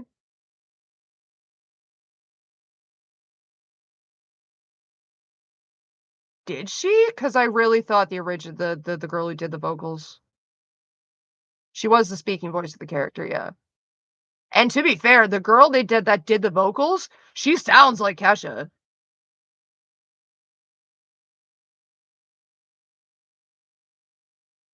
I want Kesha to have success, but she recently tried psychedelics and it wasn't very good. Okay. I mean, that's fine. That doesn't mean she's not having success. She successfully found out how she would do on psychedelics, and it turns out not great. Um, I could have told her that without her going through a bad trip, but oh, you meant music, and I'm talking drugs.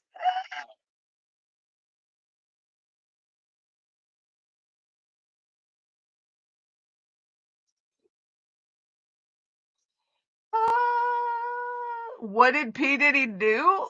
Ah, Jaden, what rock have you been living under? Oh, my poor sweet baby. Oh. Well, he admitted to beating the shit out of his girlfriend years ago. First of all, it was caught on camera. Of course, you're going to admit to it. It's fucking caught on camera. He's arrested and being charged with like human trafficking fucking violations. Plus, they found thousands of bottles of lube and baby oil in his house when they arrested him, amongst so many other fucking things. Like, dude is on what is he on fucking on fucking roll to receive? There's drugging people, forcing people into sex acts, coercing people into sex acts. You know, apparently he would make people attend his parties and stay at his freaky sex parties and make them fuck in front of him while he's just jerking it like a fucking angry toddler. I don't know. The freak offs. Yeah, the freak offs. I don't even want to know what a freak off is. No, you don't. Okay, like, okay, you guys, who watches The Boys? You know, in the first season where there's the big superhero sex party? That's Diddy. They were trying to tell us about Diddy.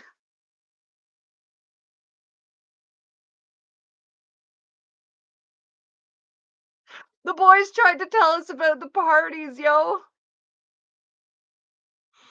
He's accused of multiple murders and like sexual assaults and physical assaults and like there is not a crime this man has not committed. He's just not served time for any of them.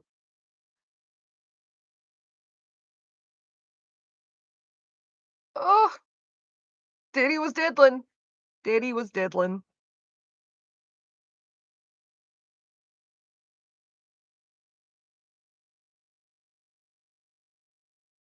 And I mean like not exactly surprised that like, oh, it's only coming to a head now. Well, of course it's only coming to a head now. Like you guys realize that there's like a certain part of old Hollywood that's been dying off. Like they were old when I was young. They were old before half of you were even around. So, like, they're dying off. And now that, like, the very biggest of bigwigs are no longer around to need protection, the smaller people who have been shielded underneath them to hide those people are now free targets. That's why, like, Dan Schneider wasn't really talked about, like, don't get me wrong, he was talked about fucking everywhere, but it was hand waved away until whoever the fuck needed Dan to stay undercover or not get caught so they didn't get caught with their worst shit was gone. And then once those people were gone, yeah, well, fuck, Dan's protection's gone, so, like, fuck him. Same with Diddy. Diddy knew somebody, he knew peoples. He absolutely knew people, he had some shit on someone. He just probably had shit on multiple people, and, like, those people are probably gone now. So, like, bye-bye protection. When you're extorting people for protection, once the person you're extorting is, like, dead, there's literally nothing you can do. Yeah, Ghislaine Maxwell, same.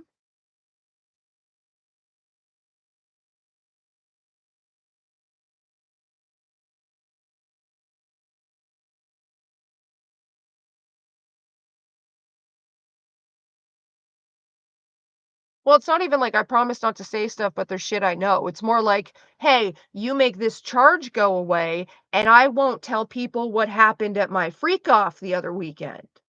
Kinda shit, right? Oh, no, Jaden, you're good, you're good. Michelle Visage, RuPaul. Like, I'm sorry, like, RuPaul, like, I get that, like, oh my god, like, icon, industry, slay, queen. You fracking dickhead. No. RuPaul is a piece of shit. And now that all his protection of being, like, the only really, like, successful drag queen is gone because there's multiple other successful drag queens, like, I'm sorry, honey, Ru, I hate to break it to you, but Trixie is coming for that crown, hunty.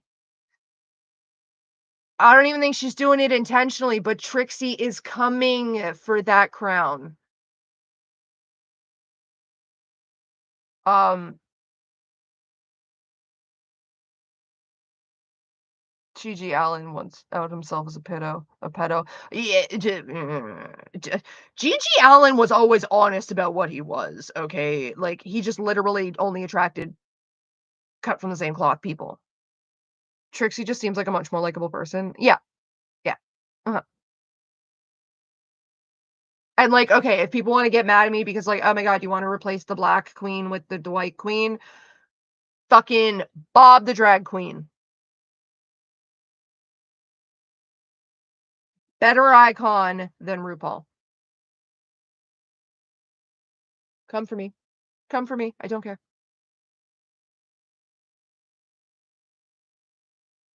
Isn't Trixie Filipino? No? That's, wait. Okay, well, if they are, they're white passing, and I couldn't tell because 'cause I'm just a white girl. Doesn't Trixie have Native American heritage? All I know is bitch looks white, okay? Bitch looks white as me. Fucking wasn't, isn't Miss Vanjie Val isn't Van Miss Vanjie Filipino? I know Valentina is Latina.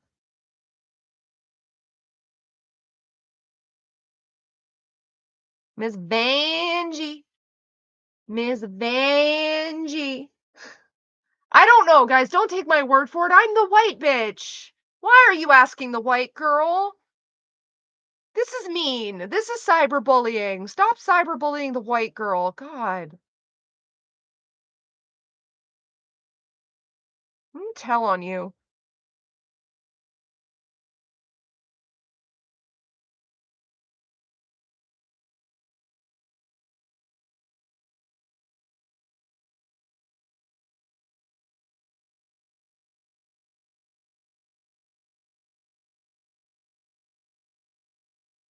Okay. I never liked Gia Gunn. I always thought Gia Gunn was a cunt and not in a I'm serving it sort of way. Just saying.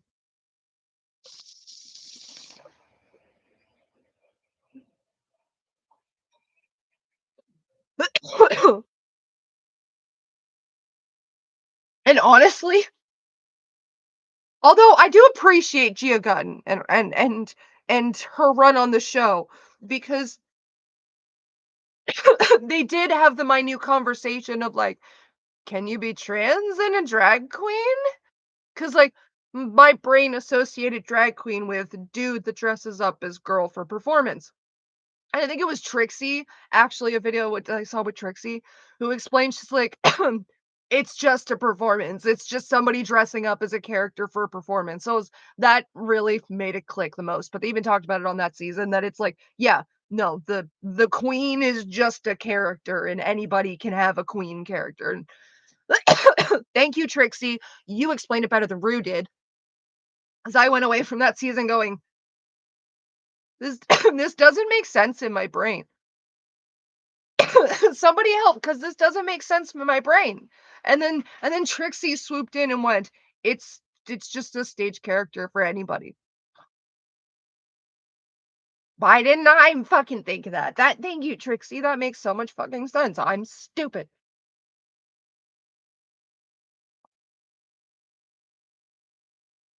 Drag Race had cis girls on it. Actually, there's have a good one, Georgia. There's I only saw a clip, like I only know this because I saw a clip of it the other day on something I was watching. Um, we have to go upstairs because I have to find something while I talk. There is either is or was, but I think it is currently a cis woman on Drag Race, which is fine. Whatever, anybody can have a drag queen character who's like trying to go off slightly at the other drag queens for using the term fishy, which is a very common term in the drag community. It's a compliment. And like this girl is mad because she's like, well, you can see how that would be offensive to a cis woman because it's like implying that vaginas smell fishy. And it's like, um, honey, you can't come into a community that's been predominantly gay and predominantly trans and predominantly alphabet mafia and be like, but the cis hats. Like, honey, everybody knows, everybody with a brain knows a vagina ain't supposed to be fishy unless you got bacterial vaginosis. So, like, sit down. I'm like, yes, by all means, have your queen, like, be a queen and do your thing, fucking slay all day, every day. Where did I write that down?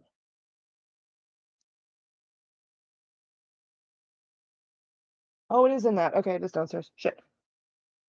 But at the same time, like you can't come into a fucking community and just be like that welcomed you with open arms and be like, you need to change this because it's offensive to me. It's just, um, sorry. Let me check back over the amount of times the cis women said trans women aren't women, and that oh, I need to find my gay best friend. I need a gay BFF and gay male stereotypes and gay male stereotypes and gay. And you're gonna get mad about the one cis female stereotype. Like, come on, get over yourself. Get over your ovaries. They're ovaries. Get over them. God. Makes me embarrassed to have a vagina sometimes. Like, can you just not? Just for 5 seconds, can you just fucking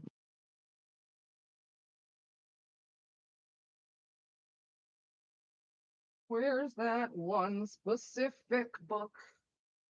God knows what I did with it.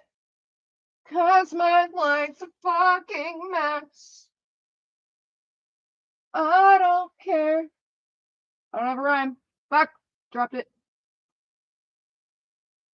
Dropped the rhyme, not my book. I'm looking for a thing and I don't even know where I should be looking for it. Help! Queer space. This is queer language. Like, seriously, get over yourself. Because I'm sorry, anybody who actually sits there and goes like, vaginas are fishy or tangy or whatever, it's like, cool, you've never been up close to one. Fantastic. Thanks for clarifying. So, like, no, if you have one, then you very obviously know that that's not a thing. So, like, why are you insulted by something that's not a thing? That's implying that women smell fishy. I mean, only if they've been nutted in, but hey, tell me you ain't never been nutted in.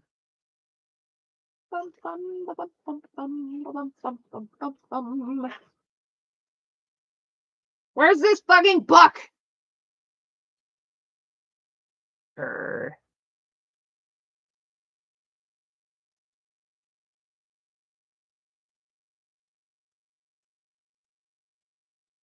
I can't even think of where I had it last. I know it was down here, but where?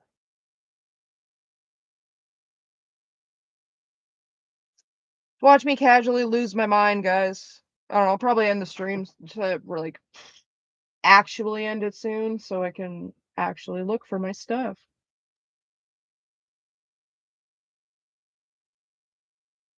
Where did I put it?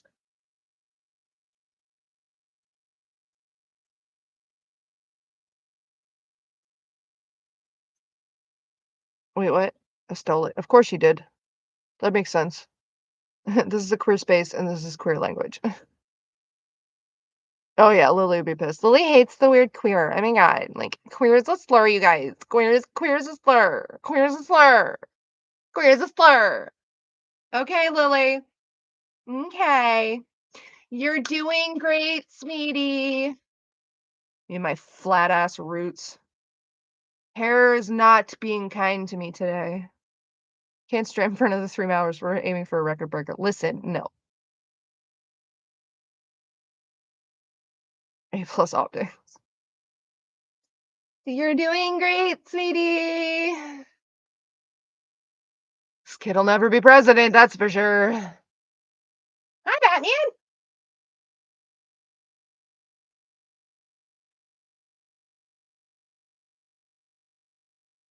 He's just upside down and staring at me. He does that.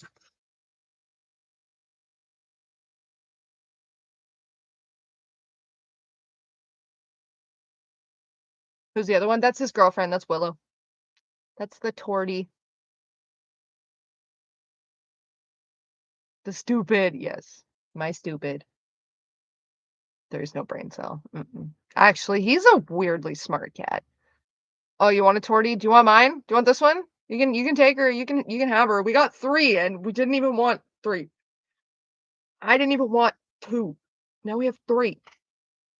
Come take her. She's a sweetheart. She's 10. She won't last forever. Hey, that's. Hey!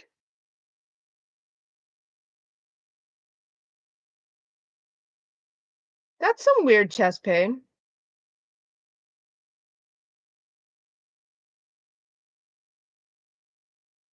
Hmm. I don't know. Let's smoke another bong. You'll be back. Gotta take a shower. I'm supposed to be done. And I'm gonna get shit today. Why are you gonna get shit, Courtney? Cause my boyfriend is sooky sometimes. And he wants my attention, and I'm on stream, and he's gonna come home being all like, "You couldn't give me attention because you were on stream," and I'll be like, "That is true. You big sook. I love you. Goodbye."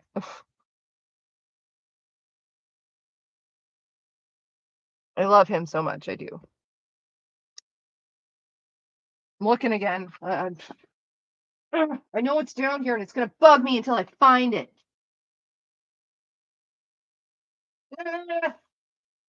Calamity, my room's a mess. Sort of what happens when someone dies. Let's pull that card, but to pull that card, did I shove you down here? Probably. Sounds like me. Sounds like something I would do. All of you, you love me. We're a happy family. Wish we would be if I could find my shit.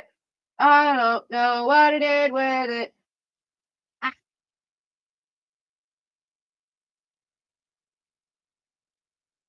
Mind me while I casually yell at you guys from like off camera. Whoa! So too fast. Kill off. That's Vidania.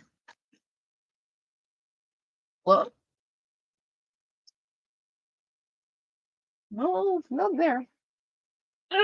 This guy's here though. Fish. Fish. Uh, I'll use my Rick and Morty bong as a gift. Oh, Rick and Morty bong. That's nice.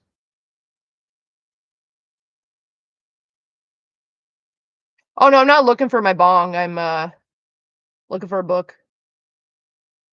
A book that I wrote a thing in that I really thought I had down here. I'm 90% sure I did. Stop staring at me like that, Batman.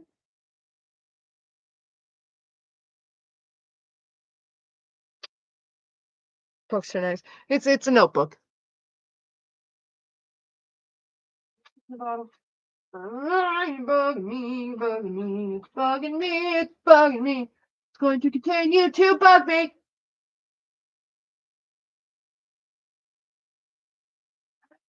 Get over, fuck me sideways.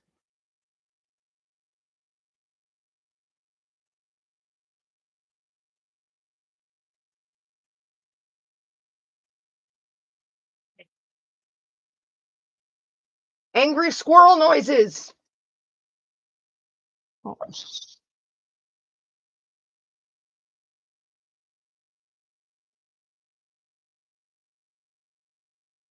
You know, I gotta say a lot of things I want to buy, but like, no opportunity to buy them.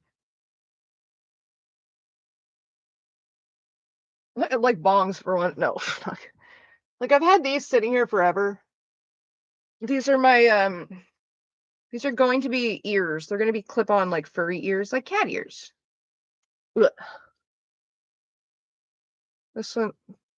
Here, get out the way. One goes, you go like that, right? Goes like that. And then the other one goes like that, I think. Wait, no. Hey, let me switch them. Might be this way. Yeah, it's that way. It's been a while since I put these on my head, okay?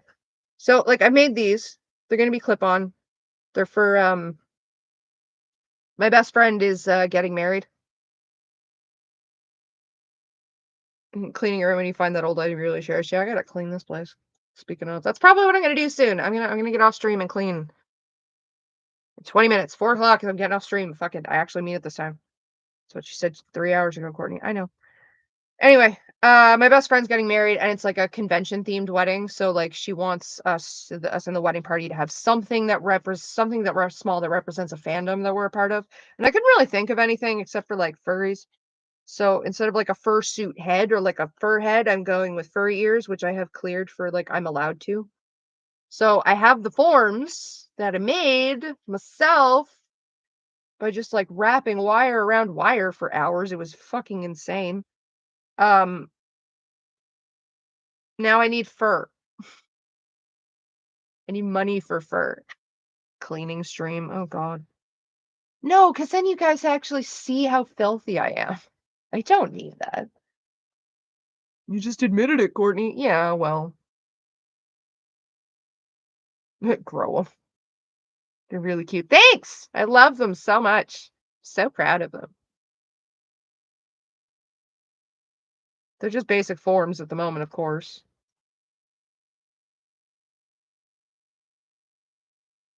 How much do you need for fur? Oh, yeah. Well, see, that's the thing. I don't actually know. I have to go price it out. I've looked online, but there's a fabric store that's like near me. The problem is it's right by the hair dye store, so it's dangerous for me to go down there with money.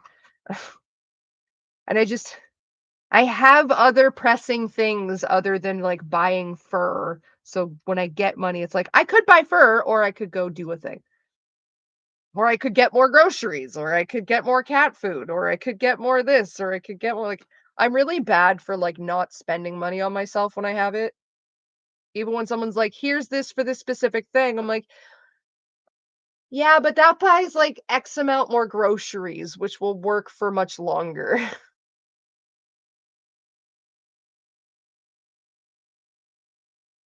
Does anyone care how filthy another person is? I mean, oh god, if we keep sending you cat food, would that free up some monies for it? Logistically, yes, but then I feel guilty because, like, why are you guys supporting my cats completely? That's supposed to be a when I don't have money thing. It's supposed to be an emergencies only, or if you guys decide you want to, but like, I feel bad. Ugh.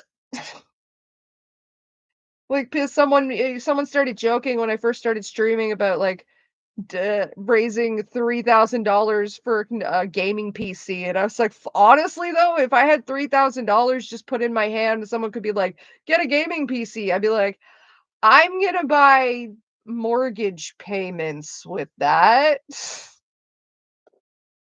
because just adulting. Because we love your cats and we want them to be happy, Cosmic Persephone. I know, you guys are so sweet. Kind of blows my mind. To abolish capitalism. I mean, just certain things should not be profitable. Basic human needs should not be profitable. That's just the thing.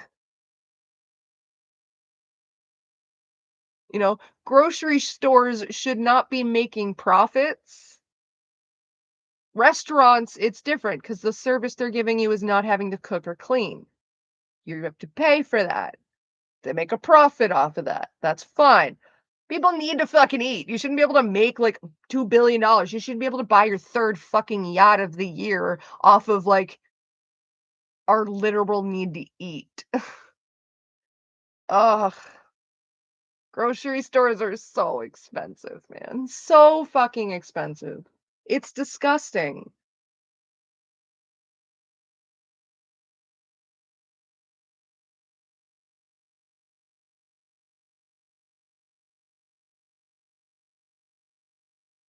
London, Courtney, the N word pass now, half joking. I don't say that anywhere I'd get caught. What does that mean, Courtney? It means when I'm alone in my house and that's a song lyric, I'm singing the song lyric. Go fuck yourself. I am alone in my house and it's a song lyric.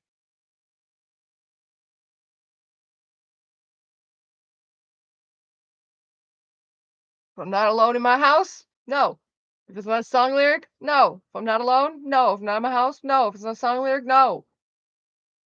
Any combination of those aside from alone in my house song lyric, no.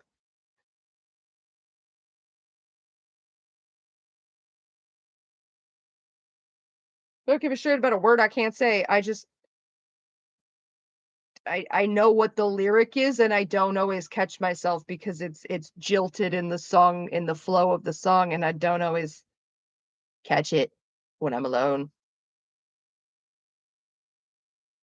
And if you're alone, how should anyone know unless you told them? I mean, I just admitted to it right there and watch my sister twist that.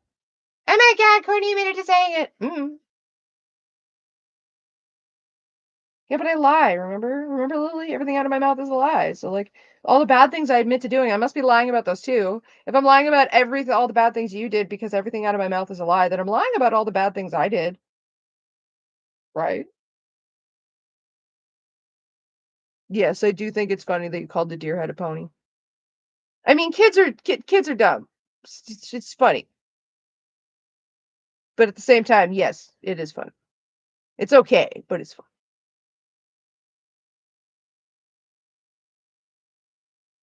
I tend to not even say slurs that I can claim. I mean, that's everyone's choice. As long as there's no cops around, everything is legal. I mean, everything's legal in Alabama, just don't get caught. Do I know who? No.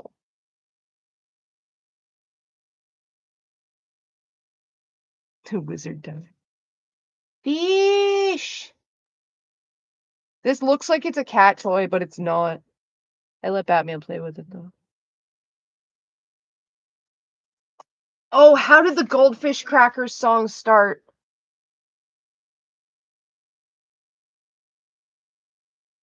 The funny snack that smiles back until you bite their heads off. You know they're made with real cheese, and you know they look like fishies. No, there was a whole song, and it literally part of it went, "Until you bite their heads off." But there's a line before that. Something goldfish crackers, something, something, something. Funny, it's something snack that smiles back until you bite their heads off. Goldfish song.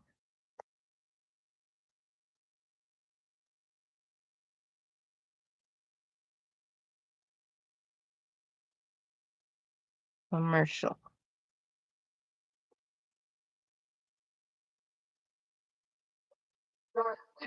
Goldfish, yes, bacon on fried goldfish. The wholesome snack that smiles back until you bite their heads off. Now see the fishes swim. Ah, yeah, I was right. I was right.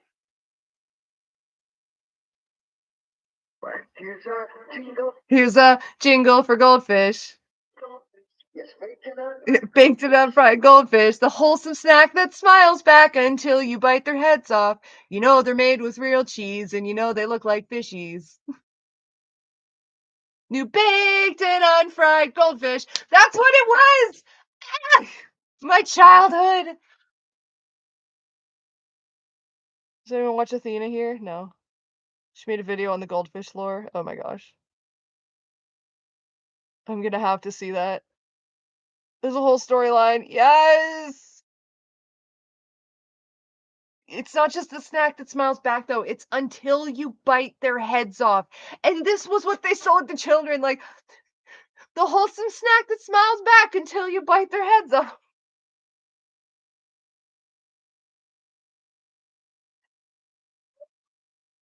My childhood was cursed in the best way possible.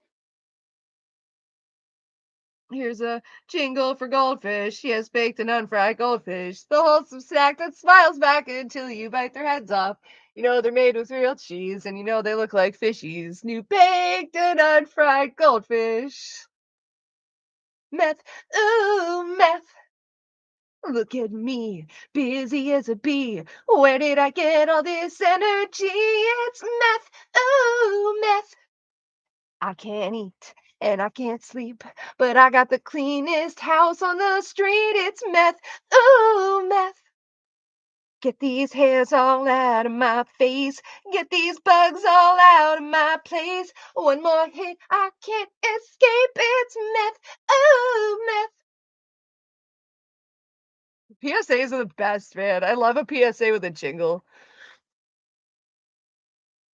Oh, I just cramped myself. I've never heard that part. That's because, like, soccer moms probably went, "Oh my god, that's so horrid. You can't say that," and got it removed. Like, Armstrong cheese? There used to be a commercial for Armstrong cheddar cheese where it's like an old lady, and she has a cat. She's in this cluttered house or whatever. And there's a point where the cat starts to go towards the cheese.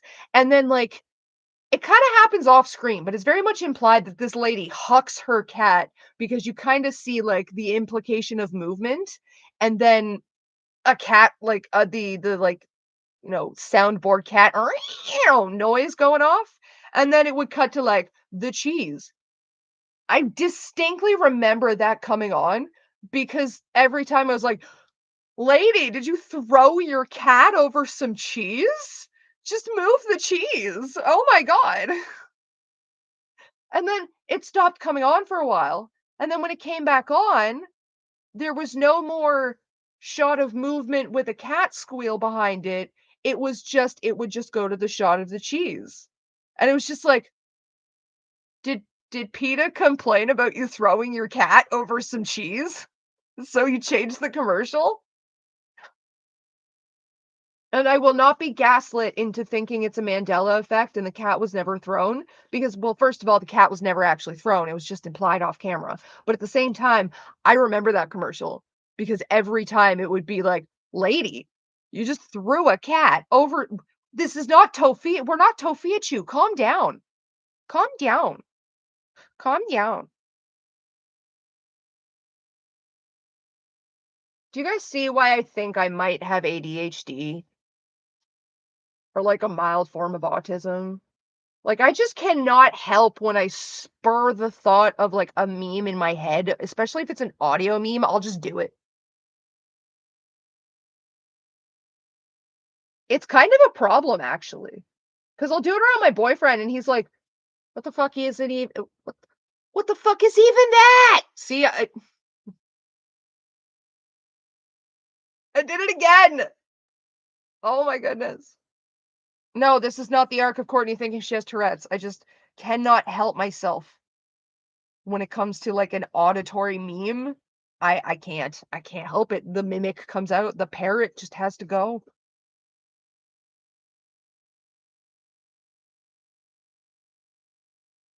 Most people I know who have like autism and ADHD or like the comorbidity of it, whatever it's called, like every time I mention that I think I'm pretty sure I would be diagnosed, every time it's like, yeah, probably.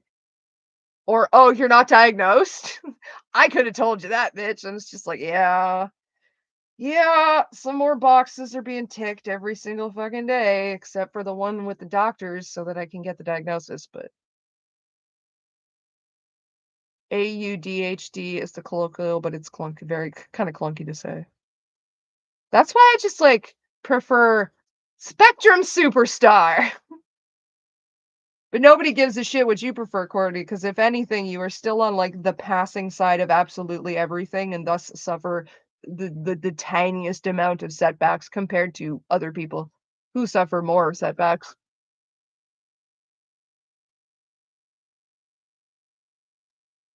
Well, okay, it used to be just Spectrum Kid. That's what I used to refer to it as. Like, I didn't mean it like not an derogatory term, but in terms of like talking to like my boyfriend who's like 16 years older than me, like people with his generation and shit. Like a lot of them who don't understand all of the terms will roll their eyes if you use them and try to explain them. Like once you've used a term that they don't understand or recognize, a lot of them will just shut down right there and they're not open to the explanation. So I find it helps to go in with like terms that sort of bridge that gap where yeah, it's maybe not the PC term, but it gets the message across a little better than like the term that makes them shut down. Um, and so like it because I know autism and then autism spectrum disorder was like phased out or whatever. I know Asperger's was phased out. Like a lot of it changes, so it's hard. It was hard for even me to keep up with. So without wanting to like diagnose somebody or misdiagnose or armchair diagnose somebody, I would just be like, oh, they're like a spectrum kid, aren't they? And to be like, there's obviously something which makes me go, oh, okay, well, this makes sense. But not in a way where it's like, oh, there's something wrong with them. It's just like they're a spectrum kid, aren't they? All right, cool. Okay, okay. I know where I'm at now. I've got myself oriented.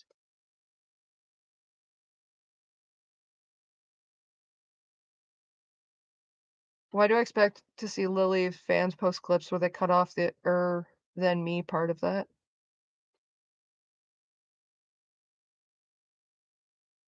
The then me part of what?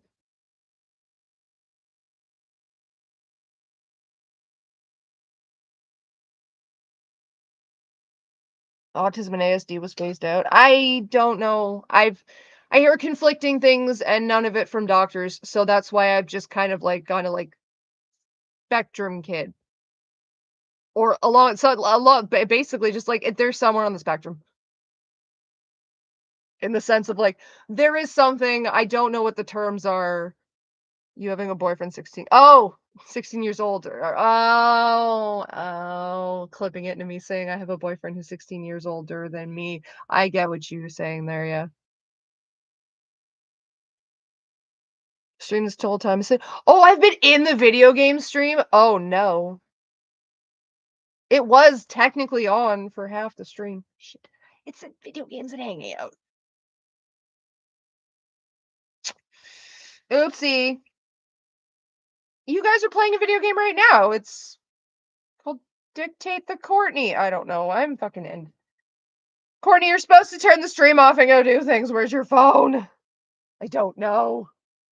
What is my life? Guys, I don't have my shit together. Okay, 2 minutes.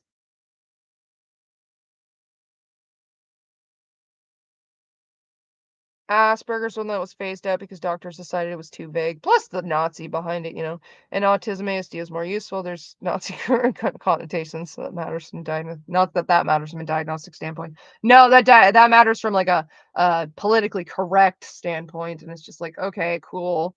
So, are we suddenly going to stop using insulin because it was found like we discovered insulin by testing a whole completely different other thing on a bunch of dogs and a shitload of them died before we found out what insulin was, which was a complete accident. An accident that was stumbled upon while like doing some serious harm to some living creatures that we consider as like, intelligent beings and pets. And does that mean we're going to stop you be using the insulin? Penicillin? Sorry, I mean penicillin. So I mean we're gonna stop doing penicillin because like there's problematic history in its discovery. Like, come on. It's almost like over the evolution of a species, shit changes. Who'da thunk?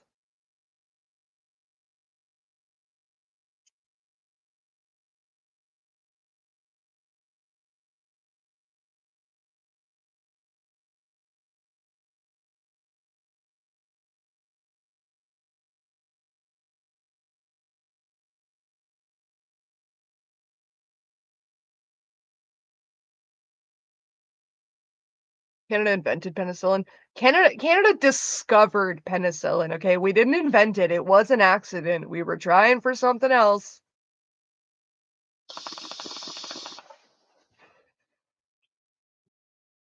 Let's be fully honest with the history here.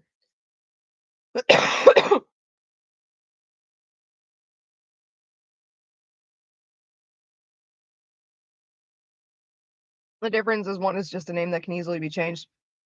Yeah, except then you're changing fucking then you're spending the money like a name that's easily changed when you really break it down, then the money has to be spent to um reprint everything that has been saying the name that has been changed, which costs greenhouse gases too, by the way. Money in greenhouse gases in order to distribute those books, money in greenhouse gases to distribute them to sellers, money in greenhouse gases to distribute them to people who have bought them. Like, that's so much damage that's done for the sake of a name change for a reason 90% of people don't even like know about. Like you got to do some digging to like even find out where the name Asperger's came from. And I can promise you anybody who's dealing with a diagnosis somewhere on the autism spectrum is probably a lot more focused on like things like symptoms, treatments, life effects, and not like the history of the name of of the diagnoses. So like it's a stupid argument to make a bunch of people who went and made themselves feel better about the fact that they made themselves feel bad. Like, you'd only know the dude who coined the name for Asperger's was a Nazi if you went looking through the history for it. And like in terms of a diagnosis, the history of the name is not as important as like the people who are currently living with it. They need a little more something substantial to help their life go better and easier than the history of some dead dude.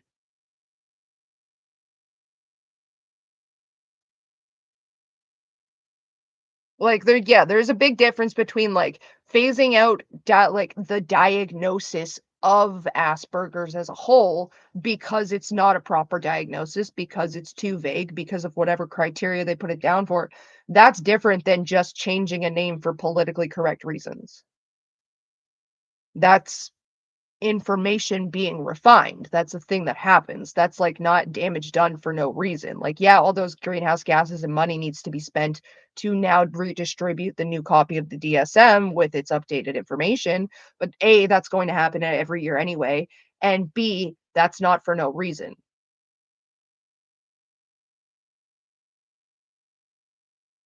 And that's the other thing too, like, if someone wants to stand there and tell you that they're referring to their diagnosis as as Asperger's syndrome, then you don't really get to stand there as someone not like the person who's not with the diagnosis and calling it that, going, "You can't do that because that guy's a Nazi." And it's like, "Cool. Imma use the words to describe my situation, thanks." Like, it's just I don't know, it's a bunch of let me be upset on behalf of Jewish people or disabled people or someone with a diagnosis. It just very much smells like that to me. It's very much hitting like, "Sit down, I will be offended for you." Like, "O okay. How much you wanna bet it was some white bitch that brought that up in the first place?" And I don't mean Jewish white. It's just saying. Probably, like, neurotypical too, not even any sort of neurodivergent. And that's the other thing, neurodivergent is just a beautiful umbrella term that just works. So, like, fucking why not use it? Alright, I'm ending the stream, or I'm gonna go on forever and I'm not gonna get my shit done. I have to, like, manic clean so I feel, productive today. I'm trying to say I'm special, I'm confused. I'm just trying to say that there is a difference between, like, someone who's neurodivergent and somebody like my sister who's so stupid that she needs floaties and a fucking helmet to eat her cereal in the morning. But, I had fun with you guys. I always have fun with you guys. I will see you next stream. Hearts, finger hearts, all the finger hearts, all the finger hearts, all of them. Smooch. Bye, guys.